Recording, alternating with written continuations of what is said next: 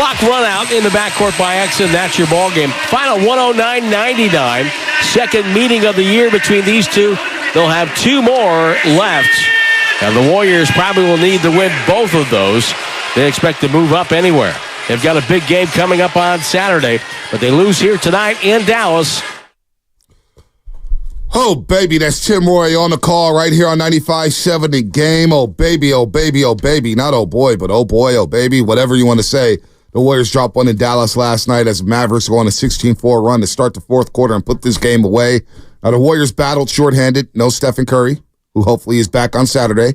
No Draymond Green, who was a late scratch due to a back injury.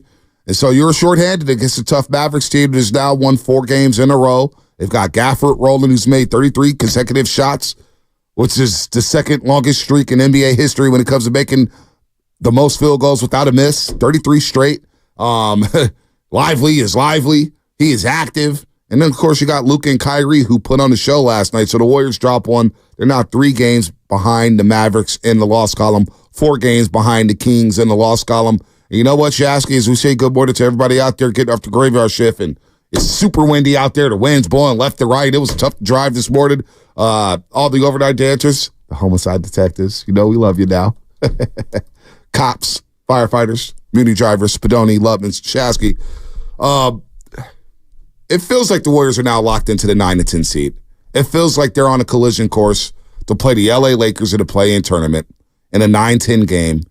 And the Warriors are now putting themselves in a position to where they got to win the 9-10 game and then the 7-8 game to just make the playoffs as an 8 seed. So I'm not mad at all at the effort yesterday. They just didn't have enough firepower. I loved what JK, just the way he was playing yesterday. Everybody losing their minds about Klay Thompson over the year. Like, I'll say this about Klay. He suited up. He's always suiting up.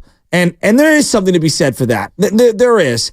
There were times I thought Wiggins was playing aggressive, especially early on. It felt like they were locked in. It was a rock fight for the first half in terms of both teams, right, missing shots. I thought the defense was excellent from the Warriors at times. TJD had a rougher night because I thought that those two bigs they're outstanding. Yeah, I couldn't believe how good they were. Daniel Gafford, a sneaky move by the Mavericks at the deadline to trade to get him out of Washington. He's excellent. 7 blocked shots last night, Shasky. The Mavericks overall blocked 13 shots. And Derek Lively, the second guy, is out of Duke. Very nice. Oh, he's nice. 12 and 8 last night. He had a couple blocked shots. A fluid mover, too, up and down the floor. Like, he doesn't run like a 7-footer. You know what I mean? He's very nice.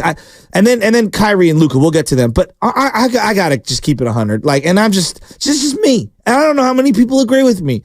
But like, Draymond does so many great things on the floor, and then right before the game starts, I find out, he's going to sit out with the back. Now, he's probably hurt, probably really does have a back thing. It's just, it's almost predictable, though, when I look up and it's like, okay, Steph's not playing, and then boom, Draymond's out. And I'm just like, I don't know. I'm not saying that there's he's methodically sitting these games out. I'm not going that far. But what I am saying is just like, dude, we need you in these games. Like, these are the games that I need one of my Hall of Famers to step up when the chips are up against it, and when we're going all in. This is a team that you're vying for a playoff. It's not the end of the world game, right? But it's like, really? I was let down. Now, I know he's probably hurt. Maybe I sound absurd, but I was like, really, dude? And then you're jumping up and down and you're helping guys off the floor. I was just like, you couldn't play in this game? I don't know, man. I thought that one left a bitter taste in my mouth. Look, I'm not going to question players whether or not they're hurt or they want to sit out because a particular player is not playing or whatnot. He came up on the injury report Monday. Obviously, game time decision got scratched yesterday. Backs are tricky. I get it. I know a lot of people are disappointed by him not playing, especially in a game like that. You had 3 matchups left with the Mavericks. You got to win these games. You have to win these games. Exactly. It's tough. Now, you hope he bounces back Saturday night against the LA Lakers, a team they haven't beaten LA. Yes. Since the season opener in 2021-22, and they're coming off a big loss against the Sacramento Kings. They got swept in the season series. Did you hear Spadoni this morning? Oh, he's not happy. But he'll be happy, If they beat the Warriors on Saturday, he'll be happy on Monday. He'll be back. Anthony Davis has lost how many in a row to Sabonis? 10 straight. 10. 10 straight games. 10 straight games. Shocking. The other thing about like watching that game, and I tease a little at times, but I am sincere in this. Like, and we talk about Dame Lillard, and I always feel like, and I'm not this big Kyrie fan. I'm not one of these player stands that, oh my God, this guy's one of the greatest ever. But when you watch Kyrie last night, and I hear Fitz talk about this, he hasn't played 17 straight games in 7 years. You do forget. No, I'm serious. You forget how great he is. He's unbelievable. And look, I know he's not the greatest defender, but in terms of setting up teammates around the rim, finishing around the rim, getting any shot he wants on the perimeter, blowing by guys, finishing over bigger dudes, the dexterity with either hand. Kyrie, in terms of talent, he's on a short list of guards in terms of just raw talent offensively in the half court to get anything he wants for his team. He's a spectacular player. Dude, he made some moves in that fourth quarter last night. And you're right. You forget how good he is because of all the other stuff. You know, the political stuff, which kept him off the floor of Brooklyn and kind of ruined that little culture there. That's a good point. Where he wasn't playing at home, and you could never, it'd be him, Kyrie, Harden, and KD played 16 games together. 16 games together, something like that. That's it was incredible. Crazy, right? It's incredible, right? And he set up the whole Brooklyn situation with KD or whatnot, and then they trade for James Harden. But you forget how good he is with the handles. He may have some of the best handles I've ever seen in NBA history. But like no joke. Like the end one with the left hand yesterday. He did it with the left from 10, 15 feet out and just kept the left up. And you're just like, man, Kyrie says some crazy stuff, man. Him and Aaron Rodgers are very similar. Yeah, he could be out there. But boy, he's smiling. He's got the crazy little earring in the right ear with the feather. I don't know what's going on with him. But when he gets on that court and he puts that uniform on, and this is like after saging the court. I don't know if he still does that where he's walking around the court with Sage. Him and Gabe Kapler? Yeah. I don't know what Kyrie's doing. Those two. I want to see a podcast with those two. But damn, the things he could do with the basketball, man, he's still got the quickness. And he's 31 years old now, and he's had a plethora of injuries. There's no doubt about that. Yeah, but his body does look good. He looks like he's in great shape. Yeah, he does. He doesn't need the usage rate is down because of Luka Doncic. So he's able to rest a little bit more. They're a very intriguing team to me when it comes to the Western Conference playoffs. If they do get to the Western Conference playoffs, this is a guy who he's got a career average of 23.5 points per game. And to your point about, like, we say Dave because he's been available and he's been in Portland. And he doesn't say the wacky, wild things Kyrie does. But there's no doubt Kyrie is a top 75 talent in league history. I mean, he was the number one overall pick for a reason. The hard part, like, when you say, like, Aaron Rodgers, right? I do believe on some level Aaron Rodgers is kind of underperformed for how great he is as a player. Yep. No, I do. I really do. Think he's underperformed? Aaron Rodgers in the playoffs specifically. Oh, in the playoffs. Like, right? I think he left a little on the table, right? He did. If you will, right? When I look at Kyrie, almost in a different way, because of his own stuff, he's left a little on the table. Whether it's the injuries, whether it's, not being the greatest teammate or, saying wild things and getting himself in trouble. But at the end of the day, I mean, the guy's, he's 31? 31 already. I mean, he got to the league when he was 19 years old after playing, 8, 9, 10 games at Duke? Remember he got hurt at Duke and then came back for the tournament? His wrist? Something now. I forget the injury, but he missed, basically, he may have played less than 10 games at Duke University. Right. And then became the number one overall pick. Well, and I mean, and then won Rookie of the Year. See why? And then became Rookie of the Year. So you forget how good he is. I thought the Warriors did a good job at throwing multiple bodies at Luka Doncic. Wiggins actually defended him very well at times there. They made Luka work.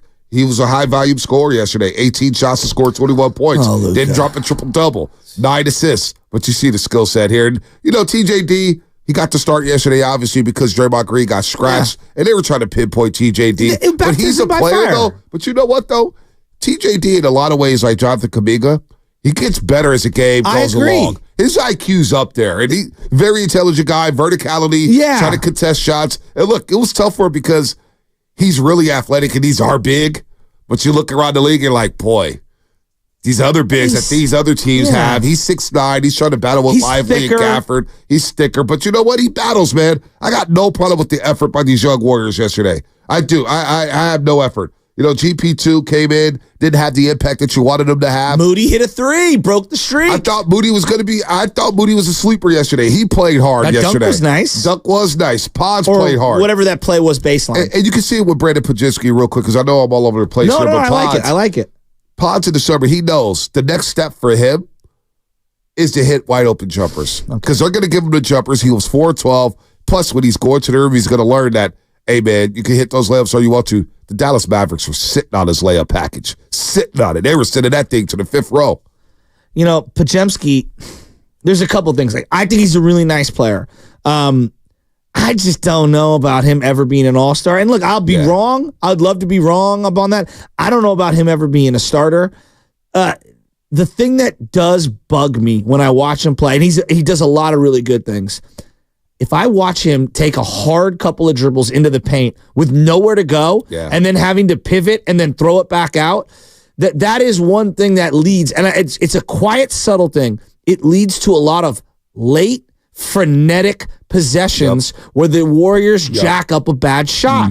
And I would say it's the offense that gets initiated by Pajemski, who's a young player, where he gets into traffic, not knowing where he wants to go, and then he ends up having to throw it back out to somebody like, here, your turn, you create. And it's like, I don't want to see JK have to, take 2 dribbles and throw something up because that's all he's got. Or Wiggins bomb one from 3 or Klay bomb one from 3. And I think at times we're like, oh, bad shot by Klay, bad shot by Wiggins. Like, well, wait a minute. Like, you threw the guy the ball with 4 seconds left. What are they supposed to do? Chris Paul had a play in particular that I was thinking about, where it's hot potato and then he gets the ball on the base. Like, well, he's got to put that up against the Lively, the 7-footer. Right, no doubt. And I just think he's young, man. Pajemski's really young. And that's what I'm saying. That's what I was going to say here. Followed up on you there. He's going to have to learn because he's a rookie. Yes. I'm like, the production you're getting from Pajemski to production you're getting from Chase Jackson Davis, these are bonus. Like Steve Kerr mentioned on with Grandy and Dibs the other day, look, we weren't expecting this impact from these two guys. So they're ahead of schedule. It's all part of the learning process. I don't worry about the stuff. Get your mistakes out the way now. Play through the mistakes. That's how young players get better. And finally, that's why Jonathan Kaminga is exploding onto the scene because you're allowing him to play, and he scores 27 yesterday, and he was your number one option because Klay was getting bottled up, and Klay just didn't have it. CP3 didn't have it. You're not going to win a game without Steph and Dre when your starting backcourt goes 7-25 and scores only 17 points. No, he started on the bench in the fourth quarter, correct? Who's that? Kaminga. Kaminga, if I'm not mistaken, he did. Yeah, because by the time he checked back in, they had 2 points, and it was it was bad. 5 minutes. And I'm saying, and it's tough because you got to sit a guy a little here and there, but was that the kind of night with a couple of days off you go 40, 45 minutes for JK, or is that too aggressive? Maybe. Are those days just never coming back? It felt like, we're watching a game in the third quarter, and I'm not going to lie to you. In the third quarter, it just felt like, all right, if the Mavericks put together a good 5-minute stretch, they're going to go away. They're going to win this game. But they cut it to 4. They did cut it to 4. They cut it to 4 in the third quarter, but the Mavericks in the first half, I believe they were 1 of 14 from the 3-point line. They were going to hit. They were going to start hitting. And they were getting wide open looks. They kind of were sleepwalking out there, knowing that Steph and Dre were not playing. And so it just felt like a matter of time before the Mavericks would put it away. But the Warriors battled. I can't be mad at them. The veterans, look, man, when you get Chris Paul going 4-12, you get Klay Thompson going 3-13, you get Andrew Wiggins going 5-12, and really he dressed it up at the end of the game there, playing hard in the fourth quarter. You're not going to win many games without Steph and Dre when your 3 veterans are shooting that poorly. Look, in the first half alone, Wiggins, CP3, and Klay Thompson were combined 3 of 15 from the floor for 11 points. And yet you were only down 6. So I felt good at halftime. Thinking, boy, if you could get one of those guys going, maybe 2, boom, you'll be all right. But you know what? The Mavericks, they had a game plan for CP3. They made it work on defense. They made Klay work on defense. And they just didn't have it tonight. I can't crush Klay and CP3. No. It's tough for me to crush those guys when they've been playing so well. You're going to have some tough nights. You want them to pick it up there in the game like that, but you're going to have tough nights, man. What'd you think of Wiggs? Defensively, I saw some things. Offensively, I just want him to be more aggressive. Now, does ball pounding hurt his game? I think it does. I would agree with that. I think it does. What made Wiggins so good was the .5 basketball, moving the ball. Everybody's touching it. Right now, Chris Paul, let's face it, Chris Paul does move the ball, but he's more of a ball pounder at times. He needs the ball, get the pick and roll, get TJD diving down to the rim. And also, Podziemski's a bit of a ball pounder as well. That hurts Andrew Wiggins' game. Now, Andrew Wiggins has had a lost year. There's no doubt about that. At times, you don't even notice him out there, and that's a problem. At times, he's aggressive. Before he left for personal reasons, he was being aggressive. He was playing his best basketball of the season. But you see a game like last night, and you get 19 assists, tied for the fewest all season, Jasky. 19 assists last night for the Golden State Warriors, and only 9 threes. The ball movement, it wasn't there last night. And I thought Dallas, they have one of the worst defenses in the league. I thought if you just be patient in the half court, you're going to get quality shots. Yet the Warriors they were kind of just out of sorts offensively, man. They were rushing things. They were forcing things. But ball pounding hurts a guy like Andrew Wiggins. I'm not making excuses for him. It just is what it is. Well, I think this is where they get caught in Pandora's box. If you want to have a philosophical conversation regarding it. I see a lot of there are so many what I call Steph fans, which I don't even know if they're Warrior fans. They're just, we're all Steph fans, but you know what I'm talking about. Steph stans. And when you build an entire roster to just complement what Steph Curry does, when Steph Curry's out, that roster is not the same kind of roster that you would construct if you didn't have Steph Curry because of the unique, specific way that he plays. And I look at it all right, and then factor in no Draymond Green as well, who is going to be a guy who's going to hold the ball a lot at the top of the key on a lot of offensive possessions for the 30 minutes that he's out there. I just think that dramatically changes what you look like. And this is why I was so frustrated.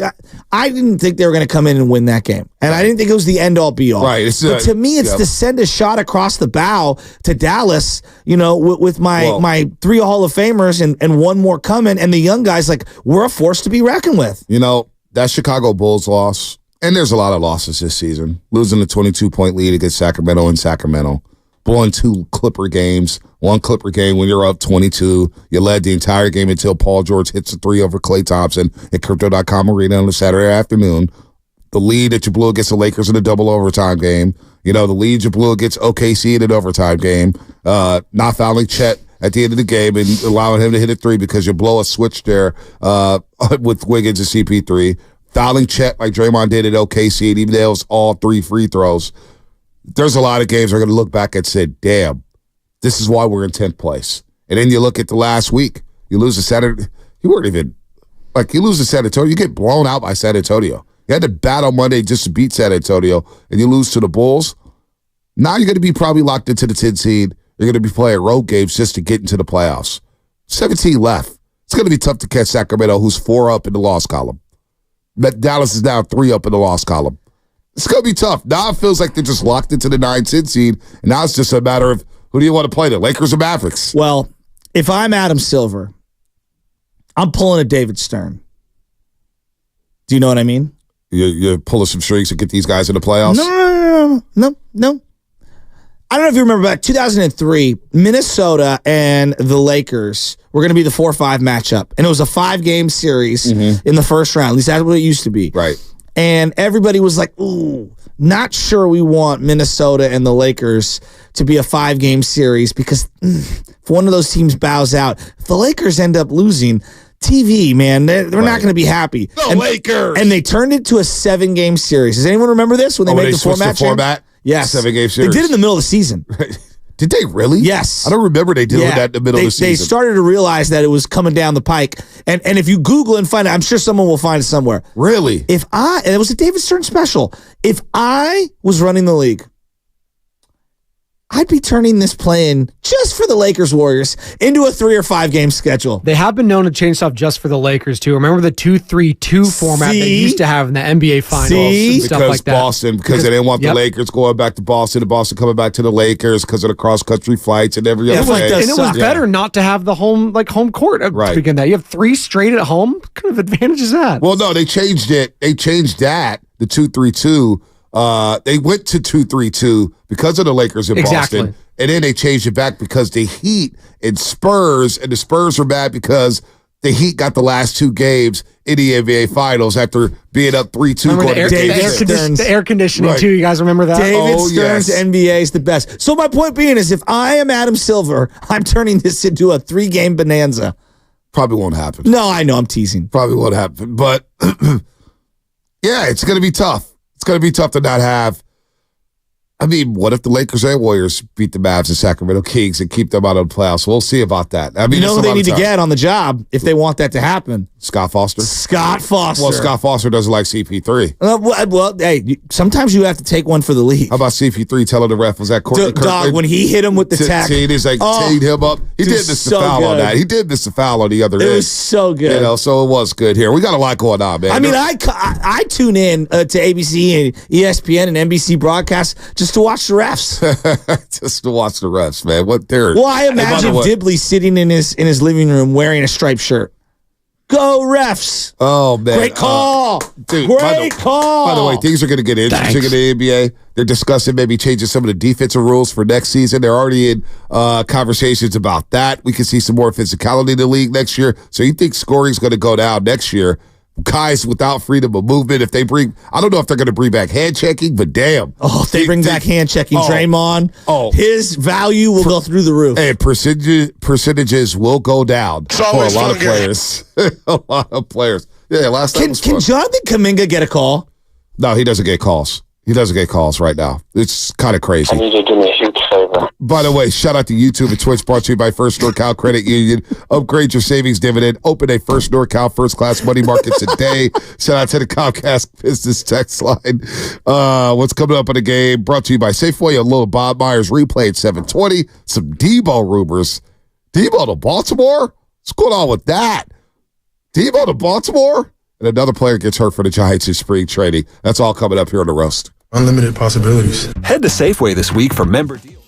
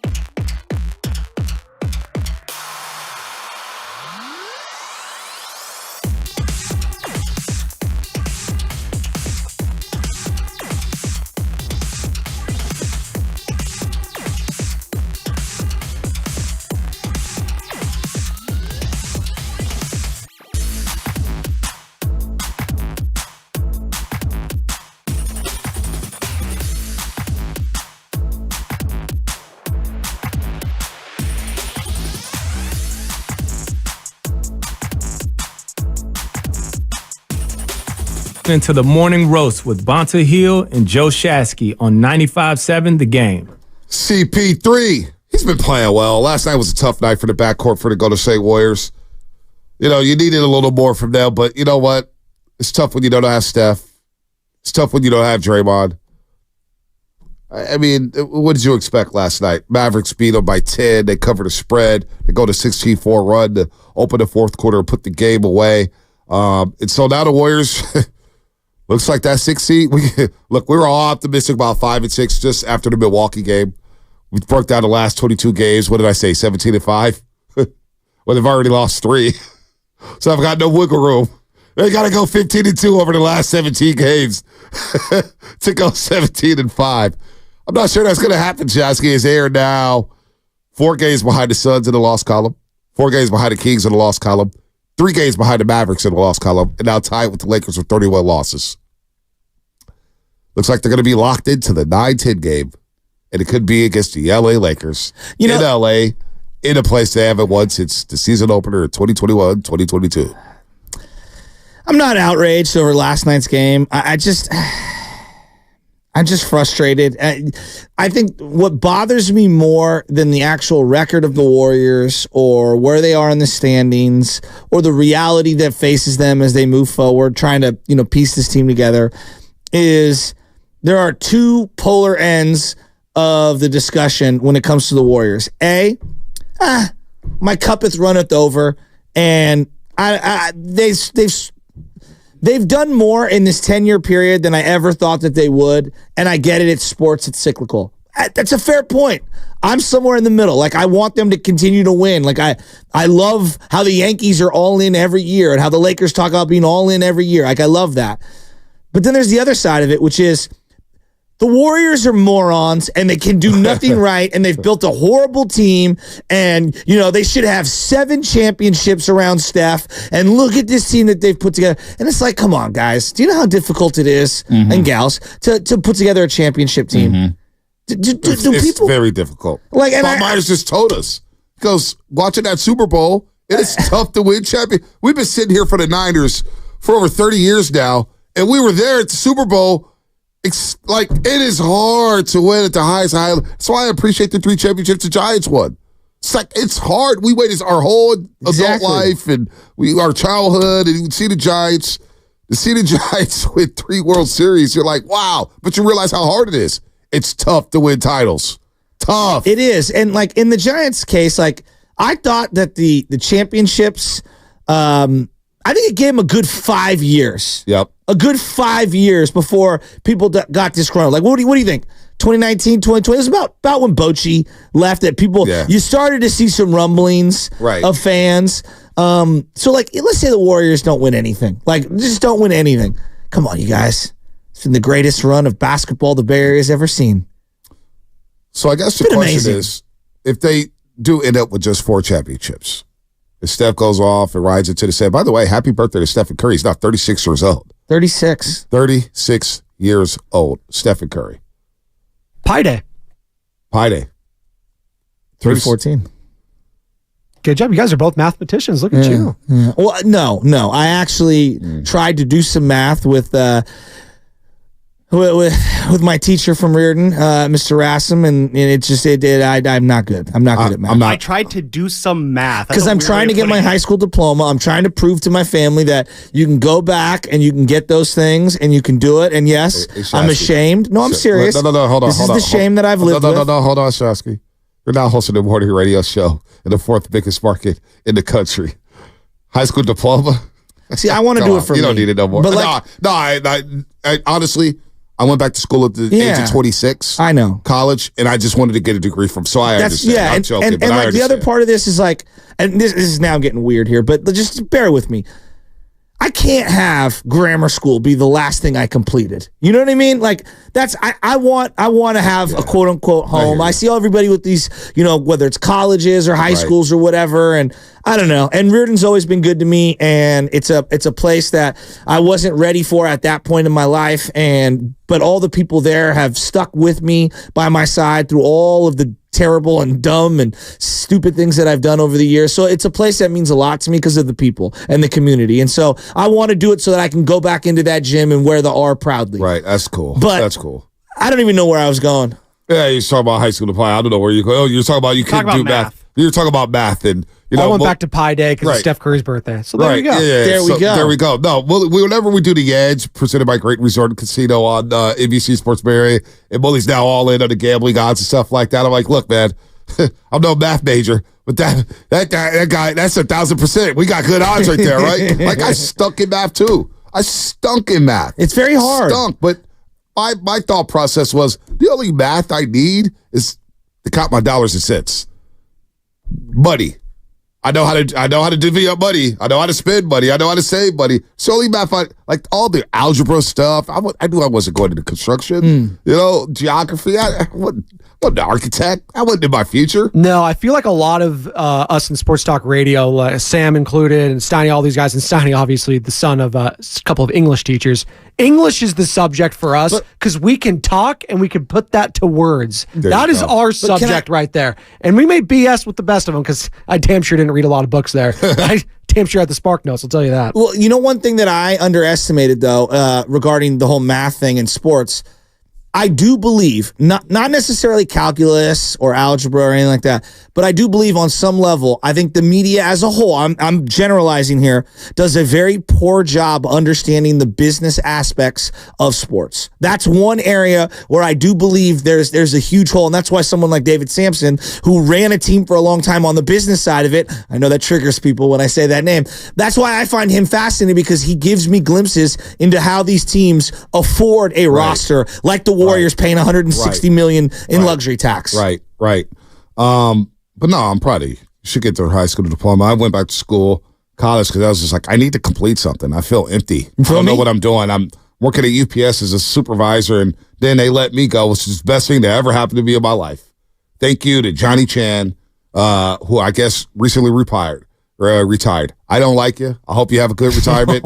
But you also did me a favor. What are you doing here at your retirement speech? No, seriously. What the heck? The guy was a wreck. He tried to ruin my life. But you know what? He actually did me a favor. He got me out of there and he got me focused. And at the age of 26, I'm sitting in a classroom full of 18-year-olds thinking, what the hell am I doing here? And then 4 years later, you get the college degree, college diploma 4 or 5 years later. You're like, you know what? That was all worth it.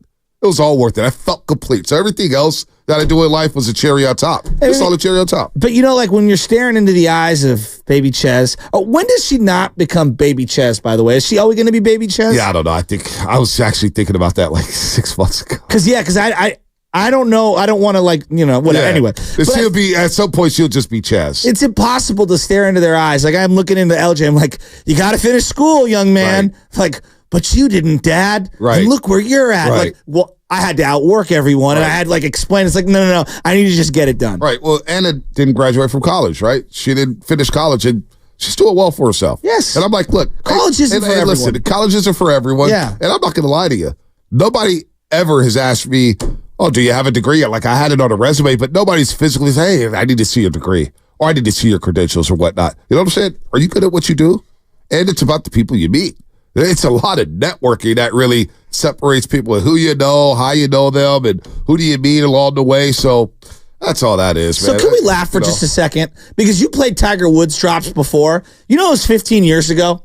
Not today, but 15 years ago was when Tiger got, busted. On Steph's birthday?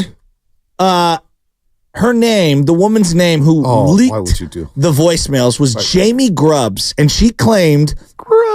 Grubbs is such a good... She claims she was a cocktail waitress. Shocking. She claims that they had a 31-month affair. And here's some of the voicemails that I think live in... birthday? Give it to me. Hey, it's Tiger. I need you to do me a huge favor. My wife went through my phone. It's the heavy breathing for me. I might have to find the whole thing if this is the anniversary for later. It's just, I remember that whole thing happening when I was in class too. And we actually had we talked about it. I went to Catholic school, infidelity. It was a thing we actually talked about in class. No way. He was such a massive icon, dude. So, all these affairs started coming out and he was a sex addict and all this stuff. It was wild. That's back when people actually left voicemails. It's true. Well, they have the voicemail transcript now, so I don't even have to listen to it. The thing types it out for me so I can just hear the gist of it. You don't have a Shasky member in your life because ours is always inaudible. It cannot transcribe. Talk about you guys are having your own conversation, man. I'm leaving this alone, man. I'm leaving this alone. Did I say geography? Hey, my wife went through my Instagram. No, you know what math. I'm just thinking about math class again now. I'm thinking about all the graphs you used to do in math class. Graphs kind of work. That kind of applies. Sorry, I'm in my own world right now. Hey, it's Tiger. It's kind of not funny. I love those drops. No, dude, it's all right. We're good to go. Yeah. Give me my wife went through my phone. I don't. My wife went through my phone. Every man knows what that is like. I'm going to leave that one alone because what's coming up in the game brought to you by Fremont Bank, full service banking, no compromises. Bob Myers replay 720. We'll address some Debo rumors. How about Eric Hitcher saying, no, 49ers are going down to Dallas to go play for Mike Zimmer. Let's touch on that coming up on the other side. Joe's had a really good couple years. My wife went through my phone. When it comes to your business, time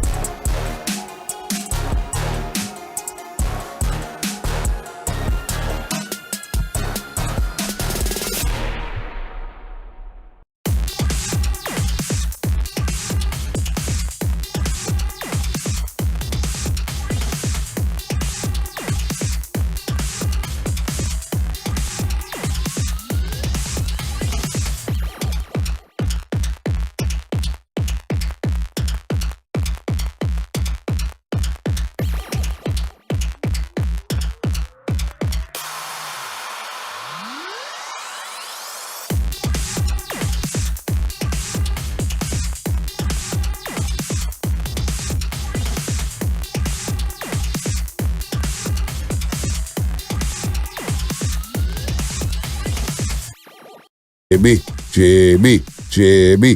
The Morning Roast is live on YouTube right now. Take it away, Bonte. Happy birthday, Stephen Curry. 36 years old. I mean, what do you even get yourself? What do you even want as a 36-year-old when you got all the money in the world? You're the franchise. You got 4 championship rings. You got 3 beautiful kids. You got a 4th on the way. You got a beautiful wife. Great family. What do you get? Like, if you're Steph Curry, what do you even want? You got your own shoe? You got your own brand? The Curry brand? I don't know. Are we going to go professional or personal? I don't know. I don't even know what you get for yourself. I already feel like sometimes on my birthday, it's like, dude, I got everything, right? Well, I don't have everything. I was just gonna say to you, if you have everything, right, I don't have. Let me hold something. I don't have everything. I mean, you have everything, but I mean, what do you do if you're Steph Curry? You're 36 years old. What's the perfect birthday present for him? A 5th ring, 5th championship ring, playoff appearance? You know what I'd love Steph to do? What's that? Be part investor into the new San Francisco Giants ownership. That'd be great. There's a man that I know is dedicated to winning. Where you said the Giants are dedicated to winning? It's just a hunch. Did Patrick Bailey get hurt? Did he? What's going on, Lubman? This is your time to shine. Giants. He took a foul ball off his hand yesterday. Oh, great. Oh, great. That's what ended up ruining Mike Yastrzemski's start a couple years ago. Oh, great. I mean, they expect him to only miss a few days, so I don't think it's anything to totally freak out about. Dylan C is going to San Diego? That might be something to freak out about. Of course. Yeah. And the best part was Giants were really close. Yeah, I did see that report. They were really close. They were right in there, guys. They did everything they could do. They're always really close. We are the greatest bridesmaid organization in sports right now. If there's someone out there who could be had, we'll come in second. It's unacceptable. Nick and San Jose and everybody out there with the Giants, I just think back to the Aaron Judge recruitment. They dropped the ball. The Warriors had a game. They had a game at Chase Center that week. They had them in town. And for Aaron Judge to come to the Bay Area, to come to San Francisco, how could we get him courtside seats at a Warriors game? Shower him with billboards all over the place. I mean, you should have let me run that recruiting campaign. We would have got Aaron Judge. I truly believe. You did a better job recruiting him on this show than the Giants did. I agree. I think we're the reason why they even had the conversations with Aaron Judge. Being hyperbolic here, but seriously, we got the ball rolling. Dylan Cease goes to the Padres. Do we have any faith that Blake Snell signed with the Giants? No. He's going to go to the Yankees now that Garrett Cole's going to be shut down for a couple of months. Wow. The Garrett Cole injury is a big one for the Yankees. Huge. And so, Blake Snell is not coming to the Giants. Right. Come on. Really? He's coming to the Giants? I mean, just give me a break. And thus concludes our Giants talk. As a segment is brought to you by Golden State Lumber, serving the Bay Area for 3 generations. 2 weeks away, though, Bonte. We succeed. We succeed. Visit GoldenStateLumber.com. We'll have a baseball season primer because the way the Warriors are playing right now, who knows how long the season's going to go. Steve Kerr still believes they have a deep run in them. Does that sound insane? When a fan or someone, I know the team's got to have faith. I get that. I'm not mad at Steve Kerr for, hyping his guys up. What's he supposed to say? But when a fan comes out and says, we could still win the championship, well, not that you're going to, dump on their parade here, but do you sound a little insane? Look, they're champions. They've lost 1 Western Conference series since he's been head coach of the Golden State Warriors. We may think it's a little delusional, but I understand why they believe the way. I understand why Kerr believes that. And he said it again last night after the loss. No, you can't worry about it. I mean, we look at them every day, obviously, but there's nothing we can do about that. But, the season, it really is a marathon. And at any point in the season, you rattle off 10 wins in a row, and then, that matters, whether it's in the beginning or the end, it doesn't matter. And I still have no doubt that this team can get on a great run and make a good push. So they're now 34-31. You got 17 games left. Now's the time. You got to start Saturday.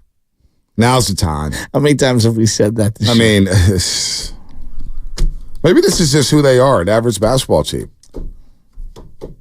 And when you say it's a more desirable destination, we were having that conversation the other day.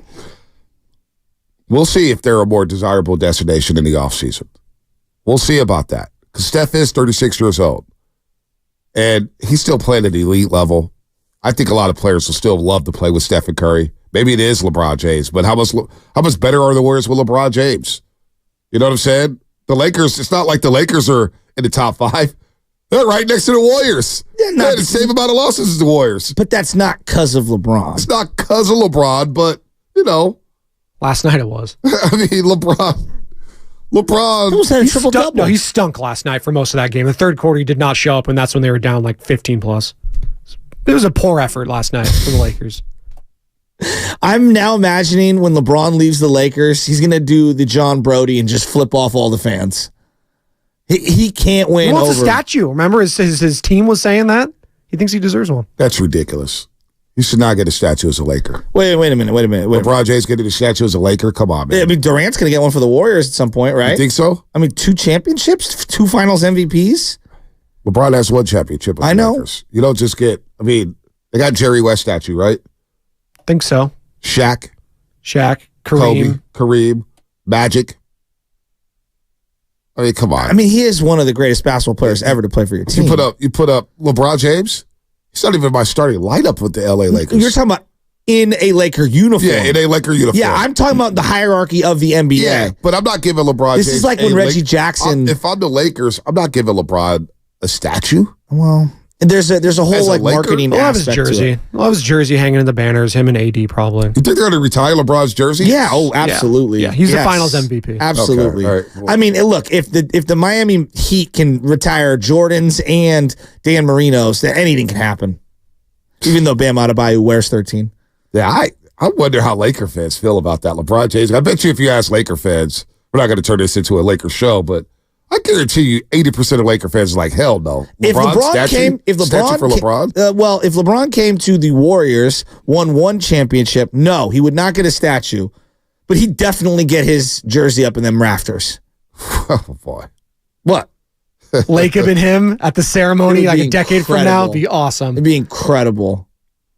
Be absolutely incredible. I might even have absolutely incredible. Draymond would be there too a decade from now, hanging out. Rich Paul right near them. And Rich Paul might even hand them the trophy. Brian Windhorst there. He might. Chris Haynes reporting live from. You will need a lot more. Dave McMenamin. It's crazy. If Dave McMenamin switches beats, that's when you know LeBron's coming to the Warriors. But you would need a lot more than LeBron James to win a championship if you're the Warriors. LeBron, Steph, and Draymond. Because we don't know if Klay's coming back. No. He's going to be a free agent. We don't know if they're going to pick up the option on Chris Paul. We don't know if you get LeBron, what do you do with Jonathan Kaminga?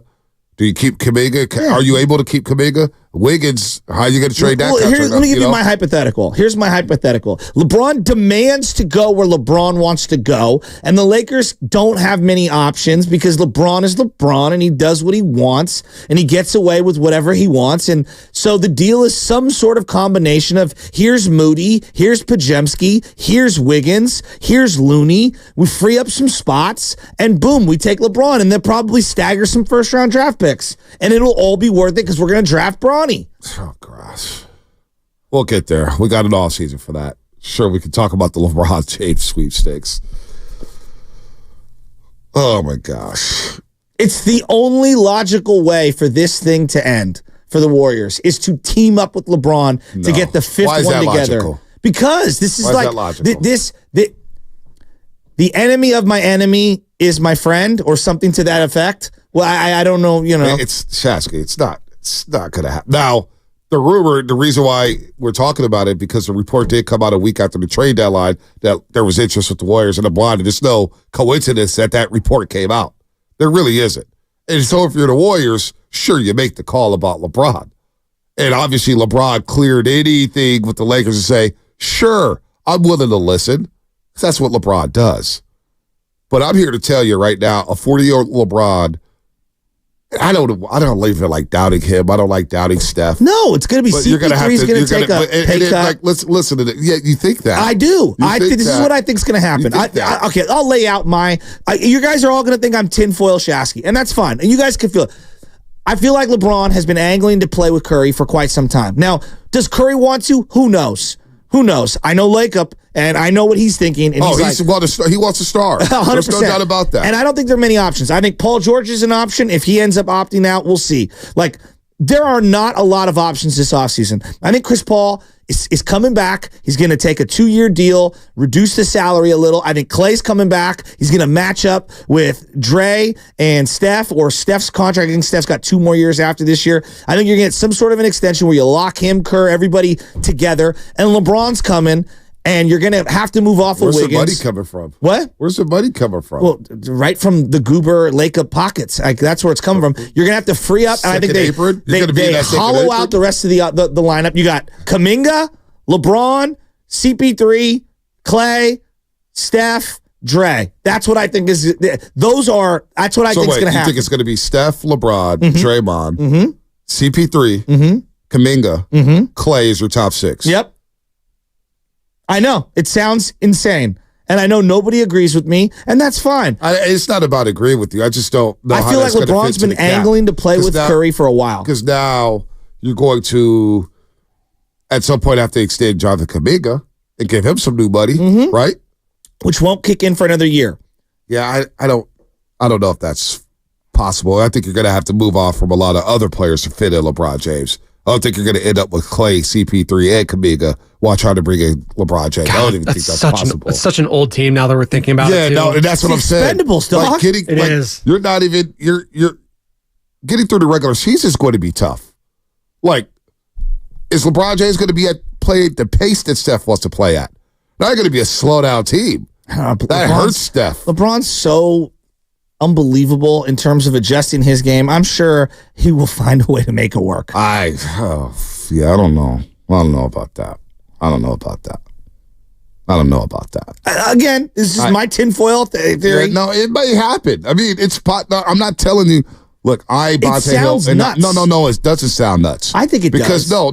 Because at the deadline, when this report came out, to me, it was obvious that Clutch Sports approved the move. LeBron James approved the move. Dre's all over it. Like Draymond's name was at the top of the article with Joe Lacob. Yes. So there's no doubt. And then Draymond talking about it on Carmelo's podcast. Like, yes, it is possible. It's very, very possible. Like, you're the Laker fan, Spadoni. Do you really believe LeBron? Because it feels like it's going to be Lakers, Warriors. They're going to collide again. You're going to have Steph versus LeBron again at some point. It's probably going to be 9-10. We're going to get at least one of those games at some point. Is LeBron coming back to the Lakers? Depends how this season ends. No, but I'm serious. Well, LeBron has a player option. He has a player option. He was really cozy with Jeannie Buss and Mrs. Rambus over the weekend. When look into that how you want to. He was missing it was Friday night when he wasn't playing. Yeah. He's courtside, obviously. Wearing a soccer jersey. Because he's a part owner of Liverpool, FC. So if they get bounced in a play-in and if they don't even get into the playoffs, then anything could happen. But if they make a run. And get back to the Western Conference Finals, he's staying. He's staying in LA. What is it, a $51 million player option? It's a lot of money. Yeah. If they make a run, and you know what? I know the Lakers lost to Sacramento last night. They got swept in the season series, but they're a team that gets a matchup against OKC. They're going to beat the Thunder. They're going to get Gabe Vincent and Vanderbilt back in the next 2 weeks, which is actually pretty big. Gabe Vincent was so good for the Heat last year. So if they do make a run, yeah, I'm with that. I think. Look, I'm going to say this about LeBron and the Warriors. So we'll end it right here. I think it is possible for him to become a Warrior. I think it's highly unlikely that it's going to happen. But it's possible. Anything's possible. We saw Kevin Durant sign with the Warriors. But I just don't see it happening. I think too many things have to happen. Too many moves, like you're talking about moving Looney and Wiggins, and you talk about the value of these guys, and with the way we talk about these guys, what are you going to get back for them? How are you going to fill out the back end of the roster? You've got an older team. How are you going to play at the pace that Steve Kerr wants to play at? It's just a lot going on here. That's a lot. This is how I feel about both of these franchises right now. The downfall is near, and it's coming hard. Dude,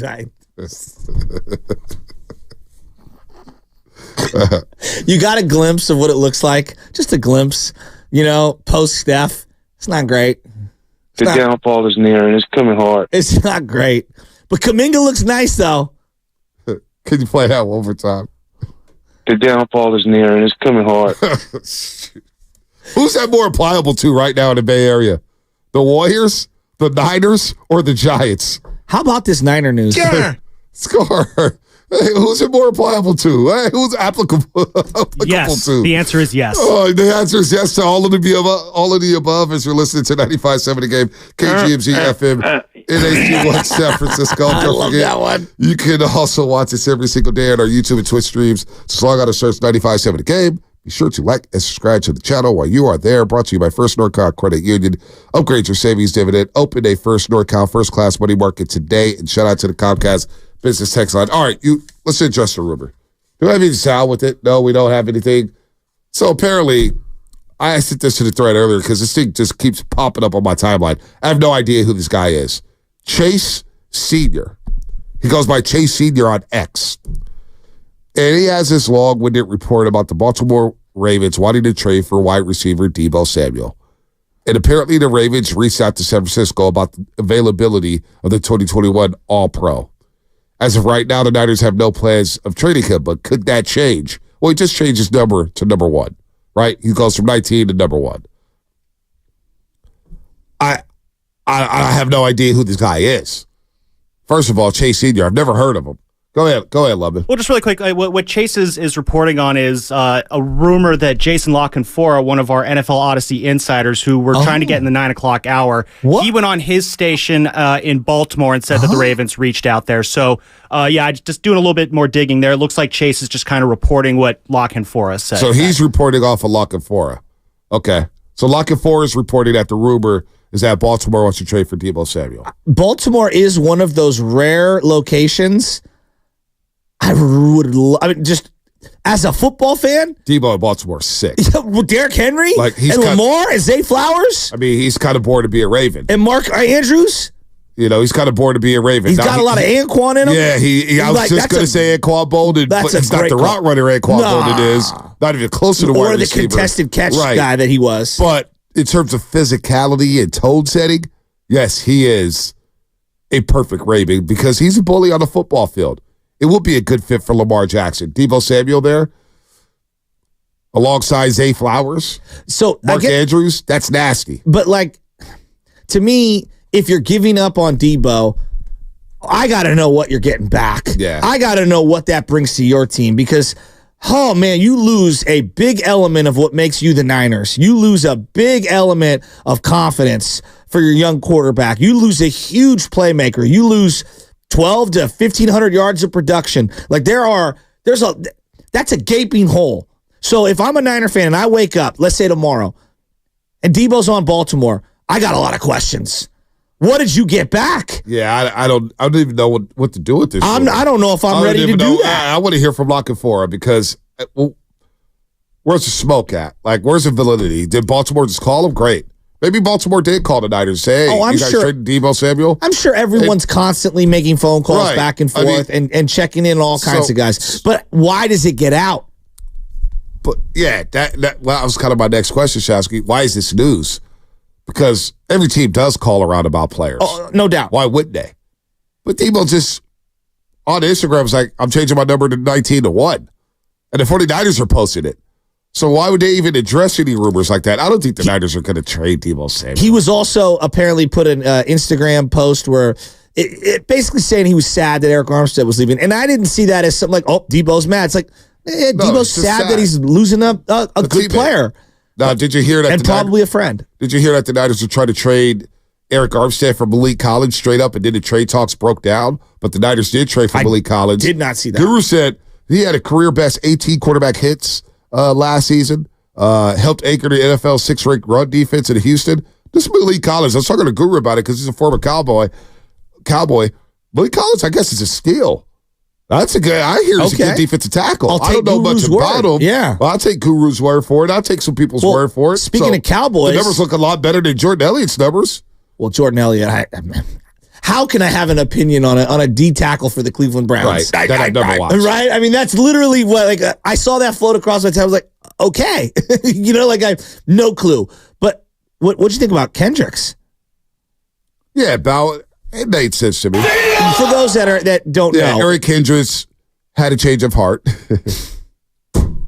I used to love that show. I did too. That show was good. With the pillows. Oh, yes, with the pillows. And that and Love Connection. Oh, dude, that was great. Blind Date, too. Roger Lodge. Oh, yeah. Blind Date was great. Now it's... Blind Date taught me a lot, actually, in my daily life. It really did. Really? I used to because I used to struggle. So I was watching, picking up notes, allow a girl to walk on the inside of the sidewalk instead of the outside. All right, what's your worst line Ever? Yeah. Spitting? Yeah. I don't know. I don't know. See, I was random. When I started cooking, right? When I started cooking. I mean, Spadilli, you and I had the same reaction. Listen. Gordon Ramsay over here. When I started cooking. Hi, I'm Bonte Emerald. I would buy Bonte Bourdain. Bonte Bourdain. Chef Boyardee. Chef Boyardee. I used to call myself that. No, now I can only cook eggs. Listen, listen. When I was cooking, my icebreakers were just randomness. That was the best way to do it because it was totally unexpected. Like, you may notice a girl sitting at the bar, and I'd be like, David, look at that wine label, man. That's an interesting label. Blah, blah, blah, blah. Larry David. And then they'd be like, that is interesting. Larry David's the last guy that I would be getting game from. Because Larry David, he scored a lot. No, I know, but he also got himself in odd predicaments. Odd predicaments. That was later. No, that was the whole time. But icebreakers, Larry David was perfect. When he's yelling in the first season at Wanda's booty, I recognize that booty anywhere.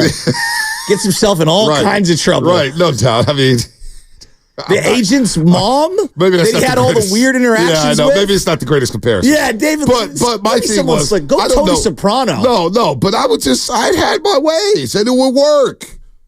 It will work. So, I don't have premeditated lines. I wasn't like, I'm going to sit on this line because it may not work.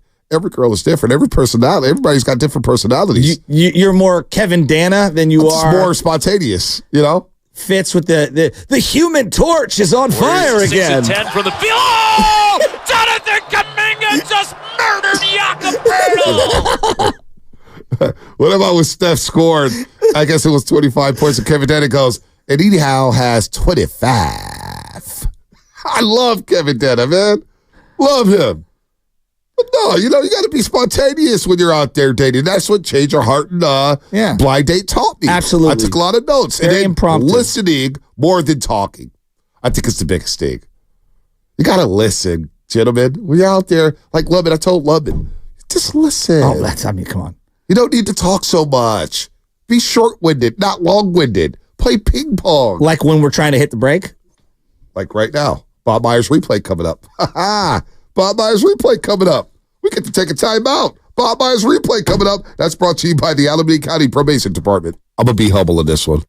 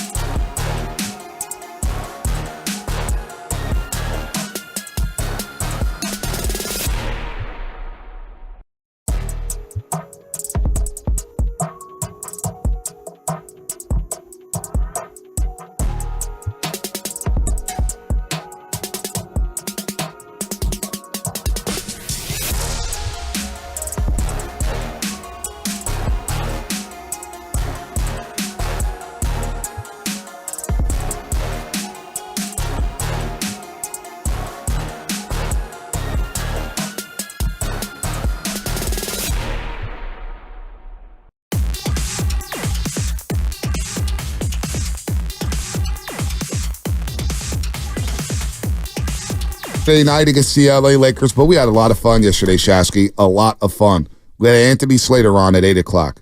We had Matt Barrows, who I thought was very good, breaking down the 49ers and their free agency situation and the cap situation. He had joined us yesterday at 8:30. Then we had Big Bob Myers, for almost an hour. I think we were supposed to do 20 minutes with him. We ended up going 50 minutes with him. It was so good to hear from Bob Myers, former president of basketball operations and GM of the Golden State Warriors. And we went through a lot with him, man. A lot. It was just good to hear his voice. It's good to hear him doing well. His 3 daughters in a video tribute last Wednesday night was so special. It was so good. He almost choked up on this show yesterday, Shasky. And, you did such a great job asking some great questions yesterday. A lot of them blew up on social media yesterday. A lot of people reached out talking about the Bob Myers interview. So we want to replay some of the best stuff. My journalism accolades. All right. Yeah, look at that. You should pat yourself on the back. Look at me I give compliments to this guy. No, I love it. I learned from Levitar the best questions are, take me to your lowest moment. Yeah. Like, those are the best questions. Sometimes. If you know somebody's going to ask them. Also the most uncomfortable to ask. Yeah. I'm not going to ask those questions in my position right now.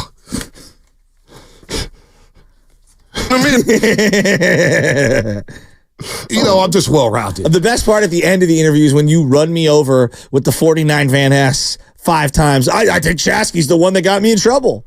Well, I'm starting to think that. A lot of people think that. It's always fun game. Can you almost ripped a couple in his face. Dude, can you imagine? Come on. Could you imagine? Gosh, I was thinking about this last night on the way home. Like, you're the Warriors, you're the Niners, right? And you're driving into practice. It's like 9 to 10 o'clock. Maybe it takes you an hour and a half. You listen to us going crazy about something. And then you get to Steiny and Guru. And it goes up another notch. And they're like, these jerks in 95-7 you know what, again. though? But the best part is once you're leaving the facility, right, you get Willard defending everything you've ever done. So we're very well-rounded. Oh, see, everybody's happy. I'm not. Mark, that was embarrassing. Could you imagine? We don't know where Wiggins is.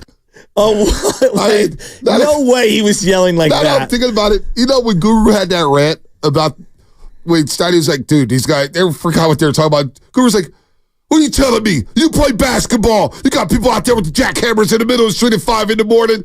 What do you remember that rant? And then, KD commented on the rant, was like, who the hell is this foolish dude? No, he did not. Oh, dude, yes, they all did. And then, Easy Money Sniper? It was this is basketball. This is basketball, right? And then Lou Williams commented on it. Oh. Lou Williams. And then Cool replied to Lou Williams. When was this? This was, dude, Katie's last year. Oh, this is and right then back Lou Williams. Lou Williams comments on the Instagram post. And Guru replies to Lou Williams, and he goes, well, you know about being double teamed or something like that.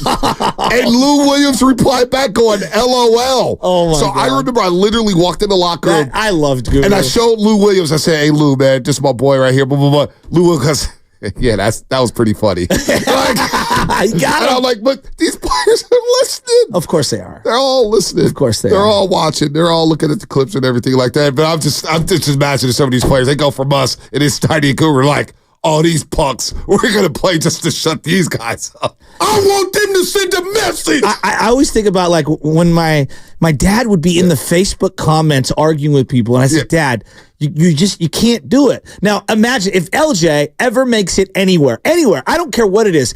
If you don't think I'll be fighting for my life in them comment sections on his behalf, you're tripping. No, well, I'm at every one of my niece's games screaming at referees like an insane person. So you are that guy. Absolutely. Oh, so all the the referee's terrible. Yeah, well, that's a problem. It takes one to know one. Now I have an issue with Takes one to know one. Now you're the problem in America. No. You and Guru kicked out of JV games. No. That's a problem. No. Down 56. Sit back and relax. No, Katie. Oh, that's what Katie replied and said. He replied and said, Guru of what? And Guru fired back. Pete Franklin gave me this nickname. Dude, and Kevin Durant would have no idea. I mean, that's what. I mean, and everybody knows. A guru of what? That is so good. See, Bob said something yesterday. touch up on this in the 8 o'clock hour. Bob said something about Stephen A. mentioned. He said, what about the things I don't mention about these players? Thank you. And that's something that I want to touch on because there's a lot of things that roasters don't know and a lot of things that we protect players from. I'm not here to bash players left and right. We're just talking sports. Anyway. I know everything. Anyway, we had a lot. He does. Steph does know everything. He does know everything. I'm good now. I don't even. There's a guru. That was after that whole rant after they lost by 56. Down 56. I'm good now. I don't think you sound like you need help at all. Here's the best of Bob Myers from yesterday. In case you missed it, we had a lot of fun with Bob. Here Does it Willard is. have a bed of drops? We're talking to Bob Myers here on 95.7 The Game on the Morning Roast. Well, let me play this for you, Bob, because you brought up Draymond Green. Here's what Draymond Green said about you last Wednesday after the game.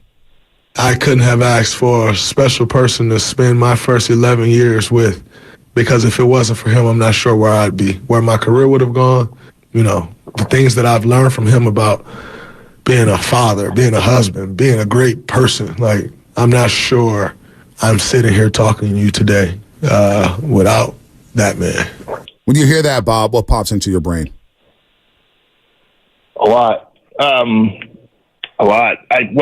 Gratitude that I could affect somebody that way. You know, I don't take that for granted that he listened or that he feels like I helped him or help him. So I'm grateful for that. You know, Draymond it's crazy. The thing that people never got to, or maybe you guys know, but many don't, is as far as how much Draymond cared about the team. Because when you're the GM, which I obviously was, I know who's calling me, asking me who we're going to draft or who we're going to sign or what's going on with this or calling me on the ride home after a loss. You factor all that in to 12 years, however many years we had together, he cared about the team so much. And I think many people might see the way he acted in certain situations, and he would agree that he didn't act well in certain situations. But he always cared and still does about the team and winning. And that's my favorite part of him, is that even though some people have an idea of he's hurting the team, or that he never would intentionally hurt a team he was on. He would never do that. He's just not who he is. One, he wants to win so much. And two, he does, because I know, I mean, not everybody did that. And not everybody does that. They just want their money, they want their playing time, and they want whatever else they want. But he would call and say, what are we doing with our two-way contracts? So, you know, I mean, I think when you are a professional athlete at his level, people think they know who you are, and you know they do have a sense. I'm not saying people are wrong about what Draymond is, but there's another side that I got to know that is a selfless guy that really wants what's best for his teammates and his team, and he did lead in those ways. So again, Draymond and I are going to talk forever. And I'm sure we'll have dust-ups in the future, too. That's what friends do. I'm sure you guys have had them. If you don't have a real relationship, if you don't have disagreements with your wife, with your friends, with your family, otherwise, you know, that happens, right, when you're close to somebody. So that has happened with Draymond and me, too. It wasn't all perfect, but you work through it. And to hear him say those things is really nice. And I appreciate those things that he said. And I feel like he's helped me a lot understand what it's like to grow up the way he grew up and what he faces and the challenges a professional athlete coming from where he came from faces. So it goes both ways.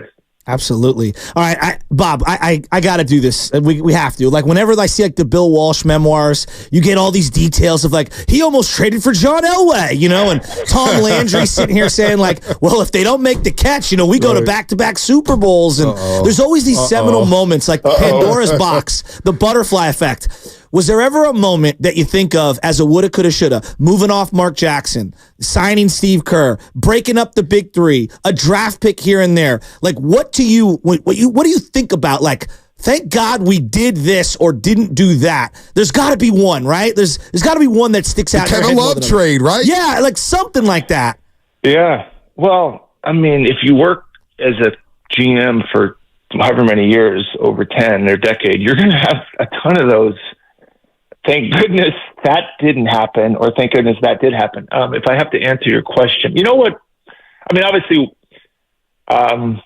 there's so many that I could go through and say that if this didn't happen, we never are anything. There's a few. I mean, the ones that clearly I was an assistant GM at the time, but drafting Klay was if the Sacramento Kings don't trade the 10th pick, or Milwaukee, I guess, traded the 10th pick to Sacramento to take for debt, I think Milwaukee was taking Klay at 10.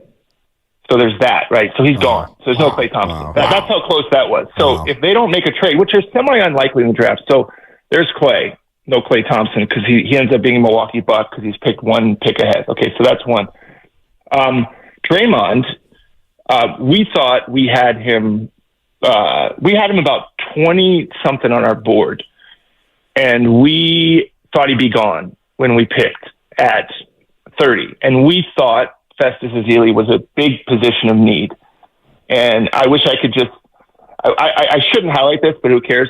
We took Festus before Draymond. I know you worked with Festus. Right. I love Festus. It tells you we're not all perfect, right? But we realized when Draymond was slipping, we were in the room going, oh my gosh, can we get Draymond Green? And so we were lucky that we got him. But if anybody takes Draymond Green, right, anybody, then there's none of this happens. So those are two. I'll give you another one. When Iguodala was a free agent, we had gone to a recruiting meeting with Dwight Howard and realized quickly Dwight Howard, that was not going to happen. I think he went to Houston that year. Mm-hmm. You could tell in a meeting, like, yeah, it was nice of him to meet. And this was when Dwight was kind of at the height of his powers. And so, of course, we're going to meet. And felt like that was going the other way. Leaving that meeting, I got a call from Iguodala's agent, who I used to work with. And his name is Rob Palenke. He's the Lakers GM now. And he said, hey, what about Iguodala? And I told Rob, I said, we don't have any cap space to do that. So you know, I don't know how it would work. And we had an idea of how we would get Dwight, but we hadn't put a ton of time into Iguodala because we thought Iguodala was, one, going to go back to Denver, or two, there was 4 or 5 other teams that had room. So he said, what about we meet? And so we went to meet with Iguodala. It was myself, Joe, and I think maybe Travis, Schlink, and Kirk. I forget, but there's 3 or 4 of us. So I remember I can go to the office where we met. We went up there. Andre was sitting there at the table of the conference room, and we were starting our presentation, and we were about 5 minutes into it. And Andre, as you both know well by covering the team, right? He just says, yo, stop. I want to come to the Warriors. So if you guys can figure it out, I'm coming. And so he said that because we had just played Denver, and he saw, because Andre's very smart, he saw what Steph and Klay were going to be maybe before anybody, and realized, I want to be with those guys. And by the way, he's a brilliant basketball mind. So he also saw what he did. He needed them, and they needed him. And he saw that 1 + 1 + 1 would equal 7 with those 3 guys, which it did. So he gave us the time, as did Rob, to figure out how to trade Biedrins and Jefferson to the Jazz, which took days of Andre turning down other offers. I told Rob 3 or 4 times, Rob, I'm trying, but don't lose Sacramento. Don't lose Dallas, because he had those 2 teams. And I said, I don't want Andre to be stuck with nothing. And so he said, don't worry, hang in there. I'll hang with you if you think you can do it. So, fast forward, we get that trade with Utah, we get Iguodala. If we don't get Andre, none of it happens, because Andre was he was the transcendent free agent. He was the guy I'm choosing to go to the Warriors. Mm-hmm. Now we drafted Klay, Draymond. Steph was, oh my gosh, what a gift to walk into having Curry on the team. You can't ever repay that debt. But Andre, being a guy that raised his hand and said, I got options and I'm going there. The Warriors were not anything much then but a team that had went to the second round. It wasn't like I'm going to the Warriors to win a championship. And so for Andre to see that and say that, I think it legitimized the Warriors a little bit in the eyes of the league, because Andre's a respected guy, and he had been on the Olympics. I think he had he had played. He was a top player. So anyway, I could do this for 10 hours. Wow. You want to go through the whole the 30 whole for 30. thing? Don't save it for the 30 for 30. Save it for the morning roast one day. I know. We'll do a whole week of it. But guys, I mean, there's 50 things. Right. And here's the best part is we talked earlier about relationships. Mm-hmm. Let's say when I worked with Rob, we didn't like each other, or he was a jerk, or I was a liar, or he did something wrong. We never get a dollar. So when you guys move through your career and you interact with people, I promise you, it all comes back around. All of it. You know, all of the relationships, all the people you have on, how you treat people. That's one thing I learned more than anything in my time with the Warriors. Wow. Getting Otto Porter at a minimum. Right. If we don't have Otto Porter in 22, huge awesome. maybe. And you know what we got? I've known David Falk for 20. And by the way, none of this is like me. This is my story of you guys asked about how we got. David Falk was Michael Jordan's agent. He was Otto Porter. I used to work with David Falk. So my point is that just like you guys, you stay in media long enough, you treat people well. Mm-hmm. Sometimes it comes back around. Right? No doubt. And it's all about winning and putting it into the Warriors. So anyways, there's a ton. I thought you were going to say... a lot of mistakes, guys. A lot of mistakes along the way, too. Yeah, see, I thought you were going to say, like, you know, basically giving a vote of confidence for Bonte on pre and post. That's what I thought the biggest mistake might have been. You know? He created a monster, I mean, the Warriors' ascension in the last 10 years is incredible. Hey. But Bonte Hill going from Lincoln, Washington Turkey Bowl games as the Examiner writer to the pre- and post-game host of the Warriors and the four-time champions. There is no other rise like that. I knew this was coming. No. But, Joe, how powerful is it for Bonte to go back to high school or college and say that story to kids? Yeah. That's more. That story is better than my story.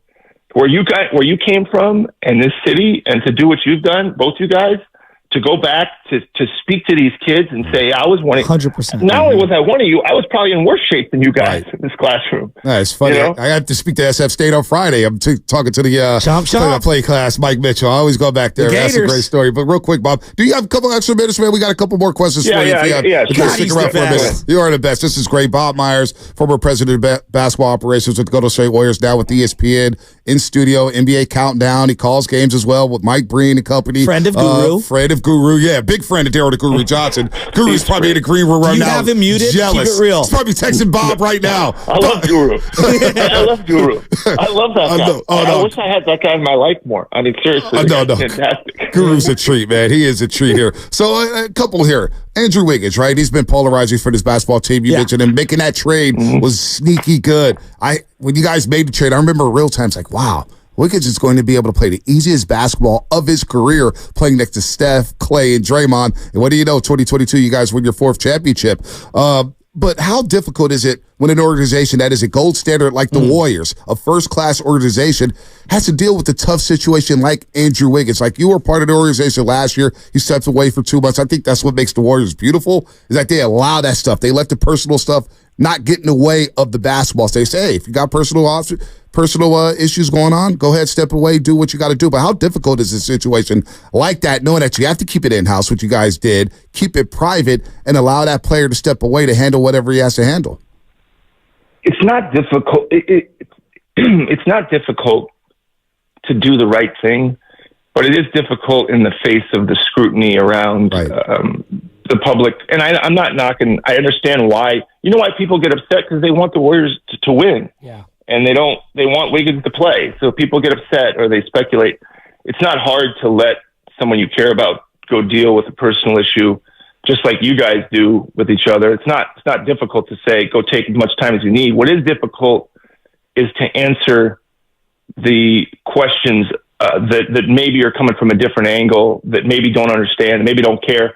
I mean, the truth is, a lot of people just want the team to win, and it doesn't matter how you get there, just do it. And when you're inside it, you're kind of thinking, yeah, that's a short-term approach. We got to protect these relationships so in the future we have these players feel a certain way. They feel good about coming to work, just like you want anybody to feel good about coming to work. But, it's when you have someone like Steve and Steph, these beacons of the organization, you're so lucky, because while I was there, you always have the most decent, respectful people to have these conversations with, to have these thoughts around and think about what the right thing to do is. And it's just good people in a room making the best decisions they can. So you do realize that life happens. Life doesn't wait for work. Life doesn't decide to give you hard things when it happens when it happens. So you just do your best and try to be a decent, try to be, whether it's a friend, somebody that cares about somebody, you just do your best, Bonte. And oftentimes when you're in a public line of work, it's hard to explain some of that stuff sometimes.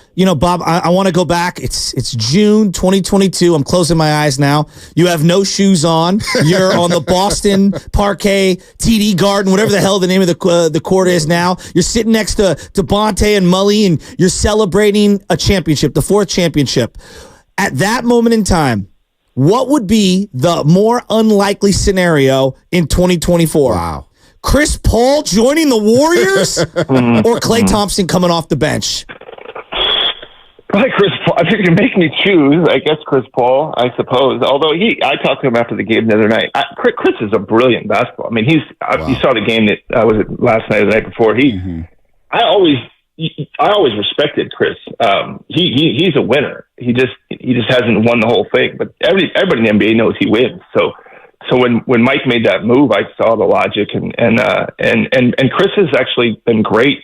We always struggled. I was always not great, I guess, at giving us the best second unit. So clearly they've figured that out better. I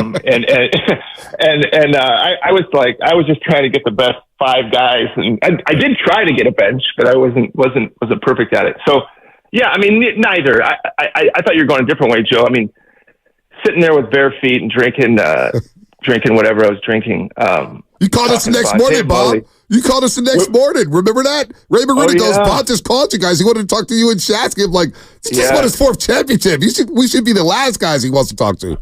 Yeah, man. No, it's I remember that we were up quite late that but whatever. Okay, so here's the thing.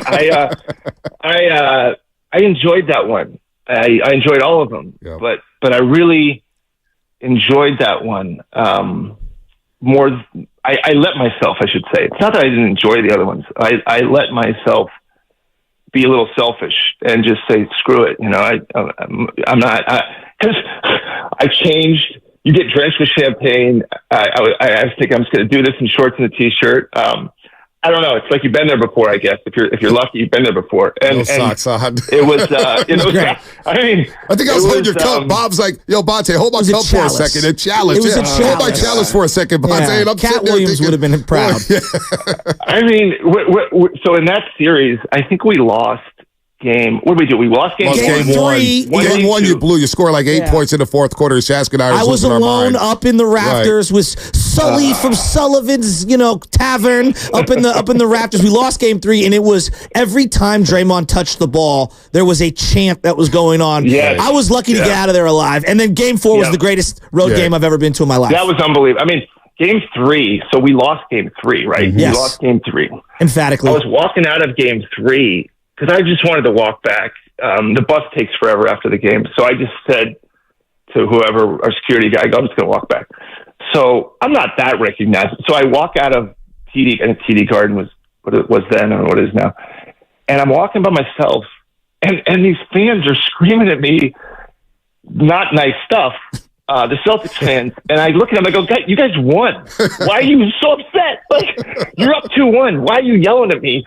You won the game. I could understand if we had won and they were upset, but I was laughing to myself. I was like, man, these fans are different. They were up 2-1. They were screaming at me, and I was just walking home in my suit. So to figure out a way to come back there in that game 4, you're right. You guys, I mean, that Curry's performance, that is the best. That performance, there's 2 in the finals, the 2 best performances I've ever seen that I saw in person were that and LeBron's game 1 when he had 50. Remember when he had 51? That was the J.R. Smith game. Yep. That game 1. He was incredible in that game. He was I've never seen a player dominate a finals game. Right. What do you have, like 51, 13, and 12? Yes, some sick. And we held him down. Right. Yeah, we held him down. Right. I mean, and I was watching that going, we built this great team. I go, there's nothing else we can do, and this guy's just making it look easy. And then when we won that game, I figured that was it because this guy can't do anymore. But then Curry's game, you're right. That game. And by the way, who deserved that more than Curry? I know. Just quiet everybody. Just quieted everybody. So LeBron to the Warriors next year? Yeah? you feeling that? I'm in on it. Let's go. Hey, listen, Bob. Let's go, Bob. Look, the fan in me is like, I'm intrigued. But the media member in me is like, oh boy, it's gonna be nonstop. I'm Hill, and here comes the King on Postgame Live. Mully the King played great tonight. That's only if he wants to talk to me. Come on, Bob, he would love it. Bonte would love it. I'm sure he would. Yeah, Bonte would love it. Bonte's all about that stuff. Bob's not touching that. Real quick on the Warriors before we let you go. Steve Kerr yesterday right here on this station with Mark Grandy and Dan Dibley. He said this team is primed for a good playoff run. And we believe if they're wholesome and healthy, they can scare a lot of teams. They shouldn't fear any teams. But what needs to happen for the Warriors to make a real run in the Western Conference, Bob? Health, which it seems like it was there for a minute, and then Curry, but it looks like he's coming back pretty soon. Yeah. So that's one. So you got that. Yeah, I mean, you still have Curry, still top 5 player in the NBA, no matter how you slice it. So having him, it gives you a chance in every series. I think the starting lineup they got going has been working. Matchups, there's matchups that are better for the Warriors than others. And you guys know, you could probably see that. People listening can see that, the pathway to getting there. So, look, I don't think the Warriors fear an opponent and say we can't beat a certain team. And that's great. They got great experience, they got championship coach, championship team, championship players. I just don't, you just want to, if there was a way to make it out of the play-in, it just makes your path easier, right? It's not that the Warriors can easily get out of the play-in. Right. You win a few games, you're out of it. But as you guys know, the toll, you want to play as few playoff games as you can to get to make big runs. It's exhausting. It's taxing. And so I think this team has the opportunity to do it. I don't think there's a series where you put them up against anybody and say Warriors can't beat this team.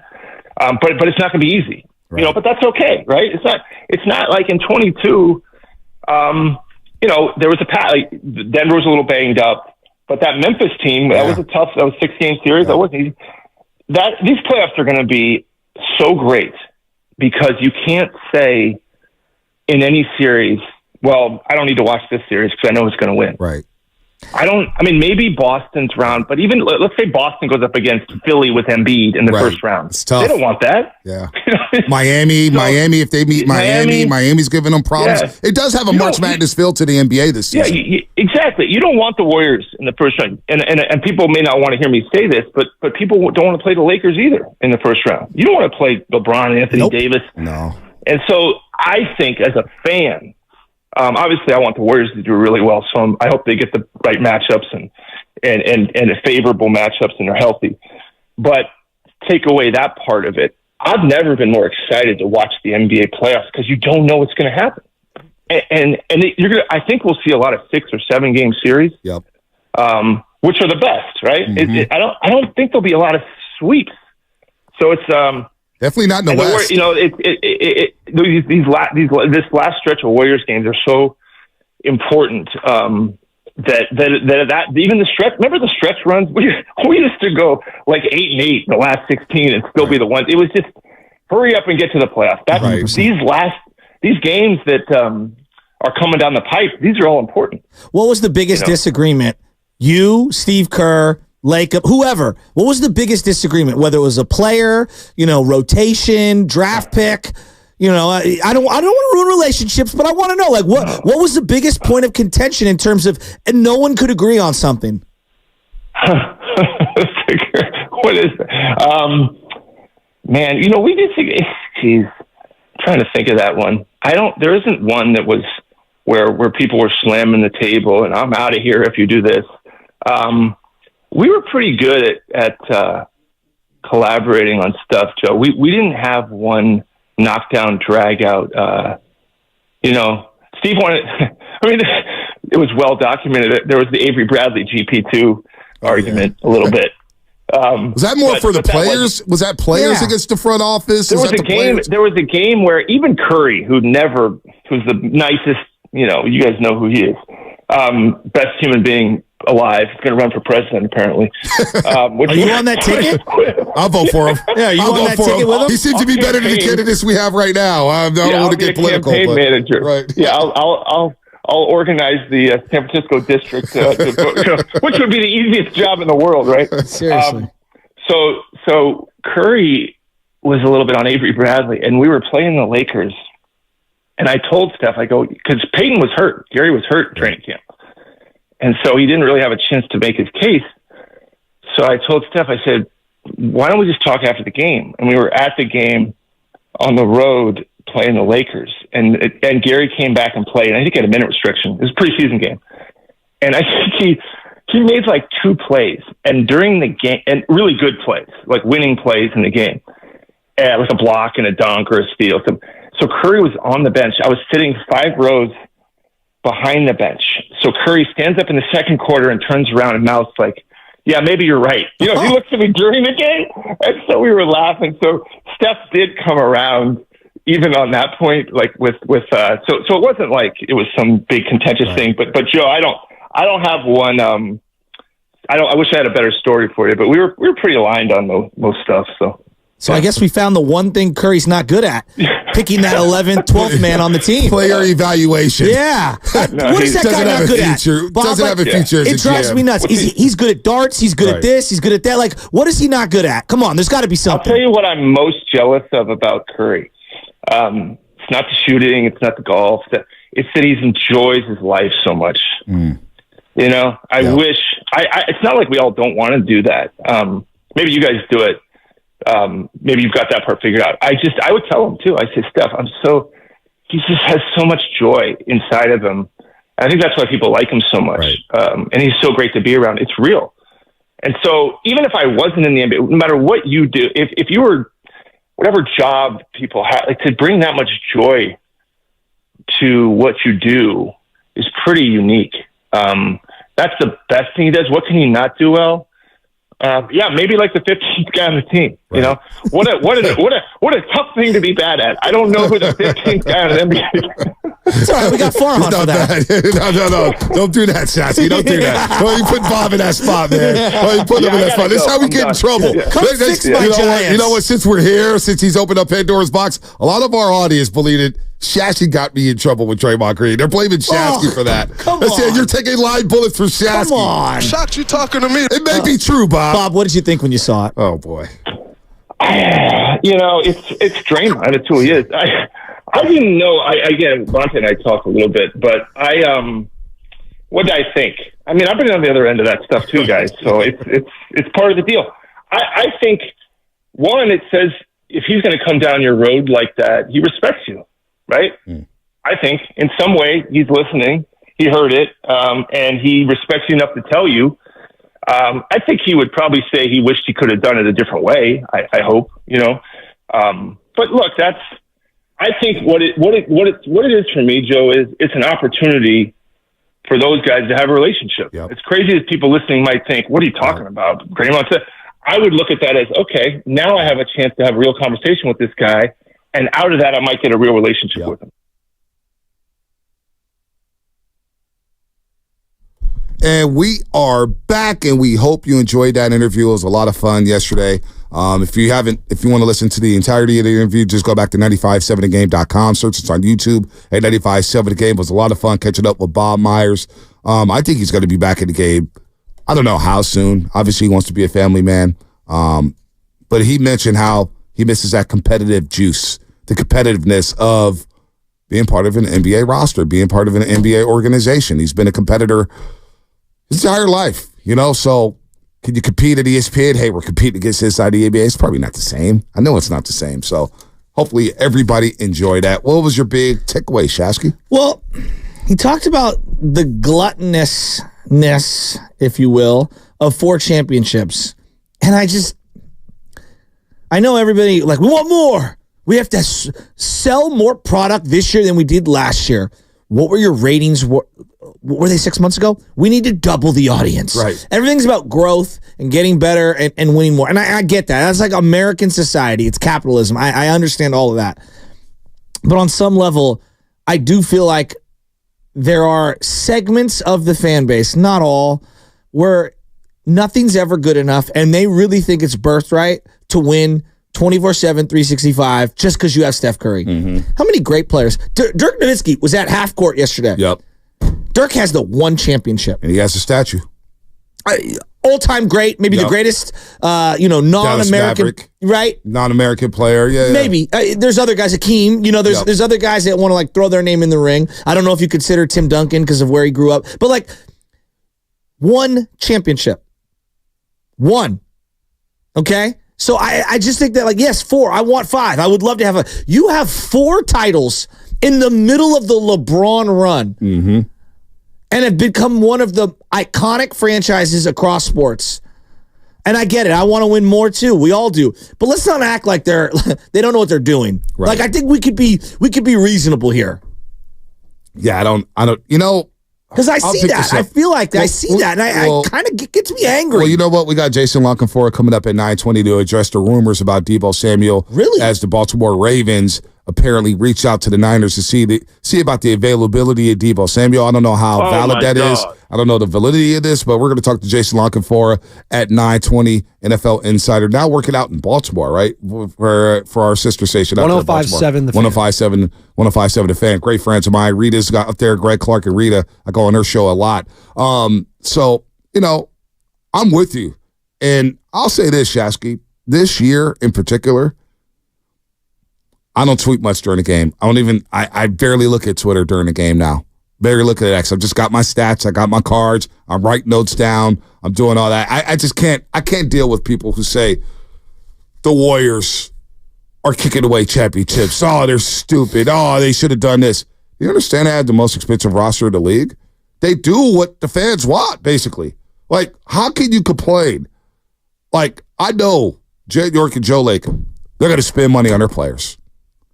What do we want from our owners, realistically? Well, I want them to spend all the money they possibly can to reinvest it into my team, kind of get out of the way, hire people that we all trust or like, or both. I mean, we don't even have to like them as long as they're winning, but people that we trust know what they're doing and put together success that's going to be sustainable. And they want to win, right? And the biggest thing for me is spending money and wanting to win. Absolutely. And I don't question either of those. I don't question that with Joe Lacob. I don't question that with Jed York. No.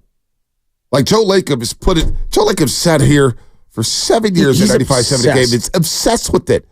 How many times he told us about Jerry Buss? Can we talk about this on the other side? Yeah, I know we got to do the injury part. I want to continue this. So, Shasky, I've moved past the ignorance of questioning whether or not the Warriors want to win. But here's the thing, is you can't have it both ways, and we'll discuss it on the other side. All right.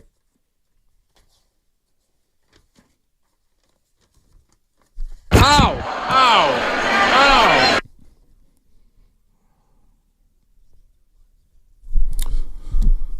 Are the Giants going to make it to opening day healthy?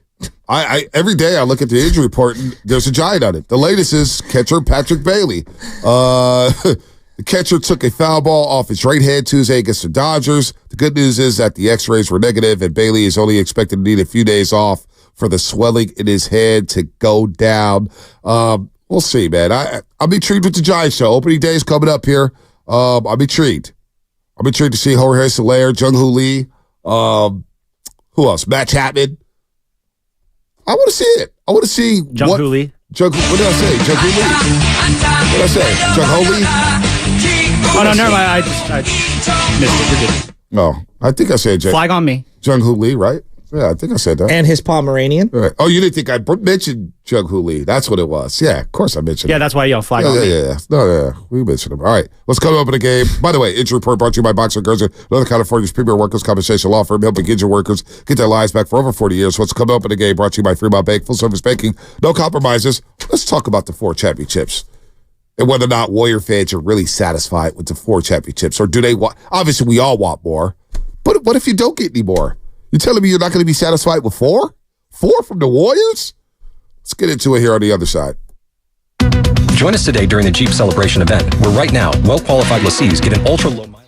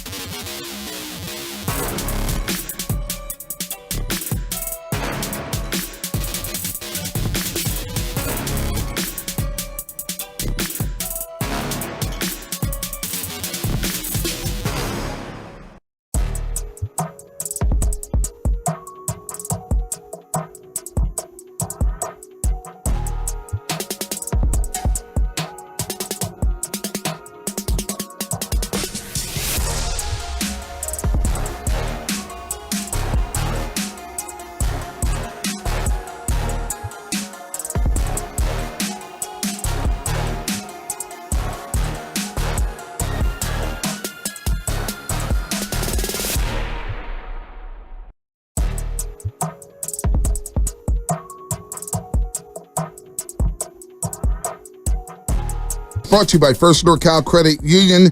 Upgrade your savings, dividend, open a First NorCal First Class Money Market today. Shout out to the Comcast Business Text Line. Good morning to everybody out there.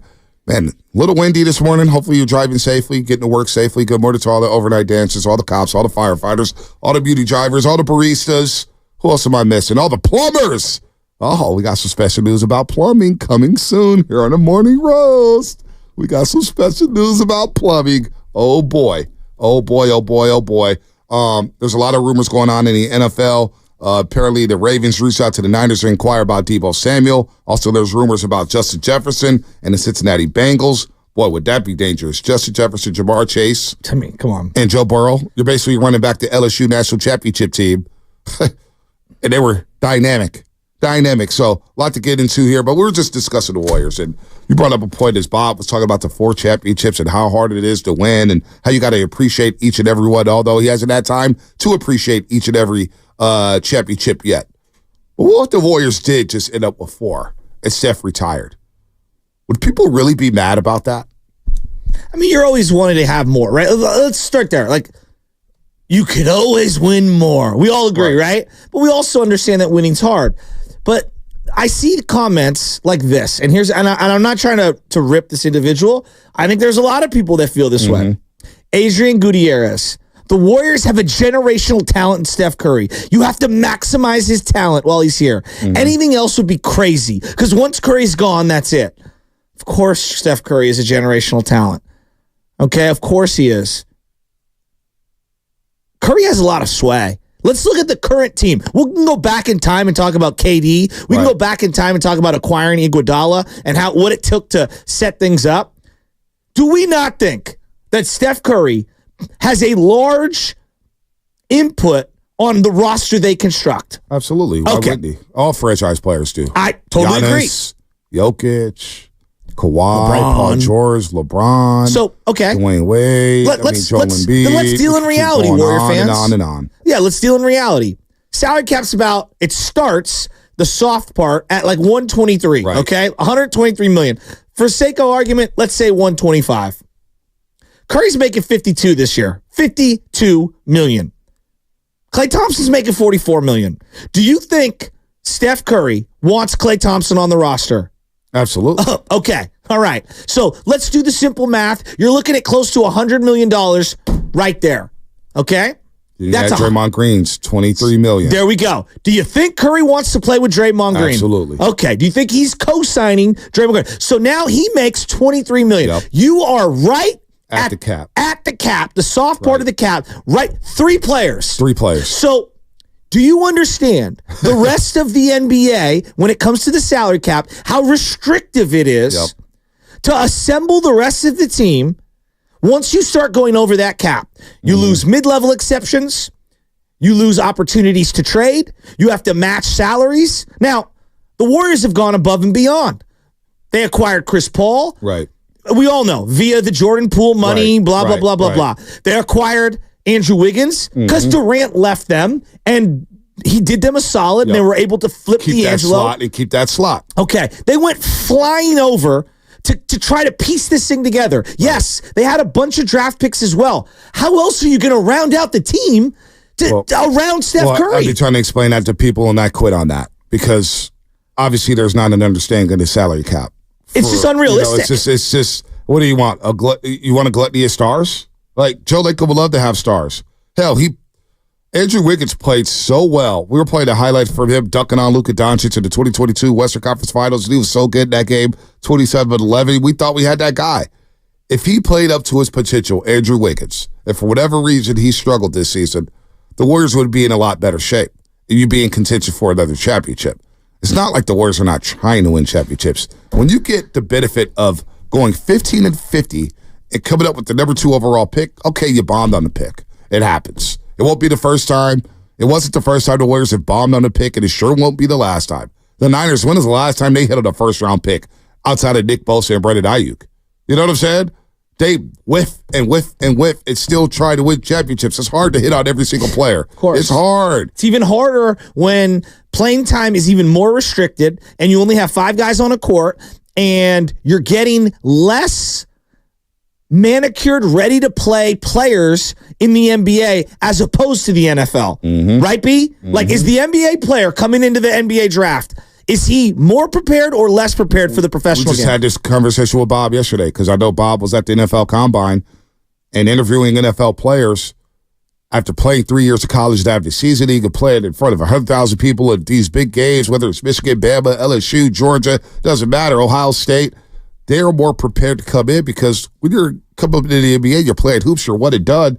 What is that, 30 games of college, 35 games of college? You're on a college campus. You're there for a semester, maybe two. And then, boom, you're in the real world. And you're not, and then you come into the NBA and it's like, oh, I'm not going to play much as a rookie. Or if I do, we're not going to win a lot of games. And then you develop bad habits, but you get your money or whatnot. It's just different. It is different. But if your working premise is that the Warriors have let Steph Curry down, well then, because you're so obsessed with the Steph Curry thing, I get it. But can you also acknowledge how though? But let's just think about it. Like think about this. How I want to know. 888-957-9570. I challenge someone to come in. I can't believe we're discussing this on Steph Curry's 36th birthday. But how the Warriors not try to win? What moves have they made to hamper their chances at winning a championship? If you want it, it's just like the Giants last season. Everybody wanted the Giants. You were in the race. Buy. Well, number one, what are you going to buy with? What are you going to buy with? It takes something to buy. You got to have premium players or premium farm to buy. What are you going to do to buy, and what is that going to net you? The league, the NBA, unlike Major League Baseball, where you could just spend and spend and spend, unlike the NFL, where you can cut guys, when you lock someone into a contract, they're in. Yep. And it's very restricted to make moves around that. So, again, if you're a Steph Curry person saying, oh, my God, they're letting him down, can we at least acknowledge Steph's playing with who he wants to play with? Right. And I think he's earned that right. But you're also limited. It takes two to tango. You think teams are willing to just trade with the Warriors just to trade? They're trying to do Warriors winning championships left and right. But the league also set up rules to make it difficult for the Warriors. For teams like the Warriors to pump resources back in. They're paying historic amounts of money for these extra guys to be good. All right. And so I find it absurd that people would be mad at the Golden State Warriors for empowering their best player and not alienating him, right? Because how many other teams around the league have alienated their stars by not pouring money back in? Also, not baked into the equation is when Klay received his contract coming off the torn ACL, we thought, okay, he's going to be back, cool. Then he tears the Achilles. No one knew that. He misses 2 full seasons. If I would have asked every single person when they gave that extension for Klay, we all would have said, like, "Oh, are you kidding me? It's a no-brainer. Are you kidding me?" There was no pushback whatsoever in real time on the Klay Thompson contract. We all had our hands in the air, feeling the spirit, saying, absolutely, the Splash Brothers are riding and dying together forever. And here I am, Quinn Thompson hits the nail on the head on YouTube. People live 40 years to see 0 championships. Detroit Lion fans, I'm sitting next to Detroit Lion fans at the NFC Championship game. They've never seen their team play in a Super Bowl. Cleveland Brown fans have never seen their team play in a Super Bowl. Jacksonville Jaguar fans have never seen their team play in a Super Bowl. Hell, we've waited over 30 years. There's a lot of Niner fans who have never seen a championship. We've been blessed for 4 in the last decade. Monte, basketball in the Bay Area was always a sleeping giant, right? Right? You would agree. High school was great. Yes. We got Stanford and Cal were the most productive teams in this market Jason for a long Kidd time. With what's the coach's Lamar name? Murray and Todd Bozeman. Todd Bozeman, right? Like Monty no Buckley, doubt. Randy Duck. Yes. You know what I'm saying? Who was Mark Madsen and Mark Madsen, the college twins. Arthur Lee. I was going to say Arthur Chris Weems, who's now an assistant coach with the Golden State Warriors. Exactly. Tim Young. Those were the kind of like the Warriors gave us so few moments in my like youth and in my young adult life. Literally, I thought was going to be the greatest thing that ever happened to the Warriors. I really did. Well, not only that. I really did. No, read the Chronicle. Growing up, read the Sporting Green every day. David read the Steele? Examiner every day. David Steele is our NBA writer who's now in Baltimore. He's working out in Baltimore. Yeah, David Steele. Remember? I used to read him all the this time. week. It would be John Shea with the baseball this week and David Steele with the basketball this week. The Warriors were on the back page by January. Oh, come on. That's what we're talking about here, folks. Wait, no, I'll talk to Bully about it all the time. I was like, I was like, I can't wait to see my team on NBC one day. And the only time the Warriors played on NBC was when they played the Phoenix Suns in the first round of a playoff series, Chris Webber's rookie year, and they traded Webber the next year, and poof, everything with the crap. But here's what I don't understand. Like, Warrior fans, it's not all Warrior fans. No, but a segment of frustrated ones. Like, you've seen they won 4 championships. And right before they won their first one, Oklahoma City broke up what could have been a dynasty. Exactly what the Warriors ended up building. Yep. Why? Because the owner didn't want to dip into the luxury tax. You watched it. You've seen it around the league. Michael Jordan was trading. What was the point guard that they traded to the Celtics because he didn't want to go on the luxury tax? It was before Terry Rozier, the other guy, the ball dominant player who dribbled. Hayward from UConn. Kemba. Oh, Kemba Walker. Walker, you're right. Kemba, Kemba for Walker. Terry Rozier. You've seen other teams around the league shave pennies to not go into the luxury tax, and this guy's going above and beyond. Have they nailed draft picks? There's a lot of ones that they've missed. I watched the Celtics take top 5 pick after top 5 pick and the 76ers, and both of them have 2 players to call for it. Yep. 2 players on the other side. And they had nothing but picks. And think about this. The Sixers have won an NBA championship since 1983. The Celtics have won championship since 1986. Their high water mark is Iverson stepping over Ty Lue in a series they got destroyed in 5 games. Yeah, in the last 30 years. 5 games. 5-game series. I don't think when we have these conversations about the Warriors, I think the most normal Warrior fans are like, dude, my cup is running over. I'd love for them to win another one. I'm all here for the ride, but I enjoy this team so much, and I just want to see where it goes. But here's the deal, and I get some people may be frustrated with the quote-unquote 2-timeline thing, with the Warriors trying to develop. Listen, they were trying to get Steph Curry just turned 36 today.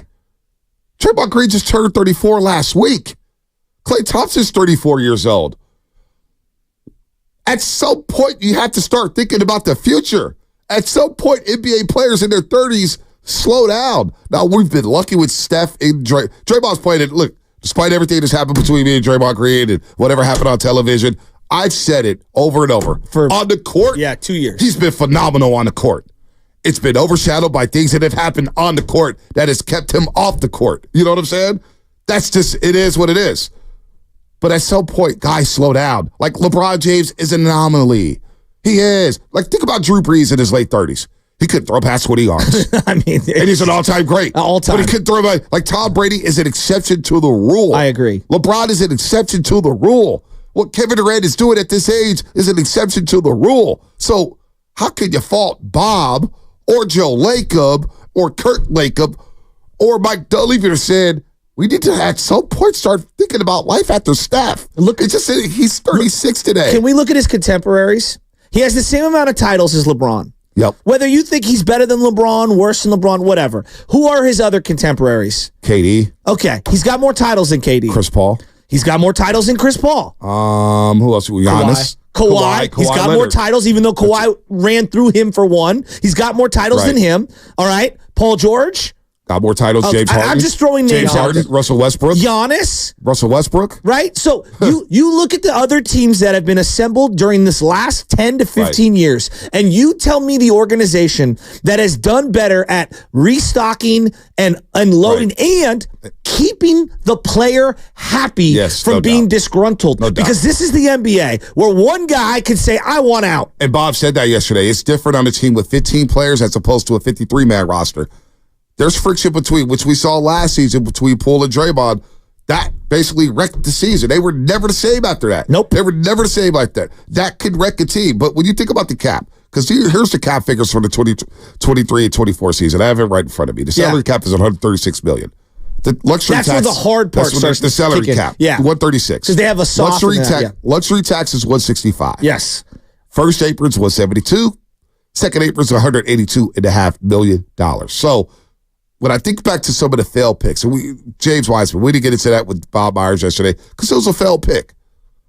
But then I think about it. I'm not making excuses for the Warriors. I'm not making excuses for anybody. We all agreed Anthony Edwards was the bona fide number 1 overall pick in that draft. It would have been great to have Anthony Edwards. It's a pandemic season. Wiseman plays 3 games. Kind of hard to evaluate guys when they only play 3 games and it's a pandemic season and you can't really touch guys, right? What can they do to work out? You missed the pick, all right? Everybody in real time, I think, do you really want LaMelo Ball? No. LaMelo Ball's really working on his team? I don't think so. So failed picks are going to happen. But at some point, too, you try to get the best player available in the NBA draft, and you were lucky to get that. Then the next year, you get Kaminga and Moses Moody, and now we see that Kaminga's a player, but also you still have to think about the future because Klay's coming off the injuries. You're thinking, I don't know what Klay's going to be like when he comes back from the Achilles injury. But here's something that you're forgetting. Like, I'm not saying you, but I think we forget. In real time, Klay hurts his leg.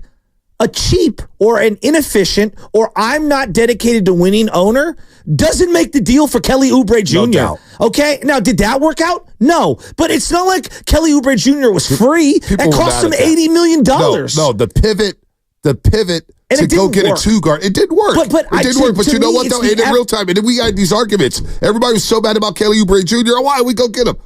Klay got hurt on draft night. That's what I'm saying. James Wiseman gets... So I was on the show with Sam and Andy on their live podcast on YouTube when the news of Klay came down and they selected James Wiseman. And we all agree, Sam, Andy, and I asked them in real time, I said, Wiseman's the pick here? Yeah, you got to go Wiseman. So this LaMelo Ball crap by people, I don't remember that. Halliburton has jumped. He went from the Kings to the Pacers, and he's elevated. He's an excellent player now. Now, we could argue about Franz Wagner or this guy in the next year's draft.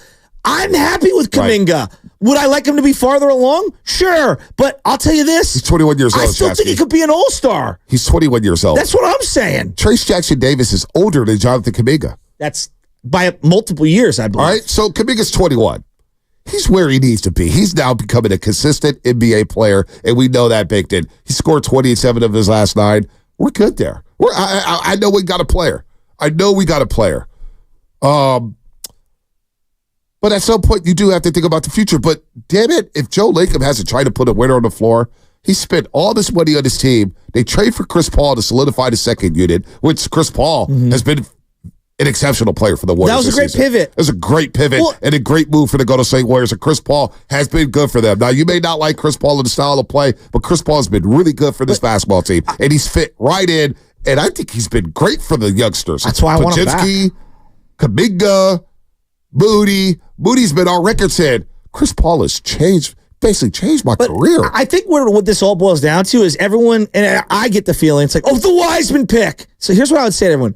Again, you can't just trade a number 3 overall pick or a number 2 overall pick when you are that far over the cap for a player making 17, 25, 35 million. This is not the NFL. Well, in the NBA, the salaries have to match up. And if you have the pick, the quote-unquote pick, it doesn't have financial value attached to it. So this mythical trade that the Warriors should have done with James Wiseman, they missed the pick, period. No, but here's the thing about the pick. That trade never existed. But the pick, not only did the trade not exist, because, I hear this all the time from fans. They should have traded this guy. We need to go get this guy. We could go trade this guy and this guy for that guy. But the guy you want to trade, you have said over and over that he sucks. So what the hell do you think you're going to get for the guy you think who sucks? Yeah, he sucks, but you want to trade him for a premium player. I've never gotten that conversation whatsoever. But the Wiseman pick, was that not an area of need for the Golden State Warriors in real time? Yeah, big man. We're still waiting for a big man. Pick and pop. And let's not act like, here's the thing, too, about Wiseman. Look, they moved off him. It wasn't a fit here. We all agree it wasn't a fit. It ended up being a bad pick for the Golden State Warriors. Yeah. Well, let's not act like the guy was starting to get better and better as a rookie. Let's not have revisionist history and say, I get all the plus-minus numbers and all the analytics. The guy was getting better and better, and there was a way to work him in. Play to his strengths, not his weaknesses. And this is where you hear football teams, you hear football players. Adjust to me. I know you have a system in place, but adjust to me and my skill set, which we've seen Shanahan do with Deebo Samuel. We've seen him do it with Christian McCaffrey and his personnel. He's adjusted his system ever so slightly to his personnel. It is. It's true. I wish Kerr did a little bit more of that. And we're starting to see that with Jonathan Kaminga. We are. We're starting to see that a little bit with Kaminga. Vontae, all I keep thinking about is all these people like, this should take a LaMelo Ball. You couldn't stand Jordan Poole's arrogance, but you think LaMelo Ball would have flown in that locker room and with this fan base. I mean, I'm asking. Sometimes it's just delusion. I mean, sometimes it's just delusion. So the Wiseman pick doesn't work out. The Wiseman, his rookie year, he didn't stink his rookie year. as an 18-year-old rookie in the league, or 19, whatever he was. Do you remember what I said that first month? What? He might be the second best player on this team right now. I remember having a conversation with Bully. He's like, Wiseman's legit. Like, we were in there like... He got hurt, and his confidence was completely zapped and done. So he's not good. And they moved off of him. Yes. Made everybody happy. They moved off of him. Fine. Bad pick happened. But you hit on Kaminga. But I can't blame the front office for trying to find players to help bridge the gap for when they do transition after Steph and after Draymond and after Klay, that you were in a good spot here. Now, we feel like they're in a good spot with Kaminga, and obviously you're going to need more players. But you got to look at it would be sacrilegious to your own self, to your business model, to your organization to not look for youngsters who can help carry their load under cost control. Right. Under cost control. Curry just turned 36 today. But Bonte, here's my favorite one. It's like, they should have traded for Miles Turner. Really? I mean, Are we really dying on the Miles Turner, Wendell Carter hill? Is that really what we're doing? The Warriors just cooked Miles Turner. But that's cooked my Miles point. Turner a few weeks ago. That's my point. We're talking about guys that don't play in the fourth quarter of any important games in the playoffs. Right. Come on. And you know what? And let's be real. This season is going the way it's gone. It's because guys have underachieved. The older guys haven't played as well. Guys have been suspended. Yeah. Guys have been hurt. And they just got healthy. Last Wednesday, I know we got a break here, 11. Last Wednesday, when they beat the Bucks, we're like, wow. This is the first time they've been fully healthy since November 28th. Lasted one game, Shasky. I mean, and here's to your point about health. Look, this is not his fault. Clay getting hurt was the big monkey in the wrench. And even then, he came back and helped you win a fourth championship. No doubt. But you get what I'm saying? Like it soaked up the salary because it's not his fault. They made it so restrictive to make moves. The guy got hurt. Yep. He missed 2 full seasons and came back, and he was admirable. And then last year wasn't as great. And this year now he's accepted another role. It makes it hard to field the team. I just don't think people understand building the team in the NBA is very difficult with the restrictions that are in place. We're going to take some calls here. Marcus and Antonio will get you on the other side here as we continue to talk some Dubs. Jason Luckett at 9:20 at Odyssey Insider here to address some Devo Samuel rumors. Eric Kendricks has a change of heart. He goes from the Niners to the Dallas Cowboys to play for his former DC, Mike Zimmer. But it's Steph Curry's birthday. We're talking Warriors as they get ready to play the LA Lakers Saturday night at Crypto.com Arena. That's all coming up. 888-957-9570. If the Warriors with Steph Curry, if Steph Curry retired with only 4 championships, would you be irate? Or would you be pleased and say, man, thank you for the memory, Steph, and the 4 titles? I wonder what Dub Nation feels about that. That's coming up on the Roast here on 95.7 The Game. Cash in on basketball's biggest moments with Prize.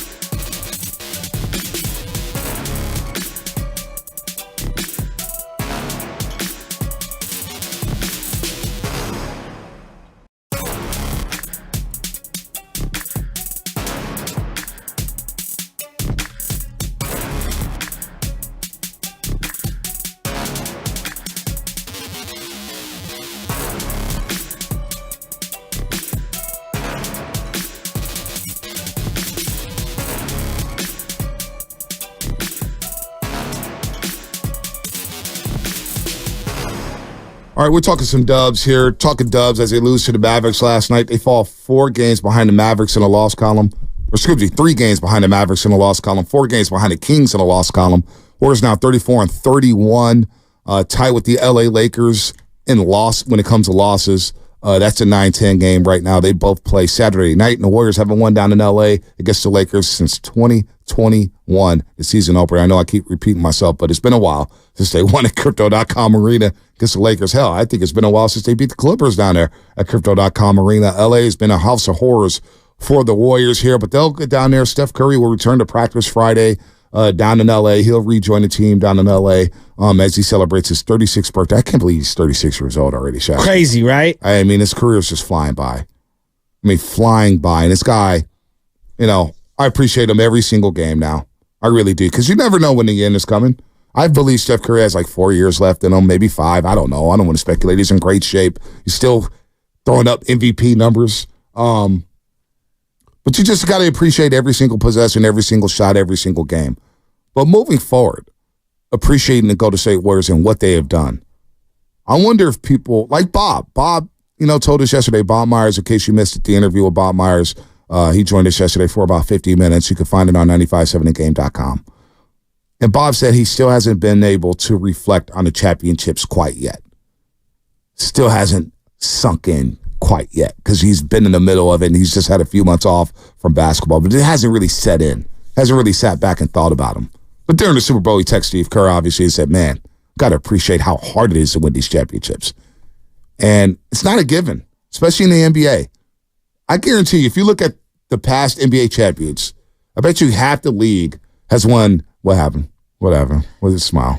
I don't ever hear from Sam Lubman at all during the show, except for camera. That's what it was. Fix the camera. All right. You hear from me far more than that. So anyway, it's really hard to win championships. So I wonder if Warrior fans, if they didn't win another championship with Stephen Curry, would Warrior fans be satisfied?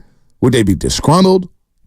Would they be appreciative of what has transpired during the course of Curry's career with the Golden State Warriors? They became an afterthought to the second most valued franchise in North America. Does the average fan, I'm asking out loud, does the average fan say, they didn't do enough for Buster Posey? I'm asking. I mean, they don't do it, but I felt like that at times. I agree with you. I was like, man, what if Buster Posey had a true cleanup hitter? True cleanup. The best power hitter he played with was Hunter Pence, and I love Hunter Pence. But like, if I was naming power hitters from that 10-year window that he played in, like, he's not at the top of the list, right? I would always say, man, I wish we had another bat. But I don't think the average fan says that. Do you? They don't. No. Right? They don't. And think of how every year they went in, they weren't even close to the best team in baseball, and somehow they found a way and they won it. Joe Montana. When we look at back at Joe Montana's career, maybe there's a couple people saying, I think he would have won that 5th one that Steve did. But like most reasonable people are like, Joe's the GOAT. He won 4 championships. Like nobody's saying like, oh, they left too many on the table. Right? Is it Twitter? Is it social media? Is it just how we've been spoiled? I think it's social media. I mean, I want more. I'm not pretending like it's over. Of course I want more. But this incessant, nonstop anger that the Warriors have done such criminal activities to the legacy of Steph Curry is just wild to me. So I just pulled up the list of NBA champions all time, right? Yeah. There's been 11 teams in the history of the NBA that have won multiple championships. Just 11. All right? 11 teams. Milwaukee, who just recently won one. They had what, a 40-year drought? Yeah. They didn't Lou win Alcindor to Giannis. Yeah, Kareem wasn't even Kareem yet. No. He was Lou Alcindor, and it was Oscar Robertson. The Houston Rockets, they got the 2 championships in 94 and 95. Some say the Jordan championships or the vacated Jordan championships. Haven't won since. Haven't gone to a final since. All right? And the Warriors are part of the reason. New York Knicks have 2 championships. They haven't won since 1973. Wow. They won 2 championships, 1970 and 1973. 51 years ago. 73. The last time the Knicks won. Now, the Heat have 3, and they all came from 06, 2012, 2013. Hey, the Heat have been one of the most successful organizations in sports since the turn of the century. No doubt. I totally agree with that. The Philadelphia 76ers, Shasky, have 3 world championships in the history of their franchise. They've won once since 1967. They haven't won since 1983. I was going to say 83. Okay. The LA famous Lakers. Dr. J, Dunk, and they swept the Lakers and Moses Malone, Yes. all that stuff. And the Bulls, of course, won 6 championships with Michael Jordan, and have all in the 90s, and done nothing before Jordan, and have done nothing Jerry after Sloan Jordan. on line 1. I mean, rest in peace, Jerry Sloan, but they did nothing before Jordan, and they've done nothing since Jordan. Although I did think Eddie Curry and Tyson Chandler were going to do something. I thought Eddie Curry, after watching his documentary, I thought he was going to be sick. Was it William Avery, too? Who was the other guard that they had? Oh, you're thinking of Duke? Yeah. Didn't they draft him one year? No, William Avery went to Minnesota. He got drafted by Minnesota. Okay. Who was the guard they had? Chicago? I know they had the guy Ben Gordon from UConn. Ben Gordon. And I know they had Derrick Rose, but didn't they have another point guard? Was Kirk Heinrich Yeah, I was going to say Kirk Was Heinrich. it Kirk Heinrich? Was it Kirk Heinrich? With the glasses? Kansas? Maybe that was a little later. Him and Dan Dick, I always confused. Was that a little later? But anyway, keep going. Like I'm the totally Sacramento Kings have one. The Sacramento Kings have 1 championship, and that was when they were in Kansas City. Or could have been Rochester. Could have been the Rochester Royals at that point. That was 1951. The Baltimore Bullets. 70 years ago. The Baltimore Bullets, who have since folded, have a championship. They won it in 1948. The Blazers have 1 championship, 1977. OKC, as the Seattle Sonics, have a championship in 1979. The Wizards have a championship in 1958. The Hawks, when they were in St. Louis, have a championship in 1958. So you get the point here. It's really tough to win in the NBA. It's really tough to win championships. There's a handful of teams that have won. The Heat had the best roster I think I've ever seen. And they won 2. Yeah. And it was a disappointment. Right. To certain people. So 888-957-9570. Jay Williams, maybe Jay Williams, who's the Bulls boy who wrecked the motorcycle. Car. And, thank you. All that stuff. So wrecked the motorcycle. Are you content with 4? Or are you angry that they didn't get more? Let's go to Uncle Gene in Oakland. Uncle Gene, what's happening? Hey, Uncle Gene. Morning, fellas. Morning. As I've said before, I'll say again, I'm perfectly happy with the 4. In fact, I would have been perfectly happy with the 3. The 4th was really a bonus. Listen, I endured, 18 years of absolutely miserable basketball with the exception of the We Believe year and maybe the year after. So I'm perfectly content. They don't have to do anything more for me to be perfectly happy with what they've done. I'm not angry at all. I'm more happy actually for the grandkids and for my son.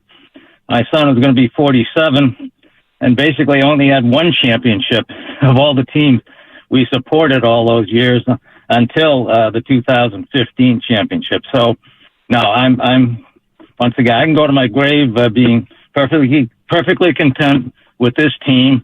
There's no reason to be angry with them. Right. And now, look, baked in, I'm sure Curry, on his 36th birthday, he still is hungry for one more. Draymond Green, before the season, I asked him, why is this the most important season of your career? And he pointed at a finger saying, I got to get that 5th ring. Joe Lacob, I got to get that one for the thumb. So they're hell-bent on getting a 5th ring. Don't get it twisted. They still want to win a lot of championships. But as fans, if they do come up short, this has been the greatest era of Golden State Warriors basketball we've ever seen. And it may be the greatest era of any sports team. Maybe the greatest dynasty in Bay Area sports history. We're talking about the Oakland A's winning 3 straight in the 70s. We're talking about the Niners in the 80s. We're talking about the Giants 3 and 5 years. The Sharks had a good run even though they didn't win the Stanley Cup. But they were good. They were really, really good. They made the Stanley Cup and they made the Western Conference Finals. I know you laugh at that, but the Sharks were really, really good. The Warriors may have had the greatest dynasty in Bay Area sports history, and we're really going to scoff and complain and kick the windows, kick our feet on the ground and say, it's one thing to be frustrated about. Come on, man. Hey, 2016 is a great example. I'll never get over that one. But to be outraged on the daily that the team is inept and that they don't know what they're doing, that's where I'm like, come on, guys. You know what? Come on, y'all. This is crazy of me to say. This is so crazy for me to say. As we celebrate, oh, wow, Warriors views on Twitter. This is great. We'll go through this in a second, Shasky. We'll get to David in San Jose in a minute. But 36 record breaking Stephen Curry playoff stats. We'll read them all. We'll have some fun with that. Right. We will. But 2016, this is crazy for me to say. I remember driving home from Oracle Arena. And surprisingly, I surprised myself. I was not even angry. I was not even sad. It was insane. You know why? And I'll tell you why. And a lot of people are going to disagree with me, and that's fine. And this is probably going to be a bad take to a lot of people. But I realized how much they gave us that season. Of course, one of the greatest years in any sport of my life. And I still talk to Fezzi about it. He goes, you have no idea, Bonte, how mentally fatigued we were by the time we even got to the Western Conference Finals. The fact they rallied for 3-1 against OKC is incredible to me. That was improbable. And okay, you had a 3-1 lead in the NBA Finals. I get all that. But also, there's context to it. Draymond Green getting suspended for Game 5. Andrew Bogut getting hurt in Game 5 and being out for the rest of the season. Andre Iguodala's back in a disappearing act of Harrison Barnes going 5 for 32 in the last 3 games of the series. And of course, you get Steph and Klay struggling in Game 7. They were on fumes. Steph Curry never made the excuse about playing on one knee. Anderson Varejão's minutes. I mean, think about that. Steph Curry couldn't get past Kevin Love at that point in Game 7. The knee was shot. I know, but they were tied with 2 minutes to go, and Curry threw a behind-the-back pass. You lost by 4 to LeBron in Game 7, and then 2 weeks later, Kevin Durant came aboard. And it was game over. Yeah, but I wasn't thinking about that. I was. When Kevin Durant signed, I was like, this is the greatest consolation prize in the history of sports. That I agree with, but that night, I'll never forget it. My wife, we had the whole family over. It was Father's Day, Sunday evening, and I got banished to the back room, and we ate in dead silence. And my grandfather, when we were finished, wiped the napkin across his mouth and was like, I'd like to go home now. And that's how we ended dinner. Right. I remember being at the arena watching that, and I'm watching the celebration. I'm watching the celebration, and I'm just thinking, damn. Because when it comes to sports, I love the history of it, just historic nature of it. I get Cleveland got their first championship or whatever, and I remember walking in the locker room. I grabbed a cork for old Dave Feldhouse, who used to run the board here at 95.7 the game and run our Warriors games, and he came over from the other station. And so we have a deep history. So I got him one because he's a big-time Cleveland fan. He's from Cleveland. But at the same time, I was like, man, that was one of the greatest seasons of basketball I've ever seen. I know it's kind of like the Patriots, right? I wonder how Patriot fans feel about 18-0 and then losing the Super Bowl. I know they're kicking themselves and they're angry as hell. But then I hear Spinoni talk about it. He's like, dude, that's the greatest team I've ever seen in my life. And they didn't win. Ever. I still, to this day, that 07 Patriots squad, I know they didn't win it all. It's still the greatest team I've ever seen. I might put the 89 Niners above them. I'm just... Yeah, no, there's great teams. There's an argument. But think about that. But yeah, think about that. Argument. We're arguing about a team that didn't win the championship being one of the greatest ever. They didn't win. Now, 73-9, I just remember the fun times that entire season. The start, the ruckus with Milwaukee when they were down 18 at Milwaukee at Oracle Arena. They come back and win. They're all Luke Walton coaching 25 games or 41 games. 41 games. Is it 41 that many? Yeah. I didn't know it was that many. I think it was like 41. What did they start? 23-0? 24-0. And the back-to-back when they lost that, that was so heartbreaking. To Milwaukee, they were tired. They were gassed. Well, that was because they had that double overtime. They went to New York. Boston the night before. Boston, that's what it was. I knew it was an Eastern Seaboard team. Yep. So and they played Milwaukee a couple weeks later. They were down 18 to Milwaukee. They came back and won that game. Final night of the year, Kobe's final game is the night that they win 73. Twitter broke that night. Yeah, it did. That's right. Came up. And I remember walking to the Grizzlies locker room when they beat the Grizzlies. And Zach Randolph was like, he goes, I asked him about, the brand of basketball. He goes, bro, I'm going to tell you like this. I ain't never seen nothing like that. He goes, I ain't never seen nothing like that. He goes, it's unbelievable what they're doing. They won 73 games. And they had to win 73 because San Antonio won 67. Yeah. It was on their ass for the number 1 seed. So, I never, when I think about that season, yeah, it did suck. They didn't cap it off with a championship. But it didn't linger with me like I thought it would. I thought I'd be angry for years and years and years and years and years. I'll never get over it. We're just different on that one. Yeah, I'll never get over that one. I mean, I don't know if I'll quite get over it. But I think, but a part of me also thinks, had they never lost that, I'm not sure that there's the same desire, like the way they did everything from then on, like losing that way. It was like, oh, well, regular season's invalidated. I think it really kind of screwed the NBA as well. I think the NBA as a whole is kind of like, yeah, you got to pace yourself for the playoffs. Just moving forward, I think we realized that. The other part is I just think there was a desire to always prove themselves because everything that they did in the 73-win season was invalidated by morons because they lost to LeBron and Kyrie. And the context, nobody ever brings up the context of what happened during that series. They were running out. Sean Livingston was running off fumes, man, to get through Oklahoma City that year. In what is, my opinion, one of the greatest playoff series I've ever watched in my life. I put it up there with Rockets Suns, mid-'90s when the Rockets came back from 3. Hell, back-to-back years against the Suns. And look, the thing about Barkley and the Phoenix Suns, I hate when they say, oh, Phoenix choked. They were not. They won 60 games 3 straight years. Dan the Man 3 Marley. straight years.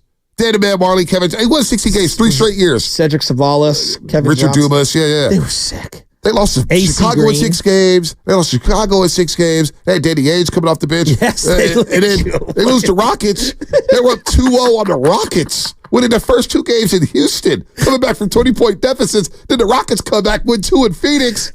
They win that series, and then the next year they come back from 3-1. So it's hard. But that OKC series, I put up there with the best of them. Fonte. Knicks, Pacers. I mean, wow, what a Your series. ability to one-up me as I'm randomly naming players. I wasn't trying to one-up you. No, it was amazing. No, we you're have, trying to we one-up have me. sports Tourette's. No. It's unreal. No, it is. I mean, it is. I mean, Paul Westphal is the head coach. That's right. You know, and then playing the Bulls, one of the greatest final series I've seen, even though it's a 6-game series. So, it's hard to win championships, folks. Well, here's a great text from Bram, our buddy, Warriors Huddle. Warriors fans spent decades watching teams with less than 30 wins. Yep. Our only hope was for a 100-point game so we could get a free chalupa. Boy, I remember those days.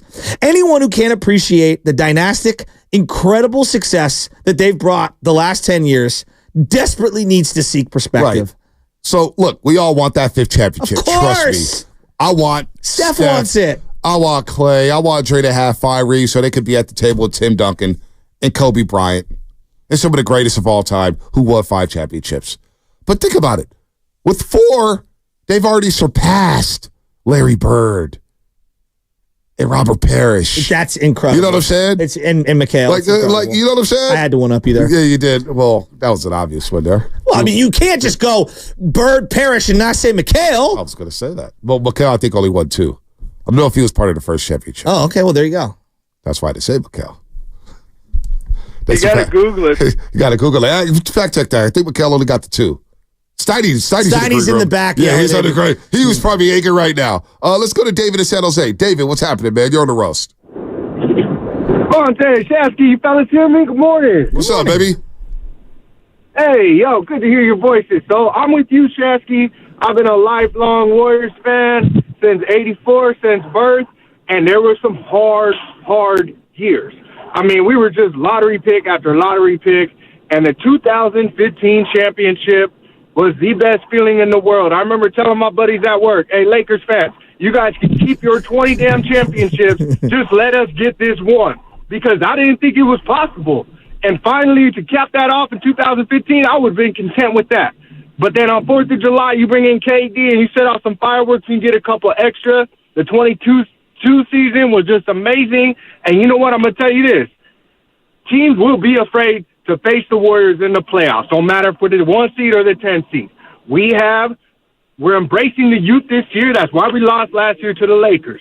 And so I feel good about our chances no matter where we're at. But yeah, Shasky, we roll with that one, man. If you're a true Warriors fan from back in the day, you know how big that championship is. I'm not going to lie. The Giants 2010 World Series, I was good after that. I was like straight. I was straight. And then 2012 happened. I'm like, that's a bonus for me. And then 2014 happened. I'm like, well, how are they going to do this with one starting pitcher? And they won it. And I was like, wow, 3 championships? All I wanted was 1 for the Giants. All I wanted was 1 World Series from the San Francisco Giants. Number 3. And then we got 3. Now, we did fact check. Kevin McCall did have 3. He was a rookie that year when they beat the Rockets in 80-81. So I stand back. Well, I had done a deep dive on guys with the most amount of titles in the NBA, and obviously Robert Horry and Kareem had 5, Magic had 5, and they were going through all the different ones, or maybe Kareem had 6 and Magic had 5.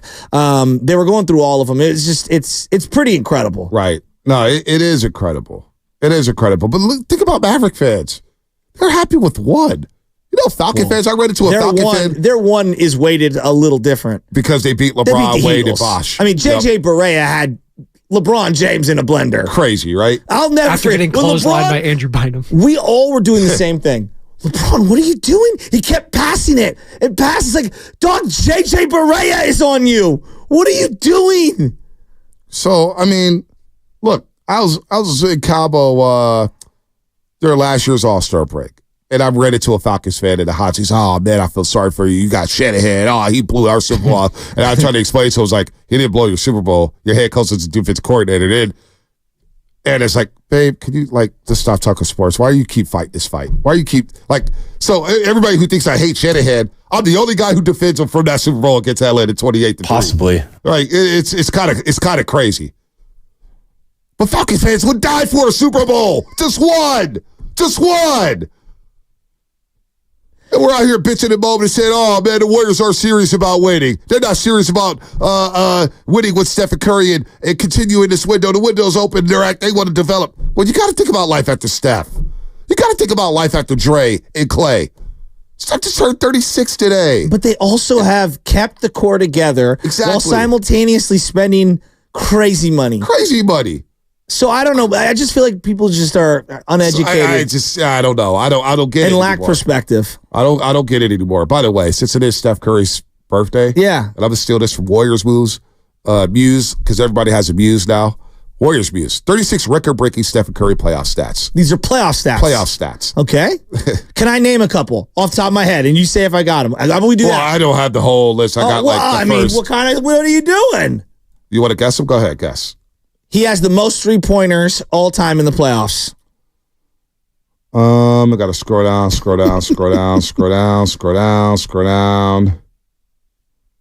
Doesn't say that. Most overtime points in a playoff game. Well, that's number one. Okay. So most points in an overtime. Because that was Portland. Period. Most points in the overtime period. Okay. Highest free throw percentage in playoff history. Probably, but we could go down the minimum list. Minimum of 10. Because I got to scroll down. All right, you just kind of ruined the bit. Most clutch field. You can do that. You can play the beat. Most clutch field. I was just going to run them down.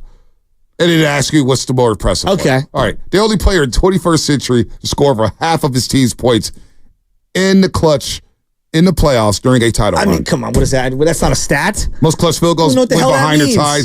Most clutch field goals went behind or tied in a playoff game in the past decade. Most clutch field goals in the playoffs in the past decade. Most fourth quarter points in a closeout elimination game since 2015. Only player to record a 15-point fourth quarter in multiple game sevens. Okay, that's a stat. Highest fourth quarter points per game in a final series in the last 20 years. Okay. Tied for most fourth quarter points in a finals game. They're not as impressive as I thought. I thought these were going to be all time. They kind of are all time. Only player in NBA history to average 10-plus points per game on true shooting in the fourth quarter in a single final series. Most points in a finals win while trailing in a series in the last 50 years. Brandon Belt bats 600 against lefties he's never seen before. On Tuesday nights against American League opponents. You now want to crap on true shooting percentage. Where was that energy at when it came to Klay Thompson? When I brought up he led the league in field goal, 3-point makes last year, shot 41%. And you came at me talking about, what's true shooting percentage? It was 122nd in the league. So don't give me that about true shooting percentage. Don't give me that about true shooting percentage. Well, you guys brought it up. Only player in NBA history to average over 30 points per game in an NBA final series. Less than 5 free throw attempts per game. That's pretty cool. Because I know Shaq averaged like 33 or whatever one year with the Lakers. Right. Let me see. There's so many here. George Kobe is the only championship in the last 20 years to lead both teams in scoring in more than 80% of the games in an NBA Finals series. I'm seeing on the YouTube line, these stats must have come from ESPN because they sound like LeBalco stats. I guess he means LeBron Balco Most stats. Points in a 4-game series. Most points in a 4-game sweep. LeBalco's really fun. Most points in a game 7 with 50. Later broken by Jason Tatum, of course. That's not a stat that he holds a record to. It was a record for like 3 days. I mean, they're looking for 36 of these, so I mean, you're going to be scraping the bottom of the barrel on at least a few of them. Most fourth quarter points in a single playoff series? It's a go. It's pretty cool. It's cool. All right. It's not cool. Shasky's not impressed. Shasky's not impressed by Steph Curry's dominance. No, he's not impressed by a true shooting percentage. But let it come to Klay Thompson, and we're quick. His true shooting percentage is 112 in the league. If there's a comma in what your stat is, like that's where I kind of like throw my hands up. I can't say 41% from the three-point line. We got to go true shooting percentage when it comes to Klay Thompson. Let's bring up Curry's true shooting percentage, and let's laugh at the stat. No one brought up All right, I'm done. I want to know what his effective field goal percentage was. All I want to do is go to Marcus and Pacifica. Marcus and Pacifica. What's up, dog?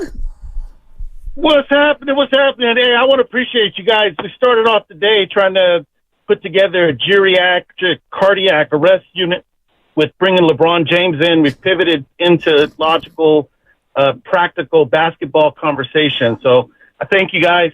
You know, this team was built originally in 2015, being a longtime Warriors fan.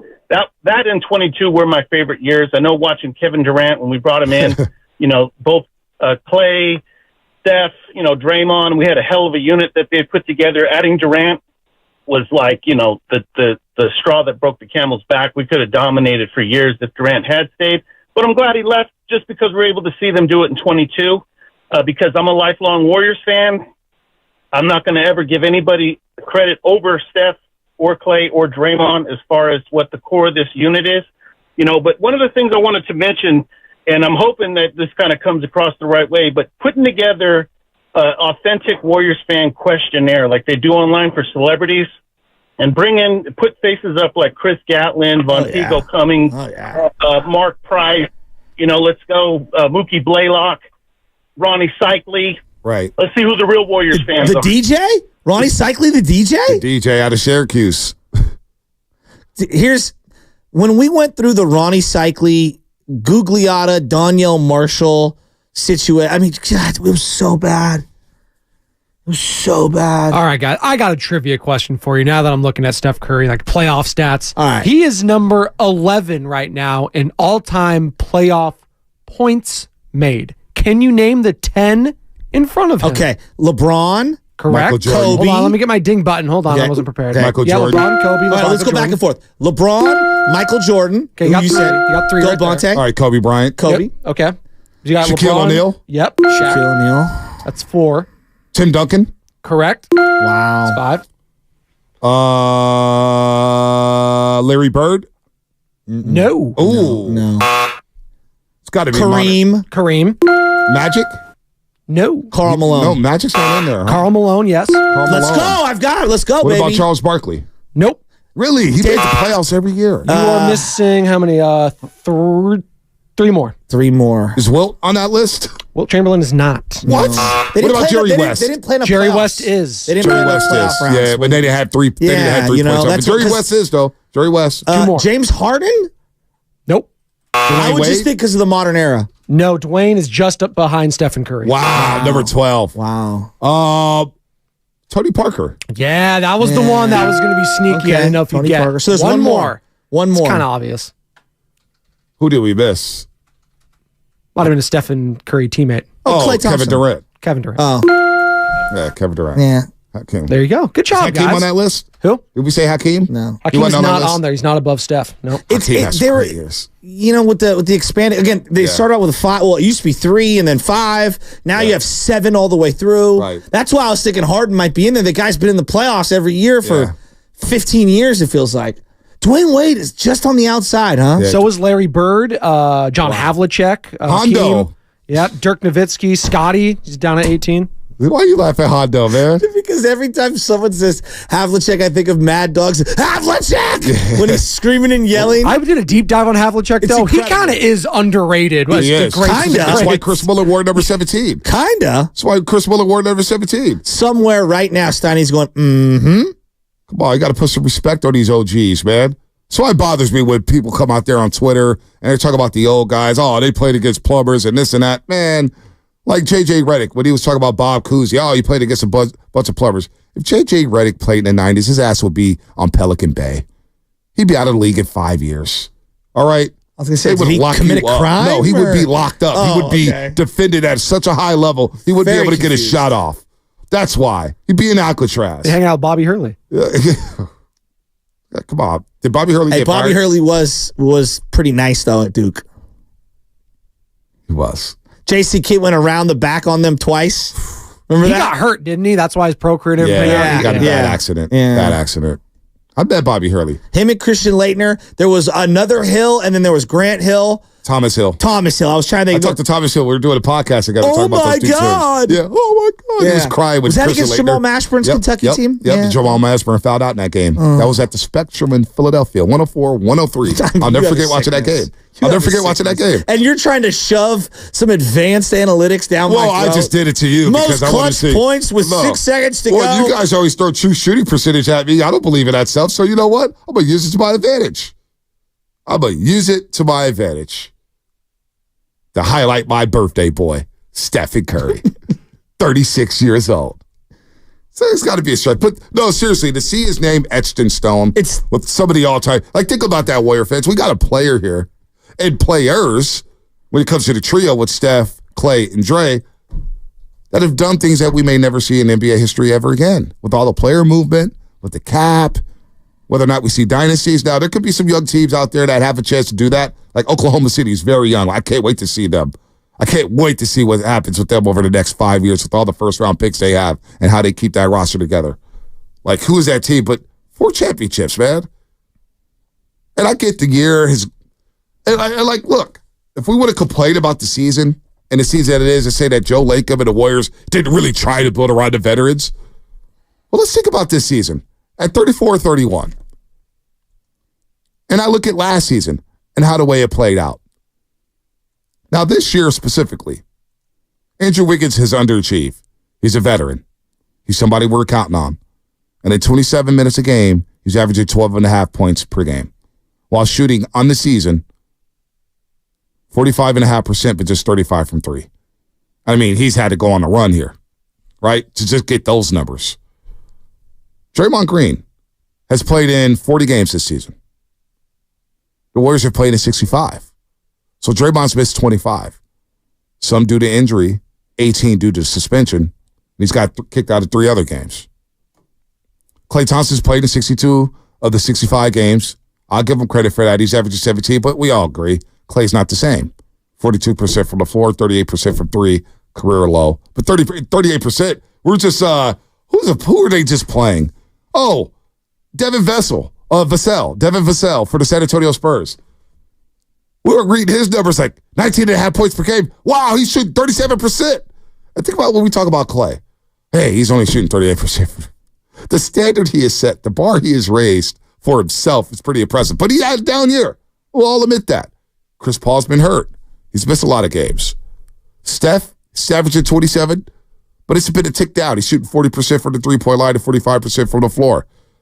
So some of the veterans, they've slowed down and regressed just a little bit, or they've missed a lot of action. You want to take the positivity here. If you want to be positive about the Dubs, well, we've seen Kaminga become a player. He's not become an consistent NBA player. Pajinsky's had a very solid rookie season. I think he's exceeded everybody's expectations. Am I right? Like, is that fair, Shasta? I didn't have much. I thought he'd be going back and forth between Santa Cruz and the bench. Same here. Right? I mean, if I'm being fair. Same here. He's been a revelation. He's played 27 minutes a game. I never had that baked into the equation this season. Chase Jackson-Davis.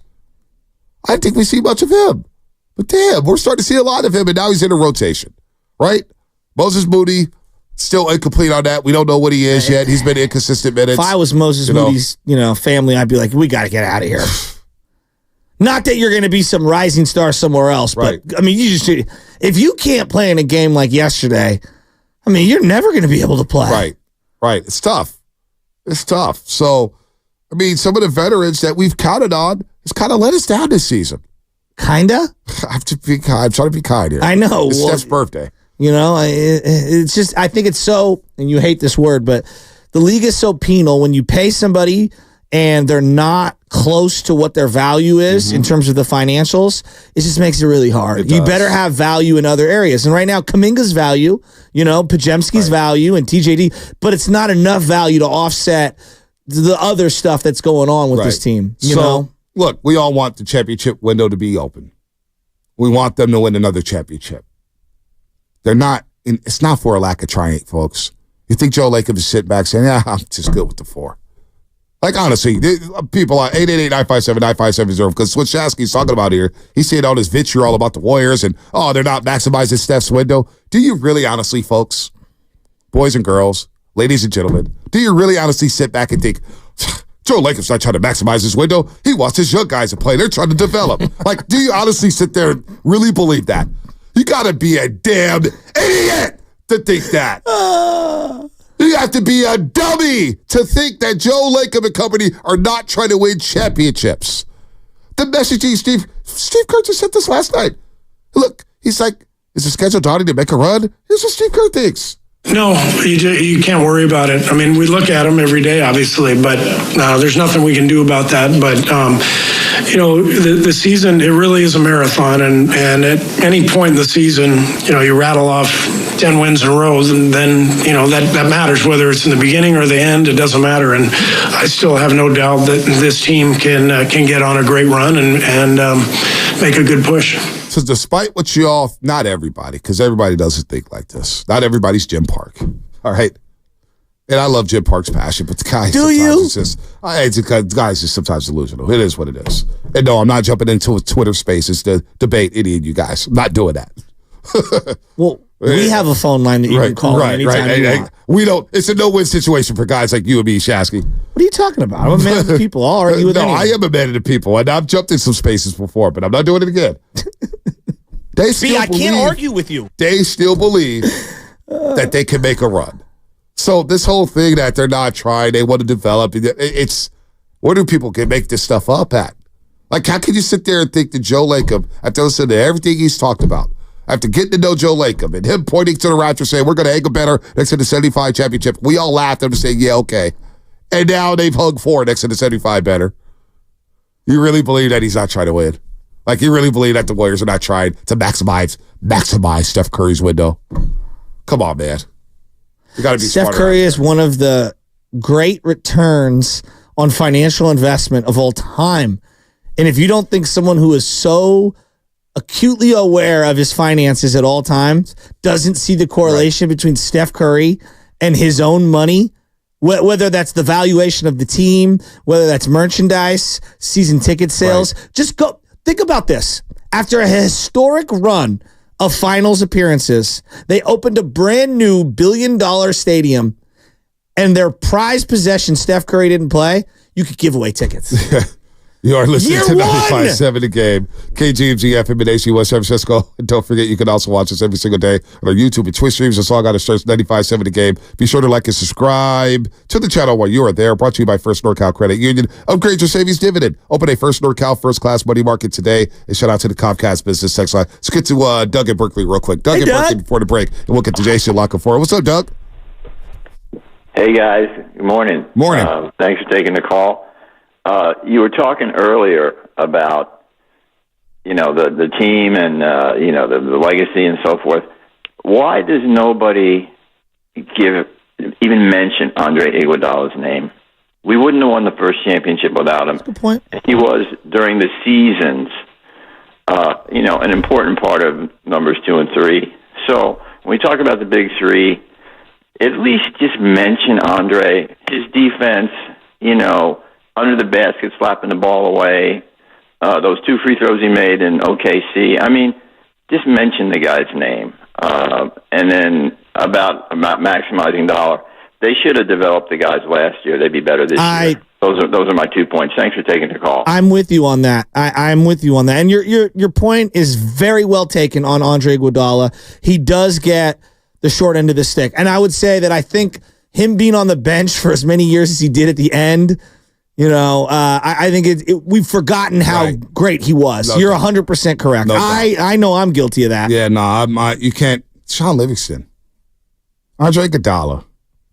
I mean, all these guys, they're legends, man, out here. They're going to be eating for free in the Bay Area for a very long time. So I'm not going to forget about Iguodala, but we're going to switch gears to football because I don't, Shasky, I don't know what people, how can you honestly, watch the way the Warriors operate and think that they're not trying to win. They may not do it the way you want to do it in terms of making splashy moves and getting all these veterans and you don't have patience. I get all that. But honestly, Shasky, it's actually a great exercise that I want to examine at some point this offseason. When you have a team across the bay that's trying to leave this market and literally not trying to win, right. That's what it looks like. Right. They're literally trying to sabotage their own organization. We have two organizations here that are trying to win at the highest level, the 49ers and the Warriors. I love how we just dismissed the Giants. Because they're not really trying to win. I don't know if they're trying to win right now. They I know the A's aren't. I know the A's are not. Yeah, we know the A's aren't. We know that for sure. Thank you, Spinoni, for that. Those are facts. Those are facts. All right, what's coming up in the game? Take Brought to that you by for data. Fremont Bank, full service banking, no compromises. Jason Lanka4 at 9:20.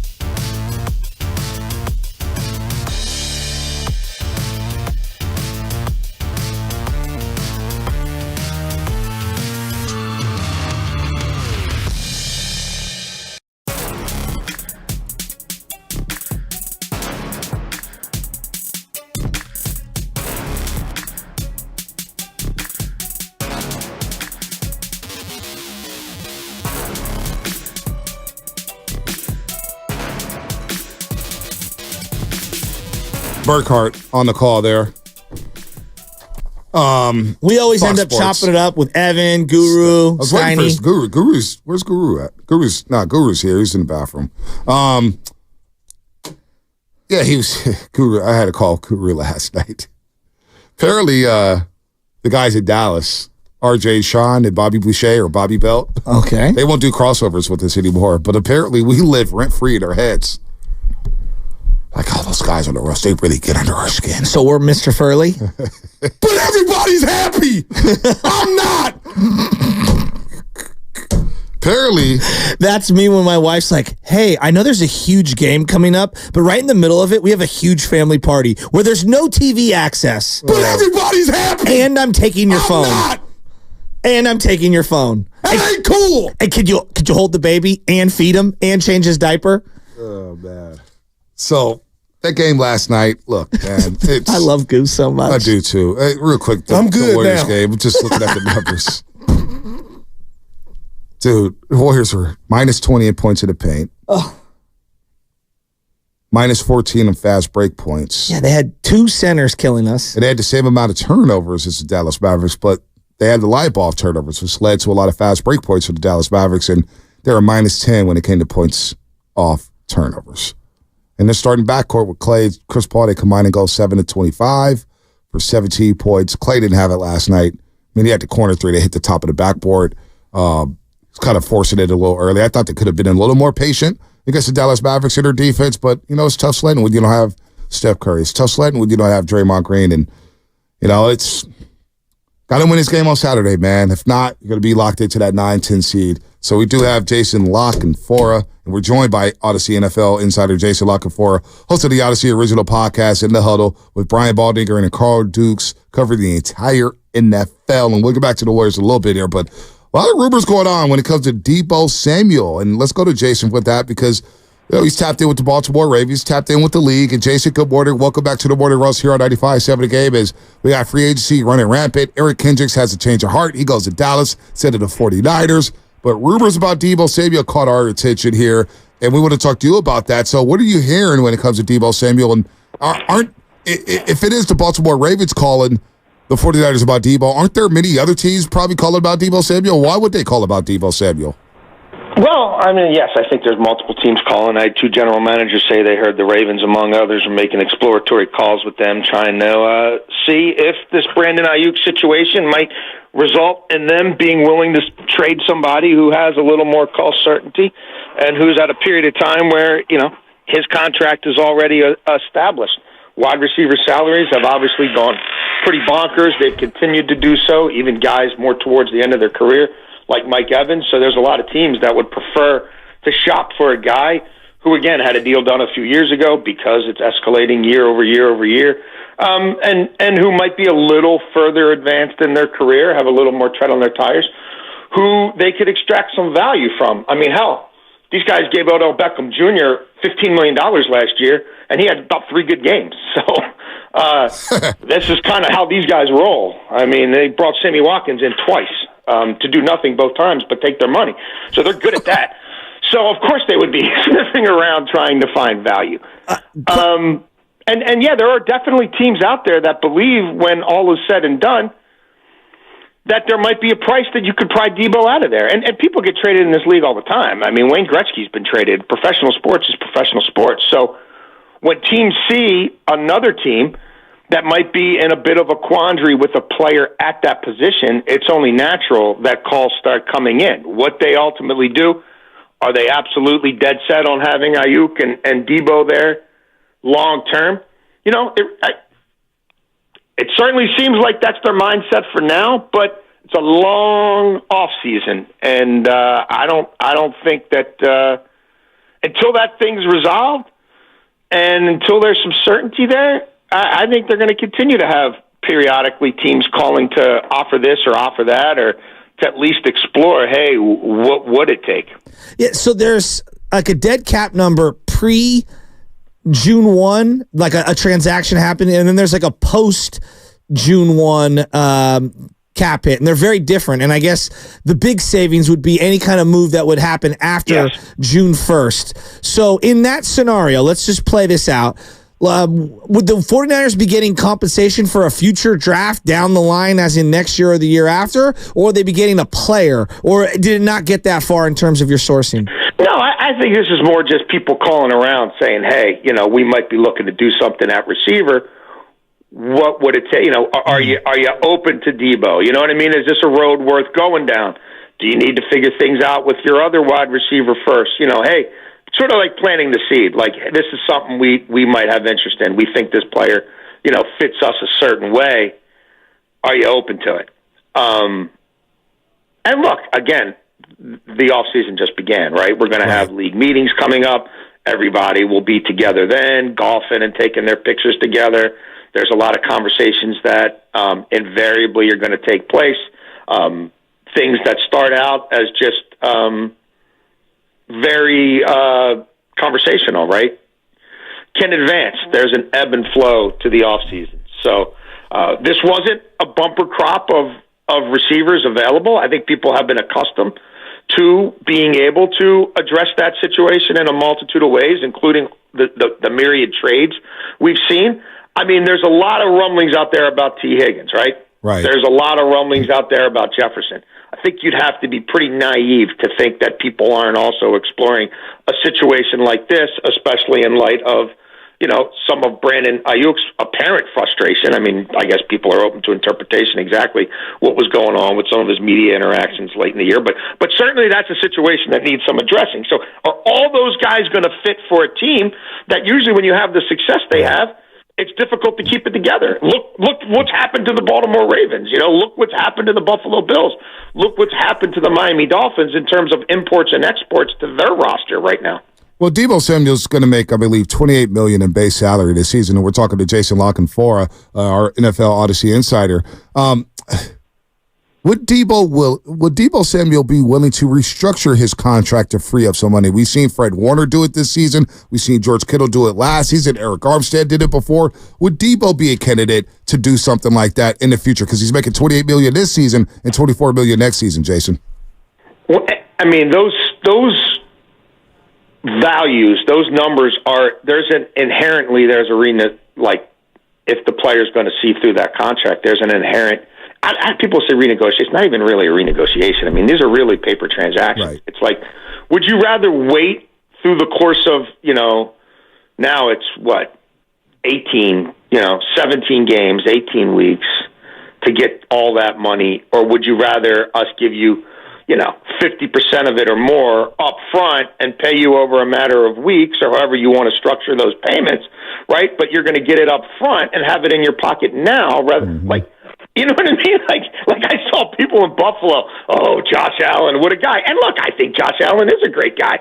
But them putting a whole bunch of money in his pocket now and him getting the exact same amount of money, but actually making out, right? Because the present value in money, what he could do investing that money now versus having to wait to get it over time. Like, why would you not? You know what I mean? Like, why would you not say, yeah, cut that figure in half, give me half over time and put half in my pocket right now or whatever, again, whatever that number ends up being. So I think when you see situations like that and it's a player of this stature, that means there's going to be recalibrations to the contract. Now, when you see figures like that and the player has, is a journeyman, then that's just a fake year. You know what I mean? Like, that guy's never getting that. He's never getting that money here. He's never getting that money anywhere. Like, that contract is basically set to expire.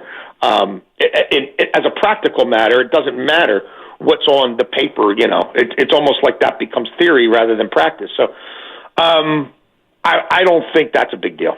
So, Jason, you're hearing teams are asking about Debo, which makes a lot of sense.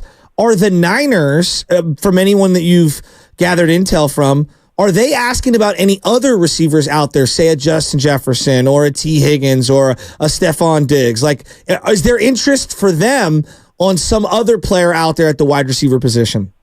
I haven't heard that. You know what I mean? I can't speak to it one way or the other. Like, I haven't heard it, but there's definitely a lot of chatter going on right now about receivers because, again, like, Mike Evans never hit the market, right? Mm-hmm. And you just look at what people thought they might be able to do at that position versus who actually was available. And you look at some of these contracts and, Darnell Mooney, and I think he's a decent. I actually kind of like him, but you look at the value attached to these guys and some of these teams that are just like the Calvin Ridley deal. I just don't, you know what I mean? Yeah. So it's a lot of money. And this guy gets caught making a parlay, and he's, you know what I mean? And he's gone from the league. I thought it was an insane deal. Yeah. No, insane deal. That climate is invariably going to create more conversation about guys who you think, even if it's a long shot to pry him loose, why not? You know what I mean? Why not plant that seed? Because at some point over the offseason, anything could happen. So, and again, this is not just endemic to Deebo Samuel, because there's a lot of reporting going on, as you mentioned, about a lot of receivers who are either on a tag or currently under contract to somebody else. Jason, I wonder about this. We're talking about Deebo and Ayuk, and obviously you're going to have some money for Brock Purdy. If you had to extend Brock Purdy right now, would you be comfortable with signing Brock Purdy for it?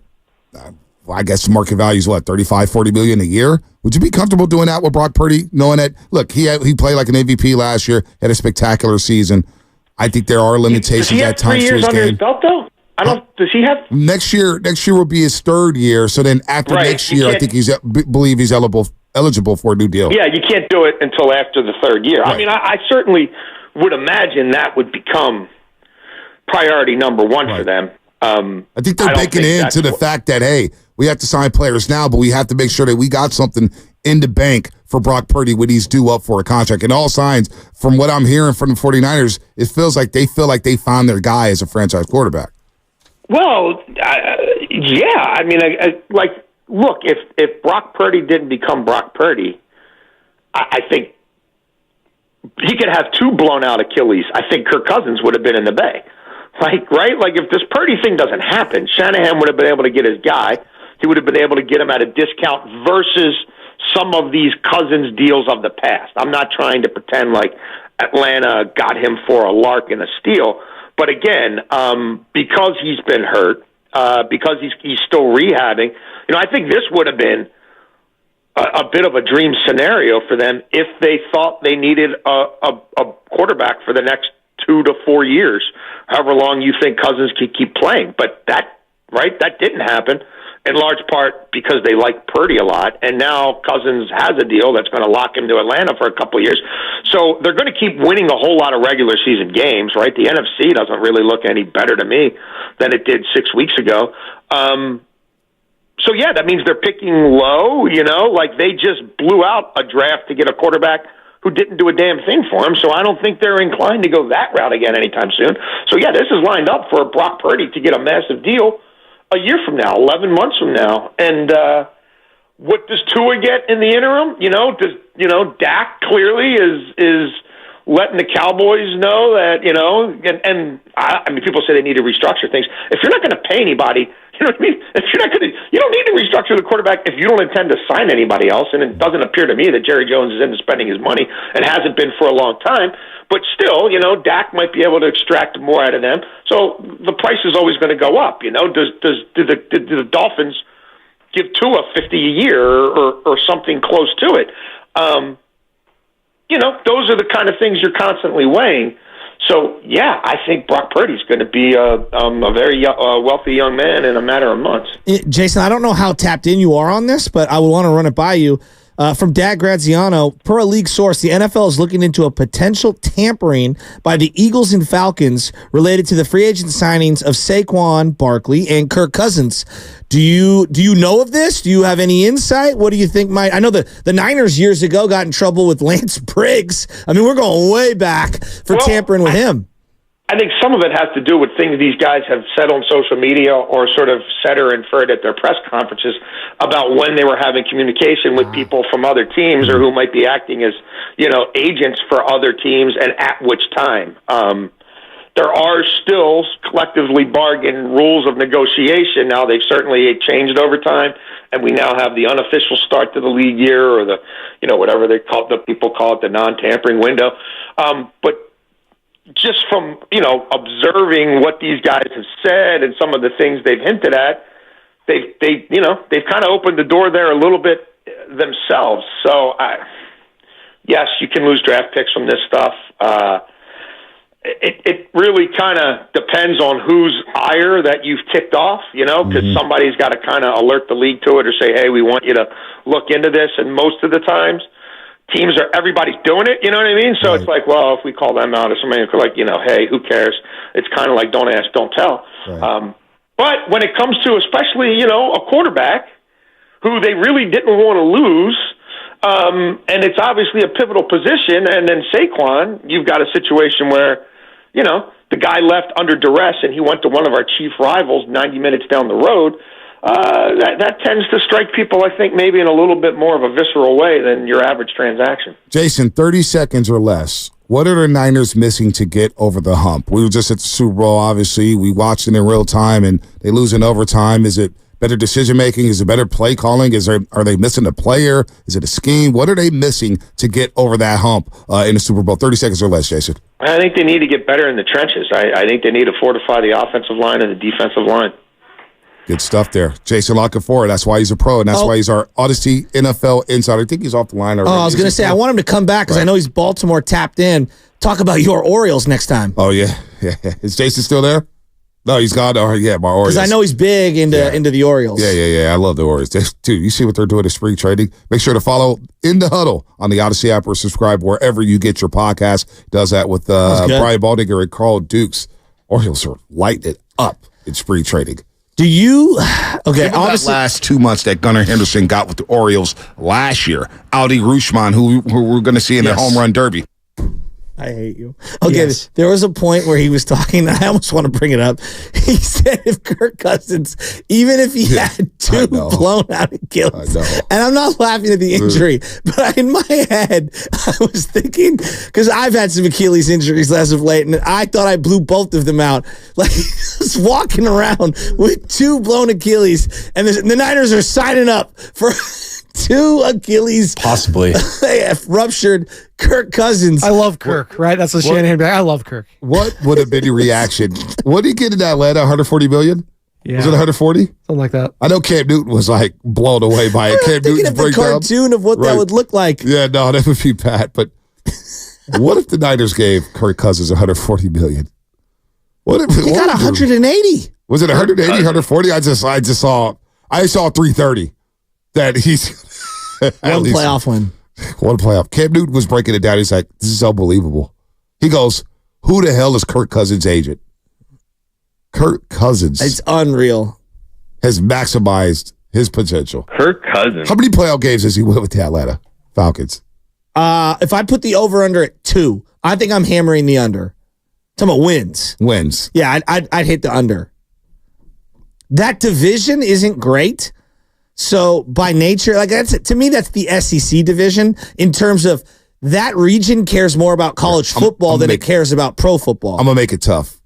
Over-under for Kirk Cousins is a 4-year deal, correct? 1. You're going to go 1.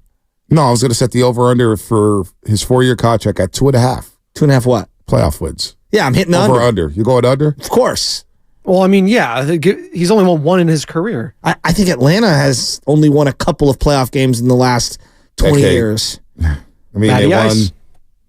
They got to the Super Bowl, so they won 2 there. They won 1 when they played the Niners. That's 3. 3. Boy, yeah, I'll take the under 2. You know, Brock Purdy won. 2 last offseason. See, and I knew this. I'm not boasting about the Orioles or spring trading. I'm just saying. Every time I look up, they're beating somebody 15-2. Did you see who's leading all of spring? I know spring training. I'm not trying to make Holiday. No. Do you see who's leading in home runs? Joey Bart, O'Neal Cruz, Pittsburgh Pirates shortstop, 6'6". Oh yeah, some say did he get hurt 6'7". last year. He did. He was sliding in home. Remember, very awkwardly. It's a horrible slide, and he got hurt and he ruined their season. V on YouTube. 2.5 playoff wins is like a dynasty for that sorry ass franchise. Damn V. Deebo Samuel really going to get traded? I think it's more likely George Kittle gets traded to Deebo. If they traded away Deebo Samuel after June 1, so they wouldn't be able to get draft picks or whatever, I would be irate. Really? Yeah. I mean, unless even if they were in on someone else like Stephon Diggs or I'm throwing that out there. Would Buffalo trade Stephon Diggs that late? I'm just in the process. I'm just asking. All right, that would be wild for them to trade Stephon Diggs after the draft. Like, I think if you move off Debo, to me, if you move off Debo, you're not drafting a player. You're swinging for some other player. Right. That's the way I would view that. And you would think Maybe that would I'm wrong. happen, but you would think that would happen before July 1st or June 1st, right? But the way that the money works is that the actual savings comes on a post. Right, a post June 1 designation or whatnot. So we're getting in the weeds. I don't even know if people understand that. Yeah, but we'll explain that to them soon. But I mean, no,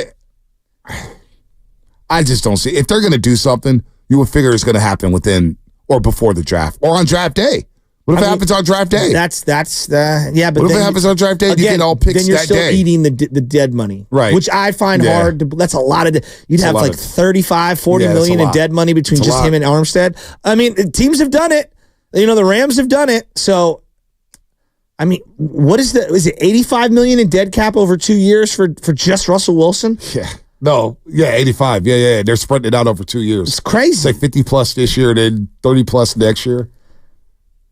They're gonna be. I do like the fit. Like if I was going like teams, because you said it to me, and I was like, man, there's not a lot of teams. Baltimore's on that short list of teams where I think Debo would not replicate, but work really well.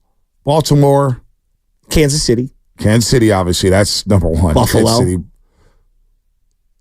They were using that other small receiver the same, not the Gabe same Davis. way. Yeah, they were using not Gabe Davis, the other guy. They had another guy. A slot guy. Not Cole Beasley. They were using him as like a running back and as a wide receiver. Yeah. Not Cole Beasley, is it? No, Cole Beasley was out of the NFL. He was there. I'm thinking slots up there. Buffalo. No. They had another guy. They had Trent Sherfield on that roster. Who's the other guy they had? They were using him in Shakir? motion. Yes, they were using him in motion. Yeah, they barely used him though. I hear that. Saying to the playoff games. Yeah, I hear you. Jacksonville could be a team. Okay, Travis Etienne. Okay, I don't know. The Rams. The Rams would absolutely use him in a variety of ways. Yeah, but again, it's a short list.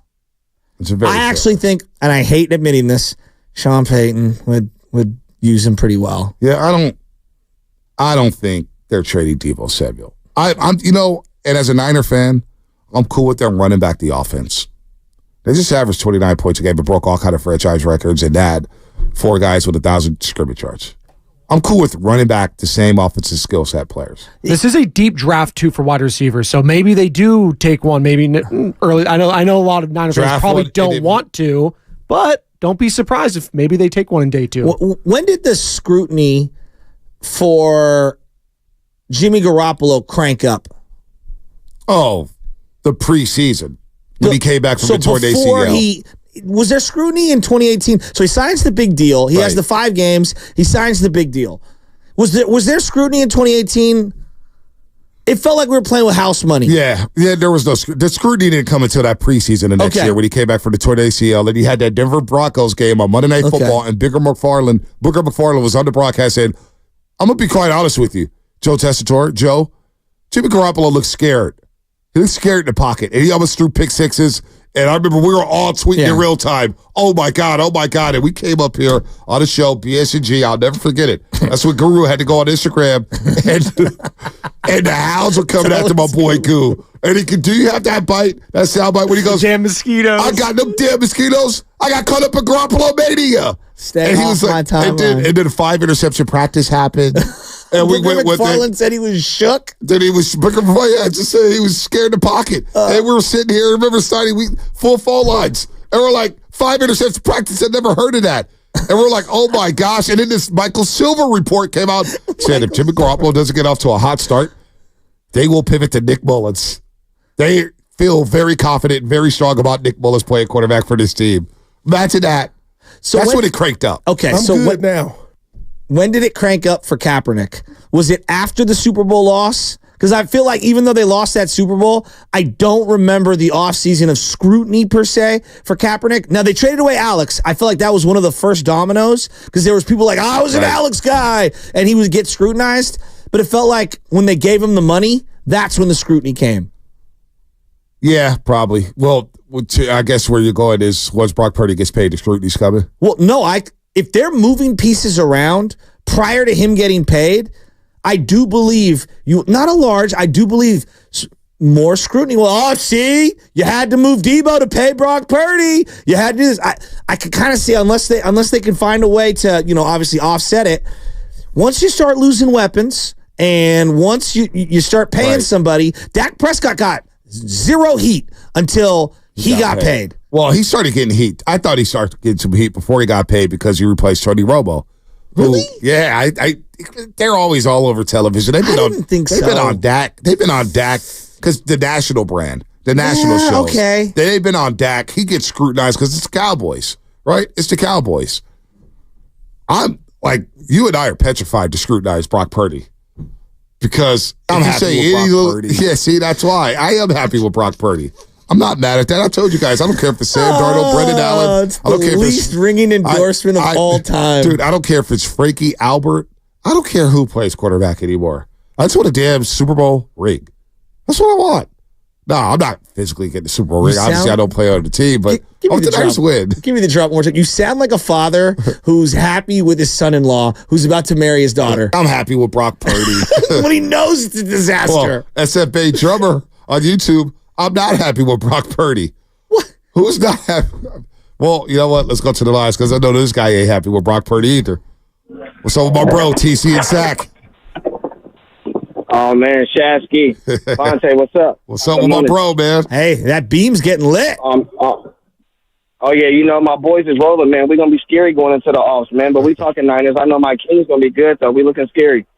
Check it out, bro. Hey, so first and foremost, let's start with this on the Debo situation. Check it out, bro.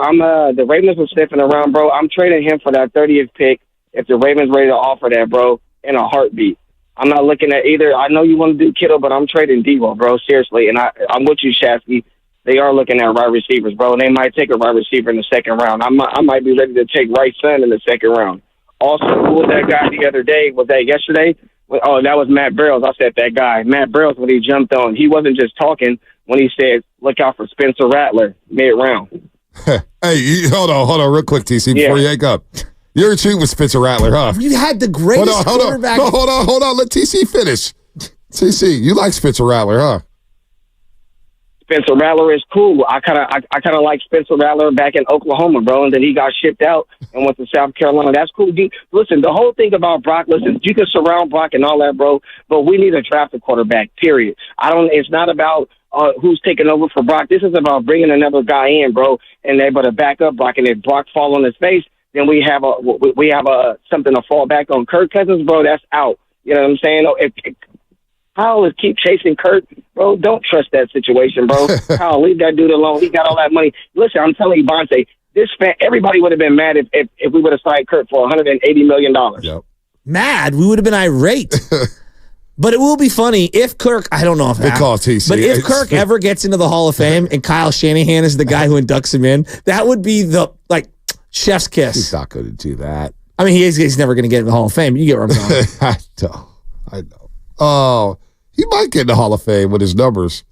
We throw anybody in the Hall of Fame these days. Do we, though? Not baseball. I was going to say, do we? Baseball Hall of Fame. Manny Ramirez, not in. I don't even call it. Bonds, not in. Dude, the Clemens, Hall of Fame. not in. The Hall of Fame, the Baseball Hall of Fame, I could care less about. Honestly, I don't even care anymore. They came out with the announcement last year. I didn't even look at it. I usually tune in. Like when they used to 3:15 p.m. Pacific time, 3 o'clock Pacific time, I used to be locked in on it. I could care.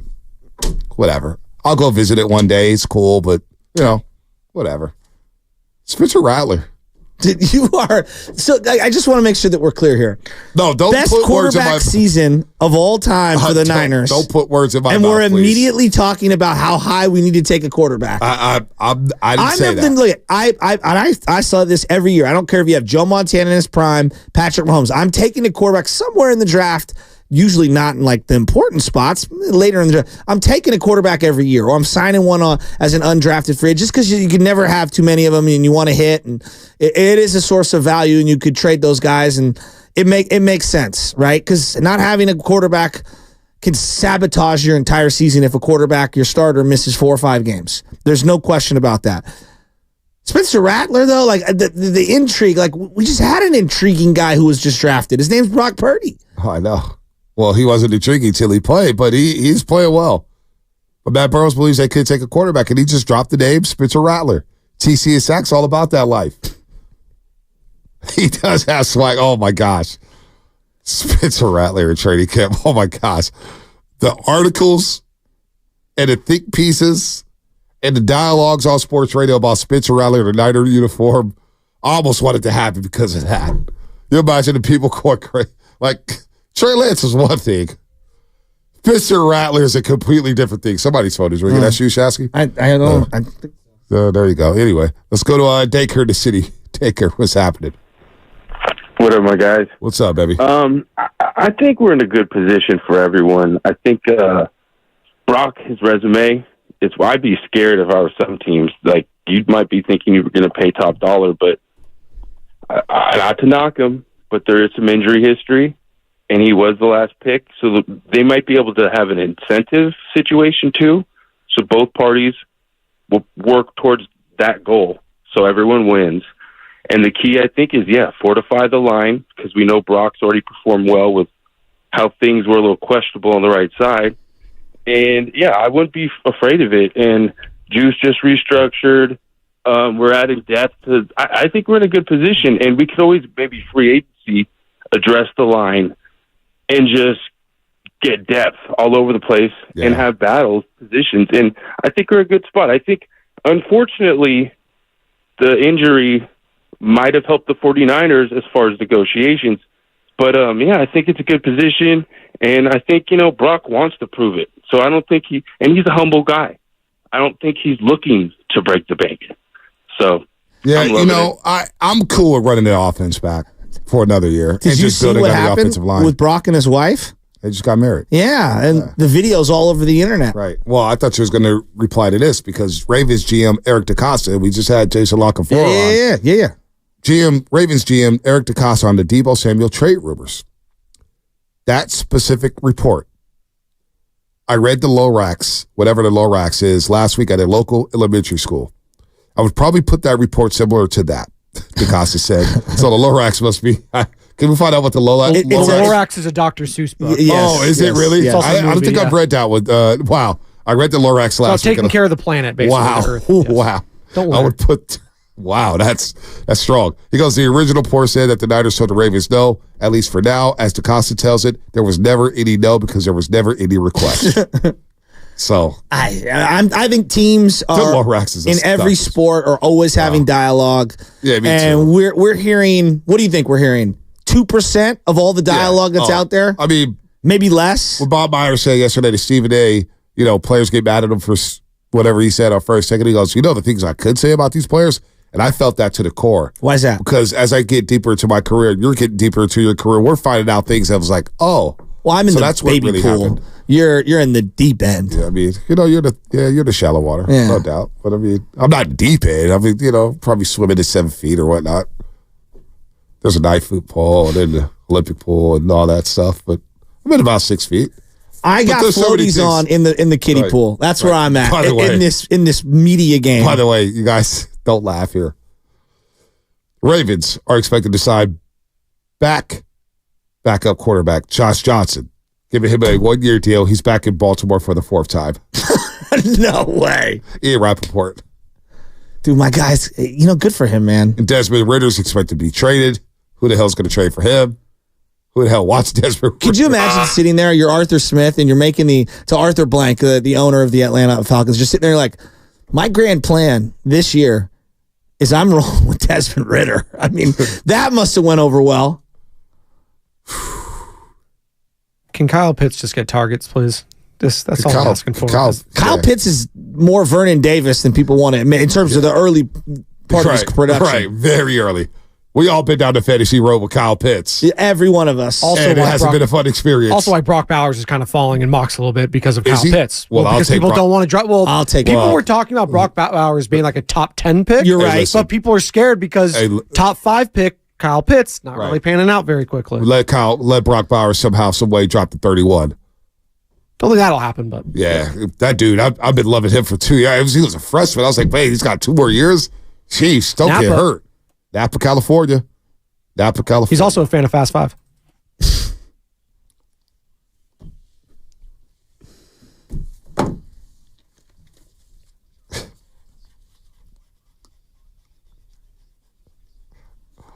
Oh, my final thought is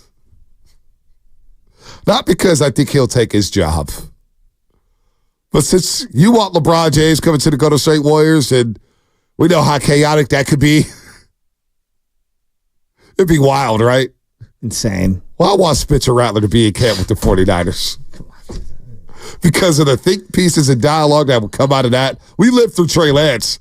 People had no problem dumping on Trey Lance. Trey Lance, oh man, he's throwing grounders out there. Like when you see Jimmy Garoppolo throw 3 flies up and punts out there in training camp. Wait till Spencer Rattler becomes a 49er. The dialogue would be epic. Jimmy Garoppolo as the backup would be crazy dialogue, first off, for a variety of fronts. My final thought is, you're supposed to be one of the leaders on the team, and I get it. Your back's not feeling good. Trey's got to suit up in that game. I'm not here to question the severity of the injury, but seeing him jumping around on the sidelines, I thought it was a bad look. I wanted to see Draymond suit up in that game last night. That frustrated me as a competitor. Spinelli loved it. Loved it. Turn around. You don't want to talk love this? Anthony Davis, first team all gutless. Go ahead, Sam. Wow. All gutless. Oh. I just want to give... Who rounds out that 5? D'Angelo Russell yesterday. Oh, wow. Keon Ellis was talking mad junk to him. Yeah, well, he had an article about him being upset. Sorry, go ahead, Sam. Well, no, what did he say? He said he wanted all the smoke after dropping 44. D'Lo said, I want all the smoke. How'd that work? All right, can I go now? Is it safe? I just want to give a shout out to the birthday boy, Stephen Curry, man. I'm just, the opposite of the all gutless team. He is just the all, I am so happy we get to watch him team. So thank you, Steph, for just bringing so much joy to us Bay Area sports fans and just being who you are and being just the perfect superstar. Cannot say enough nice things about Stephen Curry. So happy birthday, Steph. I love that. Happy birthday. You know what? The biggest upgrade in the last couple seasons? Hubert Davis? No. Todd Golden going from USF to Florida and getting extended now to 2028, 2029. I've heard through the grapevine, Florida takes care of their coaches. Oh, there's no doubt about that. How about Kyle Smith in Wazoo? He's a former USF coach. He's doing big things up there at the Palouse, Pullman, Washington. Real quick, happy birthday, Sasha Spadoni, my older sister. Oh, nice. Happy birthday, Sasha. Happy birthday. What, 15 siblings Spadoni has? Yeah, about 15. Yeah. About 15. Happy birthday, Steph. Have a good day. Steiny, I'm sure, will wish you a happy birthday as well, alongside Daryl the Guru Johnson. That's all coming up in House Fast 5, brought to you by Xfinity. At home or on the go, you'll get the fastest internet to all of your devices. Freeman's Appliance annual Red Sox.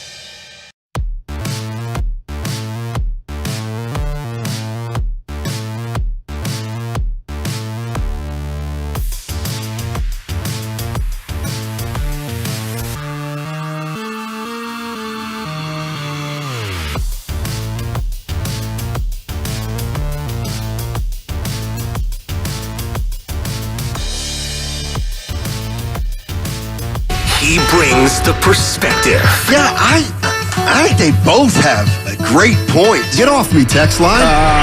He's truly one of a kind. That is wow. Oh, my God. And he's doing a great job. I need you to man up and say what you really want to say. Simon, you're doing a great job. And together, they're Steiny and Guru. Yeah. On 95.7 The Game. All right. Morning, everybody. Matt Stein, Matt Stein. The Guru Johnson with you. 95.7 The Game. Trying to get this thing fixed. Yeah. Tell you what, I'm gonna let you start the show today till I get this thing figured out. But I will say this: I'm gonna let people in on a little bit of a secret. What you got? The last thing he said to Bonte as he left the studio before we came on the air. This might be snitching now, No, Steiny. I don't think so. You always running Evan early. He said, no. You said, oh boy, that one hurt last night. Oh, okay. I'm okay. That's with me. that. But that one hurt last night. Okay. Can I elaborate? That's why I want you to start the show. Good morning, everybody. Pre-payday Friday on a Thursday. I left out of here thinking Draymond Green was going to be in the starting lineup. I really did. Like, that was not on the Warrior bingo card. Okay. And, again, I'm no doctor. I heard the guys this morning talk about Warrior fans in general during this whole run. And, Steiner, you know if they don't win another chip, we're fed. This thing has been incredible. But I love hard, and I'm focused, you and I, about this season. And not once did I think Draymond Green would not be available.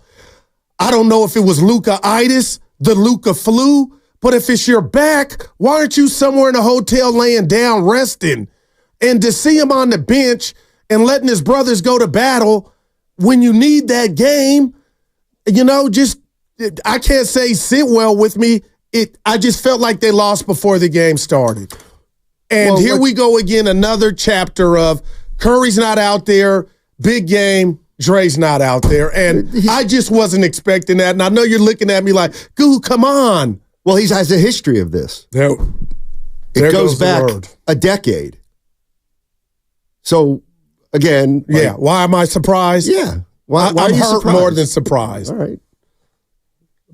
Like, you left out of here. We Draymond has a history of not playing when Steph's not playing. Oh, man. Just like Draymond has a history of picking on certain guys. Just like Draymond's going to be a Hall of Famer. Just like Draymond's one of the best defensive players of all time. Just like he's one of the most unique players at his position. It's just part of his reputation.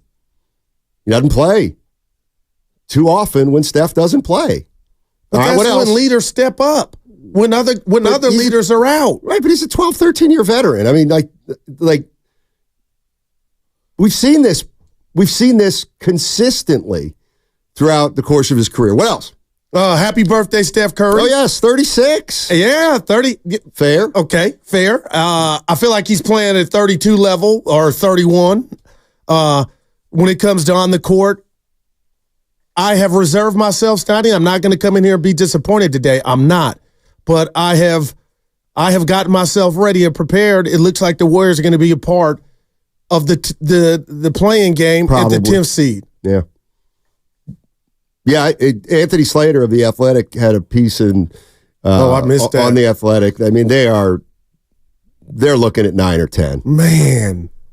Because they don't have the tiebreaker against Dallas.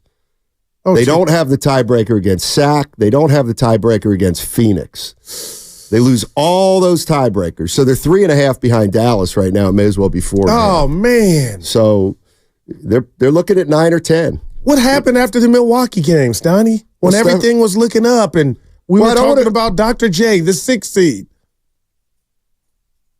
Well, Curry got hurt, I guess. Well, let's not forget. They were losing with Steph to the Bulls. Okay. Thank you. That's a fact. They were down 10 in that game that Steph played against Chicago. And you and I were talking, Stoney. I hope you don't think I'm mad at you. No, you yelled at me. No, you yelled at me before the show. Evan's afraid to vouch, but he will. No, you did. I think you're learning me. This is passion. It's never anger to you. You came to Norm's 84. Yeah, and I wish I hadn't. No, but hey, listen, now that hurts. But Stoney, you look at me like I'm yelling. I'm frustrated, man.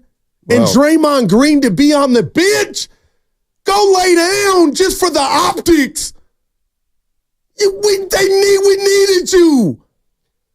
That was Luka-itis. Let me tell you what hit me last night. And this is kind of, I think, why you jumped me before the show. Partner, I love you, son. I did, man. I just feel bad that you think I did. Go ahead. Championship came up before the show, and Evan said, why are we even talking about championship right now? I'm going to give you one for your Evan. Well, people are, You still have hope this team can win a championship. Okay. Here's what I would say to that. And I know you don't like when I separate. Forget championship. Let's use a run. All right. Let's use a push. Let's use success. What's a success? Let's say reaching their potential. Bottom line is this. What is? It's not the young guys that are in the way of this team reaching its potential or being the best team they can be.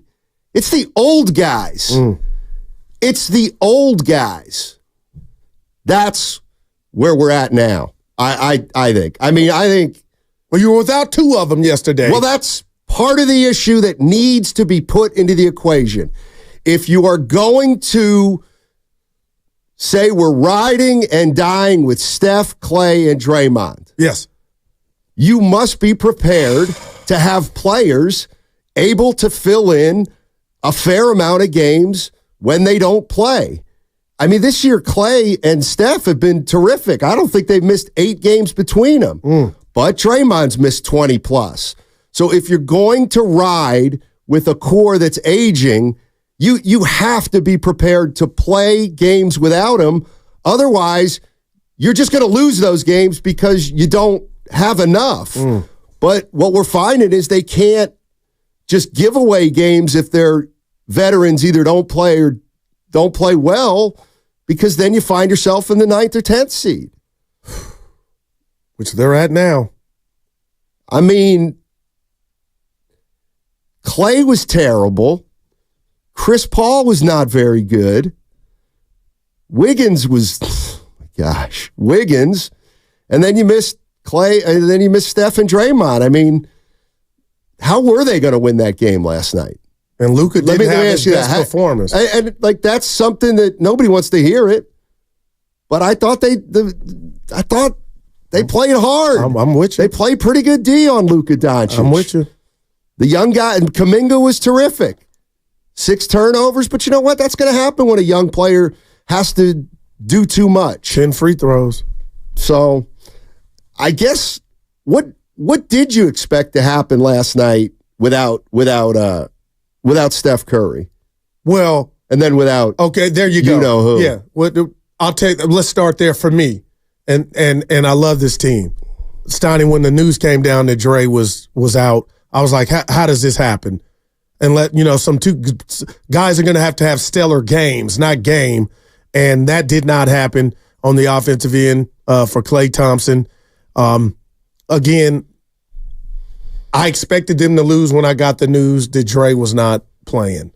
And again, I cannot sit here and tell anybody that they didn't bust their ass and play hard. They definitely did.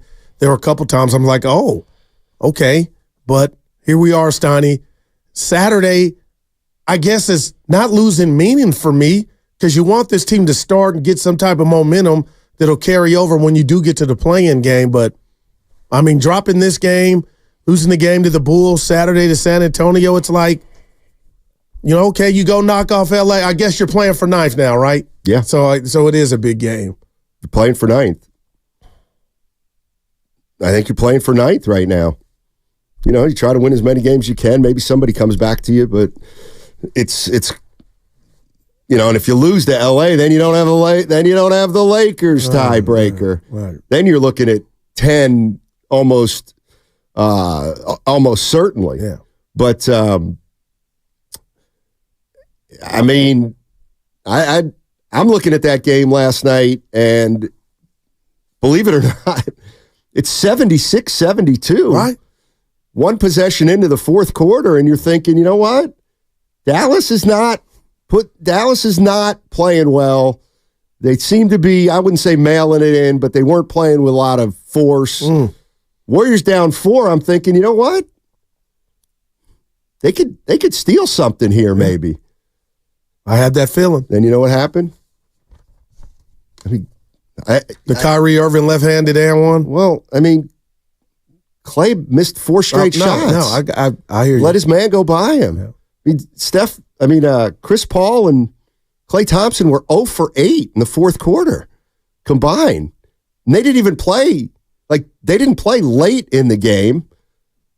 So that game got out of hand late in the fourth or early in the fourth quarter with those guys. And Dallas can shoot worth a damn from 6 of 27, kept the Warriors in the game. But I mean, P.J. Washington, Stoney Gafford, if I see them, Jones Jr., if I see them dunk wide open in the paint one more time, my head's going to explode. But all in all, like you said, it was there for the taking. Can you elaborate on the text you sent? It hit me, Stoney. It was about pods, kind of like. It was the position he was in was kind of unfair. Yeah, Pods is like Podziemski's had a nice. I was like, damn. Podziemski's had a good rookie year, real good. I don't know if he's a starter in the NBA. I think he's probably starting more because of circumstance, but I think he's a rotation player. But if you look at that team last night, you don't have Steph Curry and you don't have Draymond Green. And I noticed everybody saying, well, Pods trying to do too much, and now Pods is losing some efficiency. Yeah, he is. You know why? Because they're asking him to do too much. Right. They had nobody on the floor last night that I would consider a playmaker other than Podziemski. A guy who can get into the lane, try to get a shot off, kick to a shooter. You'd be like, what about Chris Paul? Chris Paul gets all his stuff off that little high pick and roll now, and he gets his elbow jumper or the alley-oop. I was going to say Kaminga. Fine. What? Kaminga? No, Kaminga's not a playmaker for another guy. Klay's not a playmaker for another guy. Wiggins doesn't playmake for anybody else. Peyton II doesn't playmake for anybody else. Moody can't playmake for anybody else. They have to play Podziemski in a game like that because they have nobody else who can create something for somebody other than themselves. Draymond can do that. Now, he does it more when he holds the ball. Steph can do it when he's penetrating or dribbling. But, Moody's, they don't have any creators other than Podziemski when those two guys are out. And is backing you up, man. So I get it. Podziemski's efficiency's gone down, which I expect because they're asking him to do more than he should. Yeah, Beard, that's what I'm saying. CP3. Yeah, CP3 likes that high pick and roll where he can get to the elbow and make a decision. That's his play. But when it comes to beating a guy off the dribble, getting into the lane, and creating for somebody else, man, Podziemski does that right now better than Chris Paul. 888-957-9570 is the number. Warriors get beat last night by Dallas, 109-99. I guess the most disappointing thing is they're 1-3 since the Milwaukee win. Man. They were 14-4. They'd won 14 of 18 at that point, and then they've won 1-3 since. So, yeah, go ahead. No, you had just mentioned it. I mean this, Donnie. The effort was there. Definitely. And I know they're pro athletes, but this is a bigger question because I heard you allude to it about Dallas. I've watched Dallas. They're up and down. Their defense is not the best. Do you think they kind of know Draymond, know Curry, were walking through the motions? Or would you say a healthy Warrior team, if they hook up with Dallas in the playoffs, bring it on? Because that's where I'm at with Dallas, even though they got Luke and Kyrie. Okay. But were you impressed with Dallas last night, or do you feel like they were kind of just walking through the motions? Not really. Yeah. Not really, but they won the game. They never were in trouble in that game. They went into the fourth quarter up 6, got down to 4, and they bumped it right up to 10. I mean, the game wasn't close in the fourth quarter. The other thing is we're finding out more and more about Andrew Wiggins and where he is at on this team. You realize, don't you, that the Warriors were down 4 early in the fourth quarter, and by the 6:46 mark, Dallas was up 18. Dallas took an 18-point lead with under 7 minutes to go. Then he put Wiggins in. Yeah, 28 minutes for Wiggs. I mean, Wiggins is kind of. I don't. Got to the free throw line 6 times, Tony. Mm-hmm. Yeah, in garbage time. He had 7 of those points in garbage time. He put Wiggins back into the game when they were down 18. Wiggins had 7 quick. And how many alley-oops did the Mavericks have?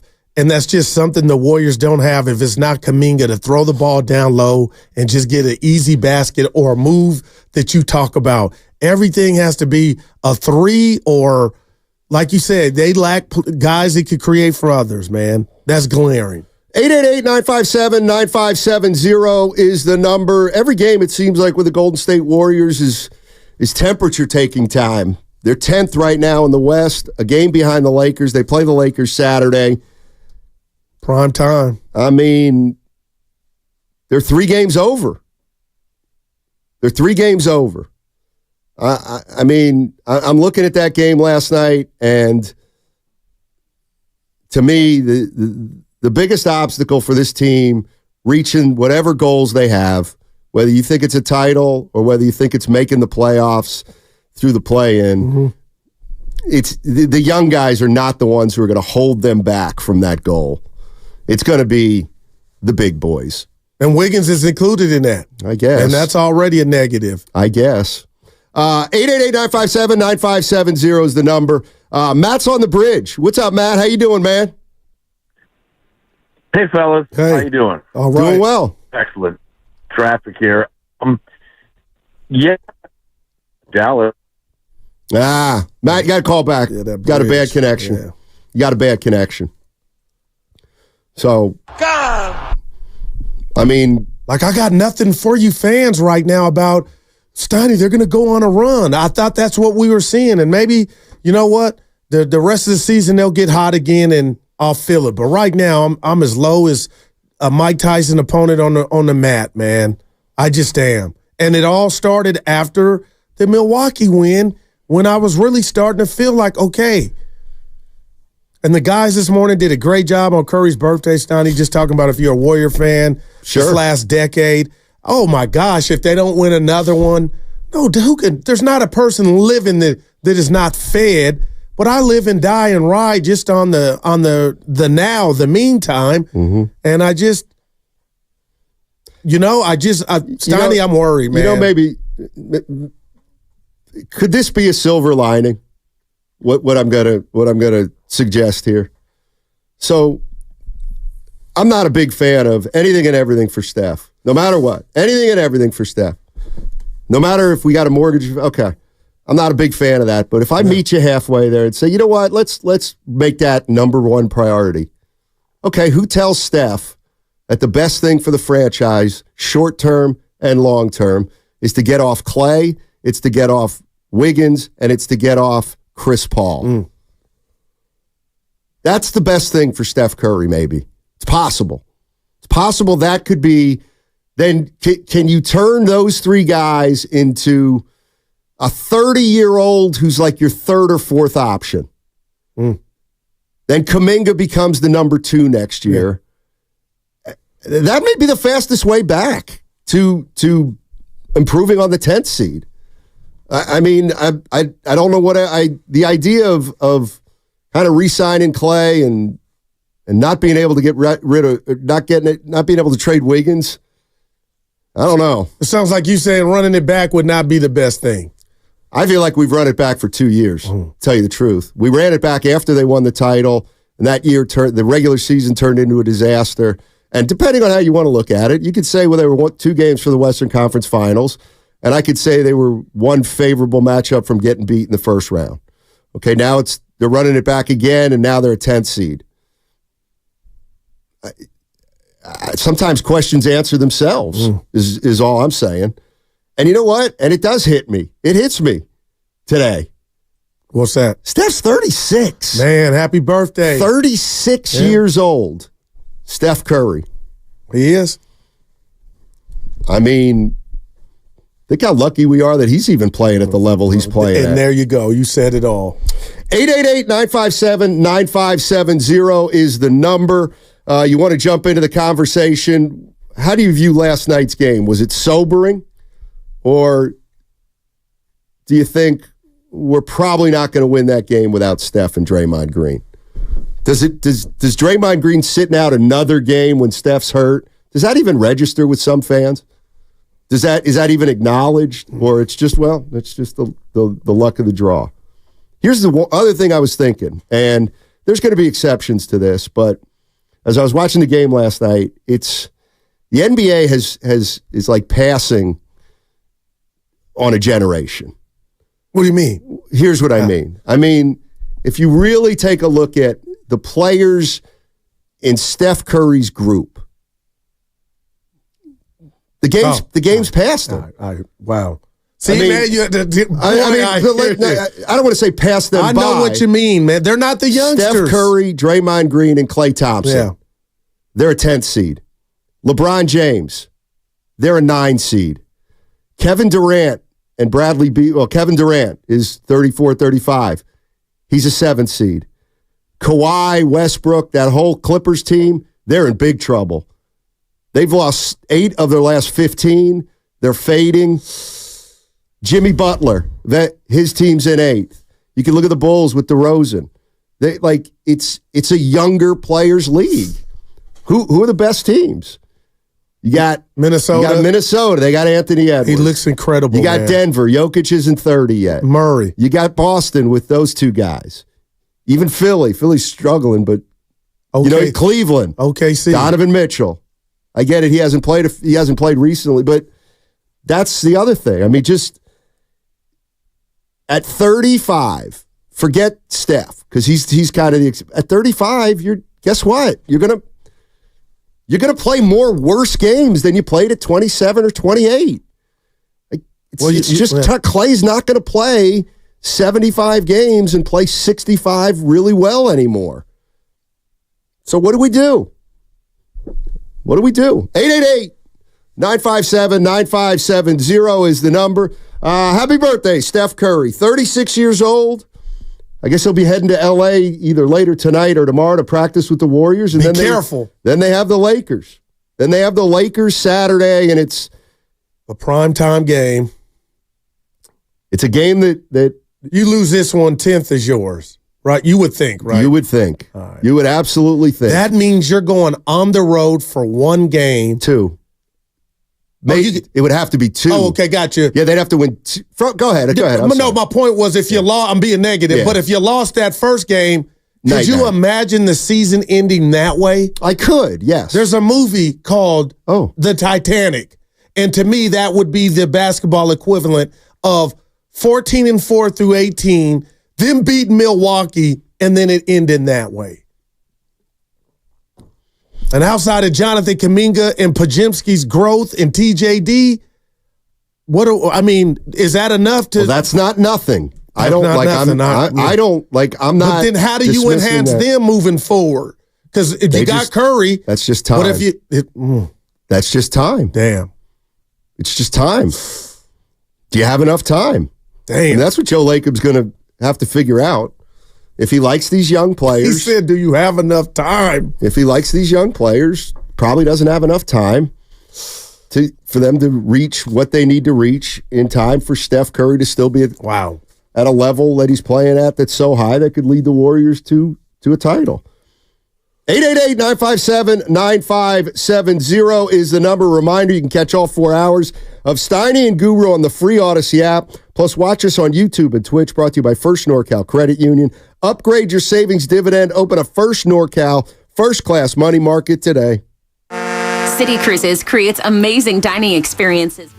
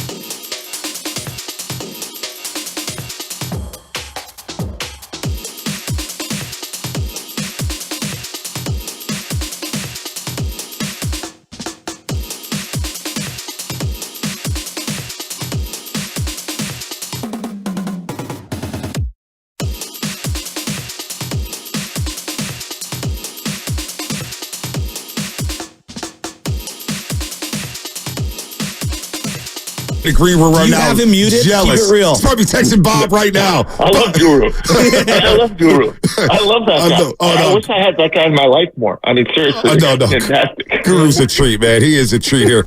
Now, back to Steiny and Guru on 95.7 The Game. Everything in moderation, even Guru. That put me in a good mood. You got me for 20 hours a week, buddy. How lucky are you? Pretty lucky. Cheer me up, man. Cheer us up. Yay! It's heaven on fire early. Okay, cheer Goo up. It's the young guys. But you don't like when I separate them. Young guys, this has been the best group of young players the Warriors have had probably in the Curry era, since Curry, Klay, and Draymond. Cowboys got a linebacker.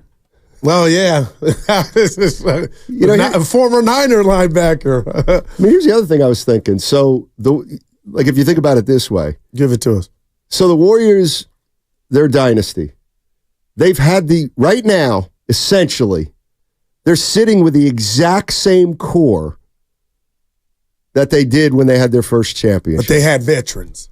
They never needed to lean on youngsters. No. That's the second part of it. The first part of it is they're all 12 years older. Oh, okay. No, okay, gotcha. Well, that's the point, is there's never been a dynasty that's lasted this long where they haven't, the original core hasn't gotten any help. Wow. Durant came, boom, they kept winning. Wiggins had a half a year, and he was that guy. They won. But if Wiggins becomes the player he was 2 years ago, they still ain't winning it because their top three guys have dropped off. Steph marginally, but wouldn't you feel better? And maybe they're not at 10th. I will never rely on Andrew Wiggins anymore to feel better. I gotta no fight from your partner anymore on that, man. I get you. I just, I look at that game last night, and if you're not we can still win a championship. We can still win a championship right here, right now. There was some encouraging things to take out of that game. 17 minutes from Looney, Steiny. +6, if you're into that. Well, Draymond didn't play. Well, and that's the only reason he got off the bench last night. But 888-957-9570 is the number. Let's go to Max in Napa. He's going to try to make you optimistic, Goo. Let's go. Hey, Max, what's going on, buddy? Hey, how's it going? Thanks for having me on. I was going to say, I know this is an optimistic take, like you said, but I really do feel like the 6th spot is still in play. It would be tough. And obviously, they have to stop losing games against the Bulls and the Spurs and think that they should obviously win. But looking at everybody else's schedule, the Suns have a absolutely brutal schedule going into the end of the year. The Kings don't have it that easy. The Mavericks play OKC and then they play Denver. And then if, the Warriors can beat the Lakers and the Knicks, then they're one game out of 8th place. So I feel like it's still really close. Obviously, they got to stop doing stupid things and losing games that they should win. But one other thing, I think that, on the take of don't just absolutely give Steph whatever he wants all the time. I think you could move off of CP and Wiggins, but I don't think that he would be comfortable moving off of Klay. And then Klay also finally agreeing to come off the bench.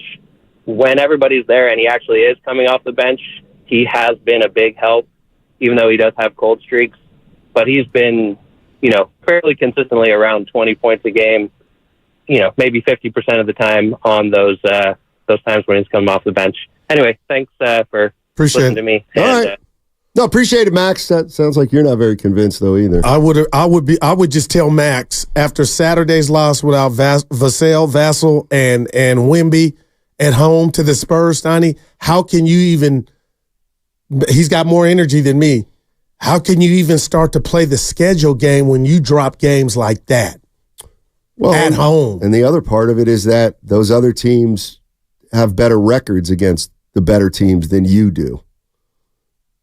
Like Phoenix can beat an Oklahoma City. They beat Denver. Yeah. Exactly. So I mean the Golden State Warriors right now are 34-31, so they'd need to go 14-3. Man, to get to 48 wins. If Phoenix goes 10-7, they're at 48 wins, and they have the tiebreaker. So you start to see how tough it's going to be, for the Warriors to move up. And like you said, they were 12th, and it got them to 10th, and now it's just kind of stuck. Let's go to Miguel. Miguel and Hayward. Hey, Miguel, what's going on, man? Hey, what's up, you guys? Man, just let me say that, I love y'all's show. Oh, thanks. You guys make my day every day. Appreciate it. So, I just want to give a shout out to the chef, Stephen Curry. Happy birthday. Yep. I still remember the day when he got drafted. Me and my twin brother were watching ESPN, and the New York Knicks were right up. I think they were about to pick next, but, we took Curry. And, man, all that is history. Man, he brought us 4 championships. We just need one more. So for his wish for happy birthday, I'm going to guarantee that he's going to get his 5th ring this year. So I hope he gets it. There you happy go. Happy birthday, Chef. And you guys take care, man. Thanks. Appreciate it, Miguel. Miguel is guaranteed Steph's winning his 5th title this year. Wow. Could you imagine? But no, I can't. Right now, I can't. It brought a smile to my face. So you're telling me they're in L.A., it's his birthday. Stoney, how do you not get off the hook? You're a pro. He's been at this. Exactly. But you're in L.A. Exactly. You got all the money in the world, and you're married. 888-957-9570 is the number. Warriors lose to the Mavericks last night. They're now 3.5 behind the Mavericks. But the Mavericks own the tiebreaker. Yeah, so make it 4.5 behind Dallas. And, the Warriors were down 76-72. Klay Thompson missed a shot. Trace Jackson-Davis followed it up, 76-72.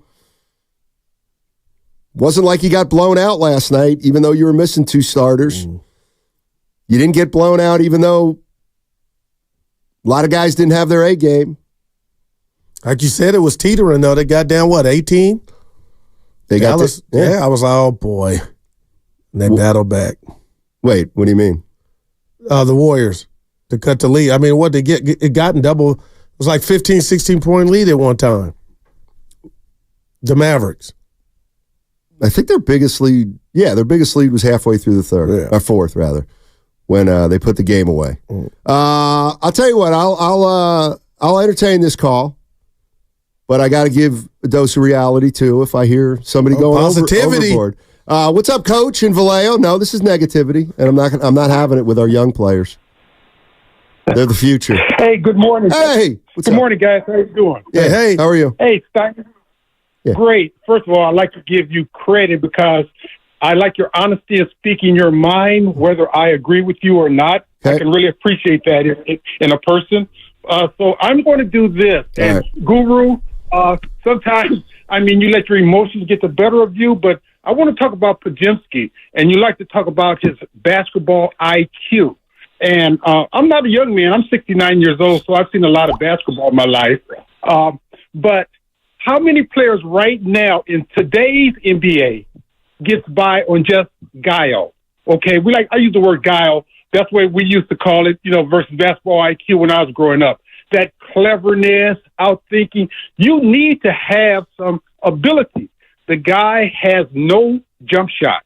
Okay, the guy, the league has gotten used to him. That flopping in the lane, they're not calling that for him anymore. He can't stop the point of attack. Okay, and that's what we really need out this guy. So if he's not a shot maker, okay, at his size, where does his ceiling? What is his ceiling? It can't be very high in today's NBA when everyone is playing above the rim. Thanks for the call. Nope. He ain't been a Pods fan from the beginning. How many minutes? Pods is playing too much. Podziemski's playing too much. Well, last night they had to. But they've had to a lot this year because, how come? Well, because Klay has been terrible.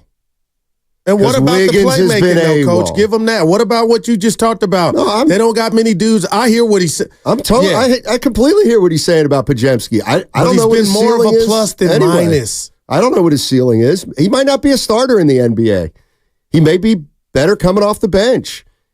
You know, he may be one of these guys who, if he starts, he's not quite as good as most of the other starters. But if he comes off the bench, I don't know what Podziemski will eventually be. Well, he's been a plus this year, and that's all I would tell the caller. I get he's down the road with, he's not enamored with all the other stuff. Because he's been a plus. They're asking him to do too much right now.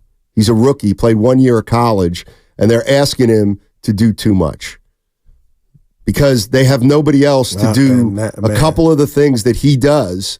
They have to play him. I wonder if the caller knows that, like almost by default. But he's averaging 10, 5, and 4. And like he's not the problem. I mean, the issue is if you play Podziemski and you play Draymond Green and you play Trace Jackson Davis, those guys aren't scorers. They're going to be left open. They're going to mess up some spacing. But, I mean, to me, ever since I saw Kerr put Podziemski into the Bulls game on that offensive possession, I feel like I see what he's looking at. Wow. You don't have anybody. Curry was out of that game, if you remember. Draymond fouled out. And this is the thing. And again, nobody's a superstar and nobody's a bum, but Moody does some nice things, but he cannot beat a guy off the dribble. Podziemski is the one guy who can do that a little bit. Wiggins can't beat a guy off the dribble and find somebody. Kaminga's game is not there yet. So you got to play Podziemski in case you get up against a shot clock and nobody can get a shot off without Curry and without Draymond Green. You may know this off the top, but if I were to ask you what do you think Pod's shooting from 3 percentage-wise, what would you say? It's better than you think. Yeah, 38%. Shocked me. 45% from the field. But again, I would tell that caller, because we've taken a bunch of calls, and I feel like just from a Podziemski standpoint, it comes off as if he's got more of an opportunity than others. And it's glaring that he's taking it, Steiny. He's taking it. And if you're talking about the playmaking ability like you are, I want to fight you, but I just can't about Wiggins being that type of dude. He's a dude where the shot clock is going. Sometimes on a good day, he can create his own shot. His own. Yeah. Absolutely. Yeah, but as far as getting others involved, that's a need. 888-957-9570 is the number. I'm curious. I'm interested to know what Warrior fans thought of that game last night. Because I'm kind of with you. On the one hand, you go into the game without Curry, without Draymond Green, you're thinking we're probably not going to win this game. And I was talking to Evan before the show, and he's like, that's the game where, and he paused because we're all afraid to say it. What? We're all afraid to say it. But damn it, that's a game where the veterans got to carry you. Well, you're without two of your best veterans. Well, that's fine. Okay. So now who are we talking? We're talking about Klay. We're talking about Wiggins. And to be honest, Klay would tell you. And you know what? No. He would love it. No, and I'm not letting him off the hook. I'm not letting him off the hook. They didn't play. Your other two veterans did not play. Like, that counts. I get it. They didn't play terribly, but when Draymond Green doesn't play, which is 2 out of every 3 games, at least this year, like, that's a bad game because you need him. Steph obviously is the exception because he's played virtually the whole season this year. I think he's only missed 6 or 7, something like that, 5 or 6. But, like, that's the other thing about, you want to, okay, let's bring Klay back at a good number, and we'll Steph they've played. Steph and Klay have not missed 10 games between them, have they? Probably. I don't think Klay's missed more than 2 or 3 games. You got to factor that in moving forward. Are Steph, Klay, and Draymond going to play more games next year than this past year?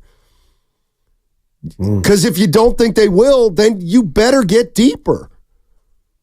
Brian and Hayward. What's up, Brian? How you doing, buddy? Guys, thanks for taking my call. Yes, sir. I hear a lot of like negative opinions about really young players. Like for years, people were, not satisfied with Kaminga's play, even after we won a championship with two rookies and who were playing.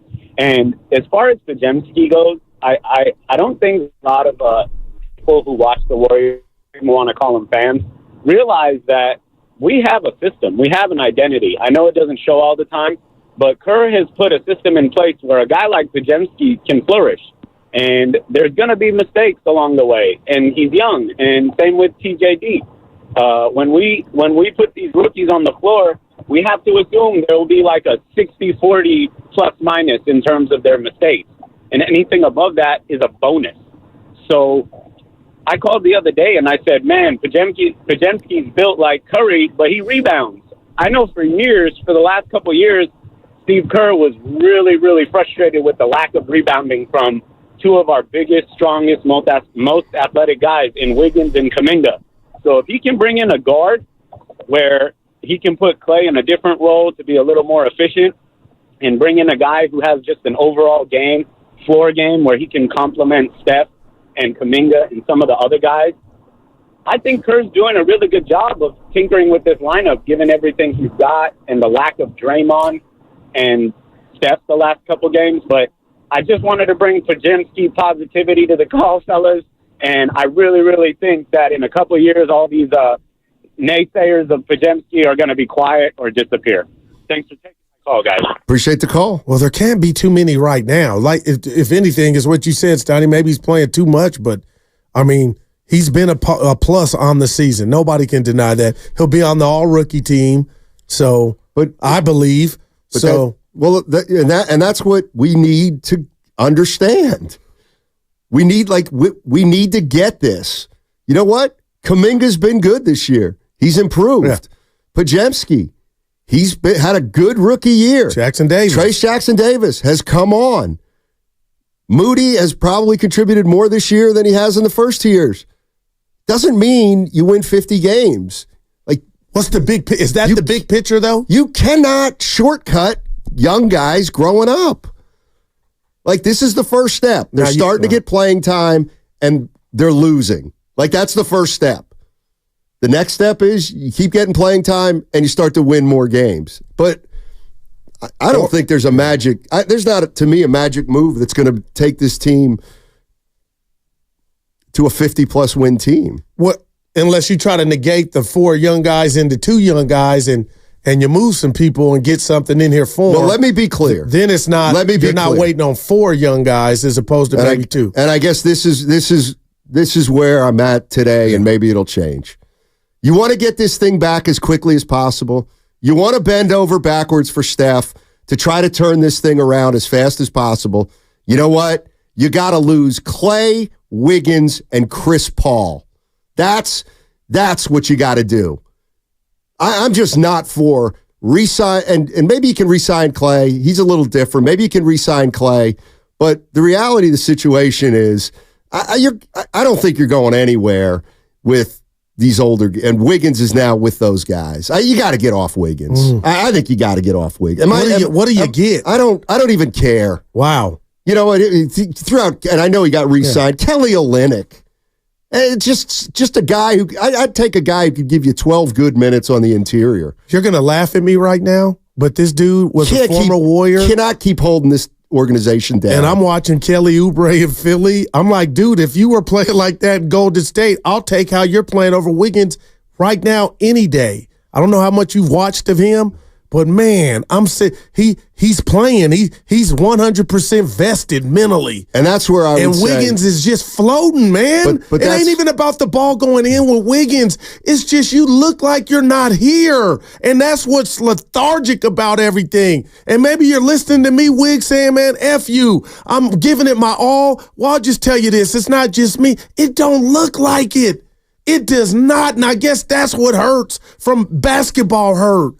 I'm watching Kelly Oubre play like his hair is on fire, and I'm like, Wiggins could be doing that, and we've just accepted.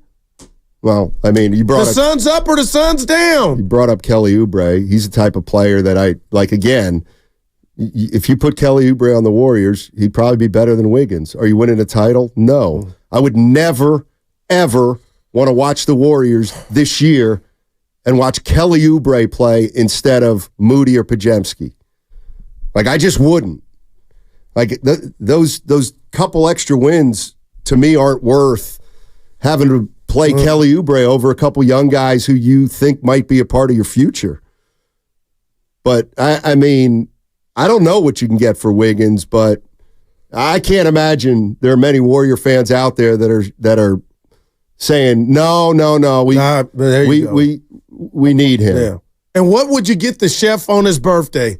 I'd give him I would like to give him a bona fide number 2, 18 to 20 point scored guy that could create a shot and defend the wing. I know that's asking a lot, but Steph, if I had it, I'd give it to you, dog. Well, we don't even want to get into the conversation of whether or not they need a 1 anymore or a 2.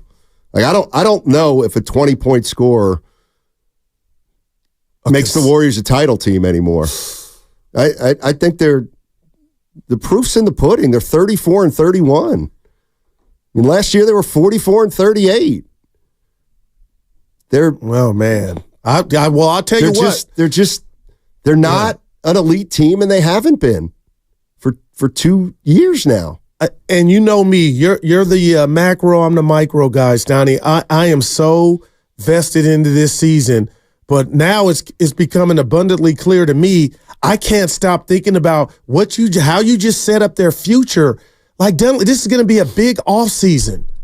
But they have no draft pick, so they won't be getting a younger player. But this is where you get creative, and then it's about the feelings. They're way over hey, Klay, the cap. We want to do this or we don't. Right. That type stuff. Right. And that's where we also have to understand that the Warriors are trying to do things that have never been done.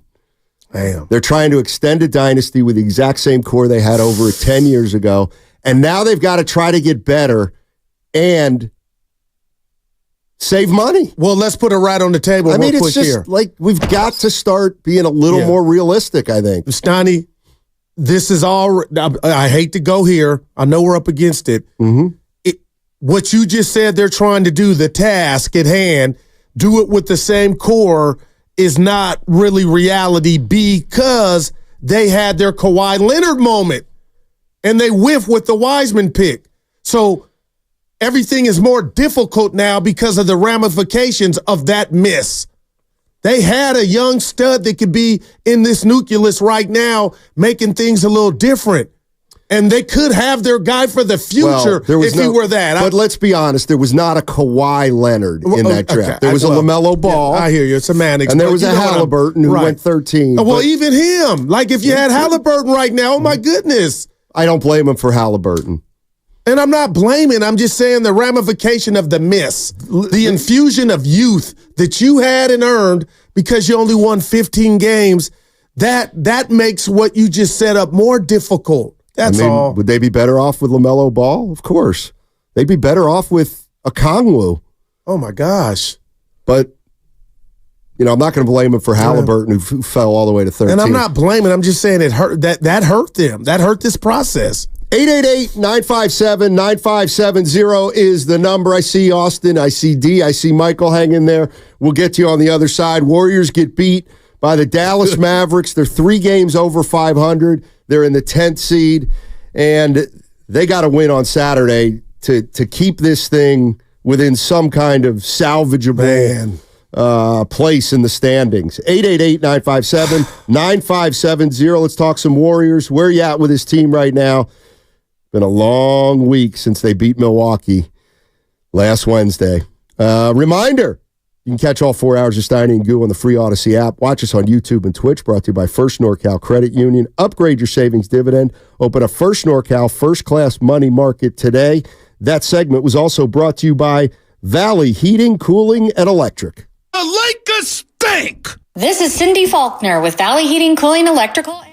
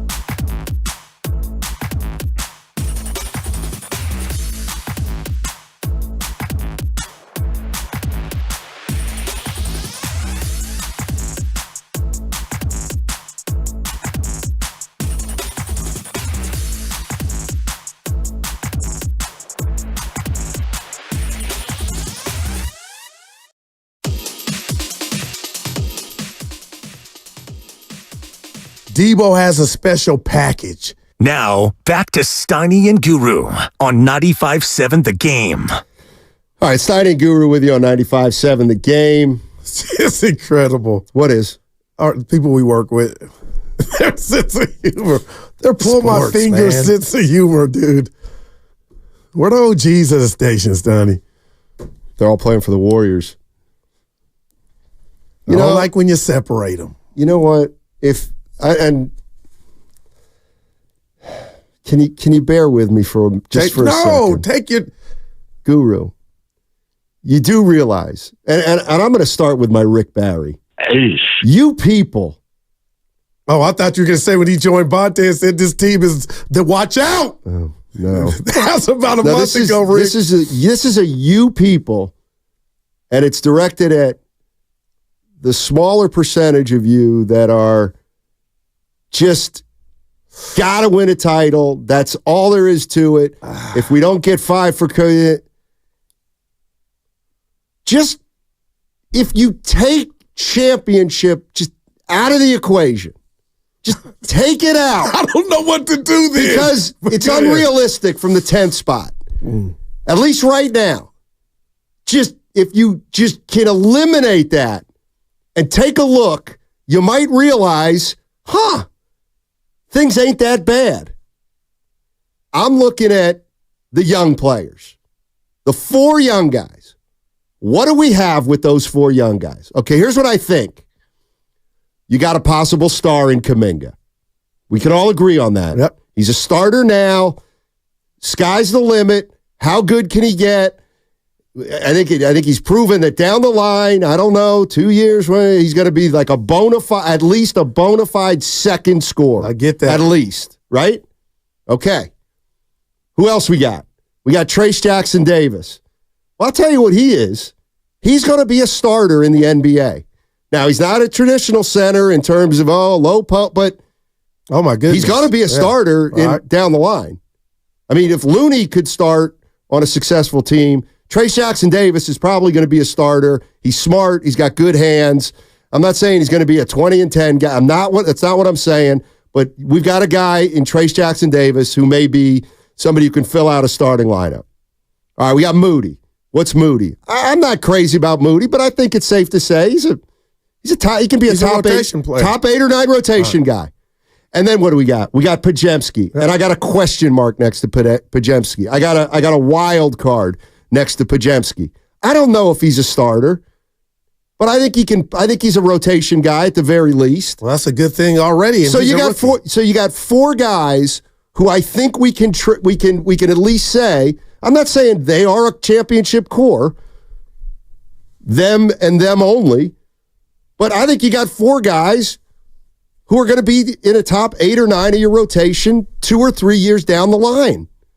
They haven't had anything close to that since Steph Curry started winning titles. But they haven't had to have that because they had That's right. So do you want the development or not? Or do you want to go all in more with a core of older players that is proving daily they can't get it done without way more help because they just are getting too old for that. They're just they're too old to win a title. Well, the best in my mind. Okay, the best of the trio is not too old, I believe, and that's Steph Curry. Okay. But I think you know me, Steiny. I hear what you're selling, but I'm not buying because I would rather, and when it's all said and done and the smoke clears, I would rather know that I tried my all to do whatever for Steph Curry. If that means sacrificing, they've done everything he's asked in 2 years. But now they've re-signed Draymond Green. Yeah. They re-signed Wiggins. They signed Poole. Then they traded him for Chris Paul. They have done everything he's wanted. Hey, I got to say, you got to do more. More. They've never done it from a 10th seed and maybe not even make the playoff. Okay. So this offseason will tell me a lot about what you're talking about. You did everything for Steph, and you're a 10th seed. So we got to keep on down that road. I'm not there. And that might mean, Steiny, you sacrifice some of the future of the youngsters. Those guys, I don't know the name because there's so much in play. But if this thing stays the same, we're going to learn a lot about what the direction of this organization is with or without Curry's blessing. I also think that, listen, Joe Lacob wants to win. Joe Lacob wants to win. I get it. He wants to win. Doesn't mean he will win. And you can't change the rules. The rules are the rules. And they don't have a lot of money, and they don't have a ton of flexibility. They just don't. And so the one thing that I would, and I get it, we were at a different point. Don't you ever forget. I'm talking to Evan here. E-Dog. Yeah, I'm not talking. Oh. The dynasty started by tanking. Don't ever forget that. And when Joe Lacob says the goal is to win, we always want to win, sometimes to win, you got to take a step back. Okay. And I for one, had a lottery pick. I absolutely, for one, think that if this thing goes downhill, and Joe Lacob starts talking about big changes, that doesn't necessarily mean we're going to go out and make moves and get a big boy in here for Curry. The big moves might be we're letting Klay walk. We're letting Chris Paul walk. Gotcha. We're trading Wiggins. Yeah. Those are big moves. Those aren't the big moves that I think people say, well, that'll get us back into title contention next year, but those would be big moves. That would be Joe Lacob saying it's over. The dynasty's over and we need to move on. Like, I think that's within the realm of possibility. Well, what about Curry? Well, Steph, we'll convince you that the long-term and the short-term align. We can't win with Chris Paul, Klay, and Wiggins playing 90 minutes among them, 75 to 90 minutes at the level they're playing. We can't win like that. It's possible. D's in D.C. What's up, D? How you doing, man? What's going on? Hey. What's going on? Good. Hey. Look, man, I'm calling. The main premise of my call is to review the coach from Vallejo. Sure. His statement about about pods. First of all, if he were a coach, he would know that you can't. It's too soon to predict what a young player is gonna be. Like, the kid has only played for 2 months. Suddenly, you want to know his ceiling. I mean, that's kind of ridiculous. That's a ridiculous idea to begin with. From what I could see, the kid is very talented. He has a high IQ. He can make shots. Maybe not at the consistency that you would want a 5 to 6 year player to be, but he can make shots. I mean, give the kids some time to get better. Yeah. Give the kid some time to show whether or not he belongs. I mean, it's just ridiculous for fans to want to compare Moody and Pods or Pods with Wiggins right now, it just does not make any sense. Give the kid some time. And let me tell you this. Let me leave you with this. And I keep it real and I try to be as honest as I can with Pods. I am sensing a lot of Warrior fans that are mad, and especially early on, about Kaminga not playing, Moody not getting time, and they put that, Steiny, at the doorstep of Pods. Pods doesn't control what they do. Pods is taking his full advantage of his opportunity. But I taking calls, Steiny, when you were out and it was Evan and I was with Jason Dumas. They were calling in left and right as if Pods was the coach, and that's not cool. You can't resent this man's jump or him having a good, stellar rookie season because of what was going on with Moody or any other Warrior youngster. It was like he was getting an opportunity that they hadn't gotten, and that's not fair, and it's not true. And I'm not telling you Pods is going to be the next Steve Nash, but he's going to be on the all-rookie team. The biggest issue was that Kaminga was a rookie when they were a championship team. He wasn't good enough to play on that team as a rookie who played no college basketball. It's now 2 or 3 years later, they are a 10th seed. And older. Kaminga now plays a lot, and the bottom line is Podziemski is playing on a 10th seed right now. He's not playing on a championship team. That's why he's playing. He couldn't have played on a team 2 years ago if you thought if that was a championship. That's why they're playing in the first place. 888-957-9570 is the number.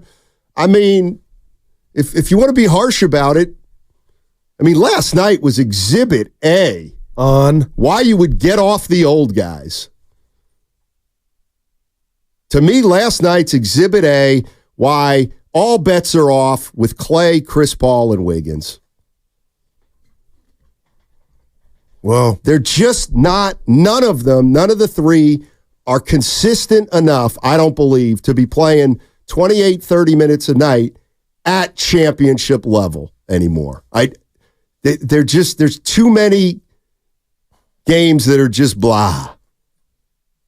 888-957-9570. Yeah, I don't expect Chris Paul back, but Steiny, I'm sorry. No, go ahead. 510, Steiny, who said they did all that for Curry? Well, all I've been hearing for years is Steph would never let him move off from Draymond Green. So they signed Draymond Green.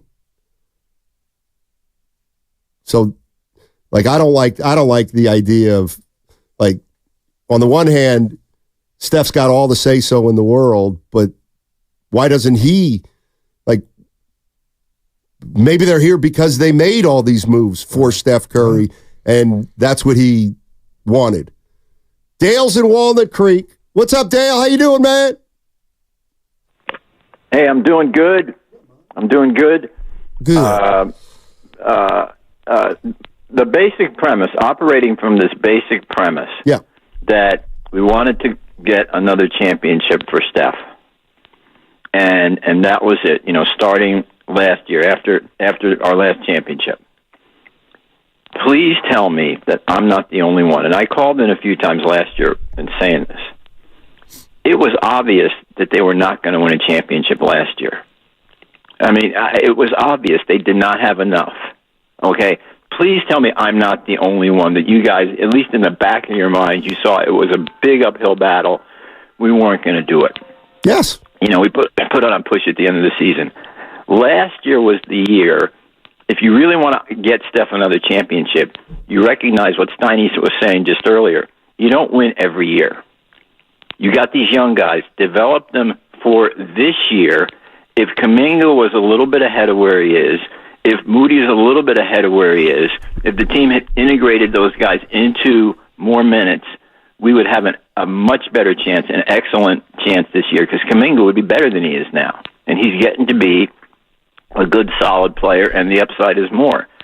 I think you don't always win every year, and please tell me, you guys kind of saw that. We were talking, and we're fans, and we're hoping, but I think you don't throw it all in. The best chance for us to win ain't this year, and don't make the same mistake that we made last year.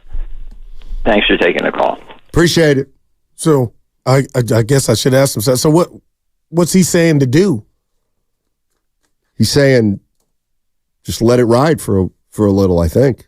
So does that mean saying bye to Klay or bringing him back if he wants to be sixth man? Because when Klay took this role, which he's been more than pretty good at it, Stoney, that kind of greases the skids for me that he might come back. But I know he could be a starter in 18 other cities, and they would pay him as such. So we'll see how that goes. I don't know. We'll see.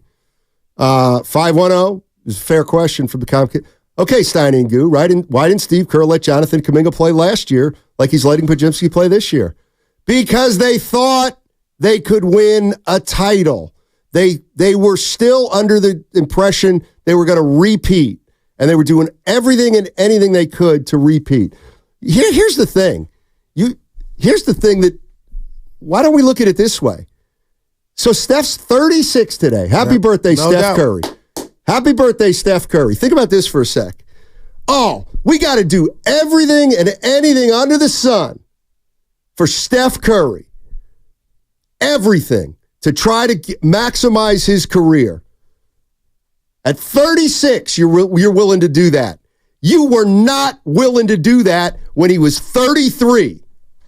because you drafted Wiseman and you drafted Kaminga and you drafted Moody. If you really, really wanted to do everything and anything under the sun to maximize Steph Curry at that time, you would have moved those draft picks for veteran players.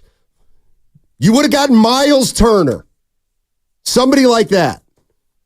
But the reality of the situation is they didn't do it back then. They had every opportunity in the book to turn a second round, a number 2 pick, a number 7 pick, and a number 14 pick into somebody that would help right away. They did not do that. Now, at 36, people want to do it. Well, the Warriors didn't want to do it 3 years ago. They didn't want to trade the number 2 pick for Miles Turner or all the names that were out there. Now, it's not enough for a number 2. Because they were so maybe in love with their intel, thinking that Wiseman could be the future and help immediately. Well, and Kaminga for that matter. A big reason you're in this position right now. Without the resources, Donnie. That's why this is a hard job for Mike and company. It'll be interesting, man. Yeah. 888-957-9570. And it goes back to one of the things I'm steadfast about. I can't prove it, but I just use the evidence. Lacob and Myers thought they were done winning titles after they lost to Toronto and Klay got hurt 2 straight years. I think we heard somebody say that was fact. They did. If they thought they were still within striking distance, they wouldn't have drafted the projects that they drafted. And so the 2022 title that nobody thought they'd win, and they won, it took people by surprise. And rightfully so. In the front office. Exactly. The FO. Exactly. And they realized they couldn't play Wiseman if they wanted to win a championship. Right, I'm going to give you something. Why they played Bielitsa. Yeah. This is a curveball.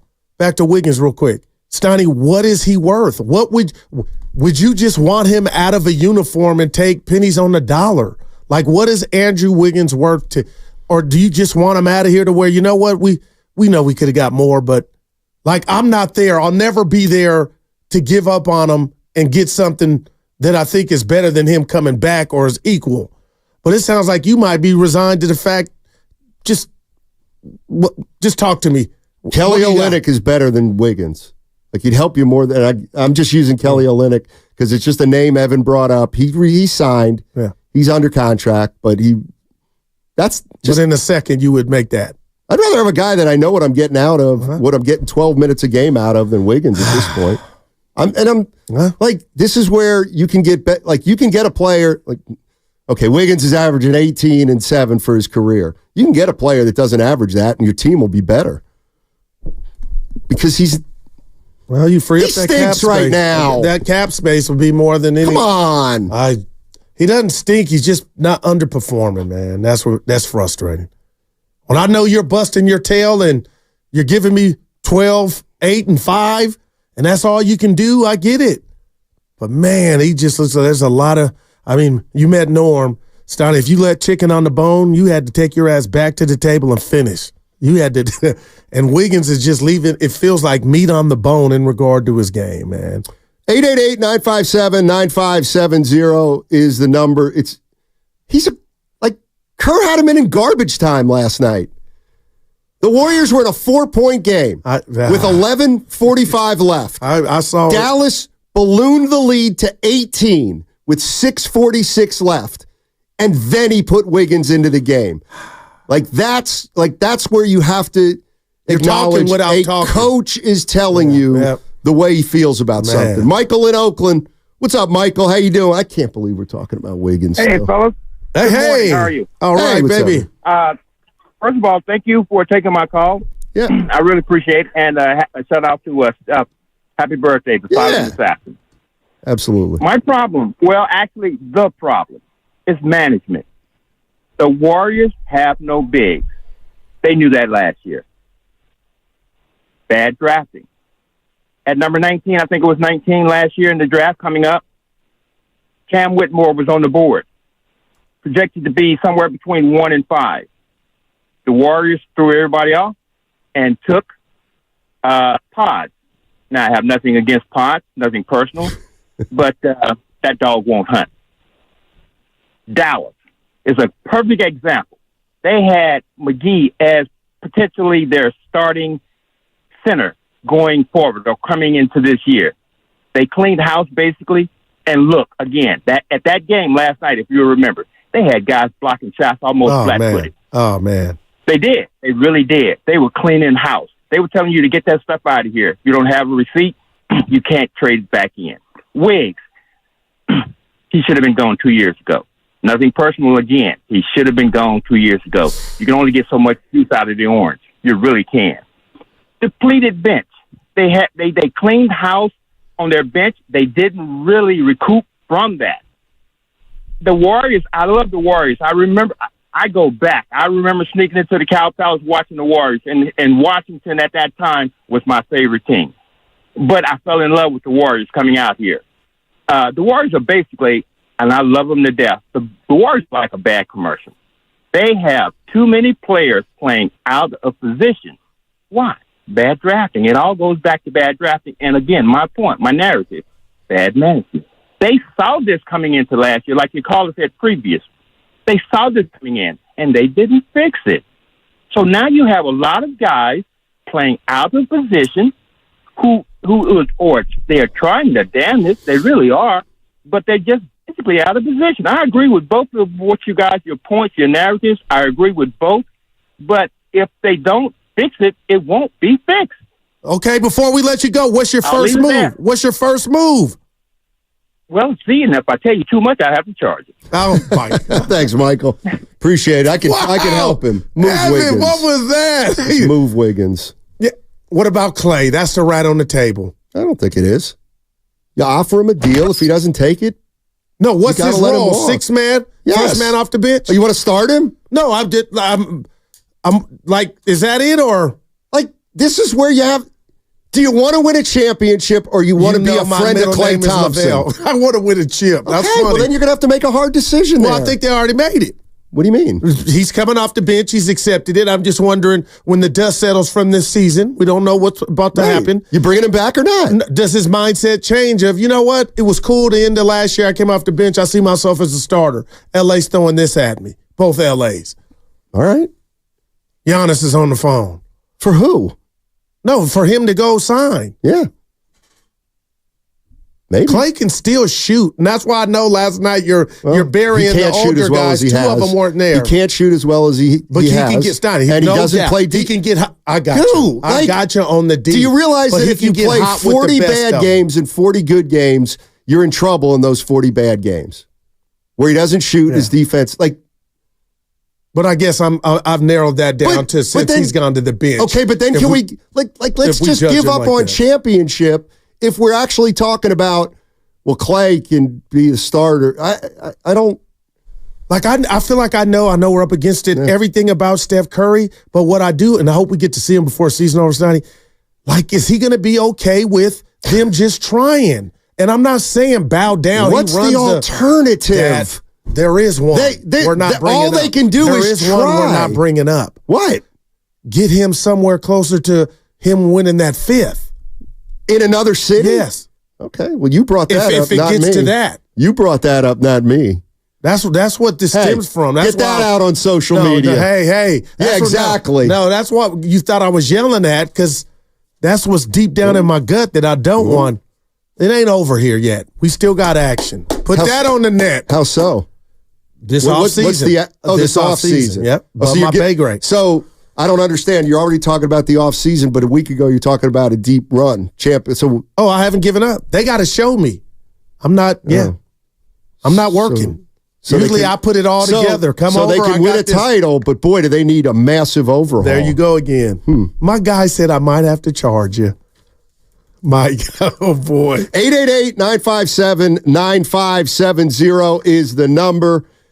And we got to get out at 95.7 The Game. It's Truck Month at your local Ram dealer with great deals on trucks that work hard.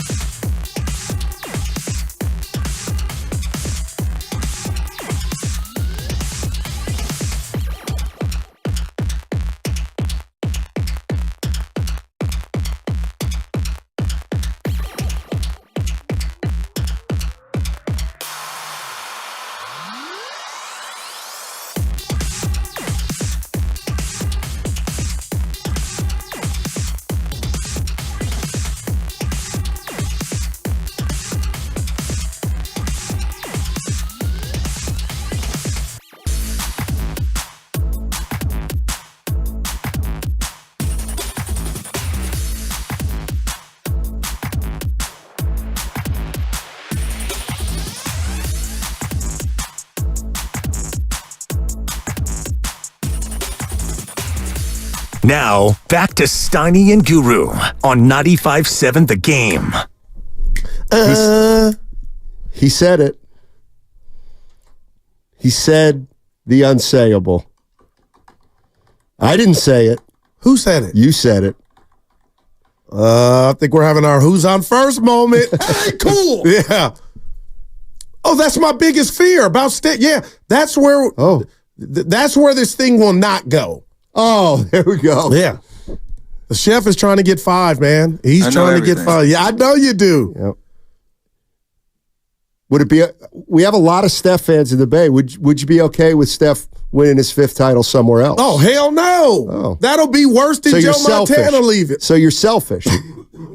You'd sacrifice the future of the Warriors just for Steph. No, I'm not that guy. I'm a Golden State Warrior fan. Not sure who you are anymore. And I'm voting for Steph. If he runs for office, I'm voting. And the streets are telling me he heard that Bob Myers interview. Steph they all listen to the station. Yeah, I guess. Can I ask you a basketball question, you and Evan? Well, and Spadoni, before you get to the call. When I answer, just pretend you're hearing Willard's voice so that the answer will mean something. Whatever. Anyway, can somebody pinpoint when a player's at the free throw line, the inception of slapping hands with everybody after he shoots? Magic didn't do it. Isaiah didn't do it. I'm with Bird didn't do it. I'm just asking, Study, when do you think it started? I can tell you for a fact it started after 1986. It's incredible. I'm like, who started this? I don't know. Oh, man. Anyway, random. I don't know.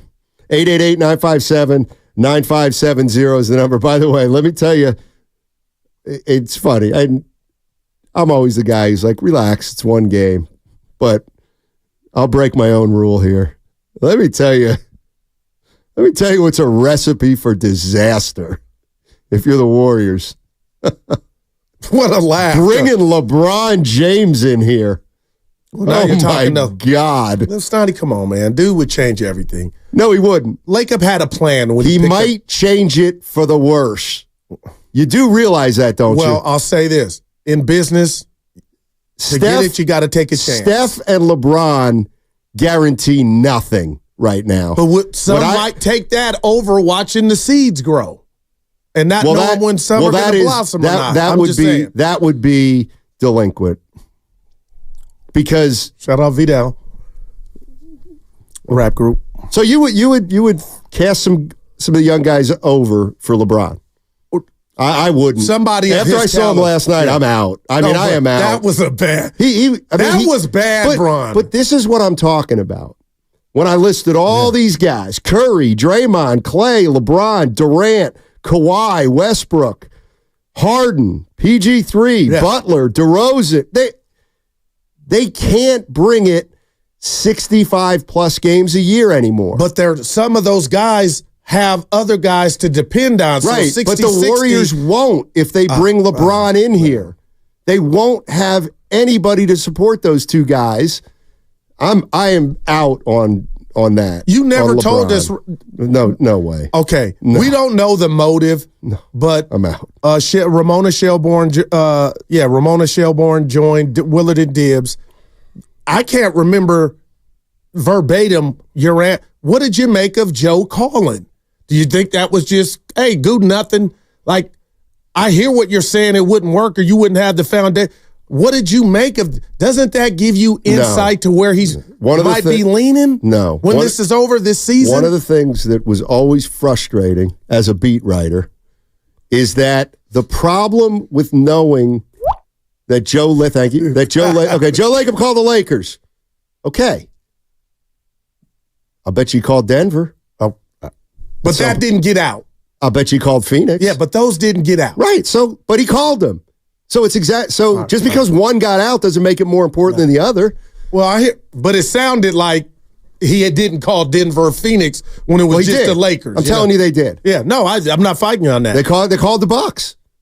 He called the Bucks to see if Giannis is ready to hit the pike. He may have called Houston, sniffing about Şengün.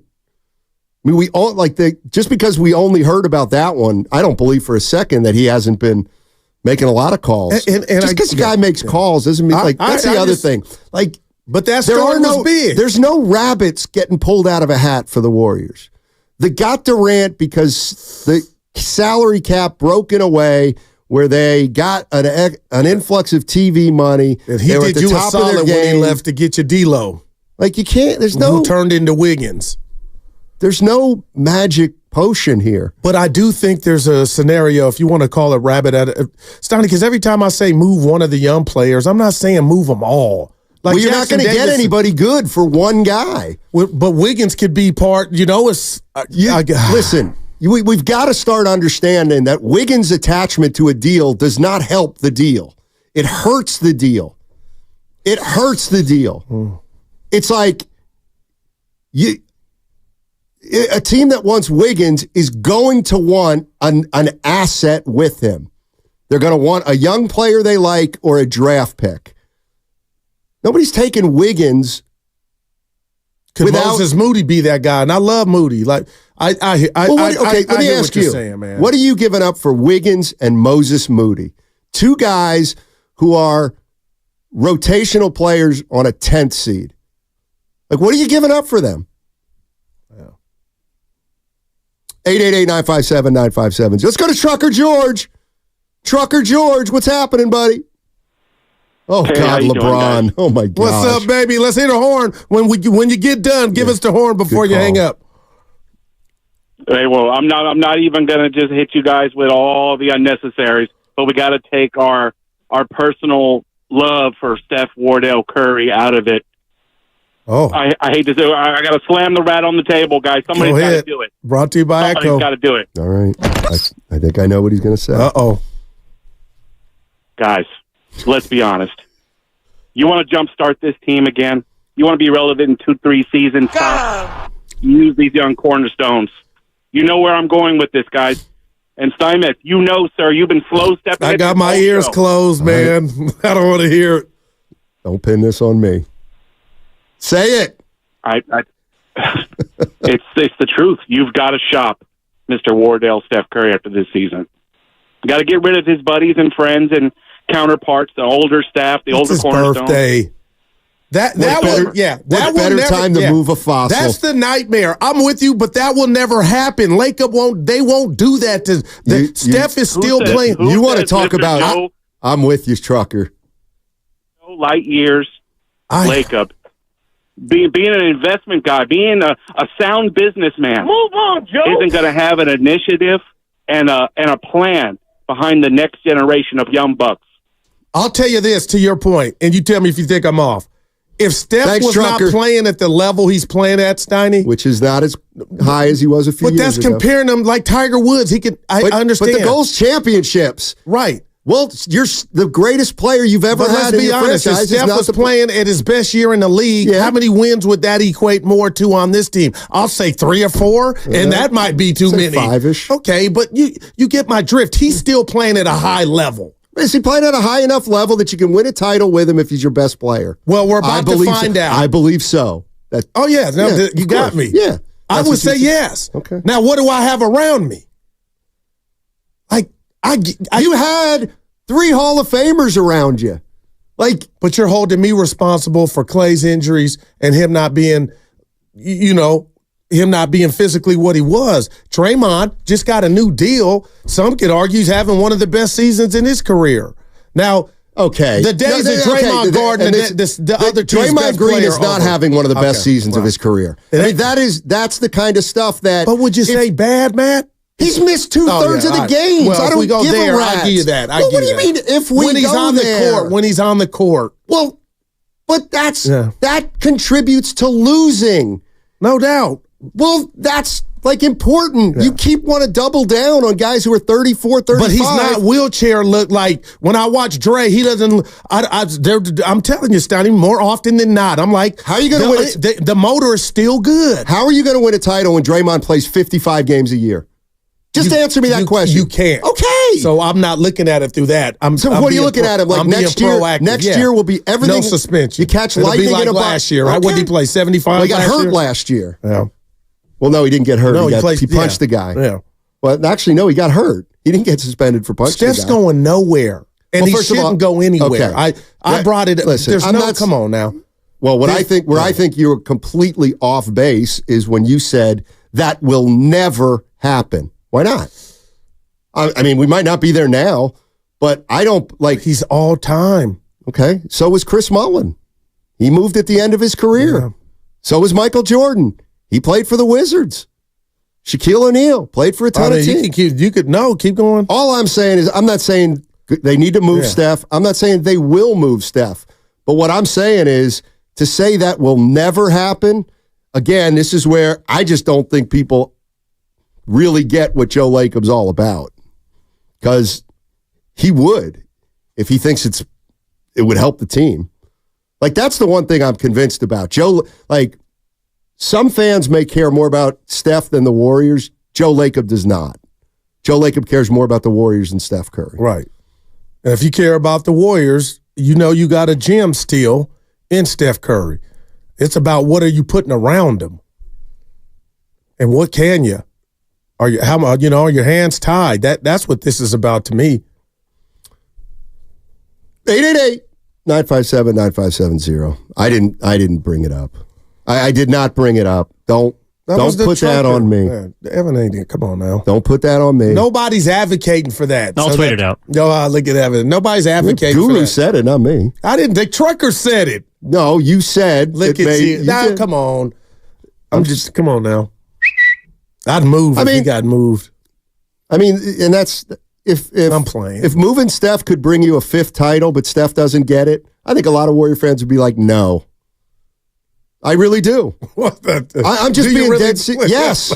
Yes. All right, hey, I hear you. I really believe that. You love who you love. Warrior fans would rather have Steph, some Warrior fans would rather have Steph retire a Warrior, they never win another title, than Steph gets traded and they win a title in 5 years. I'll tell you this. That's not me, but that's a compliment to Steph because he's been all-time great. But come on. And it's nobody is above a championship, Steiny. Come on now. Well, you know I know that. I don't know you know that, honestly. I just think there's more to, and I'm sounding like a broken record, this is my last time referring to it. I just think there's more to Joe Lacob calling L.A. I do believe, like you said, he called everybody else, but that's the one that got out. And that, to me, just gave us some insight as to where his psyche is in regard to possibly getting not just Steph, their team back to close to number 5. Because when we saw that man in Raymond Riddle right before I think there was because you just buy anything a rich guy's selling. Like Joe Lacob comes in here, I really think this is it. We got a shot at winning a title, and you think, Steiny, did you see the look in Joe Lacob's eye? My point is, there was never, ever, hey, we're going to be headed to 10th, and Draymond's going to be suspended for that. Come on, that's all I'm saying, partner. Yeah, you could have never assumed that, never expected in a million years that Draymond Green might get suspended. Well, I got burned there 2 years in a row. Come on, man. That dude was not ready for no tip seed. Here's the other thing about how do you factor in, okay, how many games is Draymond going to play? Well, there's 3 factors. Will he be hurt? Will he be suspended? And then lastly, most importantly, is Steph playing? Yeah, you can't rely on that to win a title. Well, to his credit, Stotty, last year he was available. Who? Draymond. Okay. He was available. How many games? I want to say 75. Contract year. Well, it was a contract year. Look, how's he doing this year? Yeah, we played 58 games. I just don't know how you get hurt from 12 p.m. our time to 5 o'clock. But hey, bend over backwards for him. Nobody said Draymond was a possibility. I know those are the ones like the booby trap. It's not a booby trap. It's something he's done his whole career. He doesn't like to play when Steph's not on the court with him. Man. Those are facts. I mean, that game, I'm just saying, with Dre on the court, that? There's no doubt. Well, then he could be hurt as all outdoors, but that looked bad last night. Steph better play Saturday. Well, wow. No, he'll be there because LeBron will play, and he'll be helping them up. That's the only people Dre helps up are LeBron, and I don't like any of that. And I know Warrior fans see it, but come on, Dre, leave their ass on the ground. Well, send a message. You used to do it. There it is. I need that. There it is. Now he can't. Watch how nice he is Saturday, because those are his folks. You watch how nice he is. I've watched him his whole career. I know him like the back of my hand. You're apparently expecting something different. Well, you didn't know he was going to miss Dallas. That wasn't. No, but it makes sense. I know everything. It's who he is. The chef.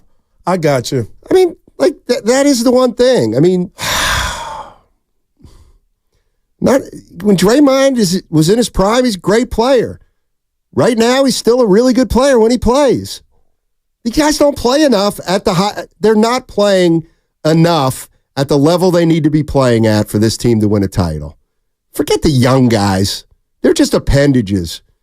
It's time to look at these guys and make a decision whether you really think they can get it done. Let's go to Javier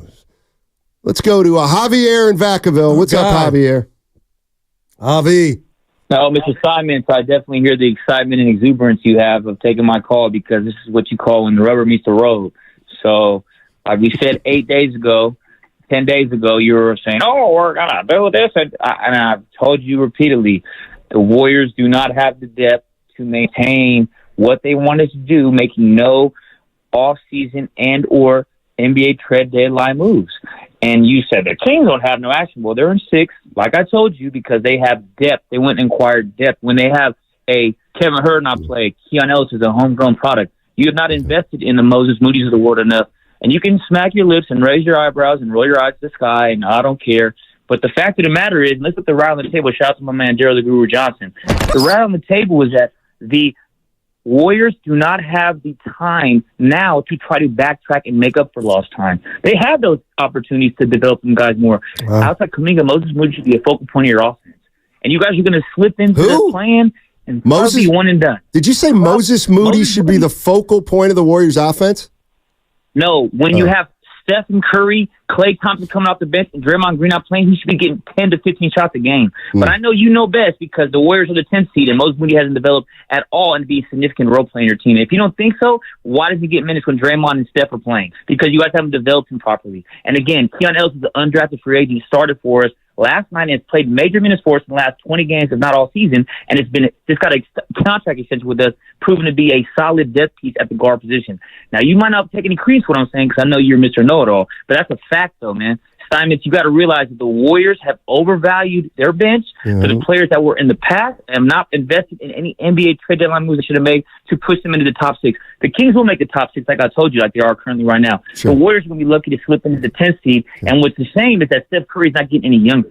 You guys could have really catapulted yourself in the top 3 if you would have made and swung for the fences and cut or traded Drake. When did I? So Javi, I think this is a championship team.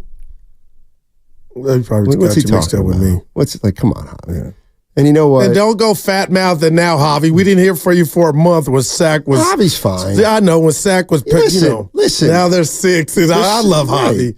Right. Come on. By the way, Javi, you know, just to give you some big picture stuff. Kings won 48 games last year. They were the 3rd seed. And I made a bet with Guru. I said, you know what? I don't know that they'll win 49 games this year. They got 38 now. They're going to be right on that number again, or they're going to be a little bit short. But they're not going to be as good of a... Like, let's stop thinking the Kings... Well, they don't want any part of the play-in. Their playoffs have already started. Do the Kings have a... Are they making a championship run this year? No, I don't believe. Come on, Javi. Let's go to... and we got... He's painting me as the guy who says, oh, Warriors got action. I'll tell you what, they could win it all. Yeah. Yeah, that's me. Yeah, I've been saying that. 888. You know, let's get Flea in Oakland. What's up, Flea? How you doing, buddy?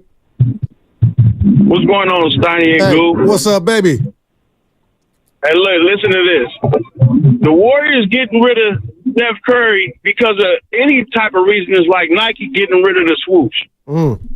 Yeah, I didn't say it. Who in the world? Hey, Steiny, this for you. I didn't say it. Chase Center? Hey, Steiny, I'm just asking you. This is directly just for you. Okay. Who actually is the number one player that they showed that the Warriors built that Chase Center? The Warriors is worth almost $1 billion or how much ever they worth because of Steph Curry, the babyface assassin. Yes, sir. So Joe Lacob is more, let's say, bonded to Steph Curry than any player on the Warriors. He's the franchise. He's the guy that changed the whole thing. Mm-hmm. So Joe Lacob would never play Steph Curry ever. I agree. And I don't know Joe Lacob from a can of paint. But one thing I know for sure, he had never trade Steph Curry. He'd never be loved in this city, and he probably could care less. He won't do that. And Steiny, I believe you know that. I believe you just creating content. I believe you know that. Well, no. What I'm saying is when somebody says the Warriors will never trade Steph Curry, I would say, well, they probably won't, but what if he wanted to? That's the other thing. That's all. What if Steph, the GM, the president, and the owner, Steph Curry, says, we ain't winning this. This is a pipe dream. I mean, get me out of here, and we can speed up two processes. One, I get a ring, and you can rebuild. And the rat on the table is there doesn't have to be. We've seen it in sports. No animosity in that. That's my nightmare. Because if you're telling me you could sit down Steph Curry and you can't predict the world, Steiny, and Joe Lacob says, Steph, I don't think we're going to be able to win it for the next 3 to 4 years. That's not how we envision Steph's ending, in his career. Evan, let me throw this one to you. Oh boy. Let me throw this one to you. Do you believe that Joe Lacob would never trade Steph Curry under any circumstances? Well, under any circumstances, I think anything could happen, but that's what I think too. I don't think it's likely. It would take Curry initiating that. Yeah. I don't think Lacob would do it. Yeah. I'm just saying. He's like the swoosh in Nike, Stoney. He is your this swoosh. is what pisses me off. Guru brings up the idea that maybe the Warriors will have to trade Curry. What happened? And then he goes, well, but that'll never happen. And I said, well, it's within the realm of possibility. And now I'm the bad guy. I didn't even bring it up. I didn't even bring up trading Curry. When did you turn into the bad guy? Right after you said something and then pulled back right away. But you got Academy Awards for being the bad guy for 6 years. My bad. We got to go. That's an Emmy. I got an Emmy for being a bad guy. Hey, 888-957-9570 is the number. Guru brought it up. I'm trying to put it aside. That segment was brought to you by Alameda County Probation Department. Mm-hmm. Want a career with purpose, great pay, outstanding benefits?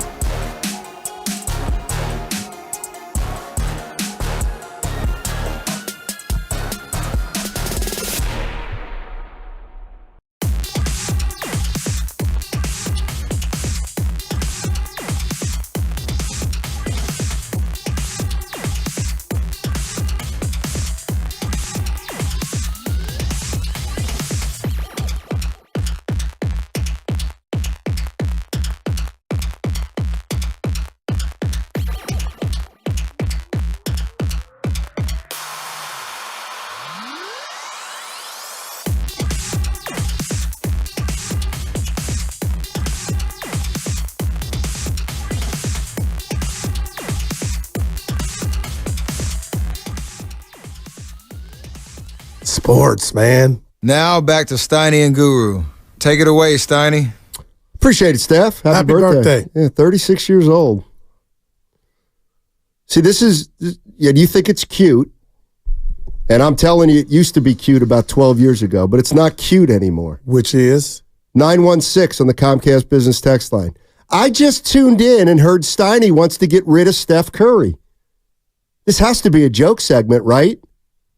Yeah, I don't want to get rid of Steph Curry. I never said they should get rid of Steph Curry. I didn't even bring up getting rid of Steph Curry. Rewind the Odyssey. Guru talked about that as a possibility. No. And I think we're not there. Yeah. We got some big Niner No, we don't. rumors about the possibility of trade. Yeah, rumors. We have big rumors. Yeah, you're right. Ayuk and the Jacksonville Jaguars. What I don't understand real quick about that, Steiny, is you're under contract. What's mutual interest? Like, could you see the Niners getting off Ayuk? Maybe. Wow. And I think they need a deep threat, somebody that could stretch the defense. He's one of them. Who? But Ayuk. Well, but they still needed that. So stay tuned. So there was a report today from the Jacksonville Jaguars flagship radio station that there is mutual interest between the camp of Brandon Ayuk and the Jacksonville Jaguars. And they just moved off of Calvin Ridley, signed a deal with Tennessee, so they're looking for a wide receiver, and there's apparently mutual interest. It'd have to be a trade. Yeah, and the Niners would have to be willing to do that. And so the 49ers have two receivers, Deebo Samuel, who apparently the Baltimore Ravens are interested in, and Brandon Ayuk, whom the Jacksonville Jaguars are interested in. Both different Both receivers. guys are under contract. Yep. So we'll monitor. Maybe the 49ers are poised to make big moves. But I can't see again without knowing what would possibly come back, Stoney. I just can't see a scenario to where Kyle would say, I want to call plays on an offense that doesn't have Brandon Ayuk. I think they're starting to find out whether it's this year or down the road, they can't have Deebo Samuel and Brandon Ayuk on the roster. You can't have two guys making $25+ million.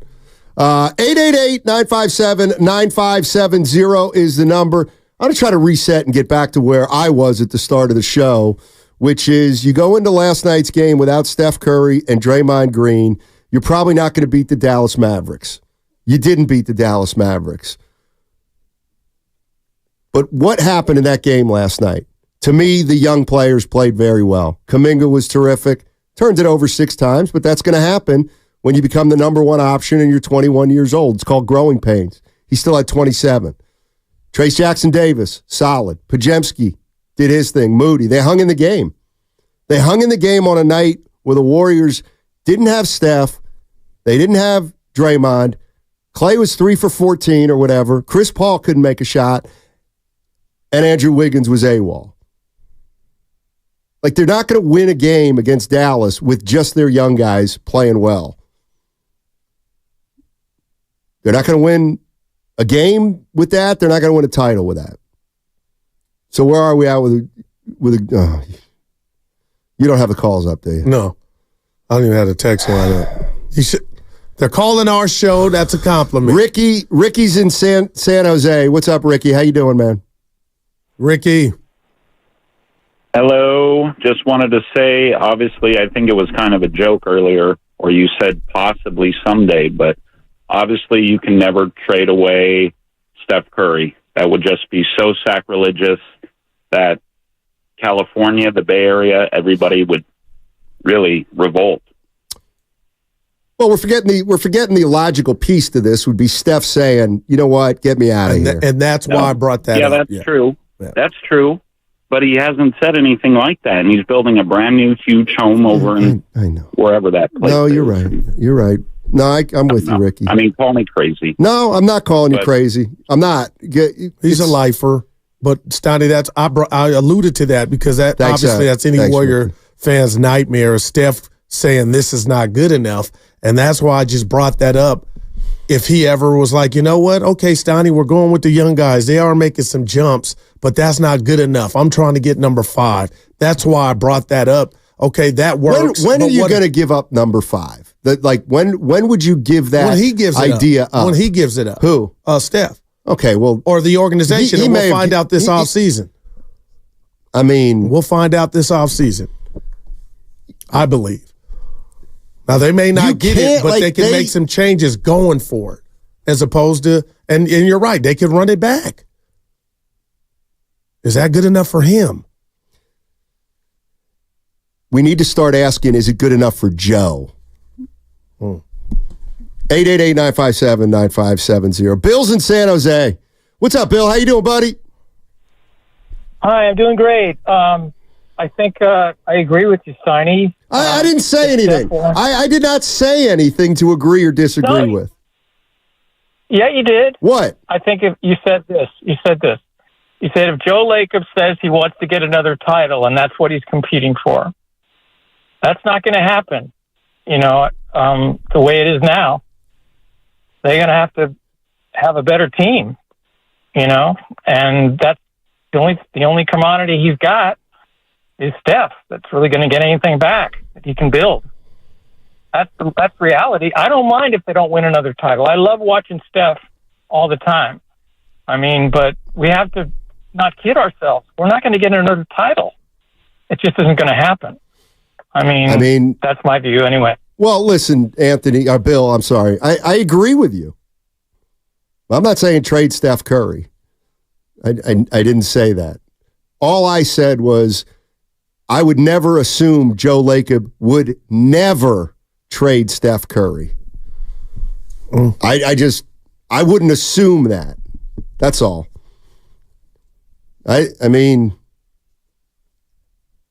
one hand, we can't praise Joe Lacob for 12 years as an owner, call him a riverboat gambler, call him a gambler, call him a guy who only wants titles.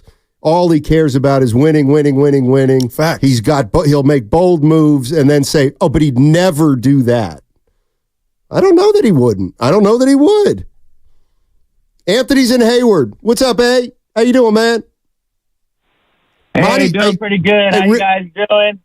We're doing well, Anthony. Go ahead. Hey, so you can never say never. I know what you meant, Steiny. I'm not. People got to pay attention.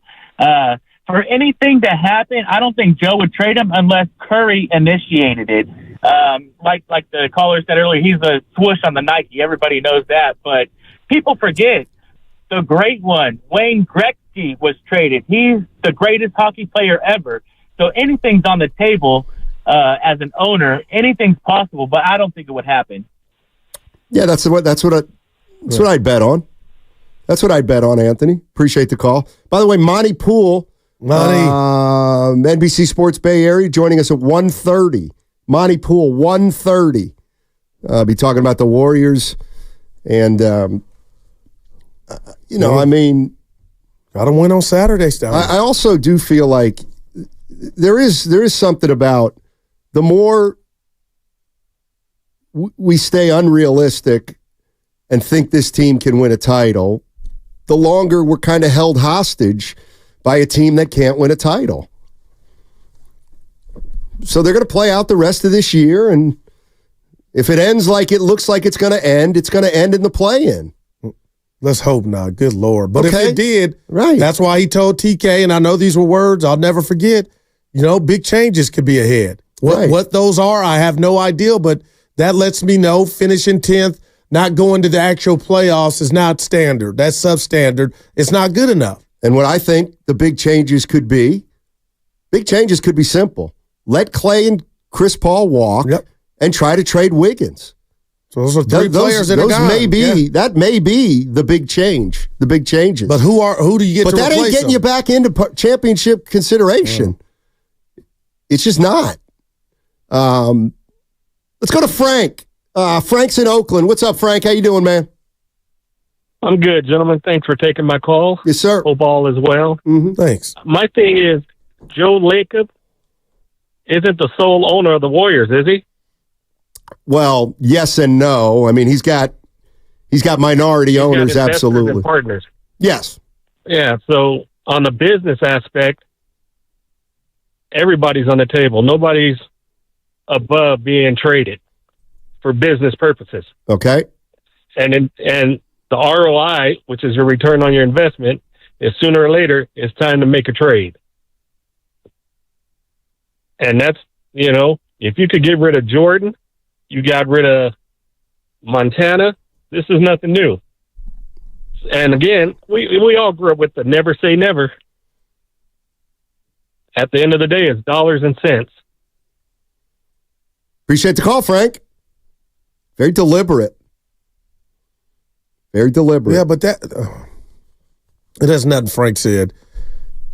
My whole thing with this, if they decide to run it back and you come in here, Steiny, and you're like, all was not lost last night, and you're watching the youngsters grow. I understand that, and I'm happy with the youngsters. My fear as a Warrior fan is, okay, you choose to do that. Is Steph going to be okay? Because you're telling him if this timeline is going to be 2 or 3 years for these guys to really, really be able to contribute, is that going to be good enough for his most important years of his career? When he could play 8 more years, but let's just say it's 4. That is where I was coming from. Is he going to say that's good enough for me? And then if he how many years do you think that don't mean left? They fight. It's honestly 4. Okay, and at the level he's balling 4. I'm going to 40. Well, I think that's preposterous. Now, if we judge him at his best year, then you'll be, the slippage is there. Well, right. But if we're judging him, like, are you still averaging 25, 26 a game? Are you around 38 to 40% from 3, 50%? Like, your metrics for your career. That's fine. Then quit talking about a championship.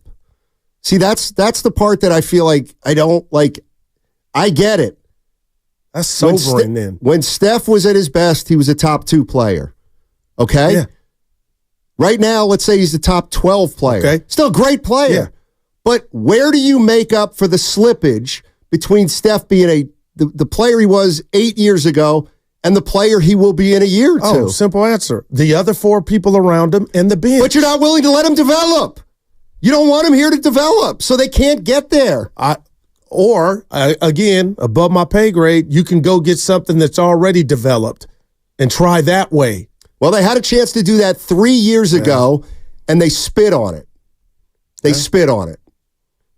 They had a chance to do this when Steph was 33, but the reality is they thought it was over. They were enamored with, okay. Yeah, well, I was about to say enamored with Wiseman. And you want to revisit that? He started from the jump. Right, so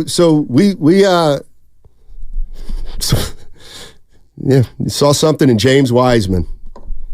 Explain that one to me. Well, I can't. Exactly. 888-957-9570. I'm not crazy about getting into trading Steph Curry because I don't think we're there. We don't have at this point. Right. Well, then you're going to bring it up. Curry will retire in the next 2 years. Okay. 888-957-9570 is the number. Let's go to Steve-O. Steve-O's in San Francisco. What's up, Steve-O? How you doing, man? Hey, guys, I'm doing great. I got the top down in the car. Yeah. Beautiful day here in San Francisco. I forget who the reporter was. It was last week, and they were like, the Warriors are kind of stuck, and there's something to that. And you're right. We've got some tradable players, but you're not going to get the value that you need from those players. Wiggins, I agree with you, Steiny. Wiggins is not adding to the equation. Moody is not fully developed. You're not going to get money for him. And any of the other guys, they haven't developed yet. So I'm not saying you got to run it back, but I don't think you're giving Klay the kind of money he wants. And you're going to let Chris Paul go, just like you said. And you've got to rely on the young players taking the next step. So Kaminga's taking his 2 steps up, and we got to get the other guys in a position where they're all going to take those steps. Moody could be that player. I think he could, but he's not there now.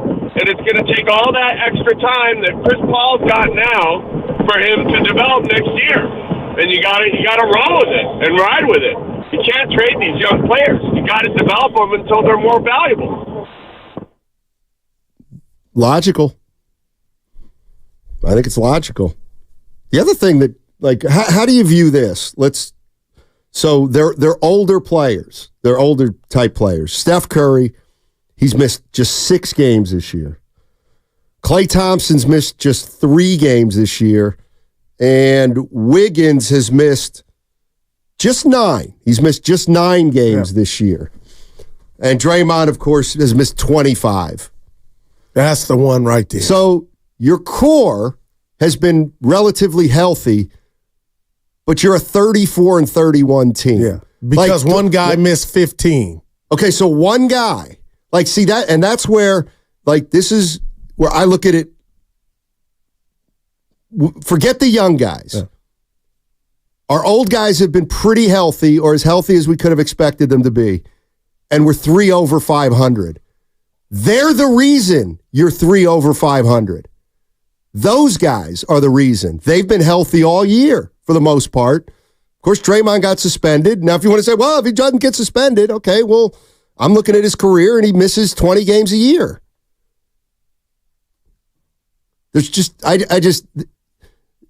there's no easy answer here. That's all. And it's nuanced too, because if you want to go to a whiteboard and tell me this is not your prototypical 10th seed because of extenuating circumstances, and I get everybody has a story, and you just wonder what you were if Draymond would have been there for those 15 games, and maybe you're a 7th or 6th seed. If you want to run that back, I get it. But the only reason Curry came up, Steiny, is I'm not saying he runs Joe Lake up. I'm saying it's up to him if that were ever, if what's going on, your plan and the youngsters are what they're going to do. I'm telling you, it means something for him to sign off on if this is how I see the end. You know what I'm saying? And I don't believe we're there. I believe this dude knows he's still playing at a top 12 level, top 10, wherever you have him.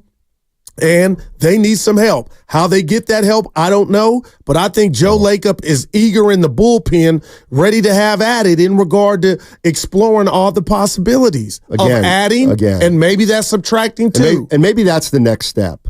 He's not a magician. He's an owner. He can't change the rules. He can't change the salary cap. He can't save him money by asking Adam Silver to save him money. They'll do this and get a big boy. It's not that simple. Like, okay, he called the Lakers. Okay, what are we really talking about? You want LeBron? It's going to cost you 2 picks. It's going to cost you Kaminga.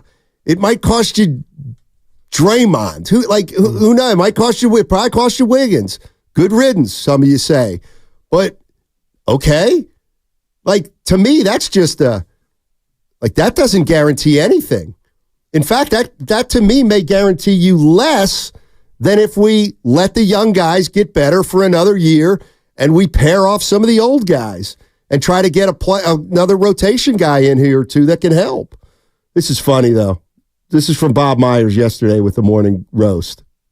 It was well documented. There was the Avery Bradley GP2 this is a fight argument a little bit. Over management. Is that more for the players? Was that players against the front office? There was a game where even Curry, who's the nicest, you guys know who he is.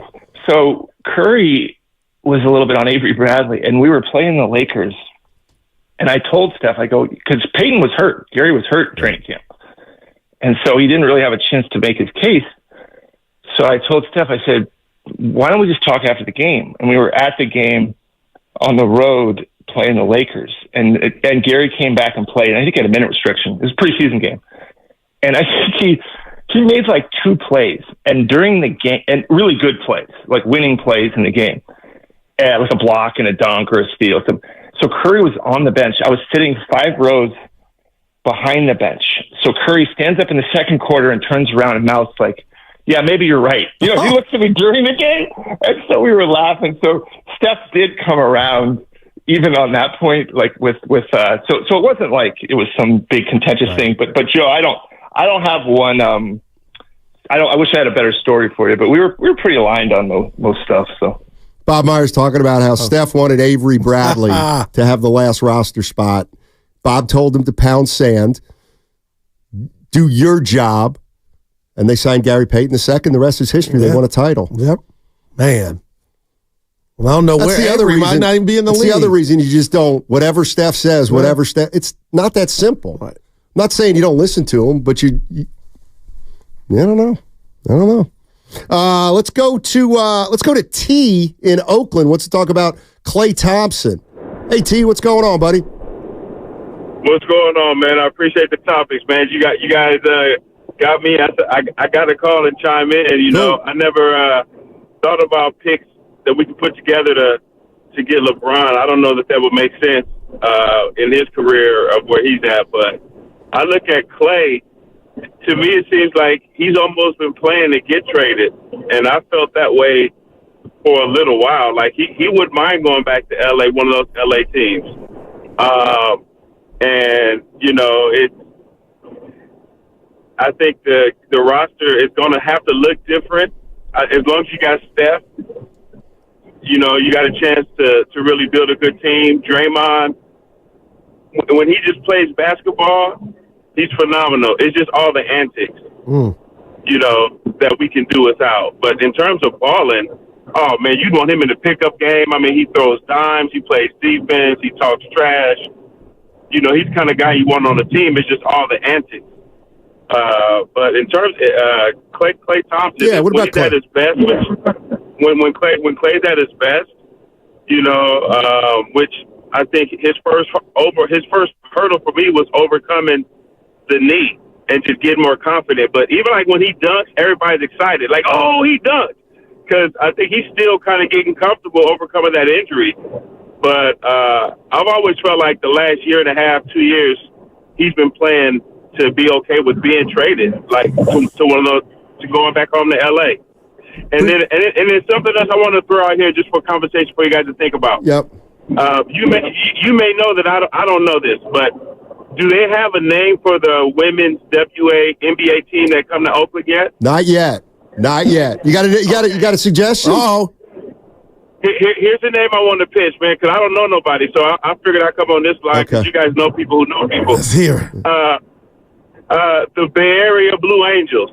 Oh. And if we're gonna keep the team Bay Area, you can do a spin on Blue Angels. You know, it's the same colors. I'm not mad at that. Yeah. Let me appreciate it, T. We're up against it. Oh, okay. The nickname's going to be the Riveters. For Rosie the Riveter. I'm out. Born in the Bay. Frozen. Blue Angels. Yeah. I don't know what There might be a copyright issue there. Yeah, don't knock his dreams, though, Evan. No, it's a good idea. No, it was. I liked it. Legally, you know. I don't. Riveters? Let me guess, you haven't heard of Rosie the Riveter? No. The woman who goes like this with the bandana and the work suit? She's fictional. Women who went to work when the boys went to war. Oh, no. You got to Google it. All right, 888-957-9570 is the number. And you know what? The 530, maybe this is just simply the way to put it, because I kind of feel this absolutely positively. The veterans are too old and the kids are too young.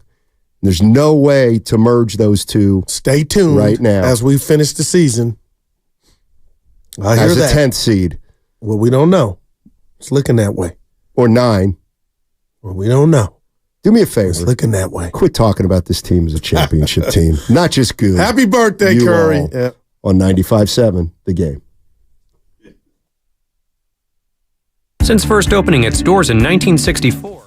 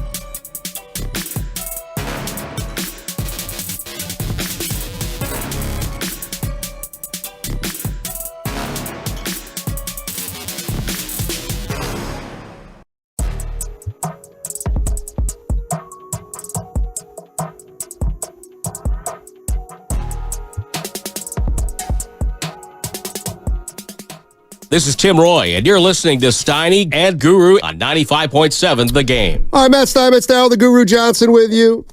Monty Pool coming up in an hour.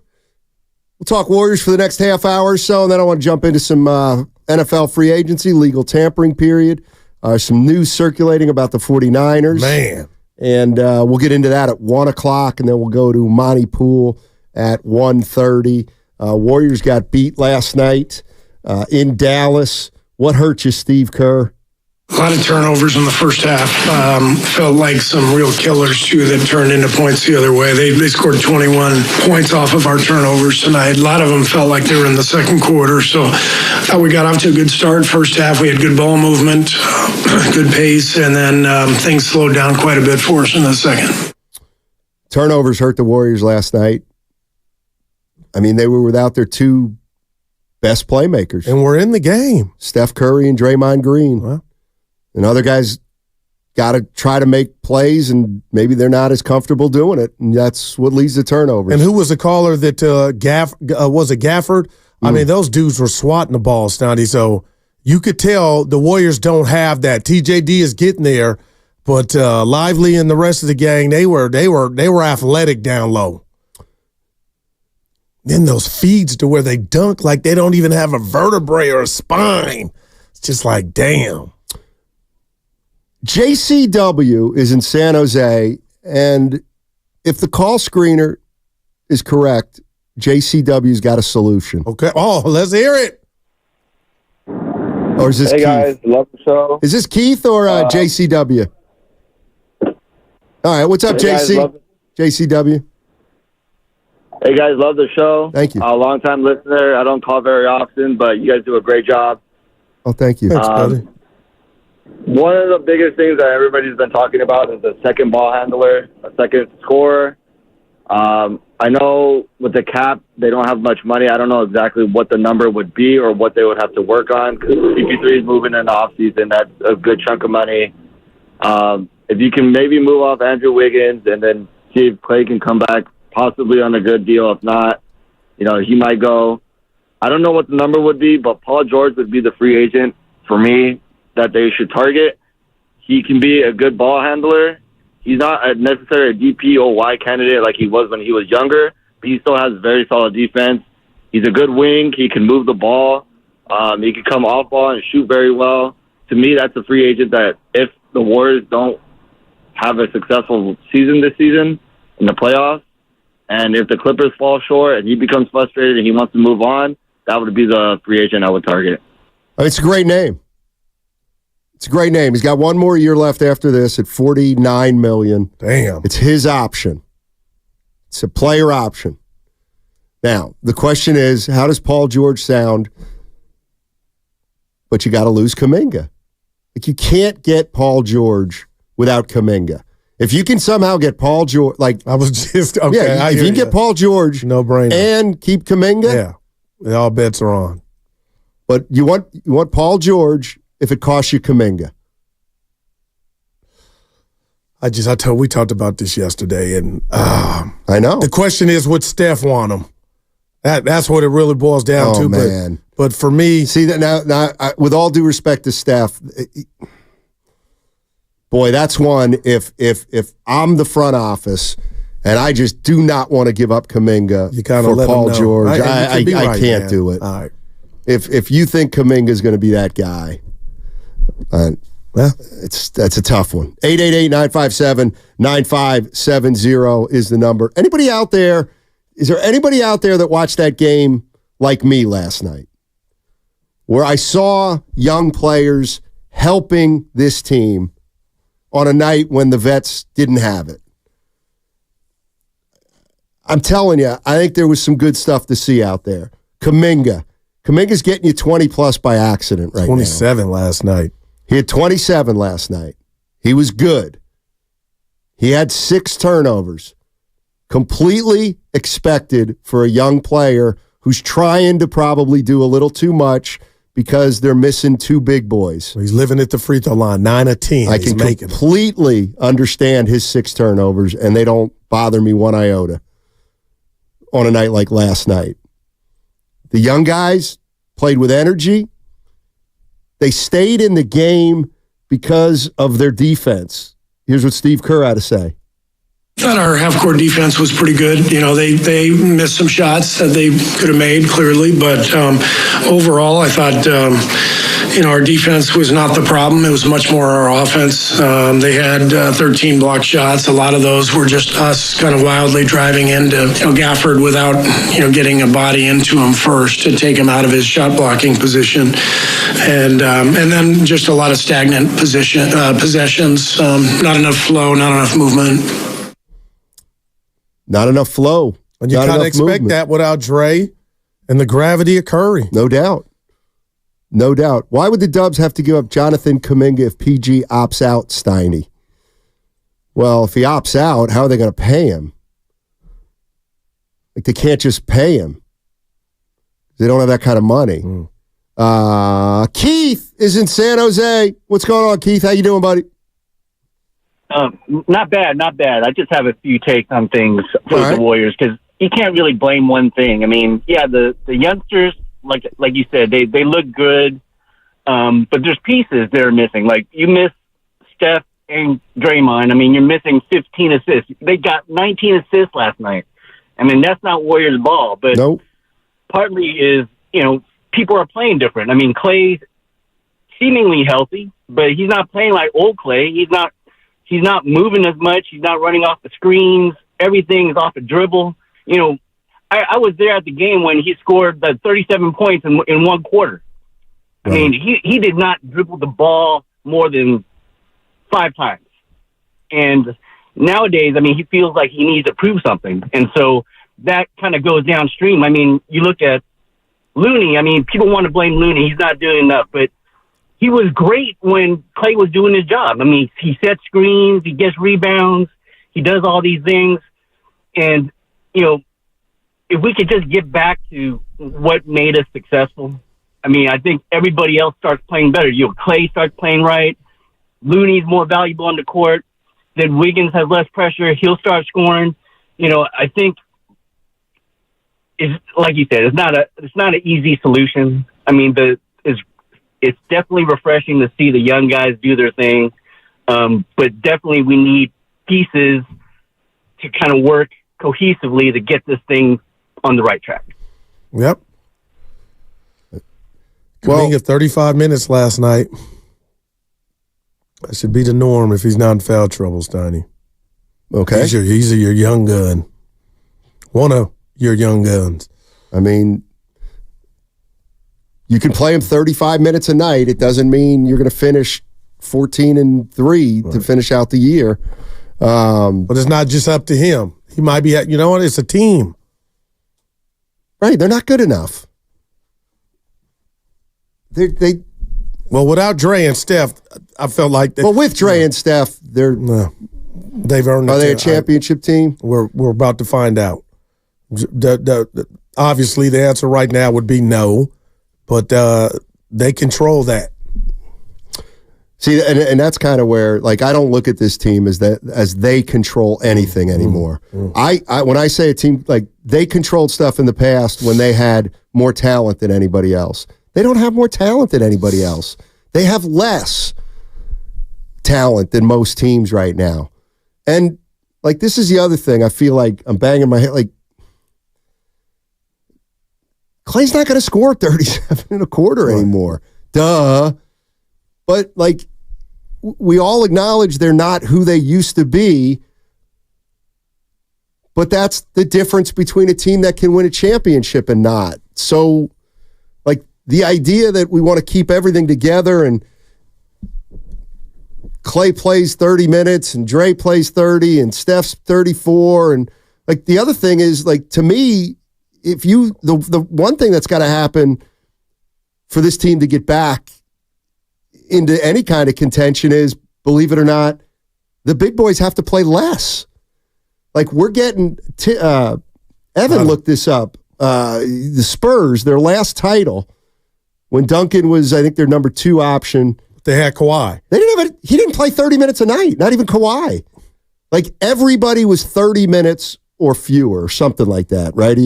Yeah, no one played more than 30 minutes. Like Duncan was at 28, Kawhi was at 28, Parker was at 28, Ginobili was at 23, Danny Green was at 27. Damn. Yeah, and until playoff time. Then the regular season, that's how they divvied it up. Oh, okay. Right, and that's probably how they won a lot of games in the regular season because their starters weren't taxed and their young players helped them win. Like that's to me where the Warriors actually have to go net. Like I'm thinking about bumping Steph. Like Steph and those guys got to start playing 28 or 30 minutes. Well, if you do that, you risk losing. I know Houston's 4 back, but I mean, like I want no part of that. I understand it, but when you're a 10th seed, I need more than less. And I expect them their minutes to go up in the play-in. From a practical standpoint, if the starters start playing more minutes and Steph, Klay, and Draymond need more, like, how can they possibly get to the postseason and make noise if they're playing a lot down the stretch of the season? Well, I'm not saying Klay could be the one that his minutes don't go up like that, and that could be Pods or somebody else, Moody, or by committee. So I'm just telling you, they're not going to do anything, Stoney, and I'm talking about including the play-in game if they're 10th without Curry on the floor 30, 35 minutes. That's just and Draymond, Lord forbid he gets in foul trouble, but like that, there's no, to me, and you look at last night's game, I'm like, okay, Chris Paul and Klay, I know the game's not about scoring, but tonight we need something. They got 17 points combined, and we're 7 for 25 from the field together. Like, yeah, they were 0 for 8 in the fourth quarter. That's not going to get it done. Does that have anything to do with fatigue or age? I'm sure it does, and that's been the same since November when the season started. My thing is, it's what it's what happens when you're at Chris Paul's age. You might have a good, and when you're in that spot playing 31 minutes trying to play defense, and Klay just had an off night. But that's why I think when you look at can they win a play-in and can they make a run? Like how? How can those guys play 30 to 35 minutes a night and last 4 rounds in the postseason? That's why it's a catch-22. Like, to me, you better not cast off these young guys, or like you bring this up, it really matters how it ends. And I'll tell you one thing that I can almost guarantee you about Warrior fans is they do not want it to end like last year where Steph's gassed, Klay's gassed, Wiggins has nothing, Draymond has nothing, and we're relying on whoever. And like, they've got to keep the young guys involved the rest of this season, I think. And it's not just the short term, because for them to go anywhere, you're going to have to start thinking about the big boys' minutes, and that's where the young guys come in. But I also think that's where we're at. It's good for the future too, because if these 4 young guys can somehow get a playoff series under their belt, in a way, even if they get swept, it'll help them for next year, the young guys. 888-957-9570 is the number. The other thing is, again, thank God for the play-in. I think if there's no play-in, I think more people look at this team and say, what are we doing? Oh, I even hate thinking of what that. Are we doing? We're 3.5 out of the 8 spot. We're not even going to the playoffs this year. I think it would be... But that's not the case, but you're right. But I think psychologically it would be easier for fans if they were 3.5 games out of the 8 and knew that they probably weren't going to make the playoffs. Huh? You might have a point. Ben in Oakland. What's going on, Ben? How you doing, buddy? I'm doing good. Hey, sorry, I was in my elevator. I think we should just lose this year. The only reason we beat the Celtics in the finals is because we didn't win in the play-in. We got the fresh legs. If we have, go 2 series this year, which we don't really care about if we're not going to win, what good is that? So if we just lose, freshen up, rebuild the roster, then we have a chance for Steph to win his 5th. But if we go all in this year to win a round or 2, we have no chance next year. Well, that's what I'm thinking. You're all in right now. Like, Stoney, you're all in. Oh, the only question I have for you, Stoney, and the listener is, okay, forget Kaminga for this exercise because he's a starter. But if you were having lunch with Pods and TJD right now, Steiny, would you say, okay, hey, with the playing game's going to come, get ready for your minutes to decrease? Or I could see a scenario, depending on how the game is going, Kurt trusting Pods for 35 minutes in that game. Like, okay, I don't know what, yeah. But and then let's say they win that game, they got a 7-game playoff series against Denver. Okay. Kurt, this just me. Right. I'm not even thinking about next year. I need Dre and Curry. Okay. Those two to play 35 minutes. Like, that's just. Okay, and then you upset Denver. Then we 35 more minutes the next. Like, that's not going to work. Yeah, but you see how it's going. But that's not that. Didn't we, like, honestly, that's where I do say, like, we saw that last year. Because that's a fan. That's what I am, a fan. That's a fan's hope. I hear what. So when you watch that Lakers series, I just think the Lakers were better than the Warriors. I never once thought if the Warriors weren't gassed, the games might be different. We had no answer for AD. Why'd the Warriors lose game 1? Well, Jordan Poole missed a shot that he shouldn't have took. Well, why didn't they win it more? Like, why was it in that spot? To me, it was in that spot because, yes, they played 7 against Zach, and Curry had 50, and the Lakers had 4 days off. And they came in here, stole game 1 because the Warriors were taxed in a long first-round series, and the Lakers, like, to me, that's very important. But the Lakers went on, I'm asking you if this means anything to you, they went on to go to the Western Conference Finals. Don't they get anything for being better than the Golden State Warriors? Rest or no rest, or tired or no tie? Okay, they're either better. They were a better roster, I believe, than the Warriors. The Warriors better than them this year, roster-wise? No, I think they're a bad matchup. No. I would take the Lakers in a heartbeat. Well, why do we think they can go on a run if we know they're going to have to play the Lakers first? Well, what if the Lakers get to 7? They ain't got to. Well, that's a lot of ifs, but I mean, you want something, Steiny, you got to go take it.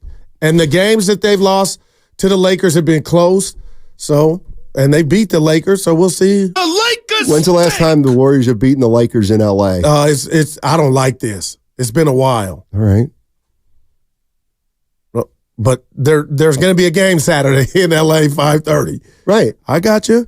Jason in Palo Alto. What's up, Jace? How you doing, man? Doing well, thank you, gentlemen. I love the show. I'll try to make this quick. First and foremost, that 13 and 14 Spurs team is one of my favorites of all time. I think it's hard to make that comparison between them and this. Popovich never lets anybody score more than 40, and those guys were legends with a rising superstar in Kawhi, and they just fit differently, and they just fit better. So just want to make a comment about that. I think that's a tough bar. But here's the main thing I want to say. I always love it when y'all get into the music banter. Okay. And I think this year, man, we're just like the old school 60s soul bands. Gladys Knight and the Pips, Smokey Robinson and the Miracles. Yeah. We're Steph Curry and the Warriors. Without him, we're nothing. And every really good, in the modern NBA, the top teams have a number 1 and a 1A. LeBron and KD, you got Chet and Shea, you got over there in the Celtics, Tatum and Brown. Who's our 1A? I did this yesterday. I'm with you. Oh man, I hear you. Some days, some nights it's Kaminga, and that's rarely it's Wiggins. But let's some nights it's Klay. Put the rat on the table. It was Klay. It's not anymore. Yeah, no doubt. He's not a 2. Draymond was a 2.5. He's not a 2.5, 3 anymore. Damn. But I'm just telling you, what I'm seeing from Kaminga and his ability to get that whistle called from the Zebras. Go trade him then. No, I'm just saying, with these play-in starts, Donnie, and he could be that number 2. Like, I'm not ruling that out. And he didn't quit shoot. Well, he shot a couple of... Steiny, he's just a freight train. He's getting to the free throw line and he's making them. That's the first ingredient of a great scorer, man, is to be able to get to the stripe, and he's got that already. Yeah. I'm not worried about Kaminga's scoring. Wow. That's the last thing I'm worried about with Kaminga. Well, last time the Warriors won a game against the Lakers in L.A. was 2021. Good God. What? That was during COVID. 510. This is what I really think is happening. For 2 years, we're trying to incorporate these young players, and finally we're at a place where everything is really starting to mesh and balance between the young and the old. And I think the fan base is now torn between the young and the old. It's not good. It's not good enough where we stand. See, I don't separate it. I know. You look at the long term. Everybody's got the same jersey. Let's go. That's fine. And some guys and half the team's too old, and half the team's too young. Like, okay, so now what are we going to do?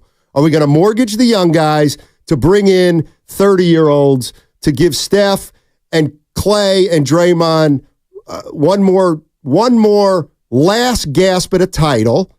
Or are we going to say, you know what, maybe it's time to move off Klay and Wiggins and CP3 and supplement these young guys with Steph and Draymond and see if we can turn this thing around? And listen, so you understand that's on the table. What? That they could go that route to try to bring a 30-year-old in here and try that. Like, right, but it's not going to be a big boy. Yeah, I got you. I tell you what, like, that's the thing. You mentioned DeRozan yesterday. I was thinking about it. I was just like, as much as he hit the game winner last night, just at OT, but I'm like, nah, that ain't it. He's not worth it. Here's where I'm at with the Warriors. You know, okay, maybe we're with title. I'm not even, forget that for now. I feel like for the last 2 years, we have seen firsthand what put Steph aside. We've seen firsthand what this team looks like with Klay, Draymond, Wiggins, Looney, and I'll put Kaminga in there because he's part of the top 6. We've seen that. We've seen what they can do, and they can't get it done. They can't get it done. They can't get it done for an entire playoff anymore. Okay, so now we got some young play. I'm not moving off young guys because I think that there's a fix here which will give Steph his 5th title.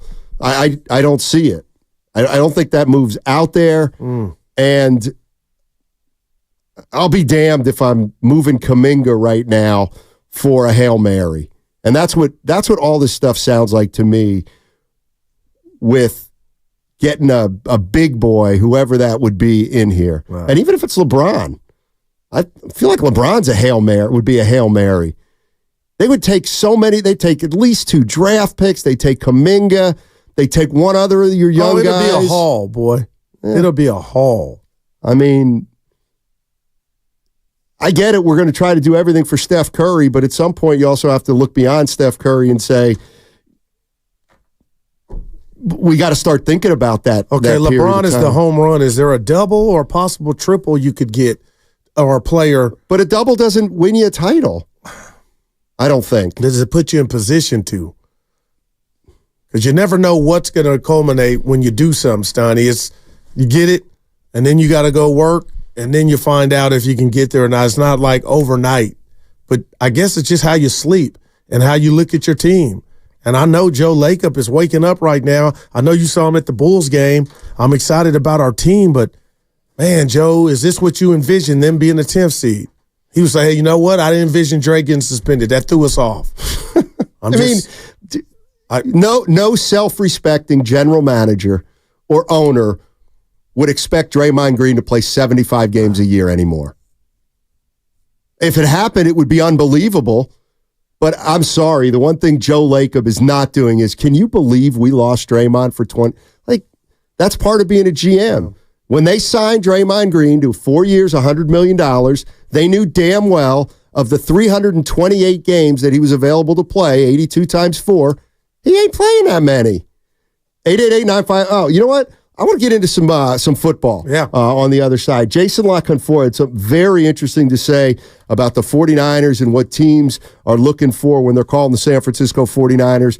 Monty Poole will come up at 1:30. We'll jump back into Warriors at that point. A reminder, you can catch all 4 hours of Steiny and Goo on the free Odyssey app. Plus, watch us on YouTube and Twitch, brought to you by First NorCal Credit Union. Upgrade your savings dividend. Open a First NorCal first-class money market today. It's Truck Month at your local Ram dealer.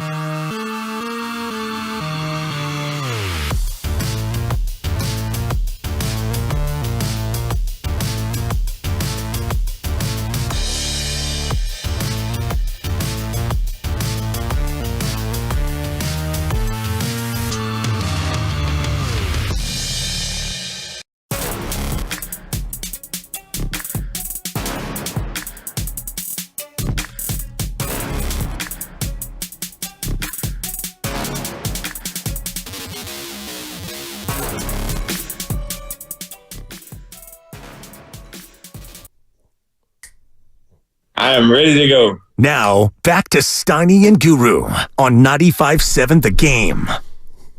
To Baltimore. Oh, he ain't going nowhere, bro. I am ready to go. He Baltimore's changed his got number interest. to number 1, Steiny. Yep. My favorite number. 222. Jason LaConfort is our Odyssey NFL insider. He was on with a morning show today. We're going to jump to some football. And we got Monty Poole coming up at 1. We'll jump back into the Warriors. But it's the legal tampering period for the NFL as free agency gets ready to start. Jason LaConfort, what's going on with the Niners? Take a listen to this, and we'll talk about it. There are definitely teams out there that believe when all is said and done that there might be a price that you could pry Debo out of there. And people get traded in this league all the time. I mean, Wayne Gretzky's been traded. Professional sports is professional sports. So when teams see another team that might be in a bit of a quandary with a player at that position, it's only natural that calls start coming in. What they ultimately do, are they absolutely dead set on having Ayuk and Debo there long term? You know, it certainly seems like that's their mindset for now, but it's a long offseason, and I don't think that until that thing's resolved and until there's some certainty there, I think they're going to continue to have periodically teams calling to offer this or offer that, or to at least explore, hey, what would it take? All right, so here's what Jason LaConfort is talking about. He's talking about Brandon Ayuk, who's under contract for 1 more year, but they can extend him this year. Apparently there's interest from the Jacksonville Jaguars, and Ayuk is open to that camp in Jacksonville.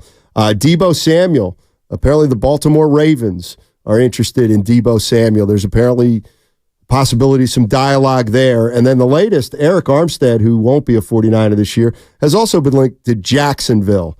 But the one thing, can we all agree? Well, I don't know if we want to agree or not on this, but it seems like the 49ers have resigned themselves to the fact that at least long term, they're probably not going to be able to have Ayuk and Debo on the team beyond 1 more year. That's kind of what it feels like might be setting up. And I don't think anybody would tell you you're wrong. And I'll also add to that, Steiny, we could see this coming, right?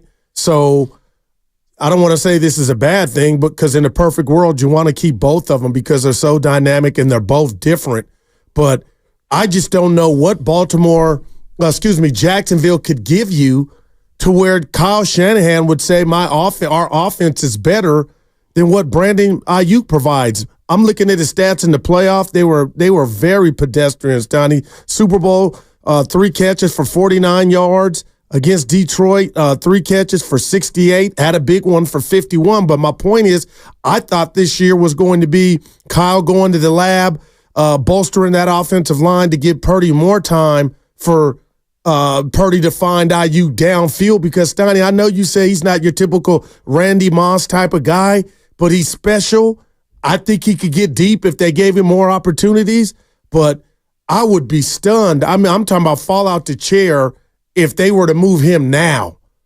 Which one? Brandon Ayuk. Yeah, no doubt. Because I think he overall is the better player than Debo Samuel, and Debo is one of a kind. But with the injury history and all that stuff, Steiny, there's no scenario to where I think the Niners would make this transaction this early.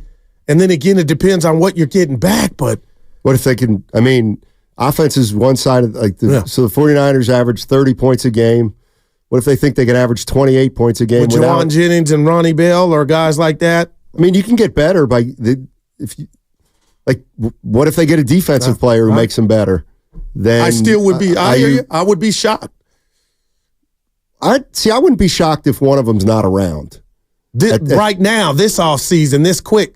Because I kind of like how you set it up. Like, they got one more, but now it might not be that. Listening to Jason. Well, if there's some smoke if there's fire where the smoke. I mean, I just think that, and if we're looking at, we're going to have to pay Brock Purdy in a year, and we just kind of know we can't pay Purdy, Debo, and Ayuk.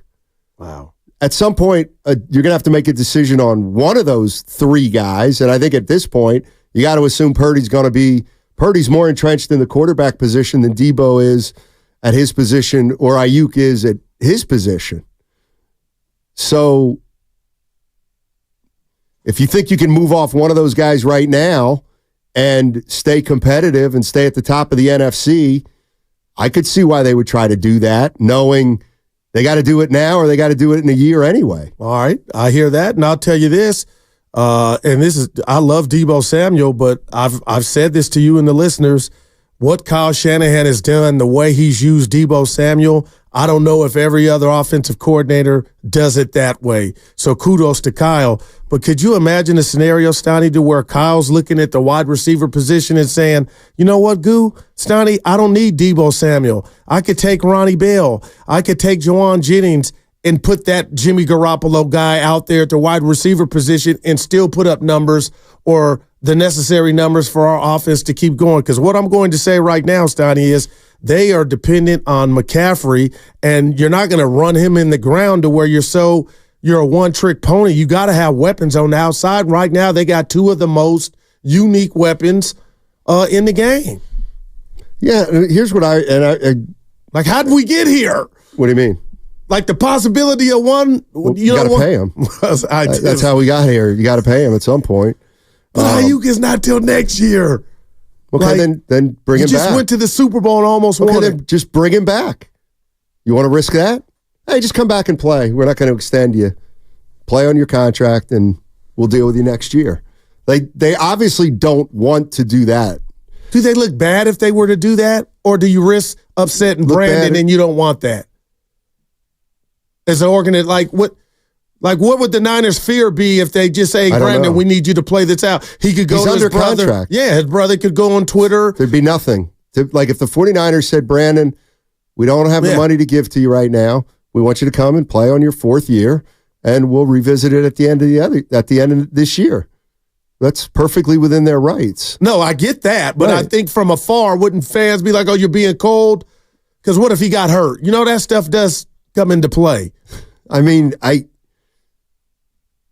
because the other week you told me, I expect him to this offseason to give Ayuk his money, and I was like, Stoney, why do you feel? I do, and I guess I'm asking you if and then they'll lose one of them next year. Right. That's what I think. But why would they give Ayuk his money early?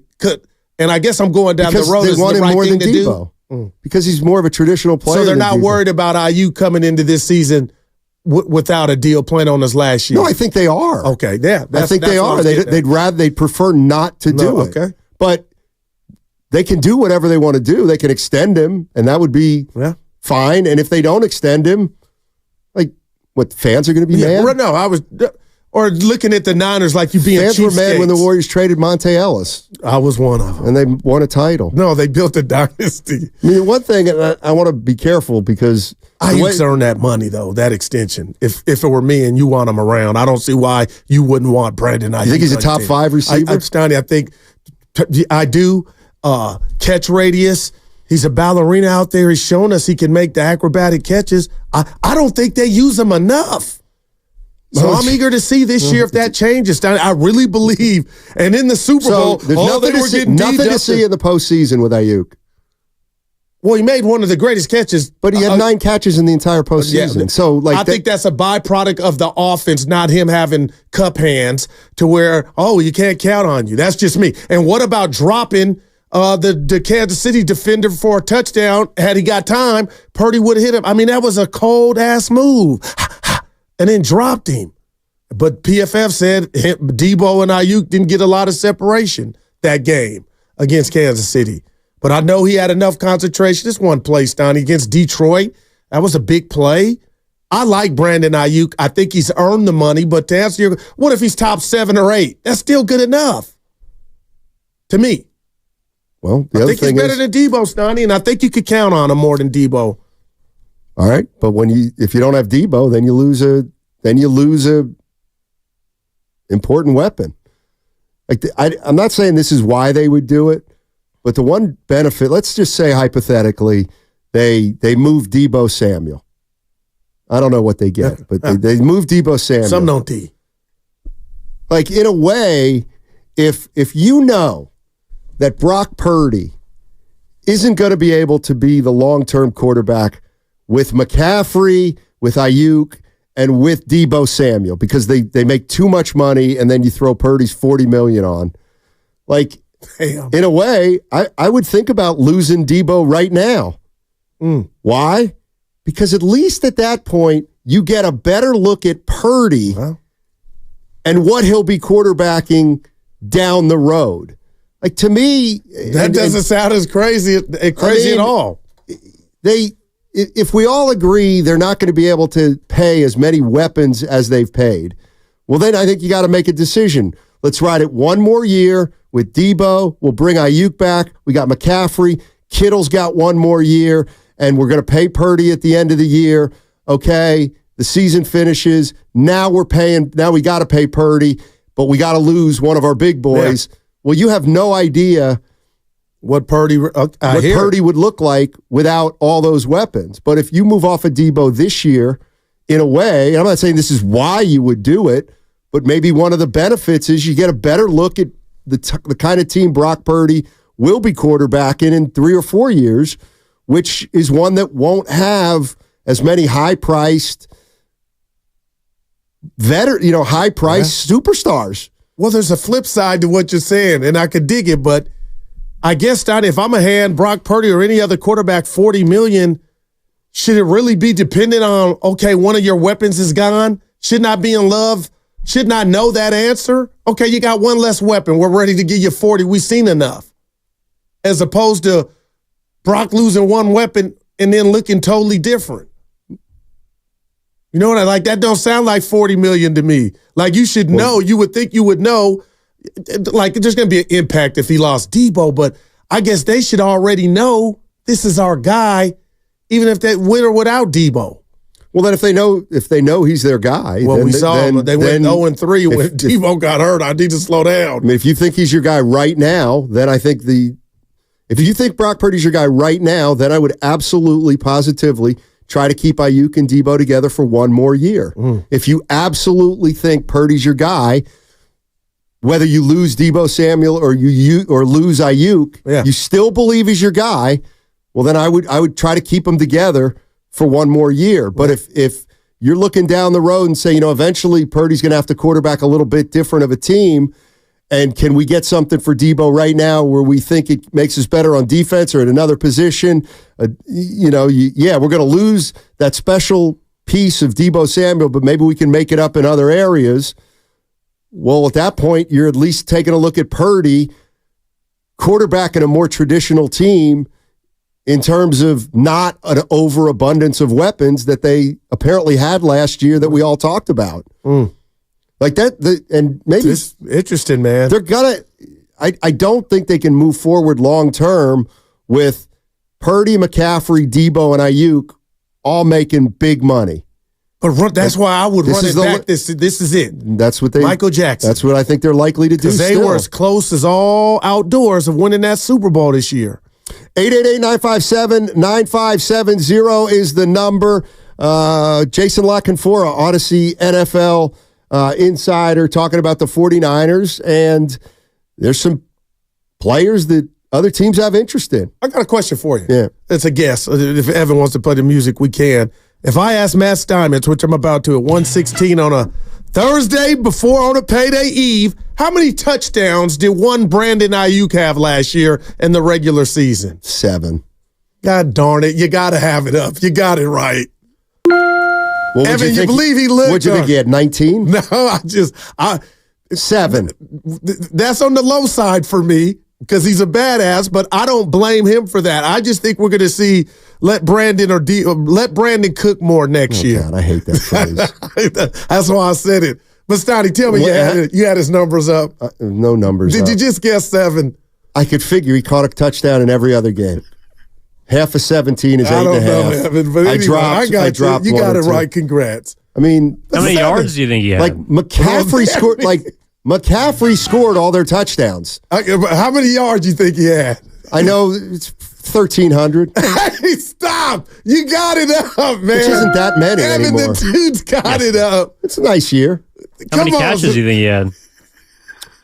17 games, half of 17 is 5, 85. The jig is up. He probably had 90. Wow, 75. Not even 90. I believe you have it pay up. A guy I don't. Pay a guy $25 million a year for 4 catches a game. He had 13. So 1,300 yards is a lot then. For 75 catches. Yeah, it's fine. It's fine. I mean, I think Ayuk's good. That's 17 yards a pop, a catch. I think Ayuk's really good. I don't think he's a superstar. I think he's really good. Well, he's still Jonathan Kaminga in a sense. As far as you, I love him, Stoney. I really do. I know you do. And I know he'd probably say, I don't know if you appreciate this or where you come down, you and Evan, on athletes' family members going to Twitter and talk. Like, if Mary Page tweeted 95-7 the game doesn't treat their employees well, I gotta believe you're telling your daughter, you know what, at work it ain't cool. You know, it's not his daughter; it's his sister or mom. That's a big difference. Huge difference. You think? Yes. All right. What about brother? That's the same. Your brother Mike tweets out. What you don't like. These guys are pros. What Ayuk's brother tweets out is not going to cost him $25 million. I'm not saying cost, but I'm wondering. Doesn't matter. Is that how Brandon's Deebo feeling? Samuel scrubbed the 49ers social media before he got a big contract. That doesn't. I just asked you from the standpoint of, when if my wife were to post something about the station, do you think I feel that way? Yes. Yeah. Of course. I'm kind of there too. I bet you Brandon Ayuk thinks he should be targeted more. Oh, my gosh. No doubt. No doubt about it. Why isn't he targeted more? Did you see his face in Super Bowl 3? Why isn't he targeted more? I don't have too many that weapons. Well, they have too many guys they got to spread the ball around to.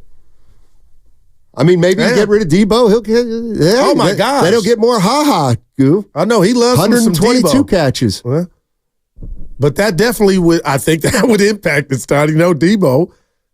That's probably 6 or 7 more balls a game. And it's really all about.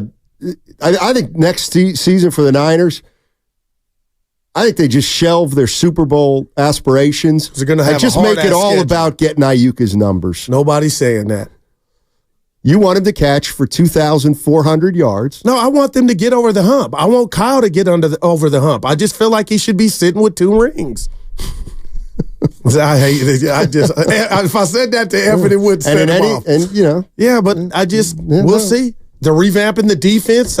Nick Sorensen, they got a brand new first-time defensive coordinator, so things are changing. I know they haven't had the draft yet, so we'll see what goes down. But I'll tell you this, Donnie, if there's any movement or trades that include Ayuk or Deebo, your boy over here will be shocked.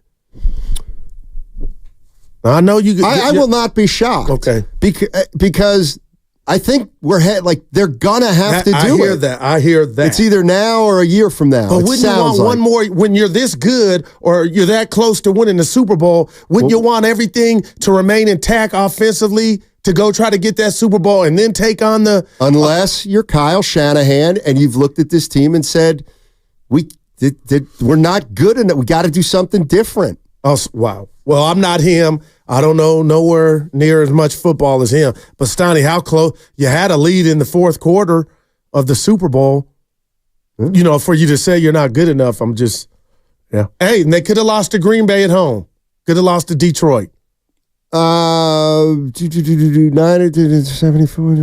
Oh, shoot. 99, I agree with Steiny, but this is weird. Crystal ball. See what Purdy's going to be like down the road makes no sense. NFL's about what? No, what I'm saying, and I wanted to be careful. I'm not saying move Deebo Samuel because Purdy's going to have to quarterback without one of them in a year, and then you see what he get. No, what I'm saying is if you have something out there for if in the next year you can't re-sign Ayuk and have Deebo on the team and on the team at the same time. And you have something right now for Deebo that you think could help you, then why wouldn't you get the ball rolling now if it's a deal where you think you could get better in other areas and maybe you take like that's what every team's got to think about doing. Well, let's say they do that and got something on the defensive side of the ball. Stoney, as much as I'm telling you he's hurt and we see it, Deebo Samuel, no matter what happens, if they were to get off of him, his impact will be felt offensively. Just the pre-snap, all the things, about the Debo experience, they would miss. So if I'm Kyle, I run this back with Debo, and I afford the luxury of calling plays and using his skill set. But the moment he's up out of town, if that ever happens, you're going to feel that miss, regardless, to me, what you get back. All right. And that's what I think. I'd use one more year. I think that's what they're going to do. I mean, just because they're taking calls, I don't think means they're going to move one of them now. But I think they have the option of moving one of them now if they like what they hear. And you know what's funny is watching the whole playoffs. Juwan Jennings made some big catches, Donnie. I'm not saying he's Jerry Rice. I just think about what if he got more of a role. You just wonder. Is he a better pass catcher than Debo with his hands? Or he might be the guy that's just good enough to get you beat. Juwan Jennings. I don't know. Where are you, Evan, with Debo Samuel? Debo. I think that these are preliminary conversations that point to whether it's next year or the year after. In a run-first offense, you can't pay two wide receivers $25-ish million. You just can't do it. I like that. Michael, last question to you. Do you think Debo is a top 10 receiver in the NFL? What? You think Debo's a top 10 receiver? Debo. You mean Ayuk? No, Debo. No. Ayuk, yes. Please. Did you ever think he was? Debo. I'm being honest. He might be I don't know. In terms of importance to offenses, in 2021, he might have been one of the most important offensive players in the league. That's where I was going. It changed for me, Steiny, but he was everything. He played very well in a few games. I mean, I think that he's a great compliment and a gadget. Man, a gadget. I don't mean that. It's a compliment. I mean, the bottom line is, Evan's right. You can't pay. I'm with you. Not when you're running McCaffrey as much as you do and throwing to McCaffrey. That's the other thing. You can't pay two guys $25 million when you're already paying a guy $15 to touch the ball 30 times a game. This ain't Dan Marino and the Marx Brothers. So you got Zonka back there. The other reason I don't think you can move off of Debo now would be because what's the likelihood that McCaffrey is going to be 100% for another full season getting 400 touches? Yeah. You might want to lighten his load, and Debo's an easy way to do that. Remember how Kyle says, I don't care how many touches he has. I don't add it up. It's just, there you go. Football. Yeah. 888-957. Well, we got Monty Poole. Monty Poole coming up on the other side on 95.7 The Game. And Monty will be brought to you by Fremont Bank. Full-service banking, no compromises. Once again, Warriors got beat last night by the Dallas Mavericks, 109-99, I think was the score. Did I get that right? I think I got it wrong. I don't know. But they got lost by 10. And then Saturday, the Los Angeles Lakers in L.A., where they haven't won since 2021. But we're about ready to make a run on 95.7 The Game. Want more speed? Then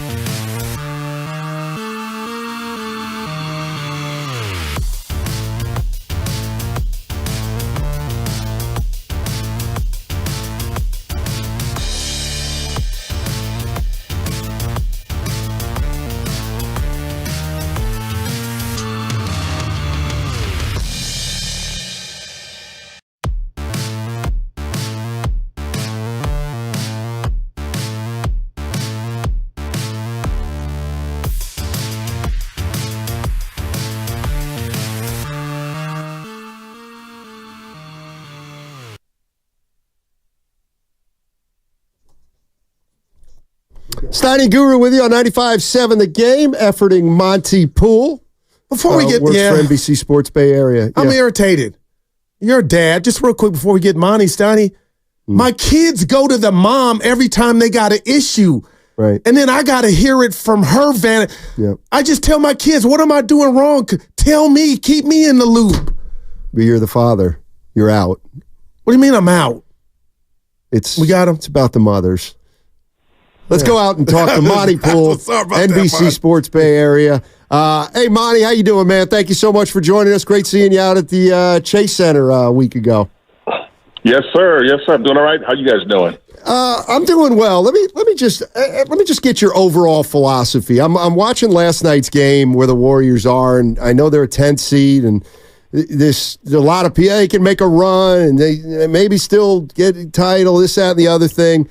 I actually looked at last night's game and was thinking, the veterans, they didn't play with Steph, they didn't play with Draymond, and Klay struggled, and Chris Paul struggled, and Wiggins was Wiggins. Man, if they don't have their young guys in that game last night, like how bad would that have looked if they don't have a Kaminga, Trace Jackson Davis? So where are you kind of on the balance between the young kids, the veterans, where this team can realistically go? Well, I mean, the run that this team has made last month wouldn't have happened without the young guys. I mean, Steph had his moments when he was good. He had his moments when he wasn't so good. Klay had his moments when he was good and moments when he wasn't so good. Kaminga has been the most consistent player for this team over the last 6 weeks or so.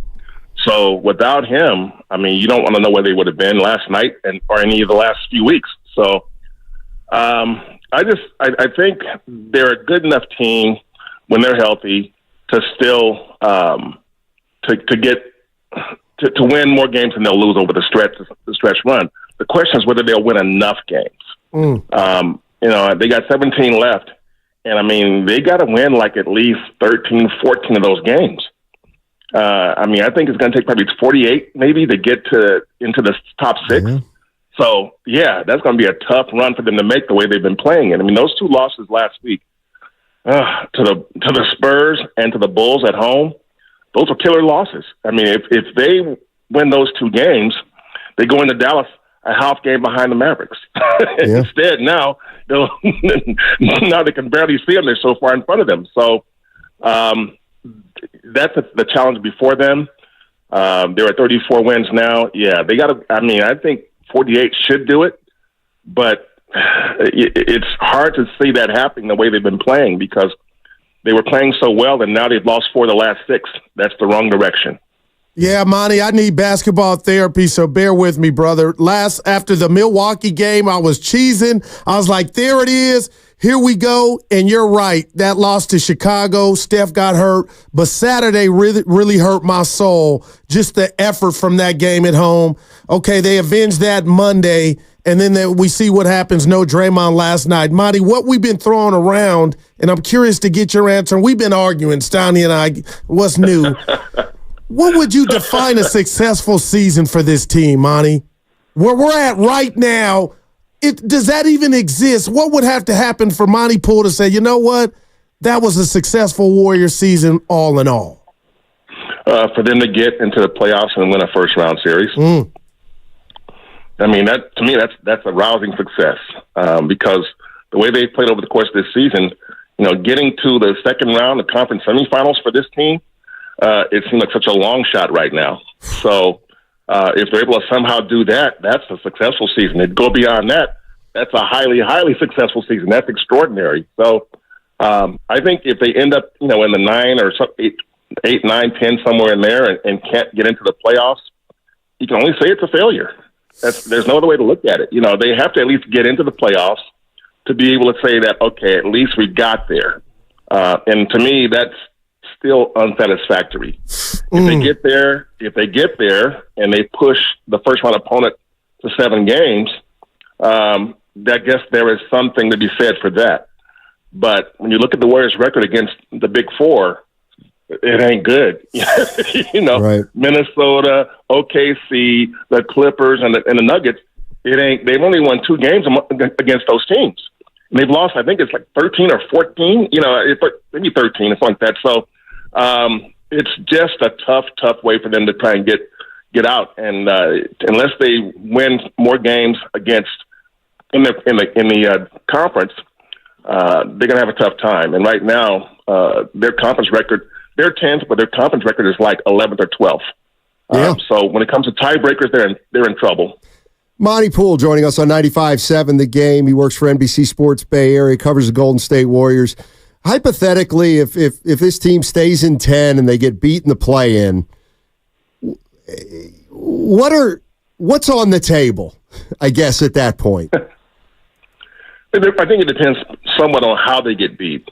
Obviously Steph and Draymond are locked in. Klay is not.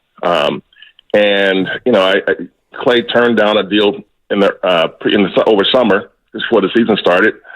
And, the Warriors decided to stand pat. And the way it's looking like, on a business decision side, it was a smart move. I mean, Klay's not going to go out there and get $30 million from somebody the way he's playing. It's not going to happen. So, I know they'd like to, for a lot of reasons, have Klay. I know Steph would like to keep him around. I know Draymond would like to keep him around. They've done some things, and there's a chemistry there, and there's a certain amount of sentimentality when you have the three of them together for a couple more years with Coach Steve Kerr. But, to me, there's got to be some wiggle room there. And the one thing I know that they don't want to do is they definitely want to keep Kaminga. Right. They made that clear at the trade deadline, and I know Joe Lacob loves him, and Kaminga's come on so strong. I mean, he's a guy now you look at him and say he's got all-star potential the way he's playing. He's not there yet, but he has that potential, a few little nuances, and he can get there. So after that, I mean, Wiggins, what can you say about Wiggins? He has games where moments when he plays really, really well, and he has moments where he's practically invisible out there. So that sort of inconsistency has to be, on some level, maddening to anybody in that building. And so the one thing that they can say about Wiggins this year is that, for the most part, defensively, on ball, he's been pretty good. His off-ball defense comes and goes. His offense comes and goes. He's not making $40 million, but still, you want more from him than what you're getting from him right now. And, we don't all know what's going on inside in his personal life, but we know there's something going on, and maybe that's a factor here. But, yeah, you definitely want more from him. Monty, I catch you on the pre and post with Bonte, the Dubs Talk Live when you're on, and I also just caught your latest podcast with Kaminga, and I got to tell you, Monty, I know he's 21. He's not perfect, but his ability, I told Steiny to get to the free throw line. He's living there. Made 9 out of 10 last night. But in that podcast, he told you he wanted to be a Warrior for life. Did that shock you at all? No, I mean, not really. I mean, it was good to hear if you're a Warriors fan. But I had to ask him because we know there's been some tension there at times. And, he says that's fine. And, I look at Steph and Klay and Draymond, in the facility. I look at their pictures and stuff, and I want to go up there too. That's great. And like he said, my favorite player, Kobe Bryant, was a Laker for life. He was a one-team guy. And he wants to do that same thing. He wants to be a Warrior, a one-team guy. And the question is whether he can do that over the long haul. Obviously, the Warriors will be paying him whatever market value when time comes. He's got one more year coming up. They've already accepted the next season, so that's the final year of his rookie contract. But they got to pay him. I mean, they paid Jordan Poole, and saw that worked out. I think J.K. is looking better than Jordan did at this stage. Yes, especially this year that he's having compared to the last year that Jordan Poole had with the Warriors. Monty Poole joining us on 95.7 The Game. What's the first thought that ran through your head last night when you heard Draymond Green wasn't playing and neither was Steph? Boy. My first thought was that, okay, that means Klay and Wiggins, you guys are up. You guys got rings. You guys are the vets. When Steph is out, Klay needs to step up. When Draymond's out, Wiggins needs to step up. That means not just scoring, defending, rebounding, doing all those things. And you watch the game, it didn't materialize. And so, if those guys have even average games, they have a chance. They have a chance. They lose by 10. Granted, the Mavericks pulled away in that third quarter there behind Kyrie. They did a great job on Luka. I mean, that was Wiggins mostly. Luka did not hurt them very much. And so if you play the Mavericks and you hold Luka and Kyrie combined to 44 points, you're thinking, okay, we got a shot. But, they got beat up a little bit on the inside with Gafford and Lively. But Kyrie, in the end, that kind of took over. And when he did, nobody stepped up to that challenge, and they ended up losing by 10. But, yeah, if Klay and Wiggins can give them 44 points, it's a different game. It's a different game. Monty, I'm always bragging to Steiny and anybody that'll listen about my remote control game. And Monday, I'm watching the Warriors at the Spurs. There's a fast break. Wiggins doesn't pass it to Pods. And Monty, I love both aspects of this. I love Pods for getting at him. And then Wiggins barked back, and I'm texting Steiny like, that'll light a firecracker under Wiggins. But how did you read that? Because I'm like, well, maybe Pods knows what's going on in the locker room, so he felt that was the vet he could pick on. But I love Wiggins barking back. But how did the great Monty Poole see that exchange? I thought it was hilarious. First of all, I'm not surprised by BP. I mean, that's who he is. But Wiggins, any sign of any spark you see from Wiggins, you like welcome that, don't you? Yes. You want that. I mean, here's a guy who a couple of years ago, Steph was saying that, to get him going, he's going to show him video of his dunk over Cat. Oh, wow, okay. A couple of years ago, I'm going to show it to him every game to get him going. You got to fire this guy up. So any sign of fire from him, you take that.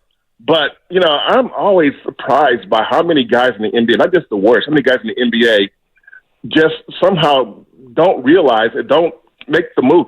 When you're on a break, who has the best chance? You with the ball that's being chased, or the trailer? Wow. You shouldn't have to. You shouldn't have to ask that question. You're right. I got you. Yeah. I mean, usually, how many guys are going in, and the chase down block is in vogue now too.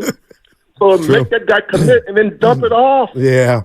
Dump it off and instead guys are going in and getting blocked, and you got a fast break that goes nowhere. So, and there's Wiggins last night, kind of sauntering down by himself, not realizing that the defense is catching up to him, and you got an empty fast break. Wow. So you got to be better. Yes, they do, Monty. Thank you so much for joining us as always. Really appreciate it. And we'll see what happens Saturday in L.A. Big game. We'll see you guys. All right, that's Monty Poole, NBC Sports Bay Area. Coming up on the other side, it is the crossover on, it's no crossover on 95.7 The Game. Oh, we're going to 56. Oh, we're going to 56.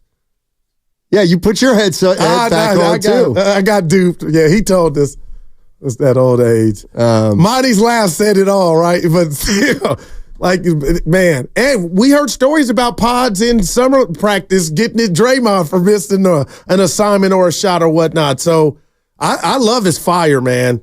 But, Steiny, if I had $1 for every time, again, I keep going to this, people feel like Pods is getting a different opportunity than what Moody and young Kaminga got. Nah, man, he's just making the most of it, man. And he's on a worse team than they came on to. You keep that's saying a big part of it. You know how we always used to say, well, look, that guy plays for the Pistons because the Pistons aren't very good. Wow. Kaminga and Moody got drafted onto a team that won a title, essentially. So Saturday is a big game. And I almost forgot. Let's give you a real quick Steph Curry update. He'll be flying to L.A. later today. Then he's going to practice with the team tomorrow. He'll get reevaluated, and by extension, obviously, we'll then get the status on Draymond Green.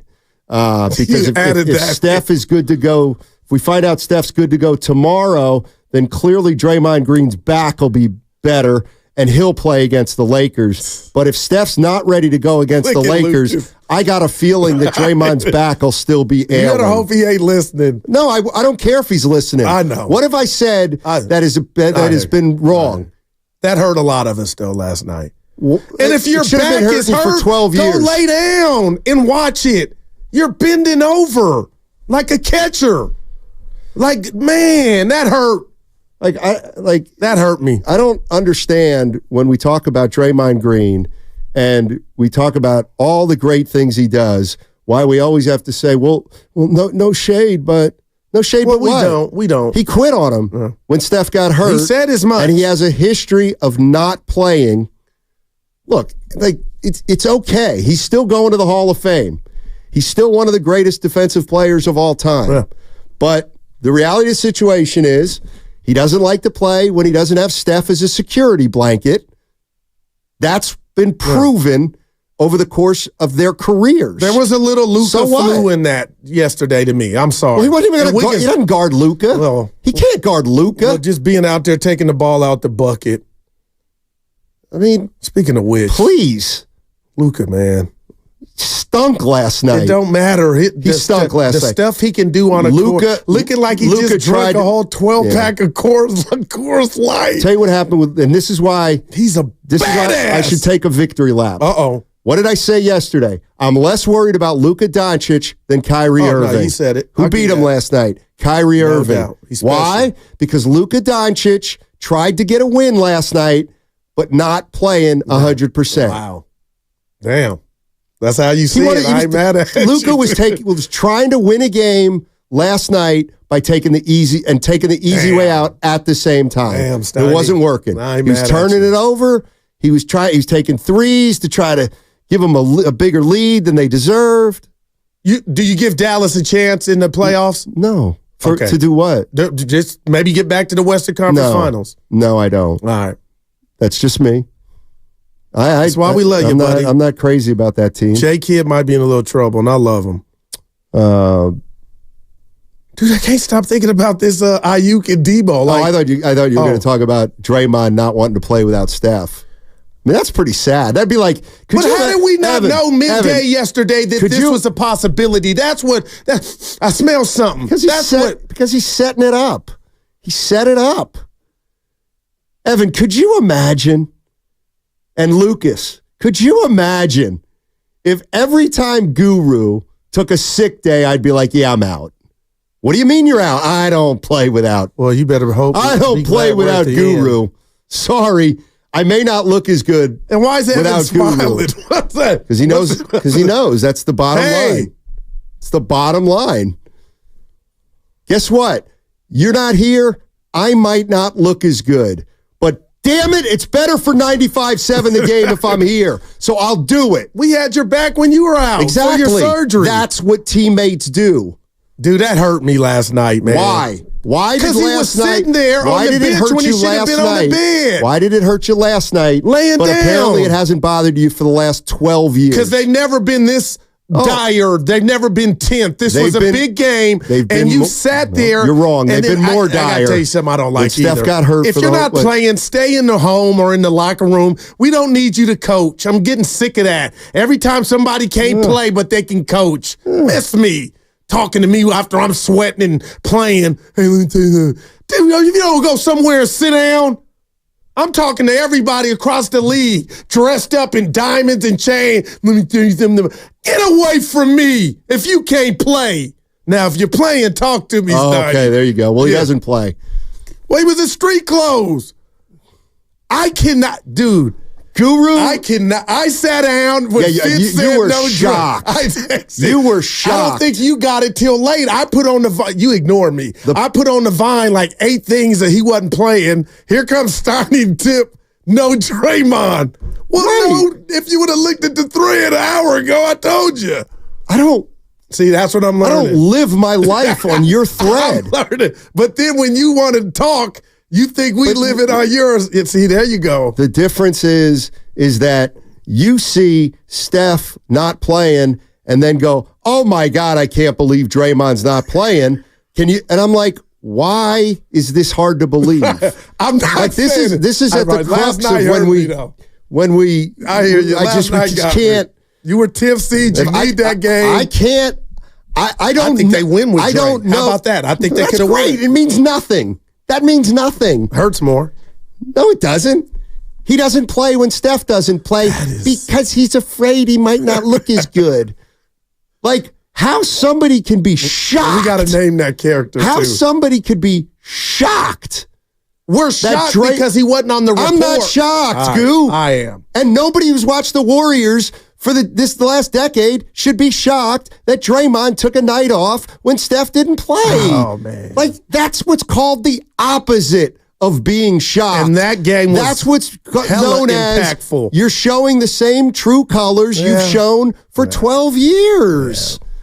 I mean, give me the Larry Bird where you're laying down on the baseline, Draymond. But to hear back and you're chasing Dallas and you're chasing the Lakers, you can't miss that game. So lay down on the floor and show me you're hurt. Here's the thing, though. You're laughing. You are laughing right now. I'm crying. I'm laughing to keep from crying. But it's actually not that funny to me. You know, and it's so every time you go on a praise thing about Draymond. He's a savant. Hey, this and that. One of a kind. Makes him go. Curry. He makes Curry. Okay. I didn't. Yeah. He's afraid to play without Steph sometimes, it looks like. Prove I'm wrong. That game was big. Let me get who do they play? Who do the Lakers play on? They play the Lakers. Yeah. Okay. Let me tell you. Don't be shocked. I want you to promise me you won't be shocked if on Saturday Draymond gets into it with Austin Reeves. Okay, just please don't be shocked. You think he picks on the lesson? I don't think he does. We all have his track record. Damick 1312 on First NorCal Credit Union YouTube chat said Steiny, Dre played in San Antonio without Steph. San Antonio, the worst team in the league. I'm not saying he won't play without Steph, but it's a trend. That cut me last night. No, like if I needed the Larry Bird to show me later that game for standing reasons, and now we get by the way, Dre's out. But Monty said it too. I did think, okay, Wiggins and CP3, here we go, and Klay. They didn't get it done, but damn. No. Mike's in Hayward. What's up, Mike? We'll squeeze you in. How you doing, buddy? I'm doing fine. I swear I don't understand about you guys talk about Draymond Green not playing, right? Yeah. So all of a sudden, Draymond Green doesn't like to talk to some of you guys about, about what happened. Well, I don't care. Let me say. All right, go ahead. Go ahead, though. Okay, well, it doesn't matter. Yeah. Okay, well, listen. Okay, I listen to what you have to go say. Ahead. Listen.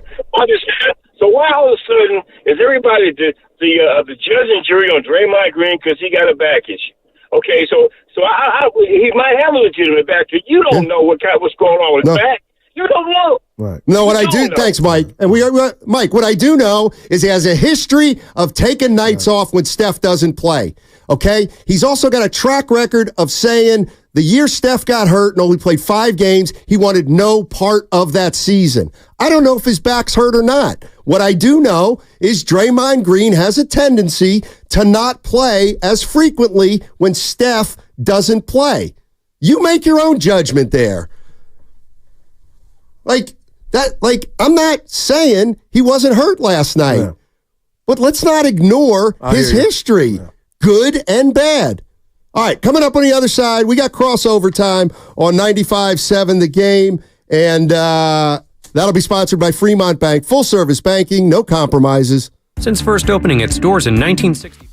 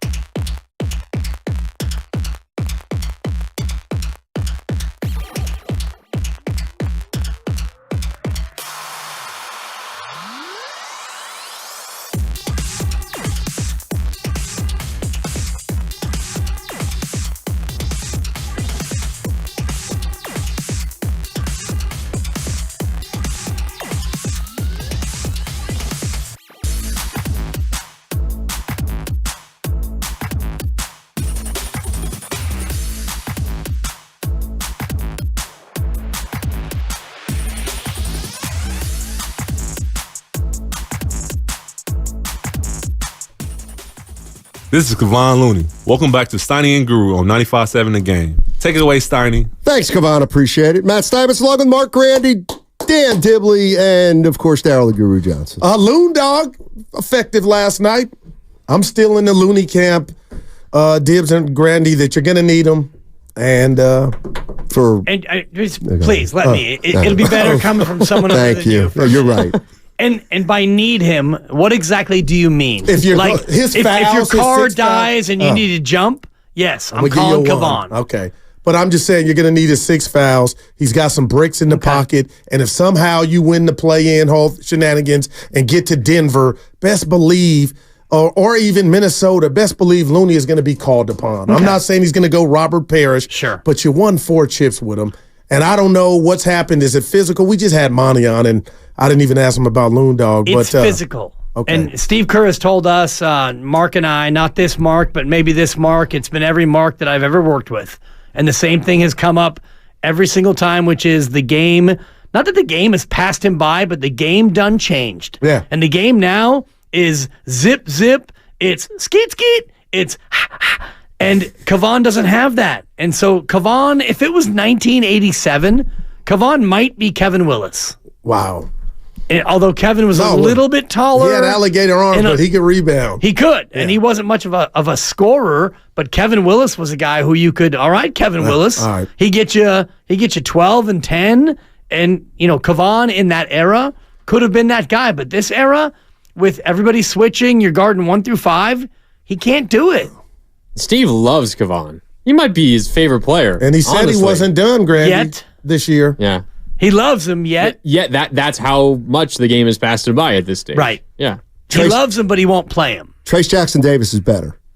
He's a better player right now. That's why Trace Jackson Davis is playing. Yeah. Well, it's a fact according to Steve Kerr. I mean, like that. That's what. Well, it's a fact according to where we are in the association. Thank you. And I was hoping you would join in on that because I love when we go around the association. Yeah. Hey, it's my favorite thing. Remember we used to have it on our show, dude. I love it. We apologize to the diehard Warrior fans for suggesting that Draymond doesn't like to play when Steph doesn't play. My bad. The record, you don't have to do that. No, I do, because there's a record that, and he's told us the 15-win season, if Steph ain't out there, that hurt me yesterday.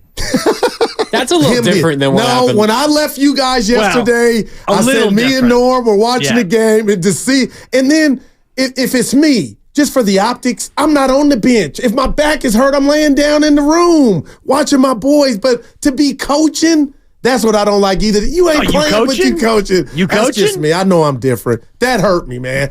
When did that come up, Grandy? You did the pre and the post. Happened what, like 2 hours prior to tip? It came about like a half an hour before we did our, so maybe an hour thing. And a half before exactly. tip. Before we started doing our little bit. And man, I was 1 rebound away from nailing it.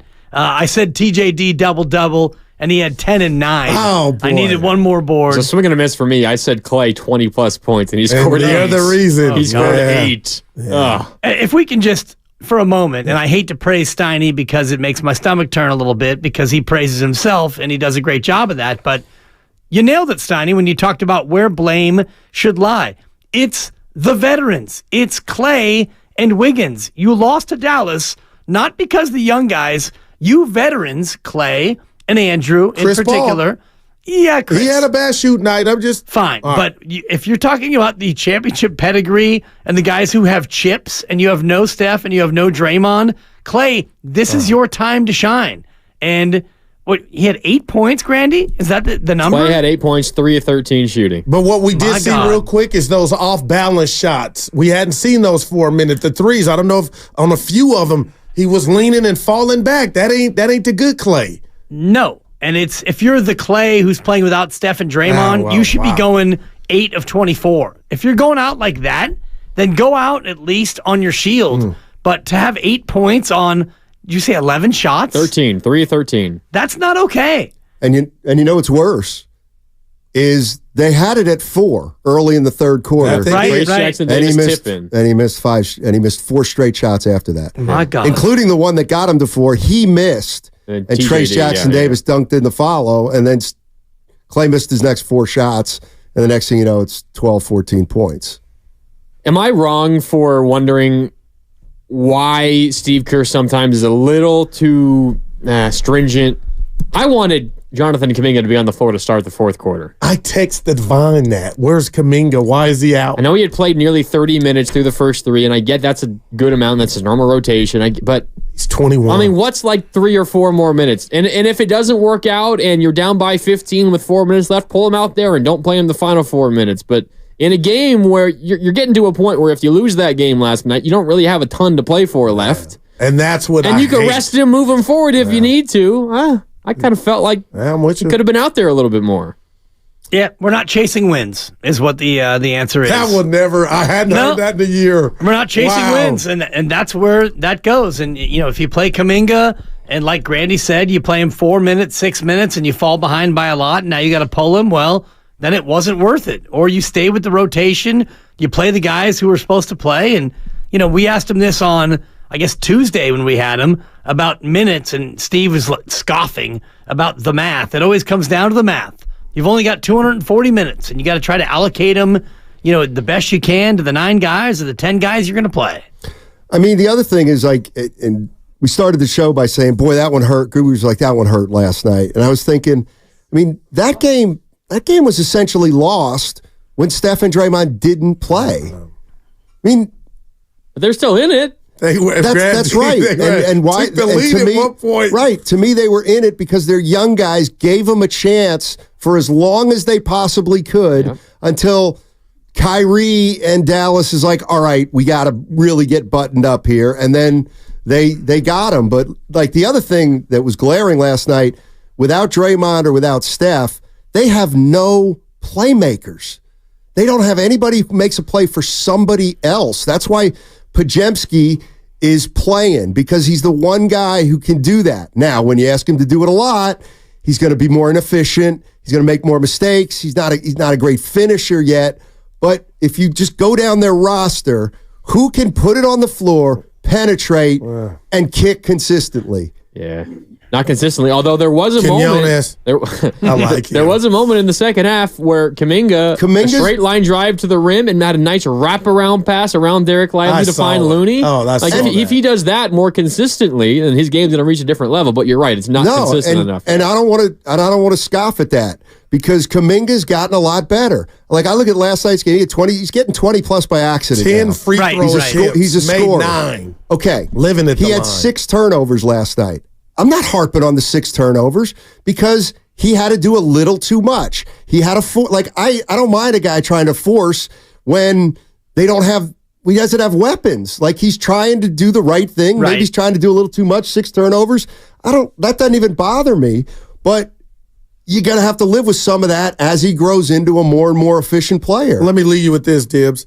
If you're telling me that they had to go through Punchgate last year, all that came with that, the documentary of Draymond on TNT opening night, all that happened, guys, and they got to the second round and lost in 6 to L.A. My nickname is Positive Pete.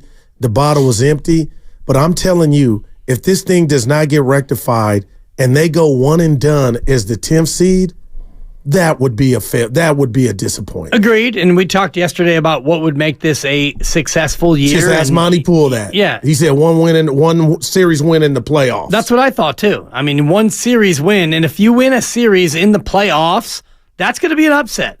That's either you win as an 8 over a 1, or you somehow get the 7, you beat a 2. You're not getting the 6, and you're probably not getting the 7. So if you get the 8 and Denver's the 1 and you beat Denver, well, oh my God. If that happens, then maybe you can make a run to the Western Finals, because that to me is the one team that scares me the most in the West if you get outside the play-in. The one question I have about the Warriors is if they don't, like, let's say they lose in the first round of the playoffs. So you're looking at, I always look at this way. Basketball Reference. Yep. 2022 NBA champions. 2023 second round exit. Yep. 2024 exit in the first round. Yep. Like, what do you do then? Well, the trend would tell you that 2025 is you are a lottery team. Right. And based on the way the trend would work. And so what do you do then? Like, what do you do this offseason? And we talked about this, and we'll get into this more, Grandy and I, here until 6 o'clock. the idea of blow it up. What does blow it up really mean? You can't do it with the chef or somebody of his caliber. Well, you can, and if you're Joe Lacob, you're not going to sit here and go, you know what? We were pretty good. We actually won more games this year than we did last year, even though we were the 10 seed. We had 45 wins, and last year we had 44. So let's run it back, guys. Hands in the middle. Run it back on 3. Joe Lacob's not going to do that. So when you talk about blowing it up, what exactly does that mean? Well, he said to Kawakami, big changes. Right. That's exactly I what don't we're know talking what about. that A month ago, he said plan 1A is we're going to get out of the tax entirely. But then he said, well, our second plan 1B is if things bottom out a little bit, if we struggle to close the year, quote, big changes. See, and I think what would qualify as big changes would be letting Klay walk. Yep. Chris Paul gone. Sure. And you move Wiggins. I love it. Mm-hmm. That would be big changes. And then you hand the keys, obviously still with Steph, you hand the rest of the keys to Jonathan Kaminga. Yeah. I'm with you. Well, if Kaminga's your 2, and he's great, Kaminga's on the rise, you are not a Western Conference finalist contender, in my opinion. So if you want to blow it up, and you want to hand the keys to Kaminga, and Kaminga's going to get the bag in the offseason because they gave Poole the bag after year 3, which is fine. It won't kick in until the year after, but you have to bring in somebody who is a real surefire number 2. And then Kaminga's your 3, and then you have Draymond, and then Pods and TJD and whatever else. How are you bringing in someone that's going to be a legit number 2? What is Wiggins worth? What is... I mean, Klay's a free agent. You have no pieces to get someone else back. But you'll have money. You'll have room, and you'll have money. You'll have more money than you do now. Yeah, which isn't saying that much. You'll have $100 million if you get rid of Wiggins, Klay, and CP3. But they're already so far over the tax. That gets them under the tax, and Lacob said their plan 1A is to not be over the tax at all. If you shave 100, you'll have about 40 underneath the tax going into next year. So you could at least, you could get Steiny's favorite, DeMar DeRozan, bring him in. Hit a game, hit the jumper to see. He was great last night. He sure was, yeah. 40-something points. Kind of taking it for granted. All right, well, you guys got a lot to talk about, and talk about it well on 95.7 The Game. They're longtime friends. Let me tell you something real quick about Dibs that I'm sure not everybody knows. And first-time partners. Hang in there, big guy. There'll be brighter days ahead. Now, these 2 homegrown Bay Area boys finally come together to take over sports talk. Get the hell off of my doorstep. Major League Baseball, you stink. It's Willard and Dibs on 95.7 The Game. Welcome in. Willard and Dibs on 95.7 The Game. It's Mark Randy in for Mark Willard again today here with you. Thanks so much for tuning in as we got a lot of Warrior stocks set up for you on 95.7 The Game. Willard and Dibs from 2 to 6 as always. Dibs, another loss for the Warriors last night. They fall by 10 in Dallas, and as we're going to break down, we'll give you all the numbers. We'll look at the standings, but to maybe succinctly tell you what that game meant, welcome to the bottom half of the play-in tournament, Golden State Warriors. Pretty much. Because it's going to be difficult for you to, first of all, fall out of the play-in tournament. The Rockets have been playing better, but they still have a ton of ground to make up. And secondly, it's going to be difficult for you to climb out of the, at best, 9 seed. It looks like you're either going to be the 9 or the 10. The Lakers will be the other. You're going to play them either in L.A. or here in San Francisco for the 9-10 game in the play-in, and we'll go from there. But with that loss, without Steph, without Draymond, it's not quite official just yet, Dibs, but welcome to the 9-10 game of the play-in tournament. Long way to go, and crazy things can happen, but based on where you are now, and Dallas holds the tiebreaker over you, and they hold the second tiebreaker over you. They hold a 3-game lead over you, which is really 4 games when you think about the tiebreaker factor. And yeah, you and the Lakers, now the Warriors and Lakers are tied in the loss column, so you might fight for the 9. You're probably not getting the 8. The 7 is battling the 6, so the 6-7 thing, you're 4 games back of that, and you don't have those tiebreakers either. So as you look at it now, after last night, it looks a little bit grim. And the good news is you still hold a 4-game lead over Houston to at least secure the 10 seed, although that's not locked up either. No, not quite. You are 34-31. The Rockets are 30-35. So you're right. 4-game lead there. The Rockets do have a relatively rough schedule coming up. I also think it's kind of funny. We've all talked about how the Warriors have an easy end of season schedule. It's not as easy as I think a lot of us have made it out to be. We can run down some of the games that they do have coming up, but they got a lot of postseason teams on the way, and a lot of them are on the road. Oddly enough, though, that might be a good thing for the Warriors. Right. But focusing on what happened in Dallas last night to begin here, Dibs, and it's Willard and Dibs on 95.7 The Game. Mark Grandy in for Mark Willard today. Pleased to be with Dibs again here on 95.7 The Game. The Warriors were in this thing last night in Dallas. It was hanging around a 5, 6, 8-point game for much of the second half. There was a run for the Mavericks to begin the second quarter, a run as well to begin the fourth. But the Warriors were down 6 going into the fourth quarter.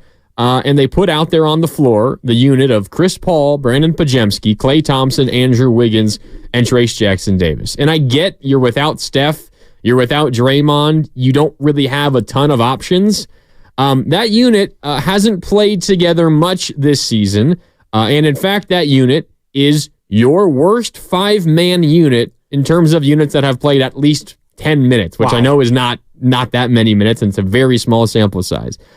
They have an offensive rating of 86.2 and a defensive rating of 171.4. Whoa. That is a net rating of negative 85.2. Oh that 5-man unit of Chris Paul, Brandon Pajemski, Klay Thompson, Andrew Wiggins, and Trace Jackson-Davis. And again, that's a very small sample size. They've only played that 5-man group in 4 different games this season for a total of 15 minutes. So very small sample size. Those statistics can be very misleading, and they can change really quickly. But when you consider what some of those players were doing throughout this game, Dibs, you had Andrew Wiggins through 3 quarters, 10 points on 3 of 9 shooting. Klay Thompson, 8 points on 3 of 8 shooting. How about that? Klay only 8 shot attempts through 3 quarters in a game where Steph Curry and Draymond Green are not in. Brandon Pajemski had 8 points on 3 of 10 shooting through 3 quarters. And it's a 6-point game going into the fourth. And Jonathan Kaminga, the guy who had been your only consistent offense all game long, he had 21 points through 3 quarters. 2 of 2 from downtown, 5 of 6 from the free throw line. Your only consistent offensive threat all night long, and I get it's his normal rotation. He closes the third, does not open the fourth, but my God, the guy is 21 years old. He's played over 40 minutes once this season. It was the double overtime game against the Lakers when just about everybody's playing over 40 minutes in that game. Would it kill him to start him in that fourth quarter and see if you've got a push in you to win the game? If it doesn't work, you fall behind by 12 with 4 minutes left. All right, wave the white flag, bring him out. Take him out, put him on the bench, and save those 4 minutes on his 21-year-old legs. I get it. And I get why Steve Kerr does not want to do that sort of thing and run any of his guys into the ground. But you're playing for your life right now this season. Put your best guys out there. Come on. I want to see JK. That's a little overdramatic. You're not playing for your life. You're actually probably not playing for anything. You were last night. Did you get that win? You're suddenly what? You're still the 9, right? You would be a game and a half behind the Mavericks. Right. There's a legitimate chance you could get up to the 8, and being the 8 is 1,000 times better than being the 9 or the 10. It is, but you had a lot to play for. You can't tell me that putting Kaminga out there for an extra 4 minutes early in that third quarter would have made the difference. You're spitballing, and I appreciate it, and he was your best player, but you aren't chasing wins. And Steve Kerr has told you that, because it's not what they do. They don't chase wins in game, 66 of the regular season. I don't think he would admit to that. Well, he's admitted to it before. Yeah, not about this specific game. Right, and if he was chasing the win, he would have put him out there and he would have played him for 42 minutes. Are you sure, or you think it was just a bad decision by Steve? I don't think it was a bad decision. I don't think that he looked at the game and thought, Jonathan Kaminga, we're going to go ahead and hold him back because it's what we do. It's just the regular rotation, and you played the guys that you thought could go out there and get it done, and you leaned on veterans, and the veterans were the ones who didn't make the plays. The veterans were the ones who didn't perform. And if you would have played Jonathan Kaminga, all 12 minutes of the fourth quarter, do you win that game? Maybe not. Gives them a better chance. I'll tell you what, the Mavericks probably don't go on an 11-0 run early in the fourth and blow this game out of reach. Right. And with Kaminga not on the floor, and then you bring Kaminga in, and guess what? The game's already over. It was pretty much over at that You point, played him then meaningless minutes after you got down by 15. Play him the minutes earlier. You get a chance to maybe fight back in this game. And if it doesn't work out, okay, it doesn't work out. Don't play him the final 6 minutes, but play him the first 6 minutes of the quarter and see what happens. I love it. You're ripping Kerr. This is great. Go after him. I am hesitant to do that, but I think last night it fits. Yeah. I get like what you're saying. This isn't the most meaningful game of the season, but I mean, it was a really, really important one. Now that you lost it, your other games against the Mavericks don't mean nearly as much, but going into last night, you had 3 games against Dallas, and you were only down by 2.5 games. If you just win all 3 of those games, you could leapfrog Dallas on that alone. Right, and now you have 2 more games against Dallas, and if you win both of them, then it goes down to the conference tiebreaker. And Dallas has the tiebreaker. Dallas has the tiebreaker currently. You're essentially, there's very, very, very little chance that you can pass Dallas in the standings now. Very little. But they have 17 games left, something like that. They would have to go like 6-11. Well, 2 of those losses would be against you. Yes. So, and those are the 2 that you're probably counting on when you have Steph and Draymond back. And, you know, if asked, would he say that he regretted sitting out Kaminga? And it was only 3 minutes, and I'm looking at it here. It was 3 minutes and 43 seconds. He did call a timeout. I will credit Steve Kerr. He called a timeout in that fourth quarter with about 10 minutes to go in the fourth. So after 2 minutes of the fourth, he called a timeout and said, all right, guys, let's figure this thing out. Take a deep breath. Come on, down 10. But he didn't make any substitutions coming out of that timeout. Everyone on the floor was still the same. And then later on, he then brought Kaminga back in. But at that point, they were down by 15.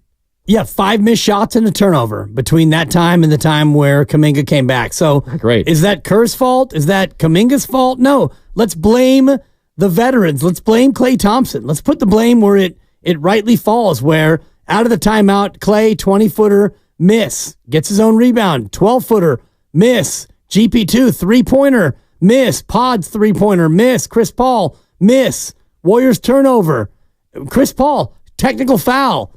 And then then Kaminga comes in. Right. So you go from what you were down 6 at the end of 3, and by the time he came back in, you were down by 15. Yep. So -9 without him. You're down 15 now with 8 and change left to go. The game was mostly over. Yeah, we could talk about protecting Kaminga's minutes and making sure he stays fresh and all of that, but guess what?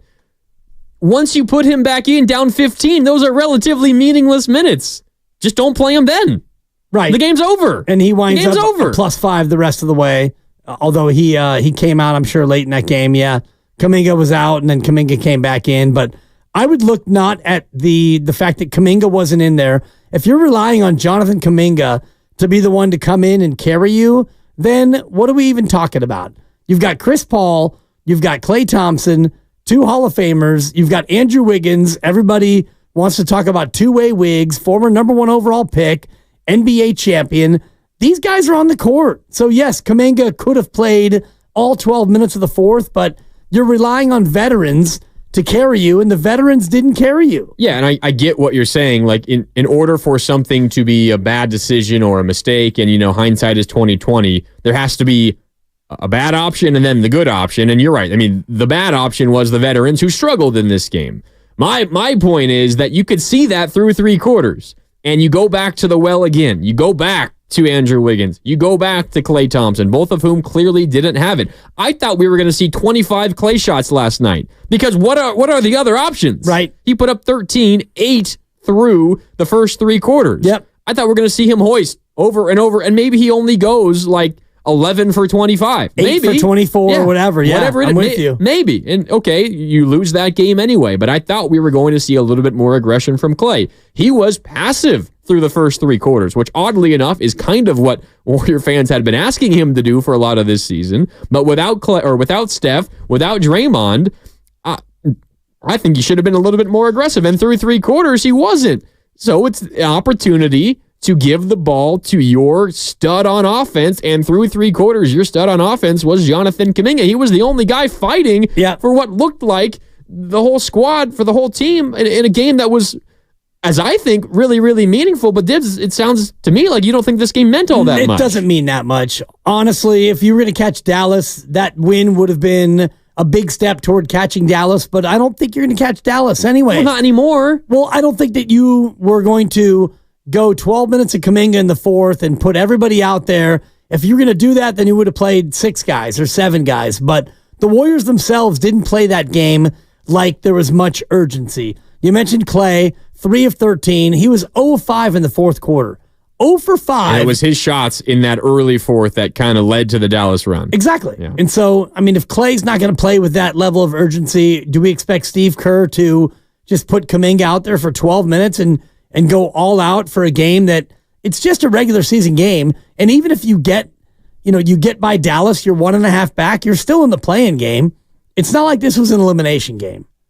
Yeah, this was just another regular. It eliminated you from the top half of the play-in, essentially. It's just another regular season game. I think it meant a whole lot more than that. They didn't think so. And I get that once Steph and Draymond are listed as out for this game, maybe your expectations change, but you're down 6 going into the fourth against a fully healthy Dallas team in Dallas led by your 21-year-old Jonathan Kaminga.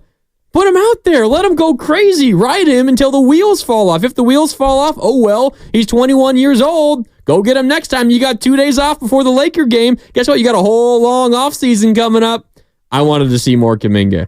I wanted to see more Kaminga in that game, and while it was disappointing specifically for last night, I do think what he was able to do last night gives the Warriors more confidence and a more concrete plan for the offseason ahead, and we can get more into that.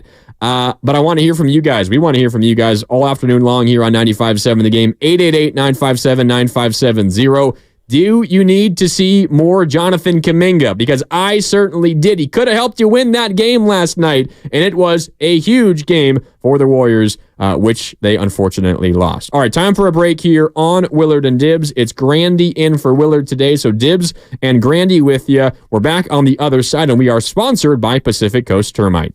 Americans pay about $5 billion to control termites and repair their damage every year.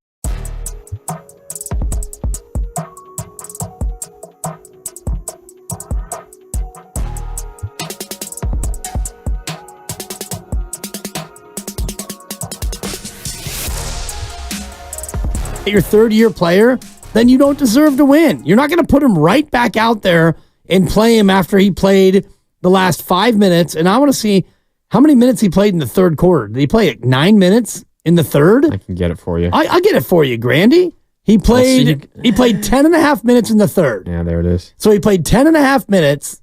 He played the opening 5 and a half, and then he played the last 5. So you want to immediately put him right back out there? Yes. It's not what you do in the association. It's not what Steve Kerr does. It's not what the Warriors have done. It's not what anyone does. I thought last night was a unique enough situation to call for it, to call for an adjustment on the fly. You're without Steph. You're without Draymond. You're in a game, and maybe this is where you and I disagree. You're in a game you absolutely had to win. Despite Was it a must-win, Mark? I thought so. If you want to get out of the bottom half of the play-in, yes. It was not a must-win. It was a must-win if you want to get out of the bottom half of the play-in. You can't have a must-win if. It's either a must-win or it's not a must-win. If they are fine with being the 9 or the 10, then okay, of course not. No, not a must-win. But if they don't want to be the 9 or the 10, you had to win that game last night. If it was a must-win, does Draymond play? If it's Game 7 of the opening round of the playoffs and they're going up against Denver, does Draymond play? Probably. Does Steph play? Probably. Maybe, yeah. Yeah. So this is not a must-win. This is game, checks the math, 65 of 82. Yeah, you wanted to win, but you're not going to play Jonathan Kaminga right away in the fourth quarter after he played 10 and a half minutes in the third. You just don't do that. I know no coach would do that. Nobody would do that. Oh, Tom Thibodeau would do it. Yeah, and that's why he gets fired every 4 years, and that's why his teams go nowhere. That's why he burns guys out and gets guys hurt. He's 21 years old, and he's played over 40 minutes once this year. He rarely gets over 30 minutes. It's finally been happening a little bit more recently. His minute totals in March, this month, in March, 27 minutes, 20 minutes, 25 minutes, 35 minutes, 30 minutes, 31 minutes, 35 minutes last night. So last night was his high for the month in terms of minutes played. What's the harm of 4 more? Well, you don't know what the harm is, and you don't know that would necessarily portend to a victory. I mean, so Jonathan Kaminga plays 10 and a half minutes in the third, and he's going to come out in the fourth, and he'll be fresh and ready, and he's going to be the difference? That's not the way they look at it. They don't look at it like that. And if you can't go to the bench and have somebody come in for 4 minutes and stem the tide, well, then your team's not very good. And that's of course, the reality this team of isn't very good. You're without Steph and you're without Draymond, which is why you need to ride the guy who's playing well through 3 quarters. Well, you're riding guys who are veterans. That's who you should ride. You're not riding Your veterans were Kaminga. terrible through 3 quarters. But if your veterans can't be good, then what are we even talking about here? We're talking about a team that's not very good and a team that's not going to win on the road. I feel like you're making my case for me. No, I'm making the case of reality, and the case is not Kaminga or no Kaminga. It's one thing. The case is Andrew Wiggins and Klay Thompson were not very good, and they're the guys you rely on when Steph and Draymond are out. Okay, I agree with you. Those guys weren't very good, though. So what do you turn to? If Steph and Draymond are out, Klay is struggling. Wiggins is struggling. Chris Paul is struggling. Brandon Pajemski is struggling. What's the other option? Well, then you're going to go 1-on-5. You're going to play Kaminga against all 5, and you got to have other. You got to have other bodies out there, but you got to have your best option out there. Right, but you're not going to play your best option right away after he just played 10 and a half minutes in the third quarter. You're going to give him a bit of a blow, and you're going to hope that in 4 minutes, when we put you back in there, JK, we're still going to be kind of in the game. And turns out you weren't really in the game anymore. When you put him back in, you were down 15. You were down 6. And then when he went back in, you were down 15, and it was all but over. Let me ask you something. Okay, so he played 30 minutes essentially through 3 quarters, and you're right, about 10 and a half of the third. Yep. He played a big chunk to begin the third, had a little bit of a rest, and then came back in towards the end of the third. And played another big chunk. Another big chunk. So a big chunk, small break, big chunk. Yeah.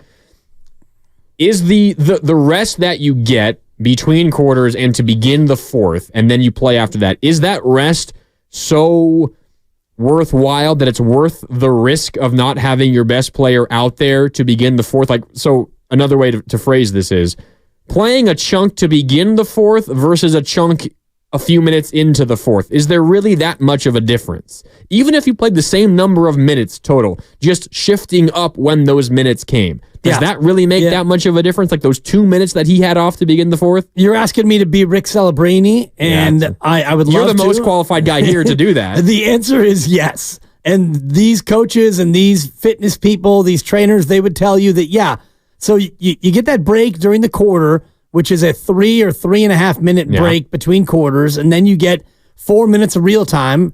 And he only played 6 minutes in the fourth quarter, and I know that was like from minute 8 to minute 2 when the game was. And then they waved the white slipping flag. away. They waved it, and he came out. But that extra amount of time for him to catch his breath, that's what you're looking at in terms of real time rest. So that is worth a lot. Yeah, I guarantee you, Kaminga's answer would be, "Doesn't matter to me. Play me."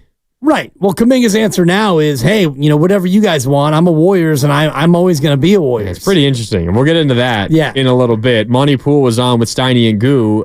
Interestingly enough, NBC Sports Bay Area, which of course is where Monty Poole covers the Warriors for, does a great job on his Warriors Talk podcast, which he does alongside Kareth Burke at NBC Sports Bay Area. They had a long sit-down with Jonathan Kaminga for over 40 minutes, and they were talking about kind of the reports from a couple of months ago, if you remember, where Jonathan Kaminga was reportedly upset, had lost faith in the Warriors and Steve Kerr, but now he's singing a different tune.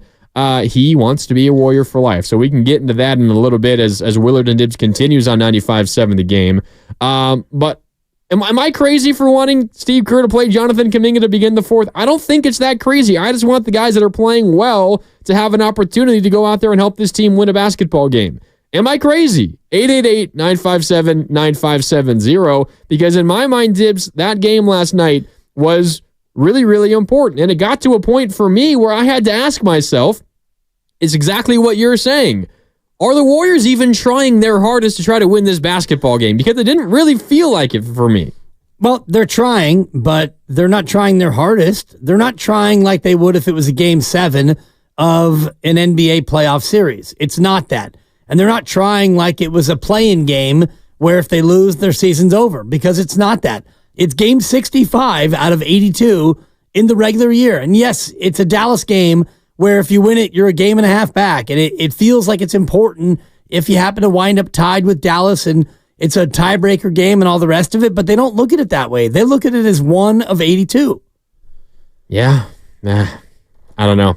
I get where you're coming from, and it's not the Warriors' way. Like, it would be going against years of evidence. Right. And I totally understand that. I just felt the circumstances of last night was enough to potentially be cause for an adjustment for one night. Well, for one night. For me, then you get Steph and Draymond back on Saturday. Right, but you're making it seem like if you played Jonathan Kaminga 4 more minutes, you would have won the game. And I would have given them a better chance. I'm not saying it was a guaranteed win. Maybe he comes in there and he is fatigued and he makes mistakes because he's tired and he didn't get his regular rest. And now you play him 39 or you play him 40 minutes and you lose anyway. And, he's not able to bounce back on Saturday. They have things done a certain way.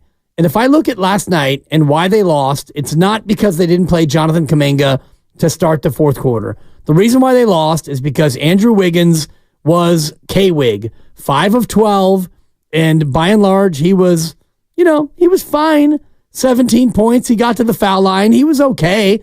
Klay Thompson was not good. Chris Paul was not great.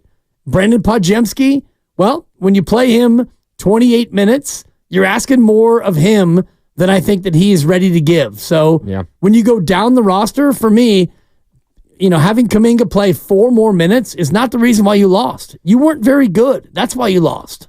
Yeah, I mean, I'm with you. The only thing is that Kaminga was playing really well, and you can agree with me on that. Oh, he played great. He was their best player. And in the fourth quarter, 7 points, 6 points on 1 of 2 shooting, got to the line 4 times. Yeah. Didn't seem fatigued, and maybe that's a result of resting the first 2 minutes of the fourth. He came in fresh, Randy. I can't imagine the first 2 minutes make that big of a difference. The dude's 21 years old and is in the best physical shape that anyone on that team is, maybe aside from Steph. He's a physical specimen. I think he could have handled it, but who knows Who the hell knows what would have happened if he played to begin the fourth quarter. Let's go out to the phone lines on Willard and Dibbs. It's Grandy in for Willard today, so Dibbs and Grandy with you on 95.7 The Game. Up first is JJ in San Jose. JJ, what's up? You're on Willard and Dibbs on 95.7 The Game.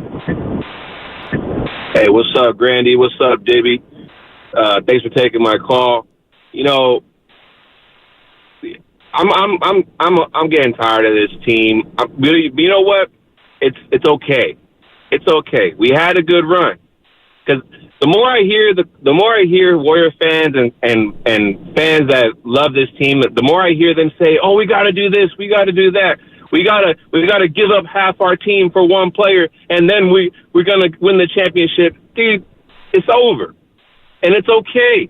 I'm okay with. I'm not okay with how we're playing right now, but I'm okay with if all we got is 4 titles, and that's all we're gonna get, then that's 4 more than we all thought we would have had.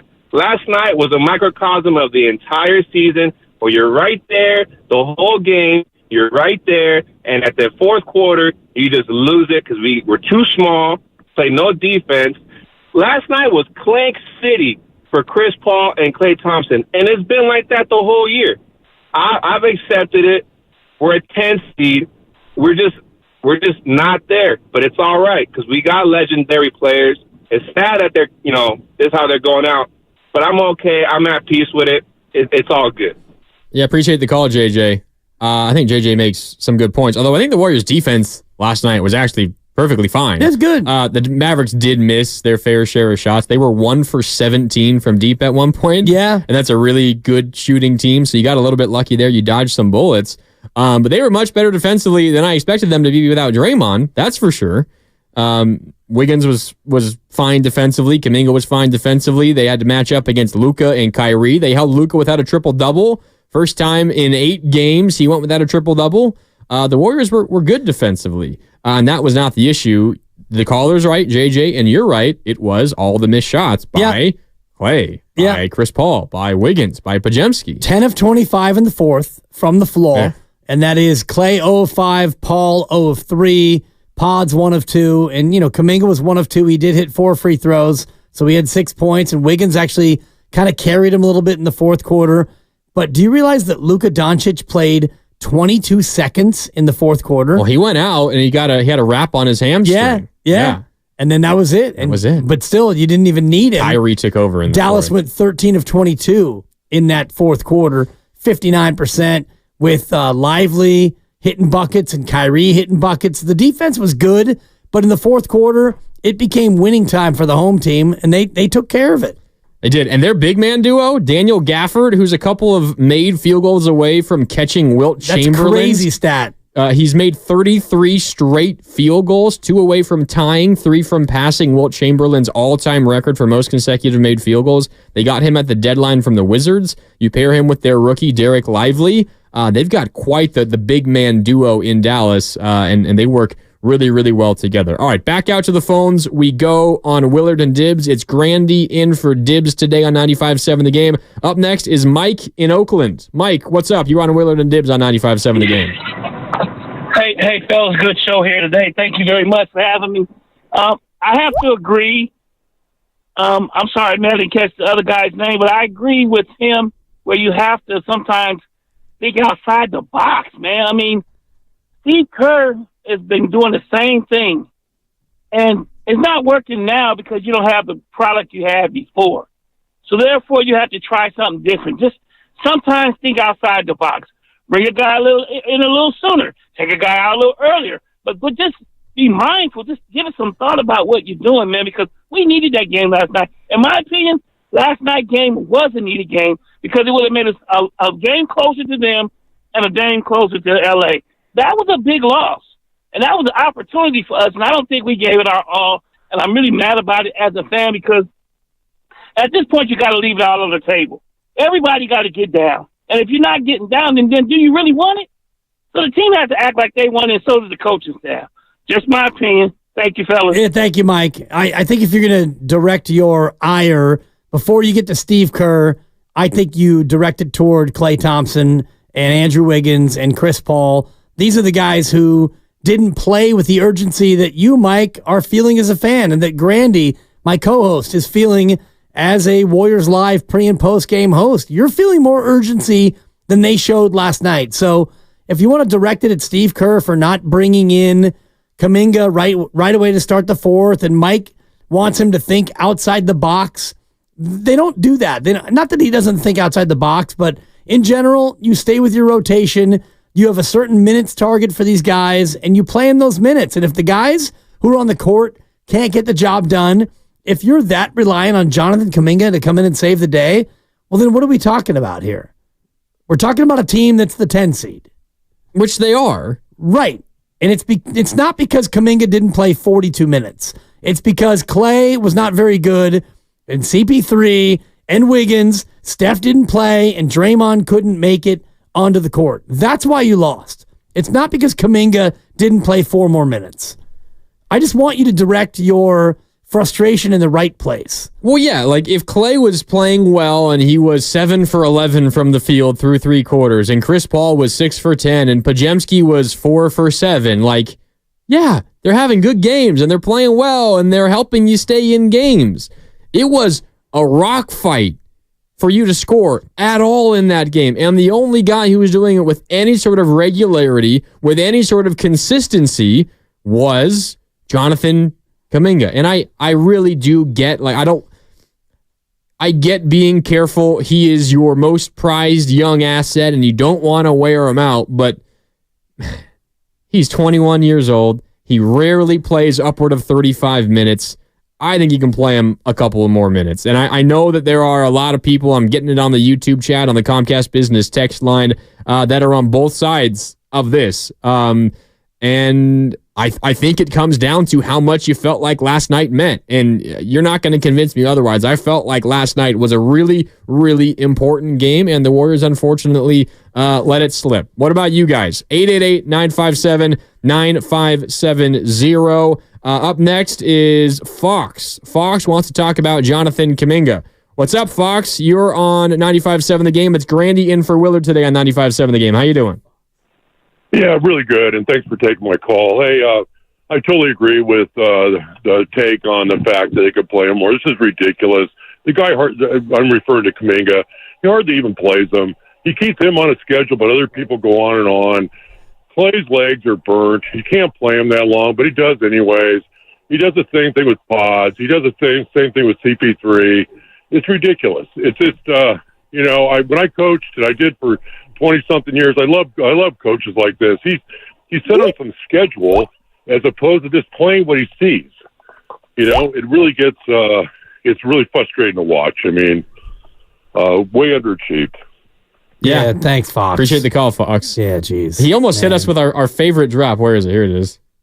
I've played this game. I've coached this Look game. at you firing off over there. I got a board up too, so we're gonna have to start. Start swapping paint. Yeah, over here. We can do that. We can do it. We gotta hit a break. We can do it on the other side. Thanks, Lucas. All right, time for a break here on Willard and Dibs. It's Grandy. It's Grandy in for Willard today. So Dibs and Grandy with you here on 95.7 The Game.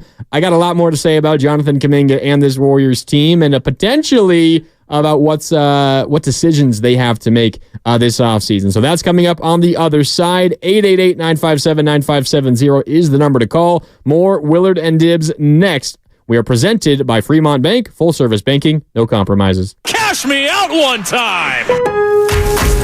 At Lowe's, pros save big every day when you buy in bulk. Save 10% when you buy 230 or more select James Hardie fiber cement.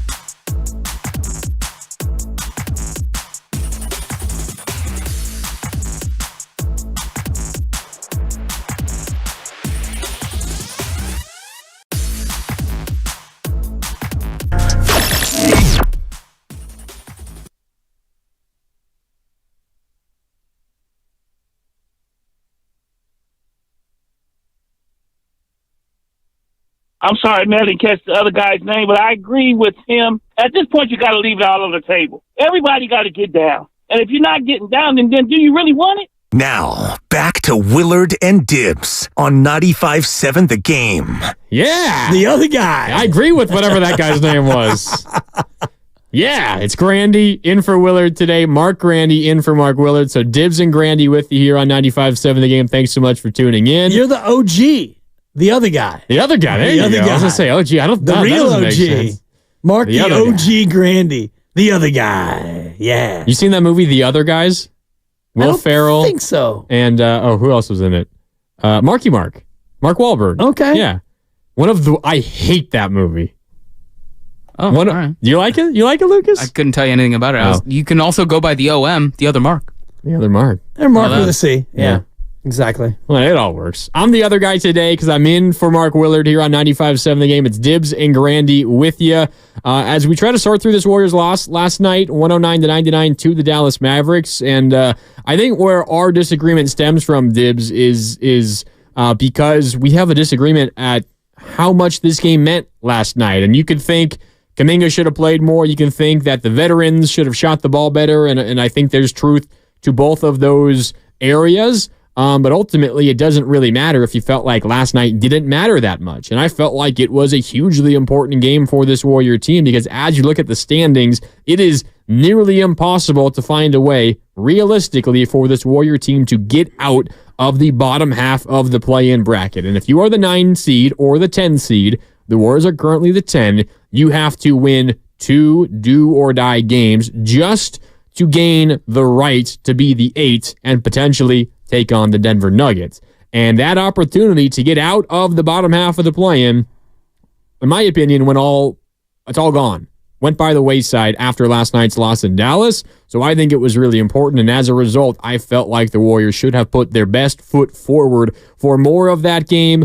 Put Jonathan Kaminga, who scored 27. He hit both of his threes. He got to the line 10 times. Give him a little bit more run because I think that might have given the Warriors the best chance to win that basketball game. And let's see what the people think. 888-957-9570. That's the number to call here. It's Grandy in for Willard. I guess what I'm saying, Grandy, is that they don't think that it's that important. And that I'm not disagreeing with you as far as what I think, because you and I talked yesterday, and I thought it was a very important game. It was a tiebreaker, not a must-win, but the kind of game, if you win it, you could start thinking about the 8 realistically. But they obviously didn't think about it as maybe as important as we did. Draymond Green gave it a go in warm-ups and decided he couldn't play. Steph Curry didn't play. He's coming back from an ankle. He'll be reevaluated tomorrow. We all expect that he'll be ready to go on Saturday. We both expect that he and Draymond will both play Saturday against Draymond's good buddy, LeBron James. So shout out Clutch. If this game was really that important, I think that they would have approached it a little bit differently. Okay, that's interesting. And then I look at the way that Klay played, and I look at the way that Andrew Wiggins played, and we've got the old K-Wig bit, which, let's play a couple notes of it because Lucas has no control over me anymore. K-Wig, he 5 of 12, yeah. He was fine. He played just fine. But by and large, they did not play with that, oh my God, we need this one urgency. And so why are we all thinking in a different way than they played it?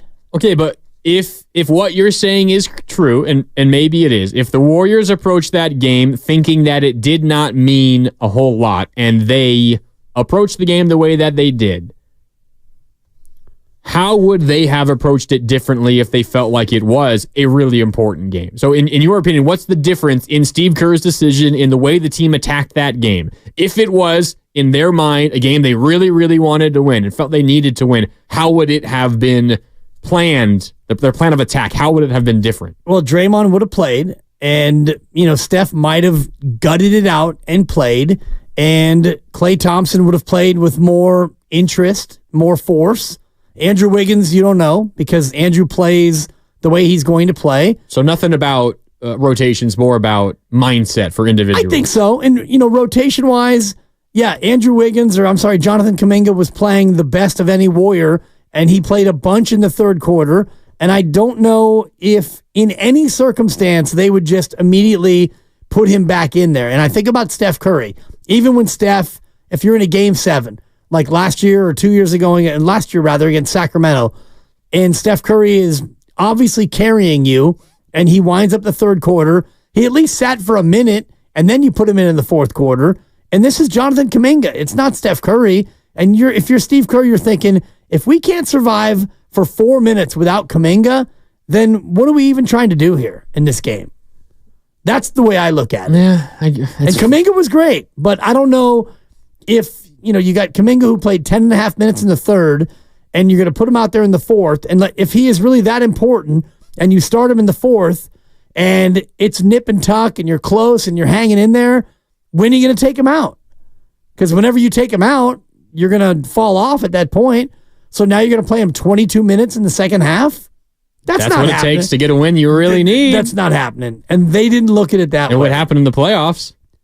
Right. If he was playing that way and you didn't have Steph and Draymond, then maybe. Yeah. But that's the playoffs. Yes. This is not that. So again, I think the disagreement, whether or not you believe it, but maybe what the Warriors believe, right. The disagreement stems from how we feel, how important that game was last night. In my mind, it was, if you have it, you do nothing out of the 9 or 10 seed. I mean, it's a relatively small sample size with the play-in. The last 3 years, it was there also in the bubble, the fall of 2020, I suppose, but that was a different format, 2021, 2022, and 2023, and now here in 2024.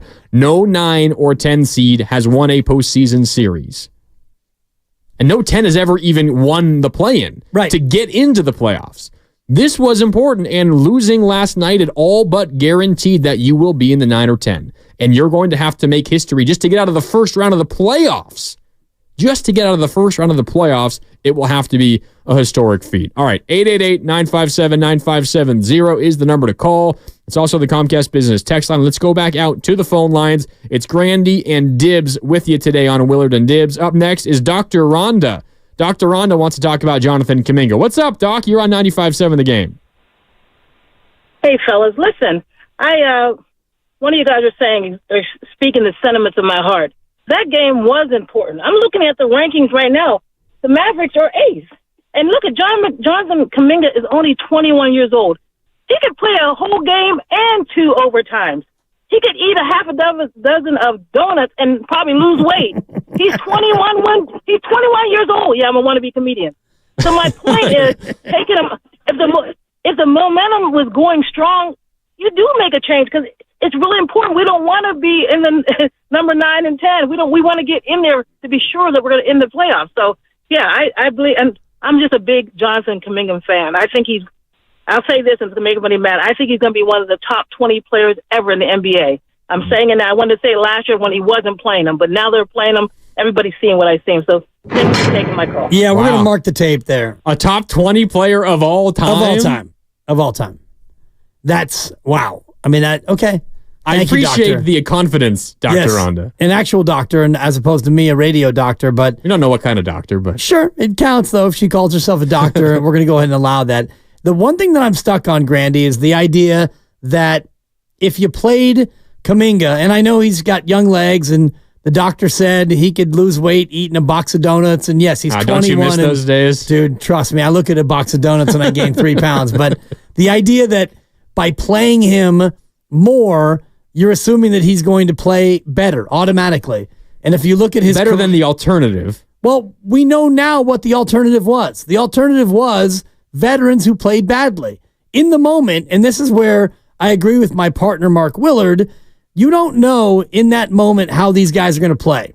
So you look at Kaminga, who played 10 and a half minutes in the third quarter, and he kind of kept you in it, not single-handedly, but he was the best Warrior through 3 quarters. And you think, all right, JK, you're playing great. We're going to give you a little bit of a blow. We're going to give you 3 or 4 minutes and bring you back. And then when you come back in, then you can go ahead and take over again. But you don't know what's going to happen in those 4 minutes. We know now looking back what happened, but we don't know then. Yeah, but you through 3 quarters. I mean, we went through the numbers. through 3 quarters, those guys were doing nothing efficient. And I get Steve Kerr and his confidence in the veterans. It's been the story of this whole season, right? So many Warrior fans wanted Kaminga, wanted Trace Jackson Davis, wanted Moody early in the year. And Kerr, and I think he was right to do so, believed in Andrew Wiggins and believed in Klay Thompson and believed in Kevon Looney and believed in Dario Saric. And perhaps he was a little bit slow at making a change there. So perhaps we can take that macro view and zoom in and find a micro view of this end of the third quarter, early of the fourth quarter, and maybe there is a lesson that could have been learned from earlier in the season. You were 19-24 in part because of Steve Kerr's trust in the veterans, and I don't blame Steve for that. It's just the reality of how this season has gone.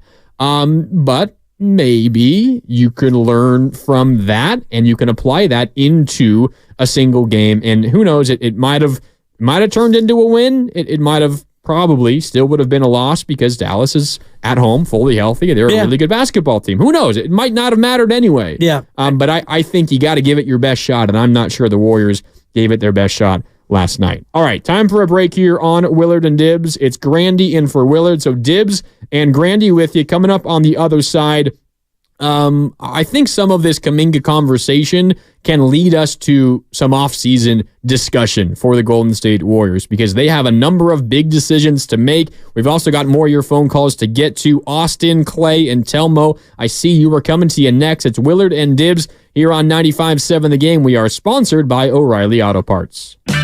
O'Reilly Auto Parts can help you find a repair shop with our shop referral program. Stop by O'Reilly Auto Parts or visit O'ReillyAuto.com.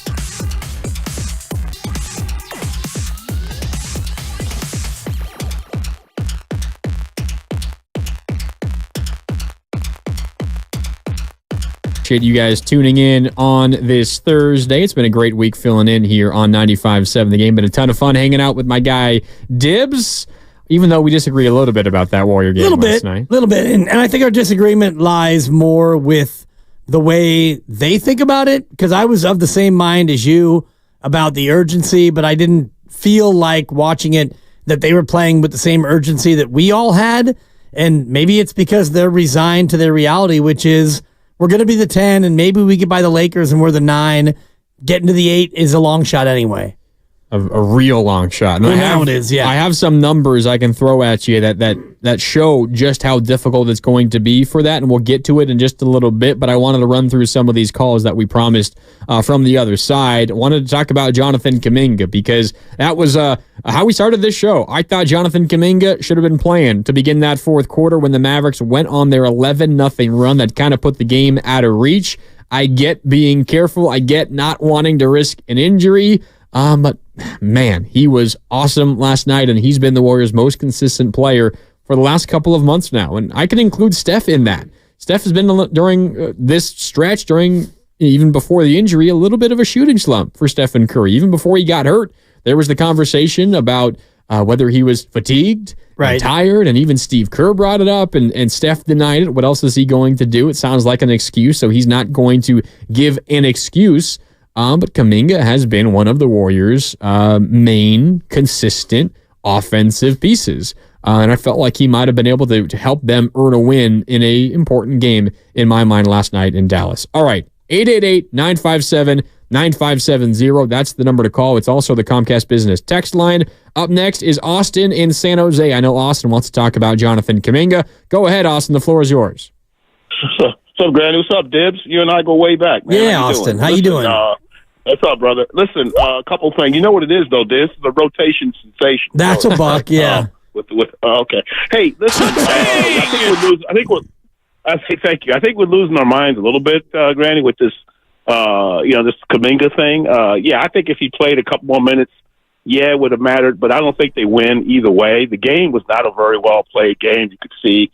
And I didn't like the rotation. I thought the rotation wasn't great. I think we've been hearing the same thing. Dibs got it right several weeks ago, even this week, when he said the team isn't very good. I mean, that's what it is. It's just that we can come with all the excuses about this guy should play more and this guy, but the team is as composed right now, Brady. You guys will get into what happens next year, but I see major changes. I think, and here's one I wanted to throw out, Dibs. Maybe you agree, don't agree, but I don't know that the veterans are motivated to play in the playing game.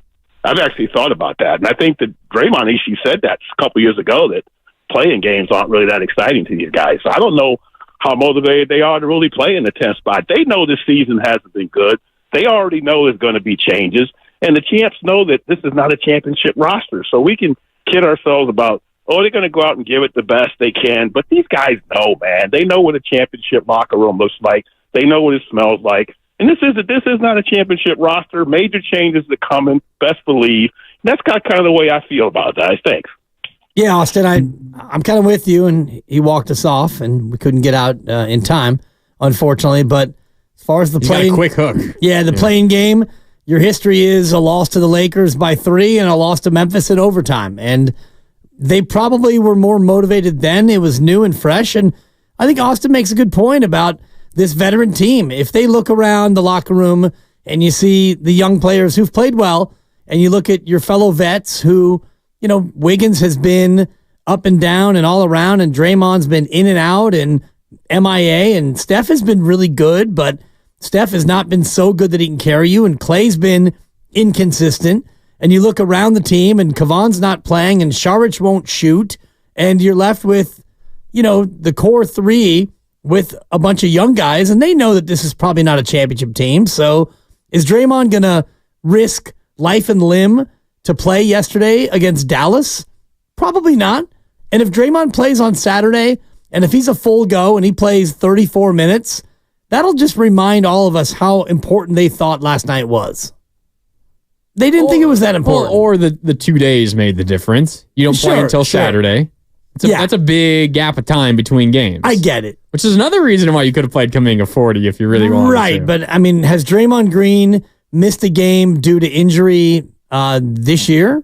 Yes. I know he's missed games due to suspension. He missed 2 games to begin the season with a rolled ankle from preseason. Okay. I think he missed a game due to personal reasons. He's had the 2 suspensions and then the game last night. I think that's it. So two games to start the year. I remember he did roll the ankle in practice in the preseason, and he sat out the preseason games, and then he missed a couple of games and came back. But I can get that for you exactly if you give me a It's second. not that important. I was just more making a broader point about how important they thought that game last night was. And Austin makes a good case about, this team and whether or not they really think they're championship caliber. So if you're headed for the play-in, then when you get there in April, you're going to try like heck to win those games, but your reward will be a date with Denver in a best-of-7 and a trip to Denver. Good luck with that. that. To take on the Joker, the defending champs. Draymond Green last night was his 25th missed game of the season and his 3rd due to injury. He missed 2 to the left ankle sprains we're talking about, then the back soreness last night. 1 personal reasons an absence, a 5-game suspension, a 12-game suspension, which was indefinite, and then 4 on return to competition reconditioning. Those are the 25 games missed. Only 3 due to an actual injury. And think about that. So he's missed 25 games this year. And you are 11-14 in those 25. Right. Okay. So, and when he plays, you tend to be a really good team. So if they're 11-24 when he doesn't play, that tells me that they're 11-14 when he Thank you. They're 23-17 when he does play. Good math. And I'm just doing the quick math on the fly. If Draymond plays, then you're probably a top 6 seed. When Draymond doesn't play, you're a lottery team. And then you add in Steph, who he's been there almost all year, and Klay hasn't missed many games. Klay's only missed a couple, and Wiggins missed the 4 games due to personal reasons. When you add up all of the absences, and then even last night when Klay and Andrew both played, they weren't very good.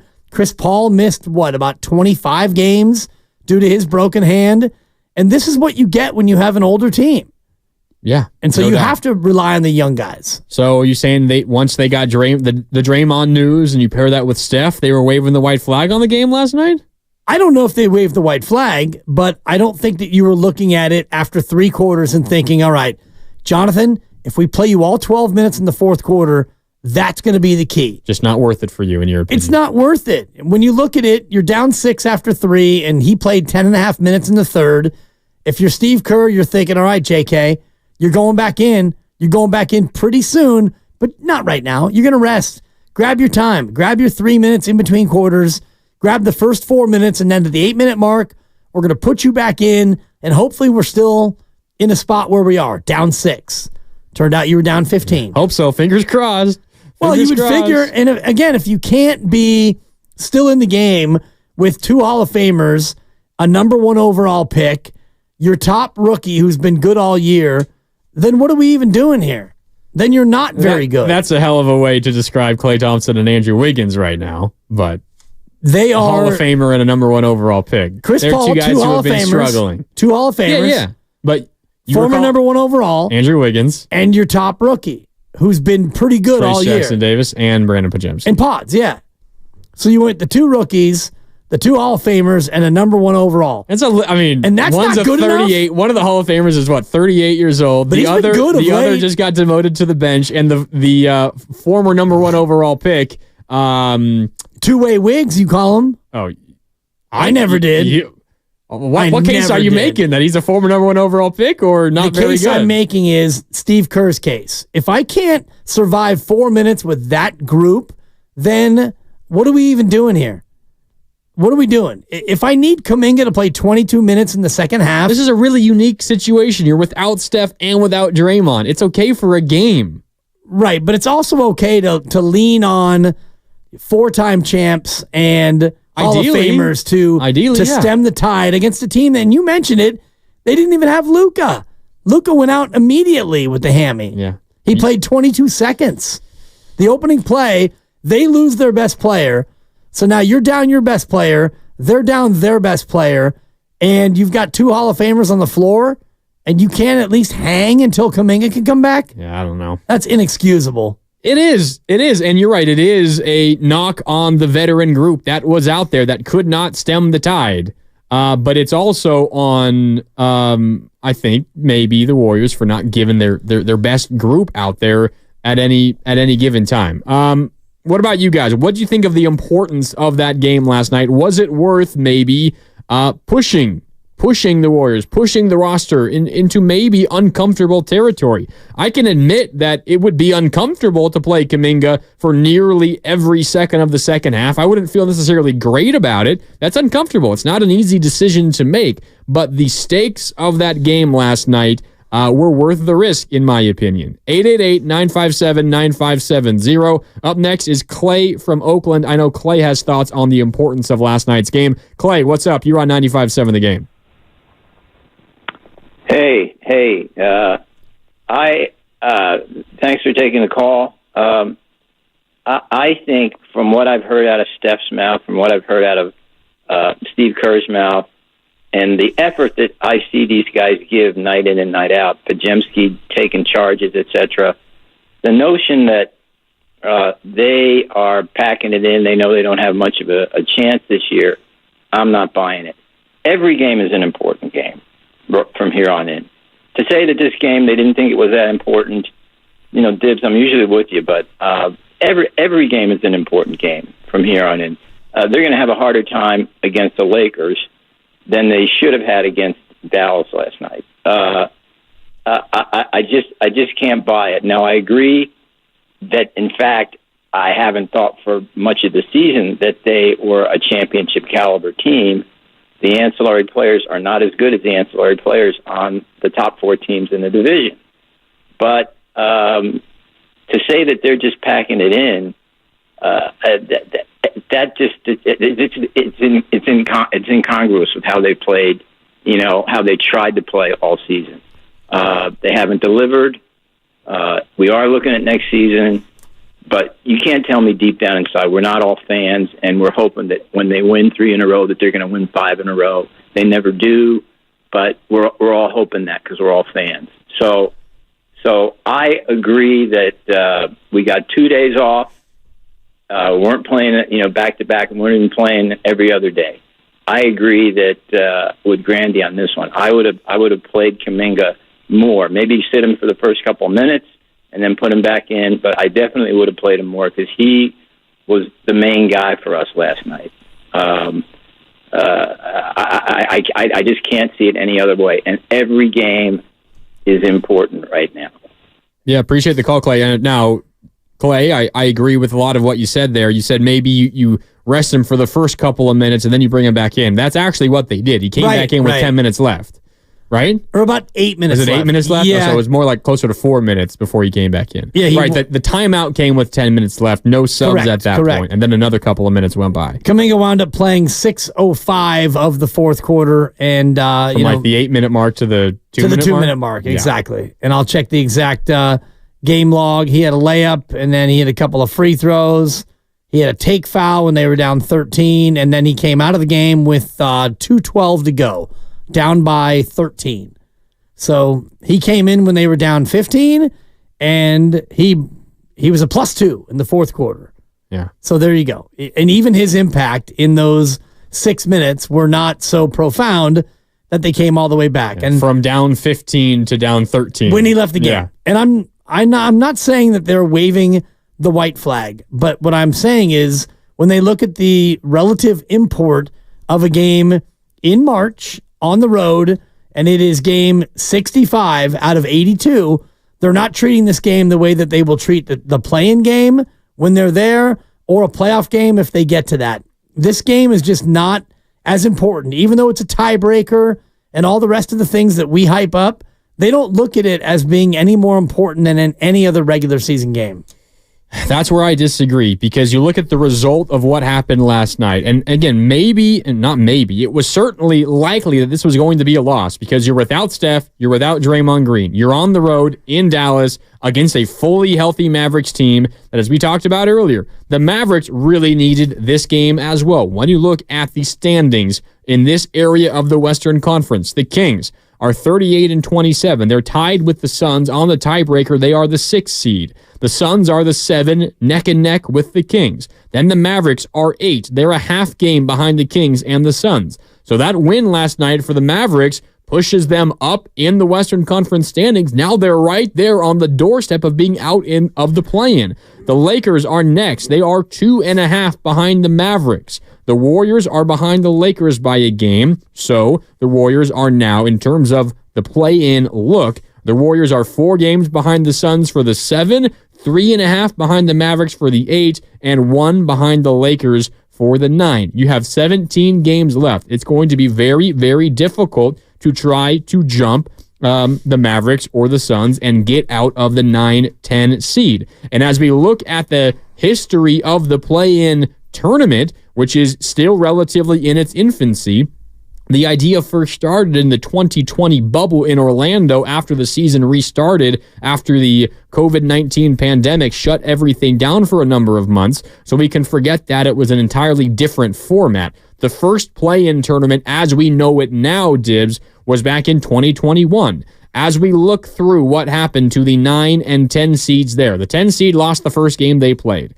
and this is in both conferences. The only instance of the 9 or the 10 winning and going to the postseason was in 2021 when the Memphis Grizzlies, the 9 seed, earned the 8 seed. Of course, they upset the Warriors in the play-in that year. Guess what? They lost to 1 seed, the Utah Jazz, in 5 games in the first round. In 2022, New Orleans, they were the 9. They went into the play-in tournament needing to win 2 games. They did that. They beat the Spurs, then they beat the Clippers. But guess what? They matched up with the 1 seed, the Phoenix Suns, and they lost in 6 games in the first round. In 2023, no 9 or 10 seeds even got out of the play-in. And if you look specifically at 10 seeds, they are 2-6 all time in play-in games, and those only 2 wins come in the 9-10 matchup, and then you lose in the following one. They are winless in that following play-in game where the winner then goes to the postseason. So if we're using history as any sort of guide, Dibs, being in the 9 or the 10 is a death sentence. And as for that reason, I felt like last night was very, very important, because if you won that game, you were barely holding on to hope that you could avoid the 9-10 portion of the play-in. Well, you're still barely holding on hope, and you have Dallas 2 more times. So right now you sit 3.5 back of Dallas, and if you win both of those games, you would gain 2 games on Dallas. So then you'd be only 1.5 back of Dallas, and you'd only be 1 back of Dallas in the loss column. So in terms of what you're talking about and the hope of catching Dallas, it's not dead yet, because you play them 2 more times, and you're hopeful that you'll have Steph Curry and Draymond Green for those games, which gives you a better chance to win those games. And I love the history of the play-in, and I really appreciate you being the historian here of Willard and Dibs. I try my best. Out. You did a great job. Very small sample size. Yes, sure. And of those teams who have ever played in the 9-10 game, I don't believe any of them have been 4-time champions. So I look at this team with championship pedigree, and yes, they have an experience in the play-in, and it's not good. They're 0-2 in play-in games, and that was in the first year, right? That was in the bubble when they lost those first 2 games, if I'm not mistaken. Which one? The Warriors. Was that the no, that was in 2021. The year after the bubble. The first year of the actual play-in format. As we know it now. Exactly. Yeah, the Warriors lost to the Lakers in LA. And then they lost to Memphis. At home. Exactly. Right. So, and that was a team that had championship pedigree, so I won't look past it just for my own argument, but that was the Kelly Oubre Warriors, if you remember. Exactly, yeah. And boy, I don't miss those Warriors, but this team is still, they're not dead. You have, only 3 losses in the loss column down from Dallas. So if you win both those games become much more important, because I know you're now down basically by 4 games to Dallas, because they hold the tiebreaker. They hold both tiebreakers, and they likely will hold the tiebreaker because in terms of conference record, they have a 5-game lead on you. So you would need to really run the table against Western foes. You do have a couple of Utahs and some Portlands in there, and 1 more San Antonio. So your Western record should get a whole lot better based on your remaining schedule. But still, yesterday was a big game, but they didn't really treat it like that. So why should we? Because they should have. Well, it's their prerogative, Bobby Brown. I feel like it's more likely they did treat it as an important game. We just have a disagreement of opinion in terms of how you go about tackling it. I feel like if they treated this as not an important game, we've got much bigger problems. If they did not think that this was an important game, I don't know what to say. In my opinion, I feel like they thought this was an important game. They just went about it in a way that I disagree with, which is fine. We can all disagree about it. But if they didn't think that it was an important game yesterday, and I've got major problems with that. Well, they probably saw the importance of the game, but they weren't going to throw caution to the wind. And certainly they didn't think that Jonathan Kaminga playing all 12 minutes of the fourth quarter was going to be the difference or was going to be important enough to risk, possibly getting injured. When you play more minutes, you're more likely to have something happen. And so they went about it the way they always go about it, and they leaned on their veterans, which is what they always do. Steve Kerr loves his veterans, and the veterans let him down. Yeah. All right. 888-957-9570. Back out to the phone lines. Up next is Vince in the city. Vince, what's up? You're on Willard and Dibs. It's Grandy in for Willard today. How you doing, Vince? Hey, I'm good. What's going on, guys? Not much, Vince. So, one thing that we all know about the Warriors organization is they're very into analytics, right? I think it's pretty clear they've locked up a 10 seed or a 9 seed. There is a small possibility that they can jump those teams and get in or get out of a play-in situation. But I think right now, I think their goal is get to the play-in, figure out who they're playing. The goal is going to beat whoever that is.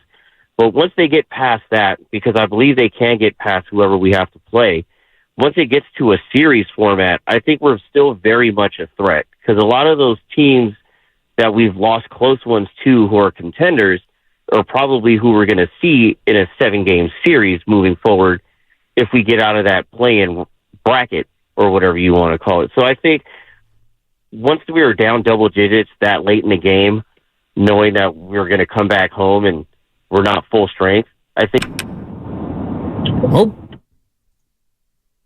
Oh, they read an issue in the back. That's all right. Sorry you got cut off there. Sorry about that.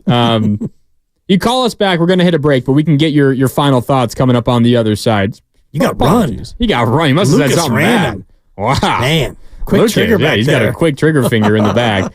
But give us a call back. We'll get to you again on the other side. I will say, if you think that once the Warriors get out of the play-in, they could be a threat in the actual series when it gets to a 7-game series, I would agree with you. If the Warriors are in a series, I'm not sure there is a lot of teams out there who are lining up to take on Steph, Dre, and Klay, and Chris Paul. Like, I would not want that to be my first opponent, say if I was OKC. But it is a pretty big leap to assume that they could get that far because you're going to have to win 2 games in the play-in for that right in the first place. Yeah, and the right to maybe get Denver. And as it sits right now, Denver has moved into the number 1 spot, 46-20. They're playing great. Half game ahead of OKC. They've won 9 of 10, and they are starting to look more and more like the champions from last year. Yeah, they are. They're playing great. All right, time for a break here on Willard and Dibs. It's Grandy in for Willard. So Dibs and Grandy with you on 95.7 The Game. We are presented by Fremont Bank, full-service banking, no compromises. Jonathan Kaminga, should he have played more? Could he have helped the Warriors get a win yesterday? And Kaminga says he wants to be a Warrior for life, just 2 months after a report that he had lost faith in Steve Kerr. Where's this coming from? That and more is coming up on the other side. It's Willard and Dibs on 95.7 The Game. The Habit grown-up meal comes with a charburger, fries, drink, and gummy burger for just $6. But instead of us telling you how great a deal that is,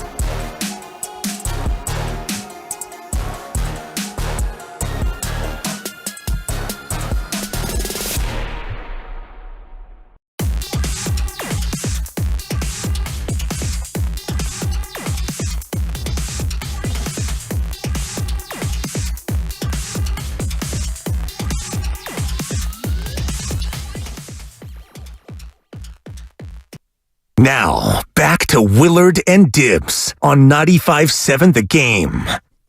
Mark Grandy in for Mark Willard today here on Willard and Dibbs. So Dibbs and Grandy with you. Thanks so much for being along for the ride on this Thursday. 888-957-9570 if you want to talk Jonathan Kaminga and the Warriors. The loss last night, how important that game was or not, if you feel differently, and the Warriors' chances going forward, because it looks like they are locked up in the 9 and 10 portion of the play-in tournament. It's not official, but the Warriors are going to need to play really well in their final 17 games, and they're going to need help elsewhere to get out of the 9-10. And what that means is you got to win 2 games in the play-in just to get to a postseason series. No team in the history of the play-in tournament entering its 4th season as we know it has been the 9 or the 10 and won a single postseason series. So the odds certainly stacked against the Warriors. Again, it's Grandy in for Willard today, and if you haven't already, make sure to subscribe to Willard and Dibbs on the free Odyssey app or wherever you find your favorite podcast. And while you're there, you can also check out both the Morning Roast and Steiny and Guru. A lot of basketball talk for those guys today. Some Niners as well, including Jason LaConfora, our Odyssey NFL insider, on with the Morning Roast, who was breaking down the Ravens reaching out to the Niners about Deebo Samuel? Yeah, geez. Shocking. Very surprising anyway. And you're probably trying to reach out thinking that if you sign Ayuk, maybe they won't want Deebo for the long term. But I look at the Niners situation going into next year, and you got to have Ayuk and Deebo. You got to have McCaffrey and Kittle. You keep Trent Williams. You do what you can with the offensive line, but that offense is, as comprised, one of the best in football. You get the defensive line better, and then you, from there, run it back. Yeah, run it back for the 49ers. I agree. Run it back for the Warriors. No chance. I don't know about that one. And we'll get into the offseason ahead for the Warriors and some of the major decisions that they have coming, and some comments from Joe Lacob over the last month that I think are pertinent now that we can play back and listen and try to figure out what it all means. Before we get to that, though, here on Willard and Dibbs, again, Grandy in for Willard. So Dibbs and Grandy with you. Let's go back out to the phone lines. Judy's been hanging out on hold for a while. We appreciate it. Judy, you want to talk about potentially some changes coming for the Golden State Warriors. Judy, what's up? You're on Willard and Dibbs. Hey, guys. First of all, Dibbs, great to connect with both of you. Grandy, I haven't had the pleasure of talking with you before, but just listening to where we are right this minute, I would offer I am a pathological optimist, and every single game will post. I'm sorry, Judy. Your phone's cutting out for us there. Yeah. You can hang out on hold. I think Luke's going to get you. Yeah, Luke's got you back there. You get a better connection, Judy. That does remind me, Vince from the city, who was on previously before we went to break, he did shoot us a text on the Comcast Business text line to finish off his thought. Vince did say keeping Jonathan Kaminga out to get rest ahead of coming back home and getting ready for this next stretch of games. It is a really important stretch of games coming up for the Warriors. And it's a little more challenging, honestly, than I think we give it credit for. You look at who the Warriors have. You got the Lakers on Saturday. Yep. Then you return home for 3. The Knicks, the Grizzlies, and the Pacers. Then back out on the road. Minnesota, Miami, Orlando, Charlotte. Charlotte's a relative easy. That's a gimme, you would hope. San Antonio on the road again. Dallas at home. Houston on the road. Dallas on the road. Utah, the Lakers, Portland, New Orleans, Utah.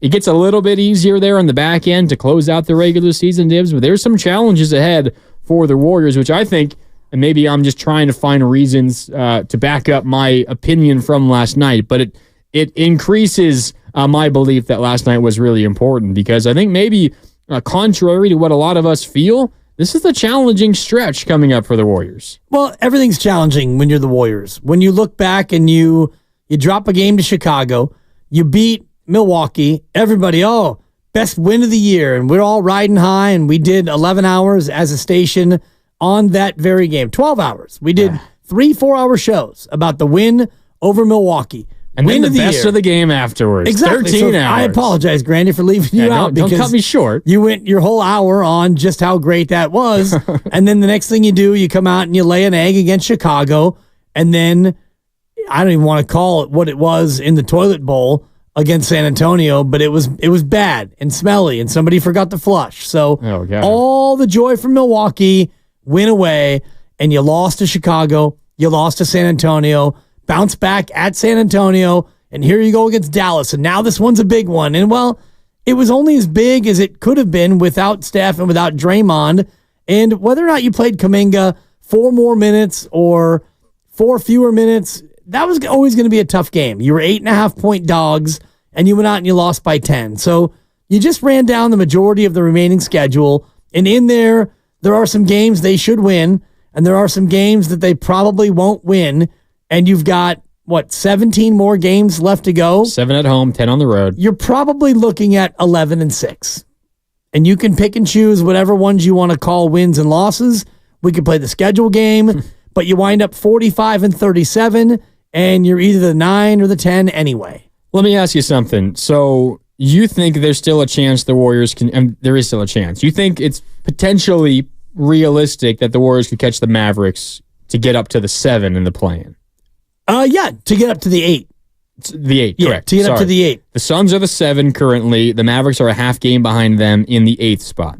So the Warriors are separated by 3.5 games with the Mavericks. Right. From 10 to 8. If you think that's realistic, 3.5 games, and you would also have to jump the Lakers to do that, to get up. You'd have to jump 2 teams to do that. Right. Would logic also state that it's possible, potentially realistic, that the Rockets could catch the Warriors? The Rockets are 4 games behind the Warriors. The Warriors are 3.5 behind the Mavericks. Yeah, I don't see it as being that, quote, logical. And the reason why I think that you can catch Dallas is that you play them 2 more times. So if you win both of those games, that's a 2-game net gain just by beating Dallas. Got Houston once. Once, yeah. And I don't know Houston's full schedule. I could look at it and get more of a well-learned opinion as to what the Rockets can do. They're 30-35, and for me, they're just starting to play well. I see that they've got Washington twice. They've got 2 against Dallas. 2 against Portland. They've got 2 against Utah. Yeah. You've got OKC and Minnesota. You ended against the Clippers. Their schedule not very easy. They've got Miami and they go to Dallas. So I think that it's probably as likely. I'd say it's more likely, actually, that the Warriors catch Dallas than that Houston catches the Warriors. I don't think 4 back in the loss column. 4 back. Yeah, you're 3.5 in total behind the Mavericks for the 8th seed. I don't think either is going to happen. Sure, it's basically I agree with that. all but over, in my opinion. I think the Warriors are stuck. They're in a purgatory right now, 9-10. A little bit. How much is it worth it to be the home team against the Lakers in the play-in? The first game of the play-in, the 9 versus 10 game. I don't think it's worth very much. When you look at what they've done this year on the road, as opposed to what they've done at home, they've been better on the road. So you go into LA, and I know you'll be there tomorrow. It's probably I know Steph doesn't play well in that building traditionally, so there's that factor. But really, how deep of a run are you going to make anyway? That's kind of where I am with this team, Grandy. You want to put all your faith in the Warriors after they beat Milwaukee, and then they basically gack it away against Chicago, and then inexplicably you lose to San Antonio in your next game. Both those games at home. Mark Willard and I were talking about a 3-0 homestand after they beat Milwaukee. Everybody was. And they go 1-2.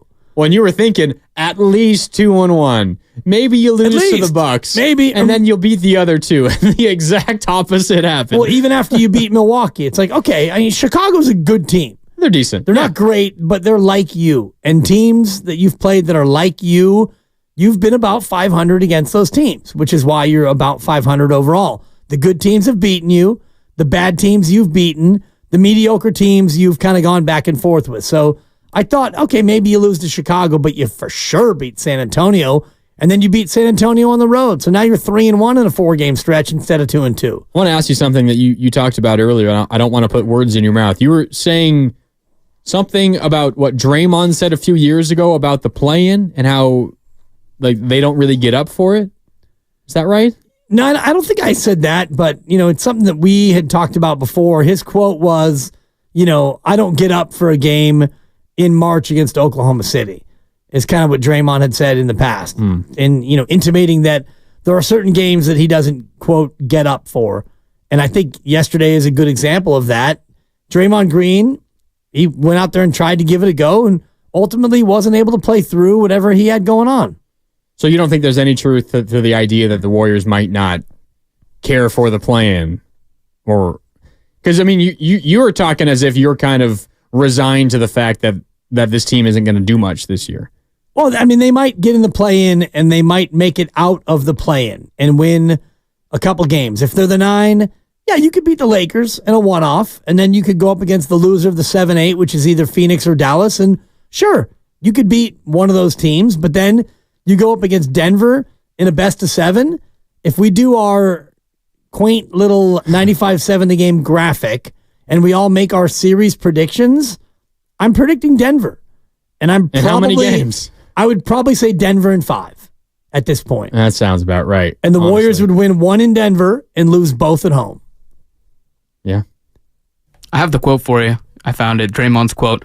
This was after an April loss in 2021. He told our old friend and still friend, Nick Friedel, to be honest with you, I don't go into these games thinking like, man, we need to win these games to get to the playoffs.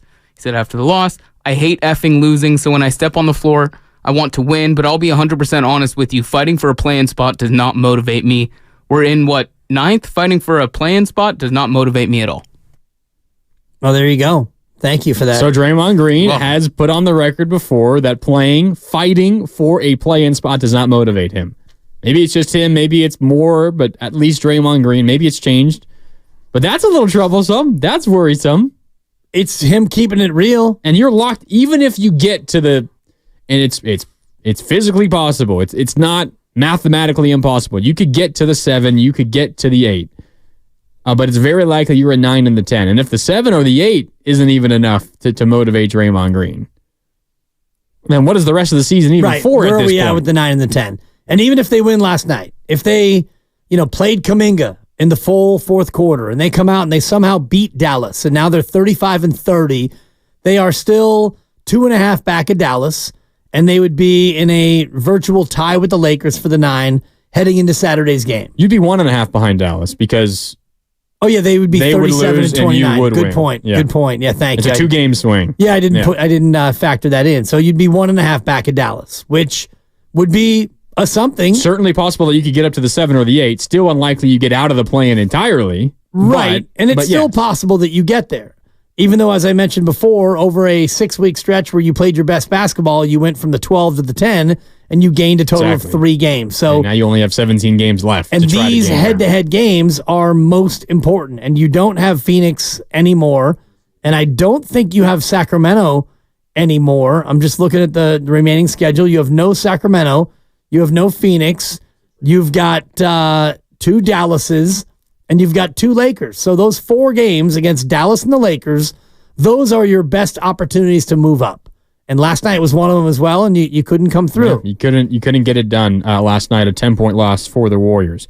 You're listening to 95.7 The Game, KGMZ FM and HD1 San Francisco, always live on the free Odyssey app, Twitch, and YouTube, powered by First NorCal Credit Union. Upgrade your savings. Dividend opened a First NorCal first-class money market today, and we go live behind the glass to Lucas Alexander, who has more on Draymond Green. Lucas. Just for a little bit of context, this was the 2020-2021 season. Of course, as you remember, the Warriors lost in they finished 9th, and they lost the first playing game to the Lakers and then lost at home to Memphis, and Draymond missed that floater at the end of that game.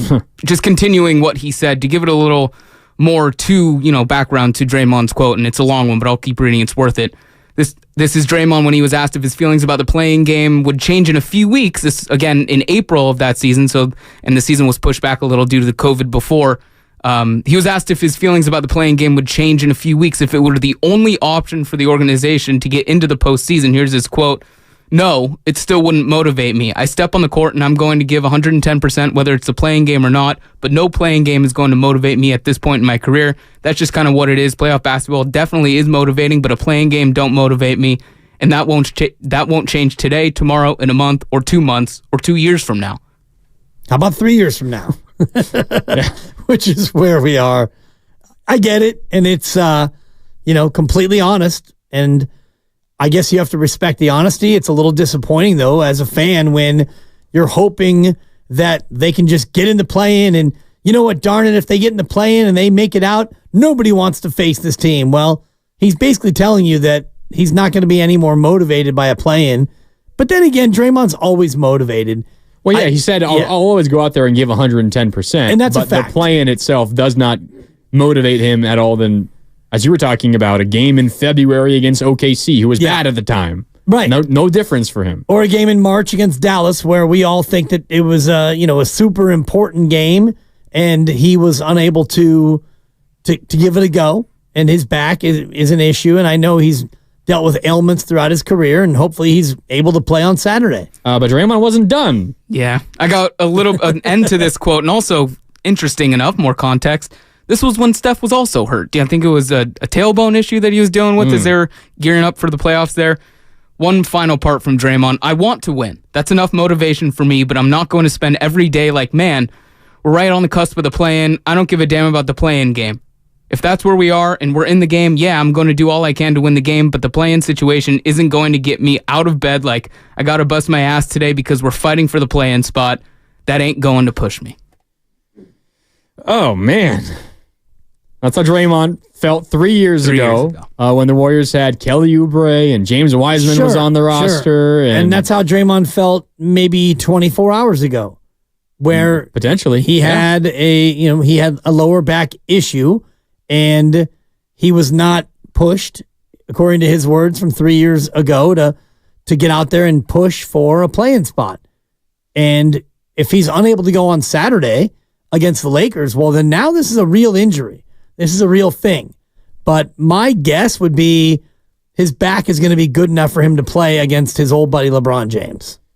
That's a big deal. Draymond Green, one of your veteran, your emotional leader, the heartbeat of the team. Everyone revolves around him in the locker room. Whether you love him or you hate him, you know how important he is to this team. And 3 years ago, openly admitting that the play-in tournament does not do anything for him in terms of extra motivation. If that's still the case now, then what are the Warriors even doing at this point? Does that feeling permeate throughout the locker room? Is Draymond on an island in this belief? How does Steph Curry feel about that? Well, I think that they all, when they're competing, they want to win. So let's leave that as the baseline to all of this. I don't think that when they go out there in any game, they're thinking, oh, whatever. So if they're in the play-in game in April and they're the 10 and they're trying to play and beat the 9 on the road, probably in LA, they're going to try to win that game. I don't think that they're going to think, oh, this is a joke and it doesn't even matter and win or lose, whatever.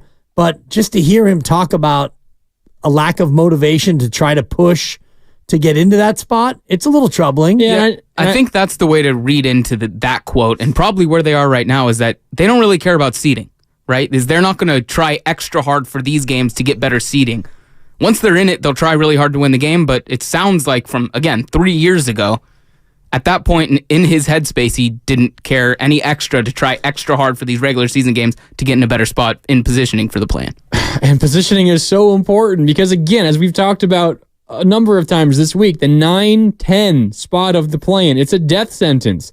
If things break right, you can get into the postseason. It has happened a couple of times. You were on the receiving end of it once. The Grizzlies were the 9. You were the 8. You lost to the Lakers, the 7. The Grizzlies beat the 10. You played the Grizzlies inside at Chase Center. That's the game that Lucas was referencing. Draymond Green misses a little push shot at the buzzer. You lose. Your season's over. Memphis goes on to the postseason. But it's not as if that ended happily for Memphis. They won one game in the first round against the 1 seed, who I think was Utah that year. Yeah. Randomly, a 1-seeded Utah team who lost, I think, in the second round of the Western Conference playoffs. It happened again the following year when New Orleans, they were the 9 seed. They got into the postseason. They earned the 8 seed out of the 9-10 game in the play-in. They also lost in the first round to the Phoenix Suns. If you are the 7 or the 8, the 6 or the 7, no, sorry, I was right the first time. The 7 or the 8 as opposed to the 9 or the 10. If you are the 7 or the 8, there is way more history on your side that suggests you can make a run. Last year, the Heat went all the way to the finals. Right. Last year, the Lakers went all the way to the Western Conference Finals. 2 of the final 4 came out of the play-in, the top half of the play-in. And the Warriors, they might be banished to the bottom half of the play-in, and maybe part of the reason is, as Draymond said 3 years ago, that they just don't have enough motivation to care about it at this point. Yeah, and I think that that's a simplistic way to look at it about motivation, but also they haven't had the wherewithal and the good fortune to stay healthy to make it into the play-in game or make it out of the play-in tournament. Draymond Green has been unable to contain his emotions, and so he missed more than 20 games due to suspension. Chris Paul with a bad luck break of the hand for a guy who's broken his hand a number of times. Shouldn't be that unexpected to have a 38-year-old miss games due to injury. Steph Curry sprains his ankle in a non-contact situation. He's just running down the lane and his ankle rolls over. Happy birthday, Steph. You turned 36 today. So happy birthday. You've got an older team that suffered injuries. You've got one of your starters who is enigmatic and missed 4 games due to personal issues. And we don't know if he's going to make it through the rest of the year. And you look at the whole season in totality, and it all adds up to you being 34 and 31. Yeah, it does. I don't know. Is that troubling to anyone else, or is it just us? I mean, 888-957-9570. Are the Warriors not motivated enough because they have been the haves for so long? They've won 4 championships that they can't get up for a potential play-in game, or is Draymond simply saying, I'm motivated whenever I'm on the basketball court, and this just doesn't get me up anymore because it's impossible to get me up anymore when I'm in it every time I'm on the court. What do you think? 888-957-9570. Before we take a quick break, it is time first for the Captain Klay Report, which is brought to you by City Cruises. Book your one-of-a-kind experience today at citycruises.com. And last night in Dallas, the Warriors were without both Steph and Dre, as we already know, leaving Klay to carry more of the load, but he struggled shooting the ball, scoring just 8 points on 3 of 13 shooting and 2 of 7 shooting from downtown. Not the best game for Klay and not the best game for the Dubs as they fall by 10 points. We talk a lot, Dibs, about Jonathan Kaminga and how good he was. A better Klay game shooting from the field certainly would have went a long way to helping them win that game last night. 3 of 13, 2 of 7 from 3. He's been a little bit ice cold after having a nice streak of games. He's been so up and down this year, but when Steph is out, those are the games you look at as must-have games for Klay, and the fact that he only shot the ball 13 times, that for me is maybe the most troubling of all. Yeah, 13 times, and how many in the first quarter by itself? Only 2 field goal attempts in the first quarter for Klay. Got to come out a little bit more aggressive without Steph Curry, Klay. That was the Captain Klay Report, again brought to you by City Cruises. All right, time for a break here on Willard and Dibs. It's Grandy in for Willard today, so Dibs and Grandy with you. Coming up on the other side, remember what Tim Kawakami got Joe Lacob to tell him about a month ago about the future of the Golden State Warriors and how much was riding on the rest of this regular season. Let's revisit those comments and talk through what those comments mean now with the extra context of the last month of Warriors basketball, and might the future be bright in terms of Jonathan Kaminga on the Golden State Warriors? All that is coming up on the other side. 888-957-9570. It's Willard and Dibs. It continues next on 95.7 The Game. Come into Freedman's Appliance.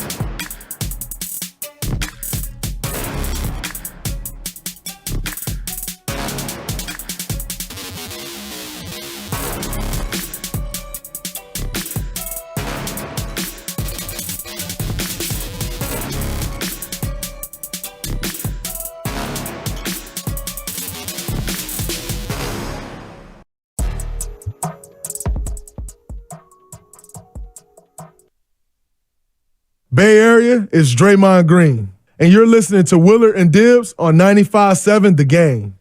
There he is. Thanks, Draymond. It's Mark Grandy in for Mark Willard today. So Dibbs and Grandy with you on Willard and Dibbs on 95.7 The Game. And Draymond Green did not play last night in Dallas. The Warriors fall by 10 points, 109-99. A really, really bad offensive night for the Warriors. Draymond Green certainly would have helped. A decent defensive effort as well. I mean, you hold Luka to not a triple-double, something he had done in 7 consecutive games. He's been averaging like a 35-point triple-double over the last month plus. He has been incredible lately. Kyrie Irving got going a little bit in the fourth quarter. Mavericks were missing a handful of threes early that helped the Warriors in this game, but the Mavericks also dominated down low, and that's perhaps where you miss Draymond Green the most. This is a really small basketball team, Dibbs, and without Draymond Green, you get even smaller, and you don't have a ton of depth.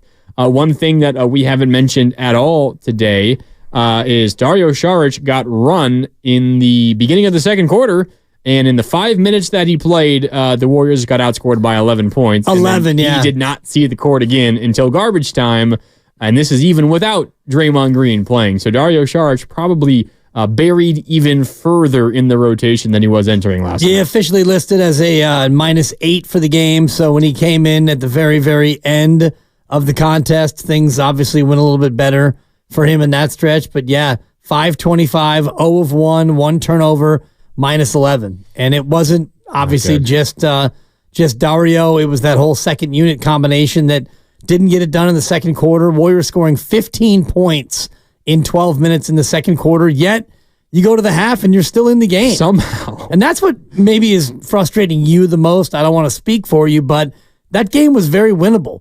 Luka went out early in the fourth quarter. Offensively, Dallas wasn't great. Your defense was pretty solid, and you were in it through 3 quarters. That game was one that you could have stolen with a little bit of a better effort to start the fourth, and yet a game where neither team offensively played very well. It was there for the taking, and then you just gave it back to start the fourth. Yeah, Luka left early in the fourth with a hamstring injury. The Mavericks played today. They're in OKC, 7 o'clock tip, local time out here, that is, 7 o'clock tip, Pacific Standard Time. I think that he's out because of that hamstring injury. We can double-check and confirm that for you, but it is Mavericks in OKC. If you're a Warrior fan still holding on to hope that the Warriors can catch the Mavericks, you're certainly big OKC fans in that one, and maybe you have a little bit of help because no Luka Doncic. So keep an eye on that. There are a couple of other interesting games around the NBA today. The Warriors, of course, are off until Saturday when they play the Lakers. The Suns are in Boston taking on the Celtics. So Warrior fans should be Celtic fans in that game. Yeah. And if you are rooting for that, I mean, that should be a win for the Celtics, you would imagine. Yeah, they're really good at home. Kevin Durant is also dealing with something, I think, at the moment. Everyone on that team at some point has been dealing with something for Phoenix. The Wizards are also taking on the Rockets. So if you are a little bit worried about the 11-seeded Rockets creeping up on the Warriors in the 10 spot, you can root for Jordan Poole again today. The Wizards taking on the Rockets in Houston. So that's always fun. Yeah, go Jordan Poole. He's been much better lately. Yep. We talked about that earlier this week. Yeah, since they shifted him to the bench, he's been better, and actually they've been a little bit better now with the high water mark of 11 wins, 11-54. So Houston, a team that's not great, favored by 8.5 at home against the Wiz. And yeah, Luka out. OKC favored by 10.5 at home against the Mavericks, playing the second half of a back-to-back in Dallas and then tonight in OKC. Yeah, not much of a travel there, but it's certainly not easy to do back-to-back from your home team, your home arena to a road arena, certainly for the Warriors. And yeah, I think you're right. Part of the reason why I have been frustrated by last night's loss isn't necessarily because it was a loss. I mean, I think most Warrior fans went into the game last night kind of writing it off early. In fact, I remember when you and I were sitting right here in these very seats, almost exactly 24 hours ago. Warriors Live began at 4:30 yesterday, and we were running through all the numbers and getting you ready for Mavericks and Warriors, and it was without Steph, and Draymond randomly popped up on the injury report, and he was out, and you're thinking, all right, the line balloons at 8.5 points. You're on the road against a fully healthy Dallas team. You have no Steph and no Draymond, and this is a game that Dallas really needed. I think you really needed as well. I think a lot of people were just kind of like, all right, this is a loss. And I saw a number of those comments on our YouTube chat powered by First NorCal Credit Union yesterday on the Comcast Business text line, 888-957-9570. But you get to the fourth quarter, Dibs, and you're down by 6. And then you get the first bucket of the fourth, actually. It was a Klay Thompson missed mid-range jumper that Trace Jackson-Davis got the offensive rebound for and put it back up and in. And suddenly it's a 4-point game. A 4-point game early in the fourth quarter on the road against Dallas. And it's almost as if, like, would you rather have loved and lost than to not have loved at all? Right. The Warriors gave me a little bit of hope that they were going to come out and win a big game without their two most important players. And then the fourth quarter was a little bit of a disaster when the Dallas offense got going a little bit. But you're right. It's the hope that kills you. And the hope that team gave me, that Jonathan Kaminga gave me through 3 quarters, is what's making it a little bit difficult for me to stomach how it all went down, because they were right there and it would have been one of the wins of the season. And it went down quickly, as you're pointing out, with the putback from TJD to make it 76-72.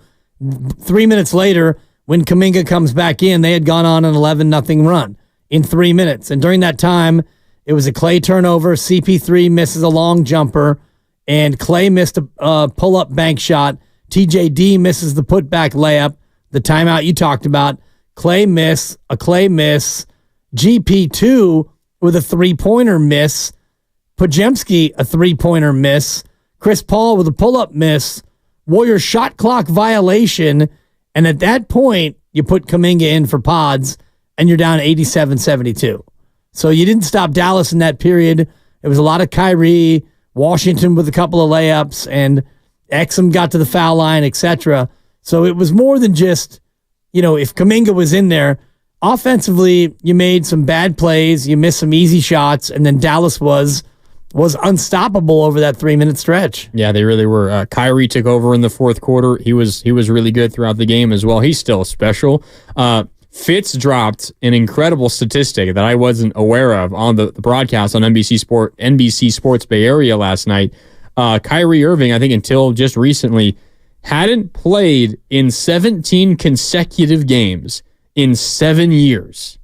Wow. 17 consecutive games. It had been 7 years since he had last done that.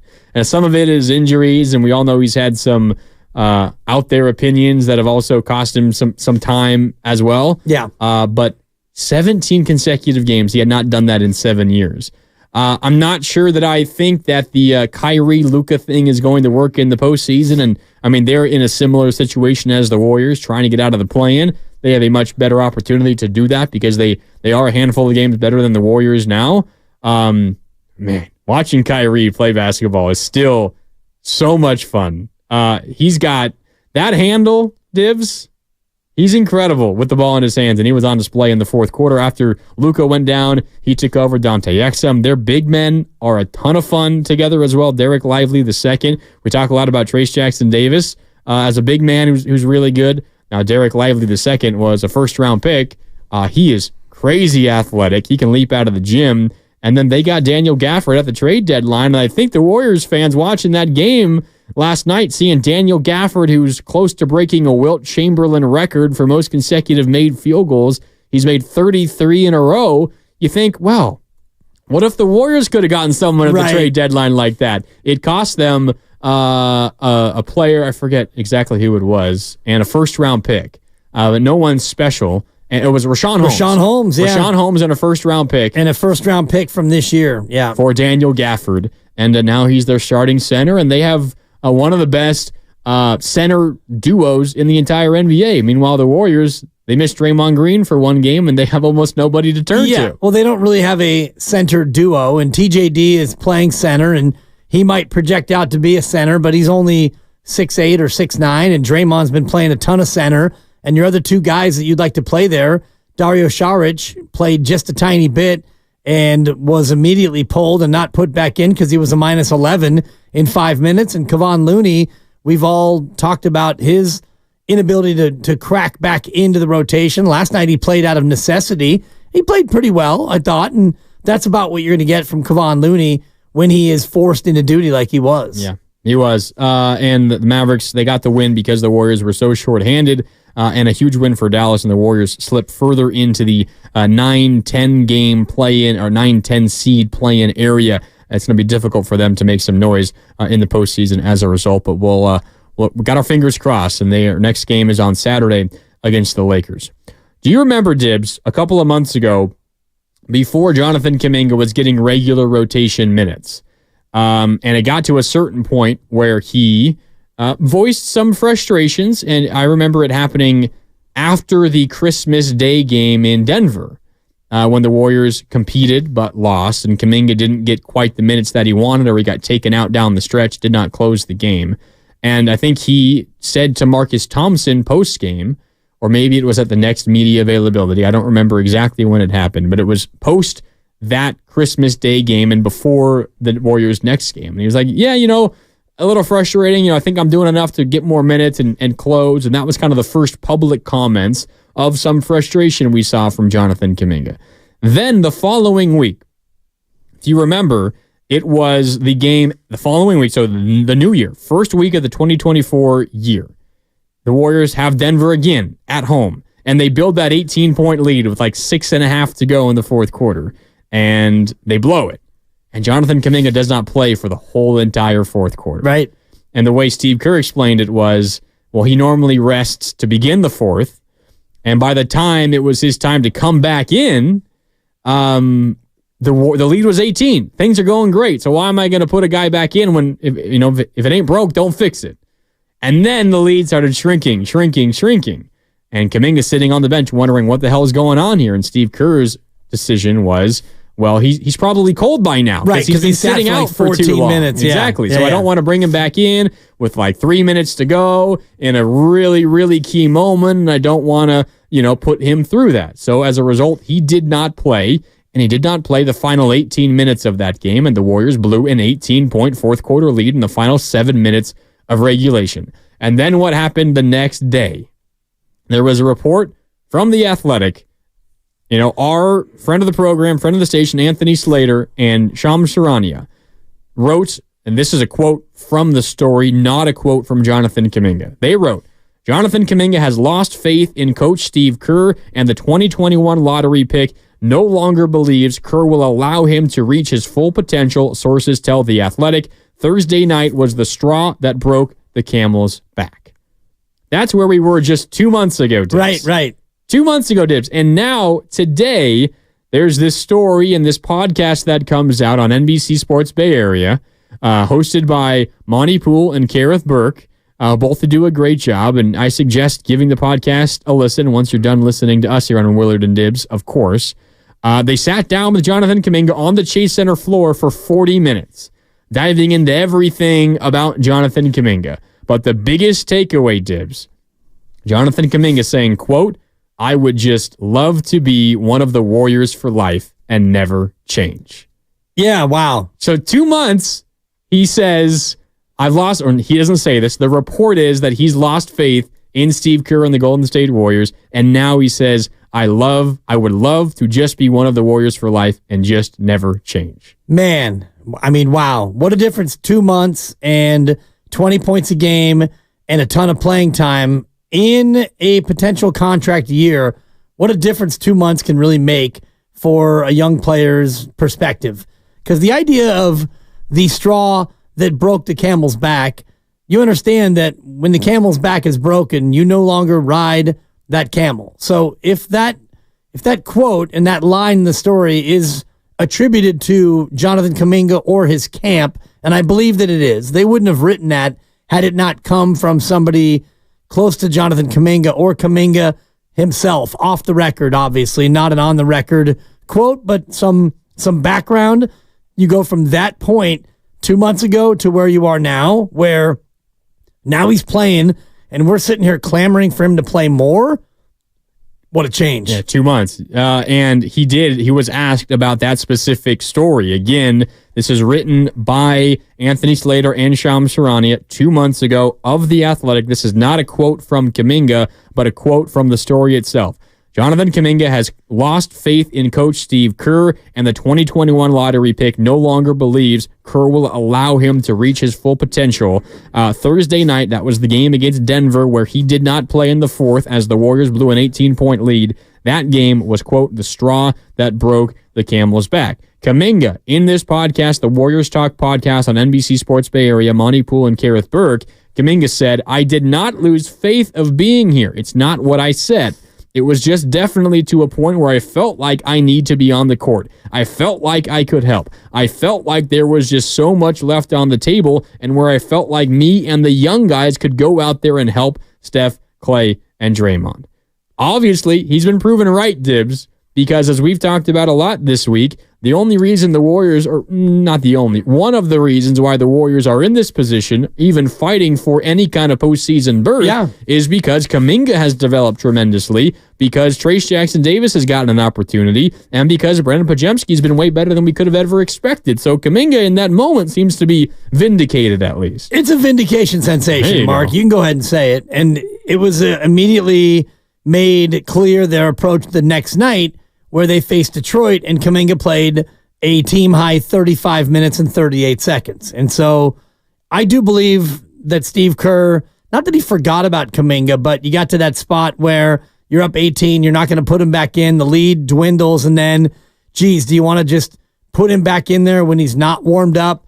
I take Steve Kerr at his word that that's the reason why they didn't put him back in, but now you look from that point, which was early January, and January 5th was the next night, so January 4th when that loss to Denver happened, and now here we are 2 months and 2 weeks later, and you can look back at the entire season and easily say Jonathan Kaminga has been their second best player this year.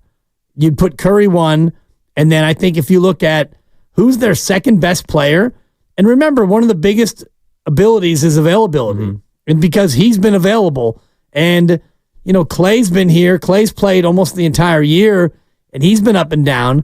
Wiggins missed 4 games, but he's been more down than up. Chris Paul missed a couple of dozen. Draymond was suspended. Pods has been good, but Kaminga's been better. As you go down the roster, Kaminga's been their second best player. Yeah. And you can, I mean, I don't know if you could argue that he's been their best player because Steph has been I'm with you. Unbelievable, but he's been a rock solid number 2. And so we go from January, where the report is, you know, he doesn't have faith that Steve Kerr is going to give him a chance. Now, 10 weeks later, he's gotten the chance. He's earned it. He's balled out. And oh, by the way, this offseason, he's likely going to be in line for a contract. So, of course, he's going to change his tune. You think that's what it's about? I think it's partly that. Absolutely. That's just good business. It's good business for him to circle back and ingratiate himself in Joe Lacob's mind even more? Even more, especially now that we're past the trade deadline. And last night is a great example. Jonathan Kaminga was by far their best player last night. Yep. And without him last night, if Kaminga would have gotten the 18 or 20-minute treatment that he was getting earlier in the year, they'd probably lose that game by 25. That game's never close, and you never even have a chance to talk about how much more he should have played. Yeah, and he went even further, talking about wanting to stay a Warrior for life. And again, this is pulled from the NBC Sports Bay Area podcast, their Warriors podcast, hosted by Monty Poole and Kareth Burke, Dubs Talk, the podcast on NBC Sports Bay Area. He went on to say, quote, this is from Kaminga again, when I look at those 3 people, Steph and Klay and Draymond, and I look at their pictures in the practice facility every day, I'm like, this is where I want to be. I want to be right there. I want to play here my whole life. The people are great. They always take care of me. They're always helping me grow as a person. And he later would say, I would love to be a Warrior for life. Yeah, as he should. And, you know, I'm sure he felt that before. I'm not just saying that he's doing this now because he knows that he potentially will get a bag in the offseason, but he's smart. And the people who he works with, I'm sure, are also very smart. And you understand that when you're in the league and you're going to enter into the final year of your contract and they've already picked up his option, the team doesn't necessarily want to have a good, young, bright star player play on that option. They want Jonathan Kaminga to be happy and whole. And think about what they did with Jordan Poole in the offseason. Jordan Poole, and it was in about probably early October, right? It was just a couple weeks or a week before camp, or camp had already started. And that was one of the rumored reasons why he and Draymond had a difference of opinion about whatever they were disputing in that moment. So I would expect at the end of this year, going into next year, that Jonathan Kaminga is going to get that bag like Poole got the bag. Yeah, I would expect it. And I wonder, honestly, the way that he's talking about it, considering the way that he felt about it, whether it was just a business move, a negotiation tactic by he and his camp to put out that report. And there are other reports, by the way. Think back to last offseason after they lost to the Lakers in the second round of the Western Conference playoffs. There was a report, again, from Slater and from Shams Charania of The Athletic that said that the Warriors need to make a decision on Jonathan Kaminga. The report from, again, Shams and Slater was, quote, Golden State needs to decide whether Kaminga will receive a full-time role moving forward, and if not, league sources say he will want to be somewhere he can play more. So the dramatic change in the messaging from Kaminga and his camp to how he's talking about it now, Dibs, and maybe it is as simple as his expectation. He's playing well, and he's earning minutes, and he feels like he's going to be rewarded for it. It almost feels like, and you can tell me if I'm thinking too much into this, it almost feels as if he's gotten a promise from the front office, like it's happening this offseason for you. And we're keeping you here for a long time, and you could draw some other conclusions to that. What does that mean for others on this current roster? Right, and I think that was made more clear at the trade deadline when you heard Mike Dunleavy talk about him being virtually untouchable, and when you heard about all the rumored scenarios of rumored trades, the word that I got back was that Kaminga was not going to be dealt. There was no trade that the Warriors even heard about or thought about that included Jonathan Kaminga. And you see the player that he could become, and he's becoming that player. So as you look at this team going into the future, and you've mentioned this before, not necessarily two timelines, but how do you prolong the Steph Curry window? Well, you prolong it with a 6'7" explosive young player who's getting better seemingly night after night. And that's Jonathan Kaminga. And he's averaging 16 a game now. And that includes the early part of the year when he wasn't playing that much. Exactly. And if you just look at his last 20 games, or, ever since the Draymond Green suspension, he's averaging about 22 a night. And over his last 5, he's averaging about that, if not a little bit more. So you look at a player making the third-year leap, and that's become a bit of a cliche in the association, but he's made that leap. And you look at his draft class, guys like Şengün, who you and I have talked about offline more than on the air, same draft class. He's made that third-year leap, and I know he's fighting a pretty serious injury, or not as serious as they thought, but dodged a bullet. He's a guy in his third year who all of a sudden it's like, wow, this guy went from good prospect to he's unbelievable. Yeah. And, other members of his draft class, Scotty Barnes is really good.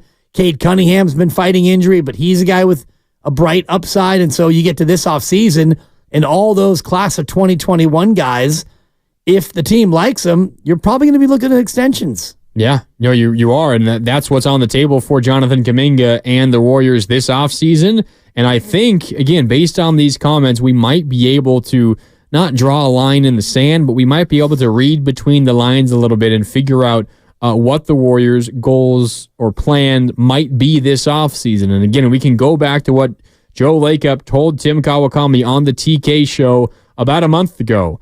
So much of what they were planning to do this offseason depends on how they close out the regular season. Well, the regular season is getting close to an end. How has the last month changed those plans for the Warriors? For me, I feel like Jonathan Kaminga is in the center of those plans, and he is the Warriors' ticket to the future, alongside Stephen Curry for the short term, and then well after Steph Curry is gone, Jonathan Kaminga is the Golden State Warriors. All right, time for a break here on Willard and Dibs. It's Grandy in for Willard. We're going to hear that Joe Lacob sound. It's really interesting from a month ago, and the extra context of the last month, it might give us an idea of what the Warriors are planning this offseason. So that's coming up. It's Willard and Dibs. Grandy in for Willard on 95.7 The Game. We are presented by Fremont Bank. Full service banking, no compromises.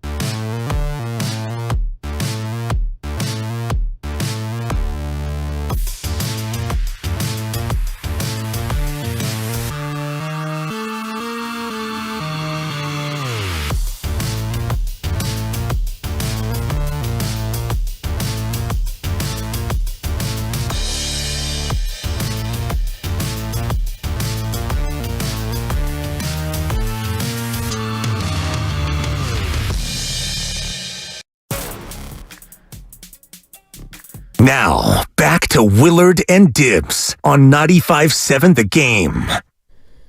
Mark Grandy in for Mark Willard. Today it's Dibs and Grandy with you on Willard and Dibs on 95.7 The Game. Reacting to last night's Warriors loss, a little frustrating for me. I thought Jonathan Kaminga could have helped the Warriors a little bit more in that fourth quarter, but it's all good because the Warriors got another chance to earn a win coming up on Saturday against the Lakers. Another big one for Golden State if they want to at least get the 9 seed and have a home game to begin the play-in. Saturday is hugely important for that. But if you haven't already, make sure to subscribe to Willard and Dibs on the free Odyssey app or wherever you find your favorite podcasts. And while you're there, you can check out Monty Poole, who was on with Steiny and Guru earlier today. Of course, Monty Poole from NBC Sports Bay Area. He's part of that Dubs Talk podcast that we were referencing, this great conversation with Jonathan Kaminga, like a 40-minute sit-down, JK, along with Monty Poole, and Kareth Burke of NBC Sports Bay Area, getting quotes from Jonathan Kaminga such as, "I would love to just be one of the Warriors for life and just never change."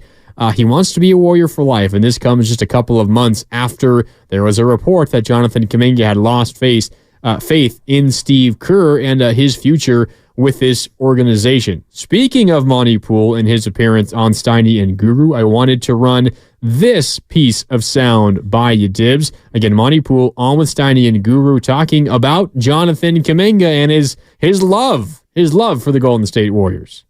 Like he said, my favorite player, Kobe Bryant, was a Laker for life. He was a one-team guy, and he wants to do that same thing. He wants to be a Warrior, a one-team guy, and the question is whether he can do that over the long haul. Obviously, the Warriors will be paying him whatever market value when time comes. He's got one more year coming up. They've already accepted the next season, so that's the final year of his rookie contract.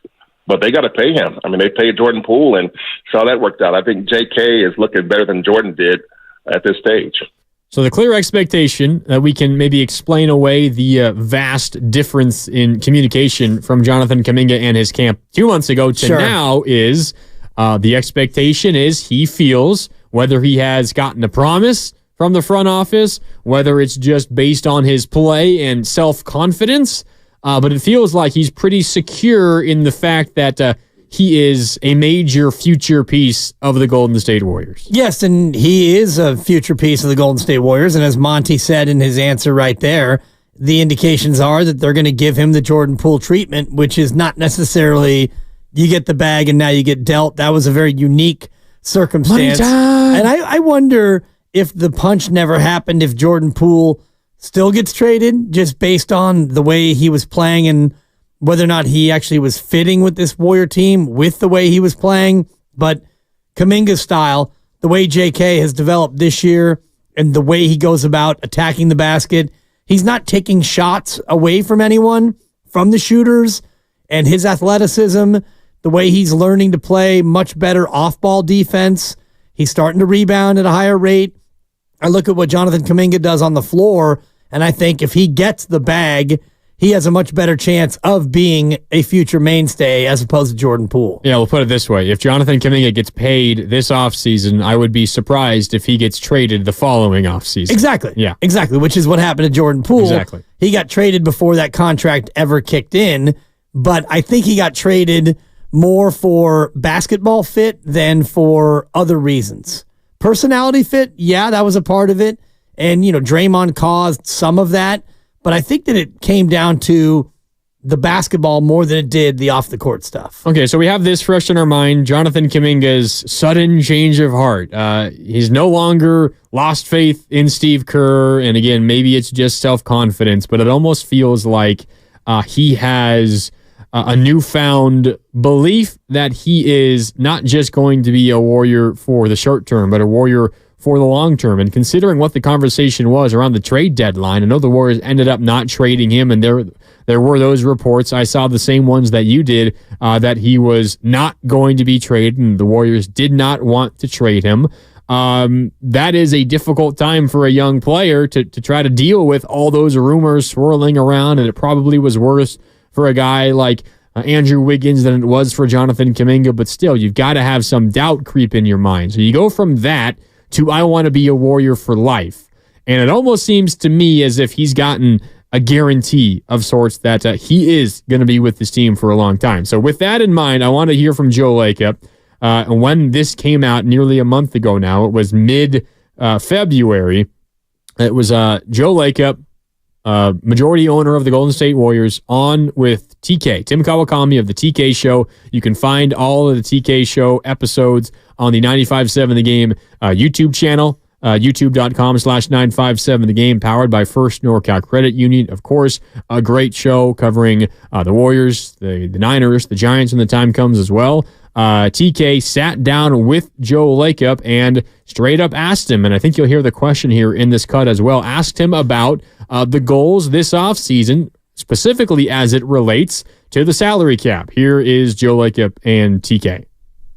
Can you say you are going to be out of the second apron going into the going into next season? You will not be in the second apron. I'll go beyond that. I'll tell you that our, plan 1 or 1A is actually we'd like to be out of the tax. And we think we have a way to do that. That kind of is the plan, not just under the second apron. And I'll tell you why that's important. Because the truth is that we need to be out of the tax 2 years out of the next 4 in order, or below the tax line, in order to get this repeater thing off our books. We don't want to be a repeater. It's just so prohibitive. Not to say we wouldn't do it if we had to, but you've got to look at what the downside is to doing that. So that's the plan, is to try to do that. And we think we can keep our team together and retain even the players we might be able to bring players back at different numbers and so on. So that's kind of plan A, but there's a plan 1B, I guess, or probably 1A. And 1B is, we could go even further than that. And we could make big changes if we had to. If this team, were to go slide all the way down here and not do well at the end of the year, there's going to be big changes. But if we do really well, we might decide to go the other way. So everything's open. We have to be flexible. I can just tell you that the goal is to not be a lottery team ever. The goal is to be competitive. The goal is to win. And ideally, if it's possible, to win championships or compete for championships. Okay, so there's Joe Lacob from about a month ago with Tim Kawakami on the TK Show. Again, you can find it on the 95.7 The Game YouTube channel, youtube.com/957 The Game. So there you heard Lacob say the first plan 1A, is we're just going to get under the tax entirely. That gets a little tricky, but it's certainly doable. And, you've got the Chris Paul team options that I'm sure they will decline. That saves you $30 million right there. You got something you could do maybe with Andrew Wiggins if you so choose. You've got Klay Thompson becoming a free agent. That's fine. You can do that. It might not be the easiest way to compete, but you can do that. Yeah. You have the ability to get under the tax entirely. And he said that as much. He said, and we have a way that we can do that. Yeah. And it's pretty clear what that means. And you just laid out the most likely options. It's just Klay, you get half of what you got, and Chris Paul, you're gone. Bye-bye. And then you don't really do anything else, and you would be underneath that tax threshold. That's the cleanest way to do it. And then the other piece of it I thought was even more interesting. Yes, is the plan 1B, right? Which was something along the lines of, if we, quote, slide all the way down, there will be big changes. So if plan 1A, which doesn't include these, quote, big changes, is, Klay, take a discount, CP, see you later, we'll figure out Andrew, we'll fill out the rest of the roster. If that is plan 1A and is not, quote, big changes, Dibs, then I ask you, what is plan 1B if we slide all the way down? What are those big changes? And would you consider where the Warriors currently are, would you consider that a slide all the way down? Yes, and it is all depending on how you wind up in the play-in tournament. And memo to Mr. Lacob, and I know you know this, but I'm just going to point it out because I'm a smart aleck. If you don't make it out of the play-in tournament, guess what you are? You're a lottery team. You're a lottery team. And you don't have your first-round pick. Unless you somehow win the lottery. And the top 4 top protected? 3, I thought. Something like that. I'll confirm it, but the odds of going from, and let's say you're the 10 and you lose out there, I think you'd be like the 14th most likely to get there. It's a 1 or 2% chance that you land in the top 3. So that pick is gone. That pick will be conferred based the Blazers, on, I think so. Yeah. And based on a previous deal that you made. But either way, whether or not you win the lottery or you don't, if you don't make it out of the play-in tournament, you are what you don't want to be. And he knows that. And so if you do wind up the 10 and you go to LA in the crypt and you lose the play-in game to the 9 and you don't make it in the playoffs and you are a lottery team, Joe Lacob is going to go to plan 1B. And plan 1B is, all right, Klay, you take a lot less or we move on. Chris Paul, Ariana Grande, thank you, next. It's been good. You're $30 million. It comes off. Who wants Wiggins? Up for grabs. Who wants Wiggins? We'll take pennies on the dollar. Kevon Looney, we will always love you. Shout out Whitney Houston, but your watch has ended. Shout out the Knights watch. Thank you. And now your watch has ended. His $8 million is not fully guaranteed, but it's on the books. He's gone. Moses Moody, team option. Boy, if we can get something for him, if there's a team out there that wants Moses Moody, we'll do it. If not, we'll pick up your option and you come in to a prove-it year. The rest of it, Dario Saric, you're not on the books for next year. He's making $2 million this year, so he doesn't really matter. But if you take Chris off and Klay, if you find something somewhere for Andrew Wiggins to go and you get rid of Kevon, that's about $110 million. I'm not saying there's a lot of great options out there in the free agent market, but that to me is what plan 1B looks like. Yeah, I think you're right, first of all, that the slide all the way down, the quote, slide all the way down from Joe Lacob is being a lottery team. That would be the slide. And he said it later on. He said, our goal is to never be a lottery team. So if you are a lottery team, that is, I think, the slide that he would be referencing. And I also think, I'm sorry, Granny, but what he said off the top about not wanting to be a luxury tax team, you got to be out of the tax in 2 of the next 4, or else the penalties, and I looked at this a few months back, one of the penalties is a loss of a first-round pick. So as we're looking at the post-Steph era, and you're going to try to rebuild this team and be great after Steph Curry, you're going to need some draft picks. And if you have to lose a draft pick because you're constantly in the tax, that's no way to rebuild a franchise. Absolutely not. Yeah, I'm with you. So if we can agree that the slide all the way down that Lacob is talking about is either not making the play-in or losing in the play-in and therefore not being a postseason team, being in the lottery, then we can agree the Warriors are teetering on that, which means they are teetering on these big changes, as Joe Lacob told Tim Kawakami last month. We pair that with what we think we might know about Jonathan Kaminga and his future with the Warriors. Jonathan Kaminga was not traded at the deadline. The reports were that the Warriors did not want to move on from him. He was not on the trade block. He was untouchable. Jonathan Kaminga is untouchable. And you pair that with everything he's telling Monty Poole and Kareth Burke on the Dubs Talk podcast on NBC Sports Bay Area, a 40-minute sit-down conversation that features quotes such as, I would love to just be one of the Warriors for life and just never change. He sees Steph, Klay, and Draymond. He sees their pictures in the practice facility every day, and he's like, quote, this is where I want to be. I want to be right here. I want to play here my whole life. Big changes, Dibs. That does not include Jonathan Kaminga. Big changes includes potentially everybody except for Jonathan Kaminga and Stephen Curry. Those are the Warriors' 2 untouchable pieces, no matter how the rest of this regular season plays out. I honestly would add Draymond Green into that, and it's my own sensibility about the Steph and Draymond combo. Steph and Draymond, I believe that Steph loves to play with Draymond. I know Draymond loves to play with Steph. Who wouldn't? Draymond's contract is, he's on the hook for, it's $100 million. This year is 22.3, so the remainder is 77.7 from the next 3 years. And if you're an acquiring team and you want to take that on, it's a select few teams that would want Draymond Green. It would have to be a winning team. It would have to be a veteran team. It would have to be a team that is replete with people that Draymond Green respects. I think that the number of teams that could, forget the money part of it, that could take on Draymond Green, the personality, I think that that's a small number of teams. So I think that based on the Steph-Draymond combo and, Steve Kerr, all he does is vouch for Draymond. You can't win without Draymond. I would add him into that untouchable category. I don't know how tradable he is, and I also think that the Warriors love what he brings to the organization, and how can you not? Because when Draymond plays, you win. And I know that Draymond comes with a lot more than just oh, Draymond's playing, we're good, we win. There's a lot more, and baggage is probably not fair, but there's a lot extra that goes along with having Draymond Green. You're right. You're probably right. And yeah, if there was a third guy, it would certainly be Draymond Green. But I'm like as confident in the idea that, maybe not as confident as I am in Steph, but Steph Curry is clear, no doubt about it, still going to be on this Warriors team moving forward.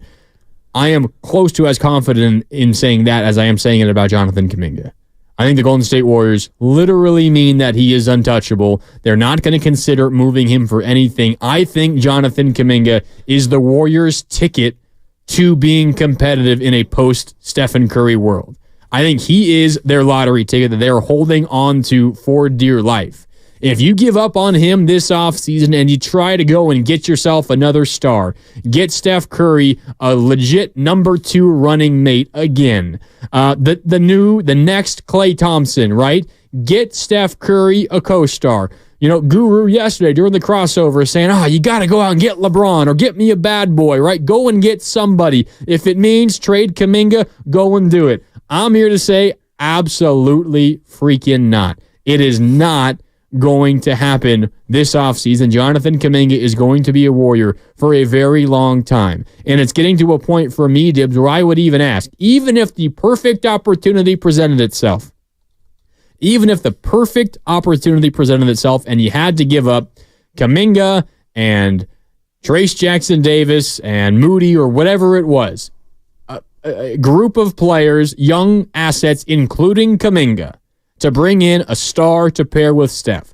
Are we so certain that that pairing, whoever it might be, whether it's LeBron, whether it's a young up-and-coming star, whether it's, someone who's upset where he currently is, whether it's someone like even Cade Cunningham, whoever it is, are we so certain that that pairing, whichever one it is going to give the Warriors a better chance to compete than Steph Curry, Jonathan Kaminga, and your current youngsters would?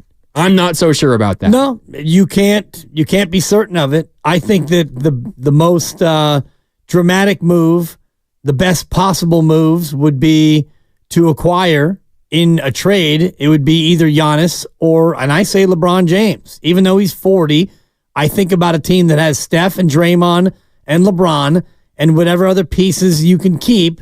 That team to me would be more potent and more dangerous. And I know LeBron's age and who LeBron has been as a foil for this Warrior team, it's something that's tough to stomach. But heck, we stomached Chris Paul this year as a guy we never thought that we would be a fan of. And the other part of it, Grandy, is that the free agent pool is not a very deep pool. If you want to really bring in a, quote, number 2, you have Tyrese Maxey, who's going to be a free agent. Well, he's going to get a max somewhere. He's probably going to get the max deal. And I was looking actually at his draft class, the 2020 draft class, just to see contract-wise where Kaminga might fall. Because Anthony Edwards, number 1 overall in that class, he got the max. Tyrese Halliburton was taken 12th. He got the max. We know Wiseman, the second pick, he has not gotten an extension. LaMelo Ball has been injured. And you go all the way down, and you get to Halliburton, and you get to Tyrese Maxey at number 21, and the word is that he's going to get the max. I don't know if Philly's going to give it to him, but the Warriors are not in a position to give out a max contract. So you look at Paul George will be a free agent. He's going to be commanding 40, 45 million a year. So are you really going to be able to go out and get a number 2 on the free agent market who is that impactful? I don't think so. And be able to pay him and be under the tax? I don't think so. I don't either. Like, what team is better? Stephen Curry and Paul George, fill that, and you can include Draymond, fill that with veteran minimums all over the place. Maybe you keep one of your young guys in, like it's Pajemski or whoever it is, or Steph Curry, Draymond Green, Jonathan Kaminga, Pajemski, Trace Jackson Davis, and whoever else you're managed to pick up. Because if you say goodbye to Klay, if you say goodbye to Wiggins, if you say goodbye to Chris Paul, you have room to hand out some contracts in the coming offseason. Some. but not a lot because, as we mentioned, not a big one, but you have some room to fill out the rest of your roster. Well, Wiggins becomes the key piece to me. Whereas if you add another mega contract like a Paul George contract, you lose that kind of flexibility. Especially when you talk about the future, because we skip back to the Jonathan Kaminga conversation, and I don't think that he's going to get the max. Edwards got a max extension. Halliburton got a max extension. I don't think that Jonathan Kaminga is going to get a max extension from the Golden State Warriors. Probably not. Is he going to get $5 and $150? $30 million a year on the average? I mean, that's the going rate for a guy who is a number 2. Now, the max is almost double that for, Halliburton and what Tyrese Maxey is going to get, what Anthony Edwards already got. So can you get Kaminga in for $5 and $150? It sounds like a lot, but to me, that's probably about where that number is going to be. So when you start to slot that in, and these contracts in the NBA, they go up every year, unlike other sports where you can flatline it. The NBA contracts, I don't think you're allowed to do that. The contracts all incrementally go up. And so you're looking at 28 and then 32. And so as you get toward the end of his run and Draymond goes up to 26 and Steph is making 59.6, maybe Kaminga's making 30 at that point, you're quickly running out of space to stay below the tax. Yeah, you are. And especially if you want to get like a Paul George, at that point you can't afford him. Yeah, exactly, which is part of the reason why I feel like if there are big changes coming, as Joe Lacob said a month ago, if this team, quote, slides all the way down, and we can agree that a slide all the way down means being a lottery team, as Joe Lacob stated his goal is to never be a lottery team, the Warriors are on path to at least be in very grave danger of doing that. So are big changes coming? Very possibly. All I am saying is that one of those big changes cannot be moving on from Jonathan Kaminga because he's shown enough to me that he can be a torchbearer for an organization, and he, alongside Stephen Curry, at least on the roster currently, gives you the best chance to be competitive. Him as a running mate for Stephen Curry. Him being the Robin to Steph's Batman in the twilight years of Steph's career. And then your hope is that he continues to develop, and by the time Steph finally hangs it up, he is the new face of your franchise. His leap forward this year after relatively inconsistent playing time last year and almost no playing time as a rookie. And you wonder what he might be able to accomplish and improve on this offseason. There is no way in the world I am considering trading Jonathan Kaminga at this stage if I am the Warriors, and I think he gives you the best chance, again, in the post-Steph era to recover and to continue being competitive, again, in that NBA in 3 years from now, whenever it might be, when Steph Curry decides to hang it up. 888-957-9570. That's all the number to call. It's also the Comcast Business text line. What do you think the Warriors' future holds? And is it almost a guarantee that Jonathan Kaminga is involved in all of those future plans? Because I think so. I think Jonathan Kaminga is the Warriors' ticket to the future. What say you? Up next is Andrew in Pleasanton. Andrew wants to talk about the Warriors' future. Andrew, what's up? You're on Willard and Dibs on 95.7 The Game. Hey there, guys. So earlier I was listening to Steiny. Steiny was saying that there are fans out there who would rather lose with Steph than win without him. And my heart says that I'm right there, but my head says that in 3 years we're going to be a 30-52 team, and like right now I'm gung-ho, like absolutely I'm all with you, Steph, happy birthday. But, in 3 losing years, I'm probably going to be singing a different tune. I think a lot of people will. And you know what? Steph's worth more now than he is going to be in 3 years. And I know that that's, sacrilege. But I think we pull a Sam Presti as the best way out of this. I know he's a generational player. We're never going to get better. But he's 35. And if Kaminga is, in fact, the way forward, then I think, you get 5 first-rounders, or like 4 first-rounders, couple of seconds, couple of swaps. Just go for it. Yeah. I'm sure I'm going to catch hell. Sorry. You talk about trading Steph. Yeah.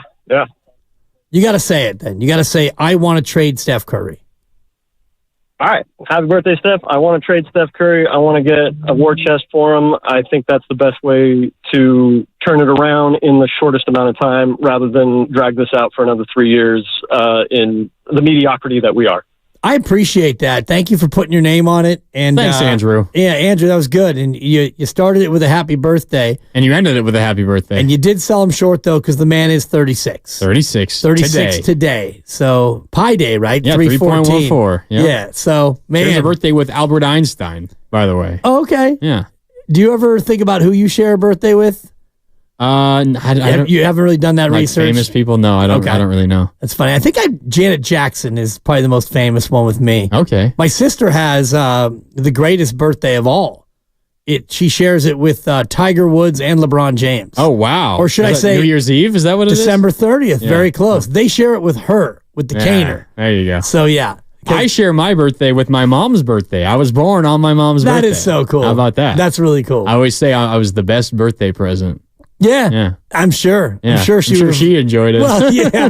Oh, I mean, she's going to have you anyway, but she probably wasn't going to go out and rage either way on her birthday. Yeah. It's like she was, expecting you, I would imagine. Yeah, I came a couple weeks early, actually. Okay. I kind of ruined their Memorial Day plans because it was late May. There you go. But, yeah. I love that. Anyways, the caller, I mean, you can say what you want, disagree that they should trade Steph. That definitely got the phones going. That's why I wanted to make sure that he could, put his name on it and say it. That's a veteran move by you. Make sure, spit it plus out. for promo. That way we can use it. Happy birthday, Steph. I want Steph traded, on 95.7 The Game. Exactly. Spit it out. But talking about Steph and his birthday brings me to this question I've been meaning to ask all day. What do you think Steph Curry wishes for? Because we're talking about... I like this. We're talking about, what the plan should be. And Joe Lake kept saying there's going to be big changes if they slide all the way down. And they're currently sliding right now, fighting to just make the play-in tournament. They'd have to win. If the season ended now, they'd have to win 2 games even to get into a postseason series.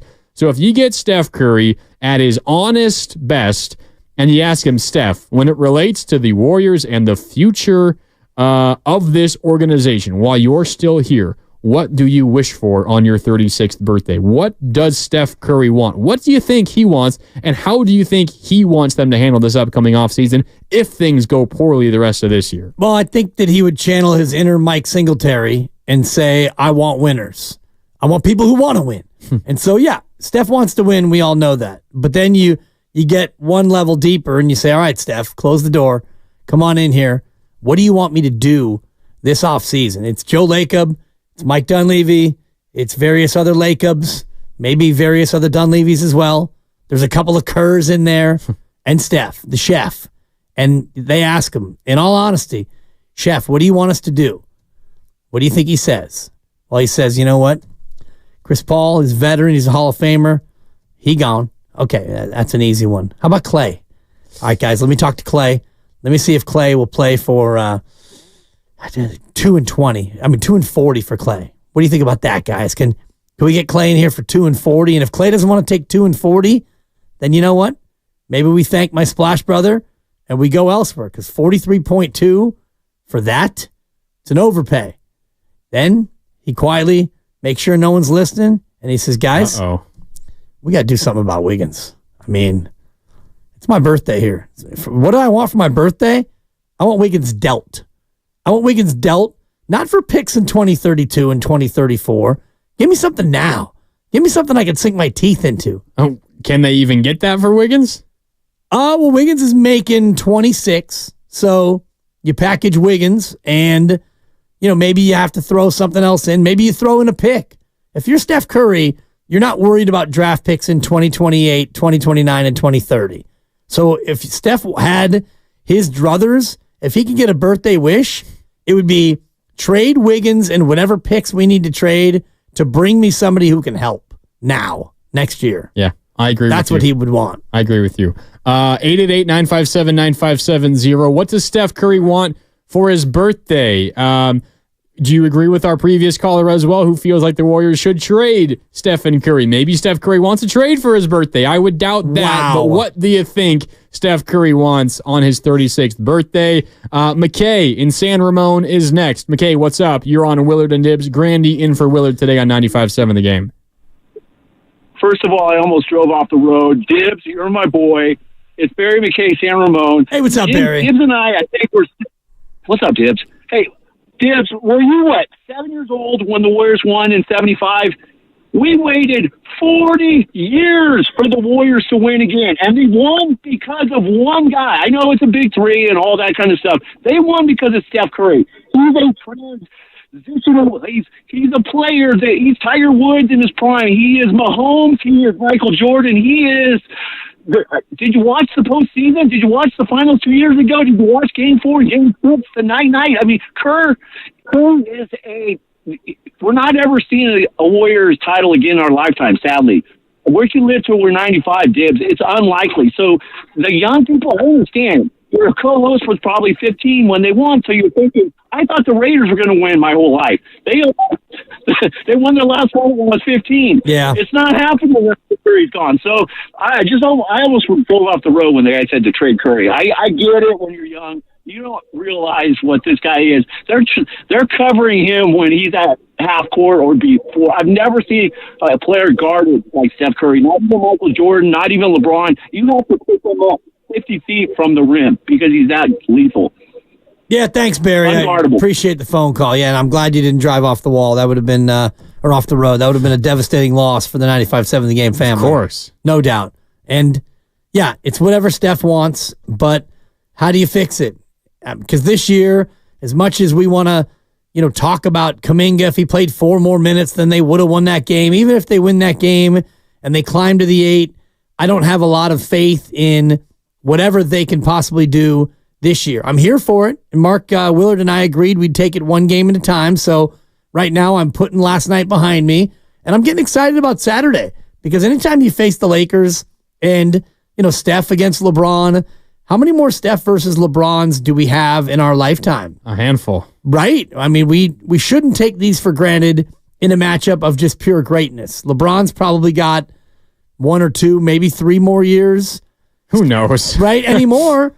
The guy is almost 40, right? Yeah. He'll be 40 in December on the 30th. Shout out Hurricane Gale. There we go. And, I mean, he might play till he's 42. He could. He probably wants to play with his son. I was the first one to put that out as a prediction. Oh, there you go. It's a fact. I said that about 6 years ago. Well, his son's season is probably over now. Oh, it's over. Yeah, sorry to Lucas behind the glass. SC did lose today. They stunk to today. Arizona. No doubt. In the Pac-12 tournament. Night. Quarterfinals? Mm-hmm. You guys won one game? Mm-hmm. Yeah. Sorry about that. He's mad. We don't have to talk about it. It's okay. We can move on. But they're not going to make the NIT or the CIT or the CBT or the BET. The BET. TBD. Thank you. That's a 4. It's very well done. Well timed. But, yeah, Steph versus LeBron, we need to cherish it, these matchups. So I'm looking ahead to Saturday. Win or lose, it's not going to really change my outlook on how this is going to go. And when they get to April, hopefully they're in the play-in tournament. We have to say that now because Houston's coming, Grandy. They're coming.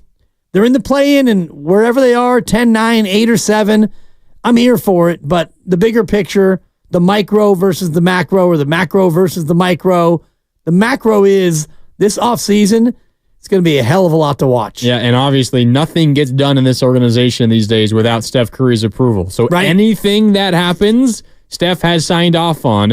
And with that, the opposite is also true. Anything that doesn't happen also means Stephen Curry at least did not want that to happen either. Like if Klay Thompson re-signs, then Steph obviously wanted him around. He also didn't want him. Like you can look at it a number of different ways. Nothing happens or does not happen without it being ran past Stephen Curry first. And that is just the case of the Golden State Warriors at this point. All right, back out to the phones. 888-957-9570. What does Steph Curry want for his 36th birthday? Happy birthday, Steph. What tough decisions do Steph Curry, Joe Lacob, Steve Kerr, Mike Dunleavy, and all those guys have to make? And what is the best course of action for the Warriors? Up next is Ed in Los Gatos. Ed, what's up? You're on Willard and Dibs on 95.7 The Game. Hey guys, thanks for taking my call. I'm a little bit off on a tangent, but it's related to how do we fix this. I'm happy. Like, hell no, don't trade Steph. I'm an old school guy. Dibs referenced, Mike Ditka or Singletary or whoever. So I'm going to reference, I grew up, I watched Michael Jordan wear a different jersey and Scottie Pippen. And then I had to watch Joe Montana and Jerry Rice wear different jerseys and had to watch Joe Thornton put on a different sweater. I just wonder, why can't guys like Klay's done well in the Bay Area? Why can't he take good money and still great money by anybody else's standards and stay on the Warriors? I thought Draymond, he got a lot of money to stay. I'm happy he's here. But just some of these guys, I don't know. What is it about sports? I get the profession, but why can't some of these guys just be grateful for how much money they've made and say, you know what? Like JK is saying, I want to be a Warrior for life. Great. Stick with us. And I hope they can find a way to get Klay to stay with us and Draymond and keep the band together and still win. Yeah, I appreciate that. It's easy to count other people's pockets. Yeah. I try not to do that. We can all look at Klay Thompson's career earnings and look at $70 million that he made over 2 years where he didn't play basketball. He got paid to rehab. He was a professional patient for those 2 years.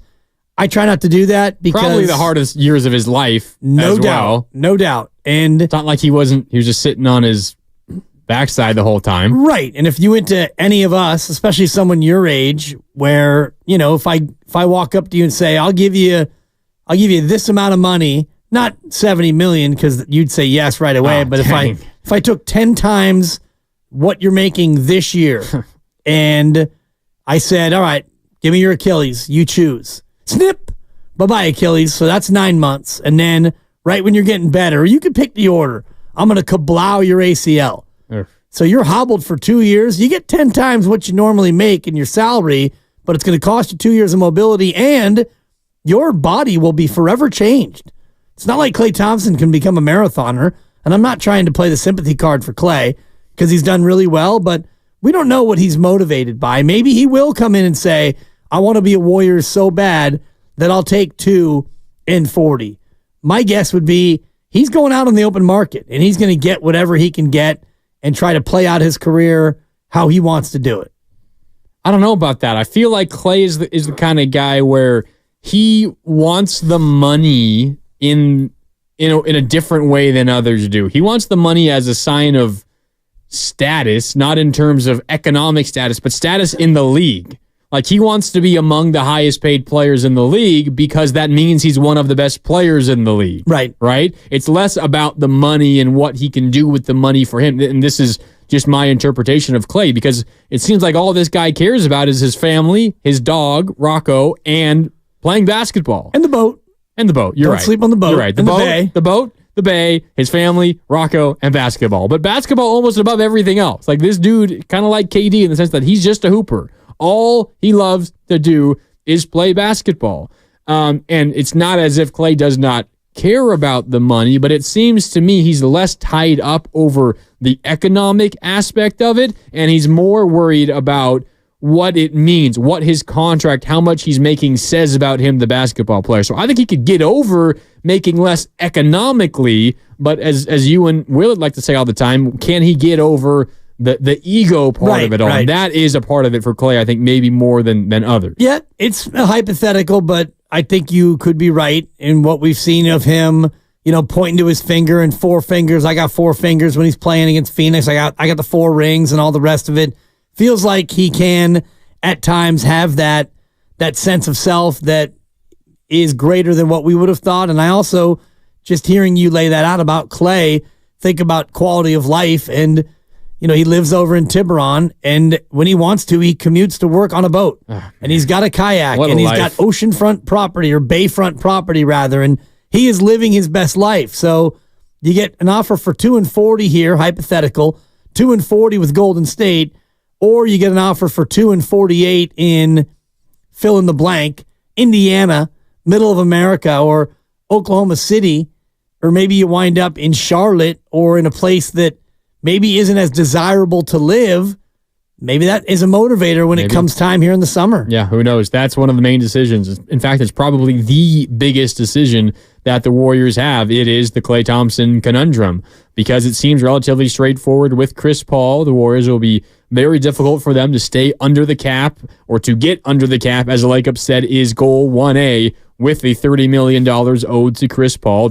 It's not technically a team option, but it essentially is. You can decide by a certain date just to release him and you owe him nothing.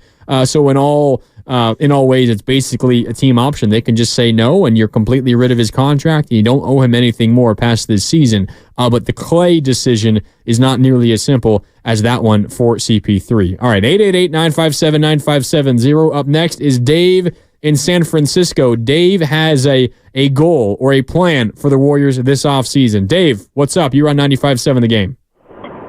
Hey, can you guys hear me? Yeah, we got you, Dave. Perfect. So I say, look, you got to maximize Steph Curry's career, what he got left. Now, it's all about winning championships. I would sacrifice saying, forget the future. Trade Moses Moody, trade Kaminga, get rid of Klay, get rid of Wiggins, and go get Dre's best friend, go get Bron. Let Bron and Curry have one shot to go get the five together. If I'm Lakeup, I'm going to be happy with that, because it's all about winning championships. You already know that your future is going to be done. Maximize what you have now. Maximize all the money that's going to bring in having LeBron there, and maybe go get Bronny, but just have fun the last couple of years of Steph's life, or Steph's career, I would say, with Bron, and go get that fifth championship together. Let them go off into the sunset together. They've been rivals all these years. Let them go get one.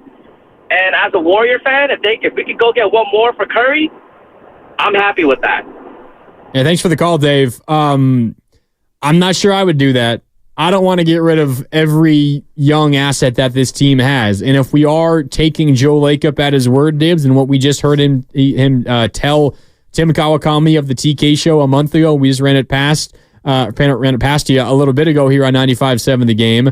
His goal is not to just win a championship now, and it's not just to make sure that Steph has the best opportunity to win. You heard it straight from Joe Lakeup's mouth himself. Our goal is to never bottom out. Never. Not just in the Steph era. We have plans to be good and competitive and win even after Stephen Curry. He's not going to leave the cupboard empty. He's not going to leave it bare. He has a plan, and whether it's going to work or not, who knows? But his plan is to be competitive with Steph, and then once Steph hangs it up, to be competitive again. And if you get rid of Moody and Trace Jackson-Davis and Kaminga, of all people, to get a year to most of LeBron, once that's done and Steph's done, or Steph moves on, LeBron moves on, guess what? You are looking at being one of the worst teams in the NBA. For a long time. Yeah. Think about the arc of the Oklahoma City Thunder, from when they had KD and Westbrook and Harden, and they went to the NBA Finals, and eventually all three of those players would leave, and they became bottom feeders for, I want to say 4, might have been 5 years, and all the while they just racked up draft picks, pick after pick after pick after pick. They made those picks, and they did well with those picks, and here they are now in 2024, and they're back to being near the top of the conference, and they're a real contender for the NBA Finals. They have a guy who might be the MVP of the association. I think Jokic will probably win it, but Gilgeous-Alexander is going to be top 5 for sure. He might end up being the runner-up. He's so good. He's incredible. And he was one of the many draftees that they got, and they had to rebuild from scratch. Well, they acquired him on the Paul George trade. They got him from the Clippers. That's right. Yeah. He was drafted by the Clippers, and it's a similar vein. They acquired a really young, promising player, which is essentially what all those early first-round draft picks are going to be, and they hit on that one. He just happened to already be in the league. And Joe Lacob has tried through the 2 timelines to have the future be shored up while winning a championship. And, when you think about Jordan Poole, young player, didn't work out. We know why, for a number of reasons. James Wiseman didn't work out. And now you have Kaminga, who has worked out. And you're going to give him a big bag of money this offseason. So what would be the point of then trading him? I don't think that you're going to load all up and trade all your youngsters for LeBron for a year or 2. Even if you win a title, great. What are you left with after that? The cupboard would be bare. Exactly. And then you're going to bottom out, which is as Joe Lacob has said, is the last thing he wants this team to do. All right, back out to the phones we go. 888-957-9570. Up next is John. John is on I-80, and John wants to react to our last caller who's talking about trading for LeBron James. John, what's up? You're on 95.7 The Game. Hey, what's up, guys? Heading on to the Bay Bridge right now towards the best city in the world, San Francisco, namely. But basically, I mean, I think the last caller, he brings up an interesting idea because I guarantee at this time last year, I'm not sure if anyone was talking about bringing Chris Paul onto the Warriors. And I think Chris Paul coming to the Warriors is a little more palatable than bringing LeBron on. But I don't know. I think it's an interesting idea, but I do agree with what you guys say about, like, LeBron's probably got 2 or 3 years, maybe 4 max, and I think we have a really promising rookie squad that, with some development, could be amazing, could be the next generation. So I don't think LeBron's the call. Bronny's not even in the NBA yet. I don't think we should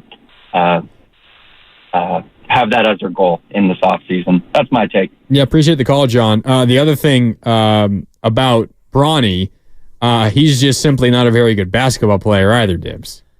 He isn't right now. And if you look at what 18 or 19-year-old true freshman, and you're saying it with a grin because you're trying to goad our producer, Lucas Alexander. He's on the phone talking to a caller. USC alum. You're trying to goad him into it, and I love it because it's not normally what you do on the air. You do it behind the scenes. I know you two go back and forth. You're an Oregon Duck. He's a USC Trojan. There's a lot of rivalry back there, but the real question is, will Bronny ever be an NBA player? And if I said this before, if his name was just Joe Jones, would we even be talking about him as an NBA prospect? No. Absolutely not. And it's because of his father. And so I feel bad for the kid a little bit from that sense. Yeah.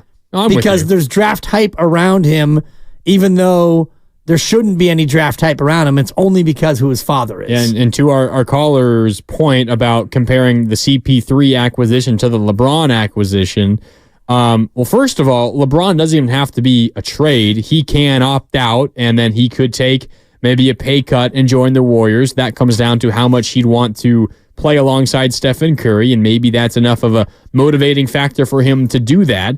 But the Chris Paul conversation, if we are talking about a trade for LeBron, that is entirely different because Chris Paul was an asset that had almost no value around the league because of the contract, a gigantic contract. Who wants to pay a guy who you're going to play like 18 minutes a game if everyone else on your roster is healthy? Who wants to pay that guy $30 million for one season?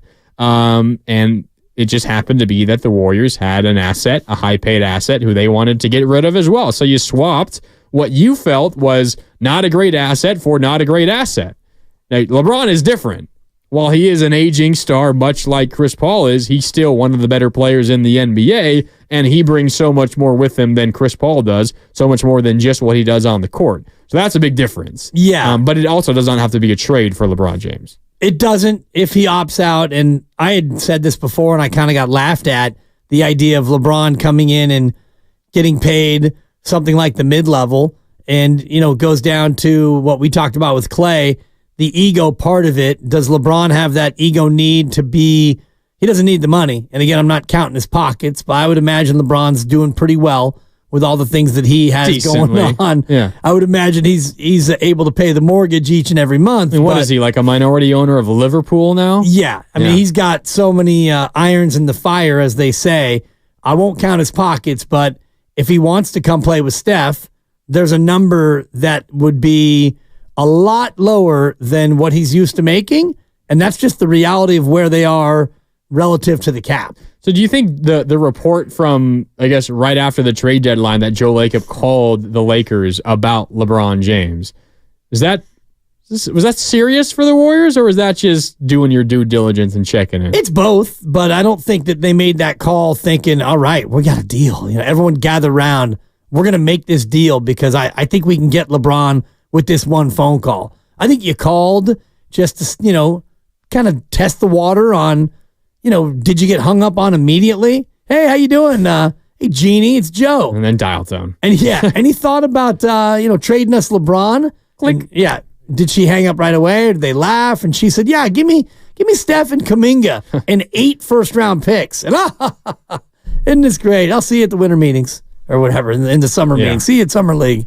Well, the other thing, and this comes from the 415 on the Comcast Business text line, 888-957-9570. And this whole conversation began with the question about what does Steph Curry want for his 36th birthday? Does Steph Curry want LeBron James on his team? Do you think? Do you think Steph Curry has a big enough, or not big enough, that makes it sound bad? Do you think he has an ego to the sense that he wouldn't want another superstar in here? He was so accommodating for Kevin Durant. And whether or not he believes it or not, you and I believe it or not, nationally, he doesn't get the credit that he does for, say, the 2022 championship when they won 2 with Kevin Durant. Would his reputation go through something similar if they won 1 with LeBron James? The 415 again says that would just be to manipulate LeBron's narrative that, quote, Steph can't do it alone. Is that even on his radar at this stage of his career? Does he just want a 5th championship? He just wants a 5th, and he already did it alone, quote unquote. If Steph had never gotten the 4th, I do think that narrative would have a little bit more weight to it. But Steph got the 4th. And when he got the 4th, that was Steph's chip. The first one was, strength in numbers. And oh my God, Steph Curry. It was the Splash Brothers and Draymond and Steve Kerr, the newness of the first one. The middle 2 were, KD. Yeah, it was a checkbook championship. And you had to go out and get KD. You were a super team. How could you not win those 2? And then Curry wins the 4th with the Warriors. When he won that 4th one, Grandy, that to me was the one that made all those narratives go away. If he wants to unify with LeBron and chase and get a 5th, I don't think that it is a stain on either legacy. And LeBron actually would be the first player ever to win championships with 4 different organizations. Yeah. There are only, I think it's 4 guys who have won chips with 3 different teams. Who are John they? Sally, Mm-hmm. Robert Horry, of course, big shot. LeBron James, and the other one I always forget. He was a Spurs. I'll come up with it. We'll get it on the other side. On the other side, yes. We'll get to it coming up in a little bit. We got to take a break. And this conversation, honestly, went a little bit longer than I was expecting it to go. We do have some interesting Niners stuff that we can bat around for a little bit on the other side to close the show, and we can dive into it a little bit more tomorrow here on 95.7 The Game. I also see you, Moose, on hold. We'll get to you coming up after the break. It's Willard and Dibs, Grandy in for Willard. So Dibs and Grandy with you here on 95.7 The Game. More coming up on the other side. We are sponsored by the Alameda County Probation Department. Want a career with purpose, great pay, outstanding benefits, and a promising future? The Alameda County Probation Department is seeking dedicated people to make a difference as a juvenile institution.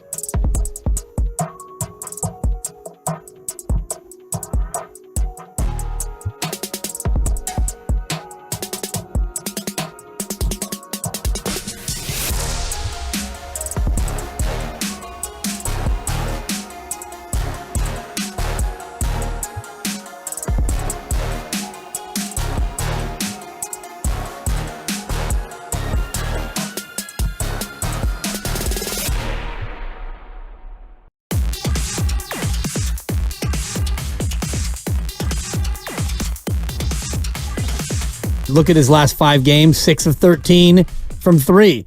He's not searching for the 3, but when a 3-point shot becomes available to him, he's been knocking it down. 2 of 2 last night, 2 of 3 against San Antonio. And you mentioned the point totals, 3 games in a row, and 7 of the last 9 over 20. One of those games where he didn't hit 20 was the debacle in Boston, where he only played 20 minutes. Yeah. And I don't even know if the team had 20 on the game. Barely. Because you look at his log going back, he had 19 against Chicago, and he had 6 against Boston where they lost by 52. Other than that, over the last 9 games, he's been above 20. The one time he didn't, he had 19. So you and Steiny were right about he just is kind of falling into 20-point games. Yep. Every single night, just about. And that's why I'm very confident about his future with the Warriors, how secure it is, but also him being one of the torchbearers for the next era of this organization. I'm that high on Kaminga, and it's interesting because I wasn't really that high on him to begin the season, and I guess you can understand why. You just weren't sure who exactly he was, but he has entirely changed my outlook for what this offseason should be for the Warriors. And who the Warriors can be as they enter the twilight years of Steph's career. And it's all because of what Jonathan Kaminga has done recently. All right, back out to the phones. 888-957-9570. I know Moose has been holding on for a while. We appreciate it. Moose out in San Jose wants to talk about LeBron James. Moose, what's up? You're on Willard and Dibs on 95.7 The Game. Moose, you there? Good evening, fellas. Oh, yeah, we got you. Yeah, I'm here. Hey, I was going to say, so I normally wouldn't make a bold statement like this, but I'm really thinking about it. And I like JK a lot. I like Pods a lot. I think Trace Jackson Davis is actually pretty sick. And he's very instinctive. I really like the way they play ball. JK's really only started playing like good ball the last 3 months. He was I don't want to say he's a selfish basketball player, but he was playing a little more like in his own for a greater part of his career. I like the trajectory he's on, but if the talk is looking for a ring, I mean, just be realistic. He could be an all-star, and Pods could be an all. Trace Jackson could be an all-star, and still they may never win a ring. I think if the goal is to win a ring in the next 3 years or 2 years, whatever it is for Steph's the last part of Steph's career, I trade for LeBron in a heartbeat. I mean, that's going to be a better, or that's going to have better chance to win a ring, just because of their veteran savvy in the playoffs, being in the finals. I mean, who's been in the finals more over the last 12 years? Those two guys. So I think you put him in a position to win a championship with you try to get some depth as best as you can. And yeah, I think, and I normally would. I'm not really a bold. I'm a very. I usually don't make bold statements like that. I wouldn't normally do something like that. But if, like I said, if you're trying to win a ring, those guys could potentially never win a ring. They never sniff the Western Conference playoffs and still be all-stars. They could be DeMar DeRozan and Kyle Lowry. You know what I mean? In Toronto for the rest of their career, still good ball players, but never do anything in the finals. So that's my opinion. Here's what you guys think.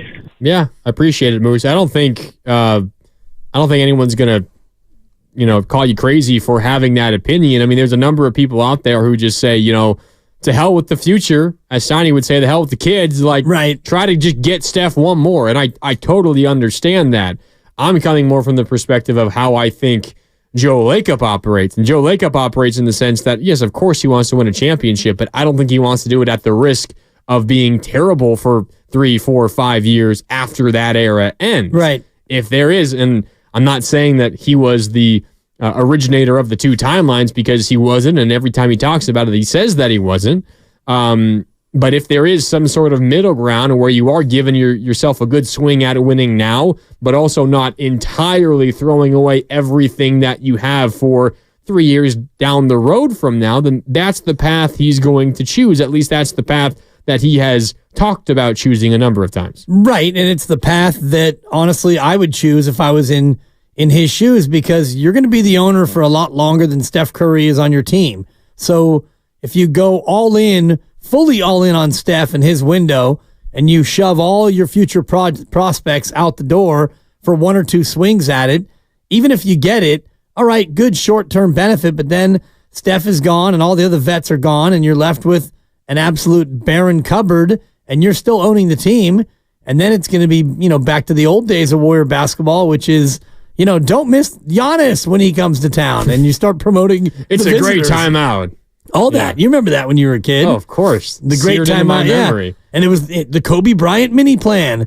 You get the Laker game and 4 other games. Come on out. It's a great timeout. Yeah, you get the Cavs when LeBron's here. You get the Lakers when Kobe's here. You get whoever else it was. The Rockets when Yao Ming is in town and all of that, right? Yeah. And Joe Lacob never wants to see those days come for the Golden State Warriors once again because he bought the Warriors when they were in those days.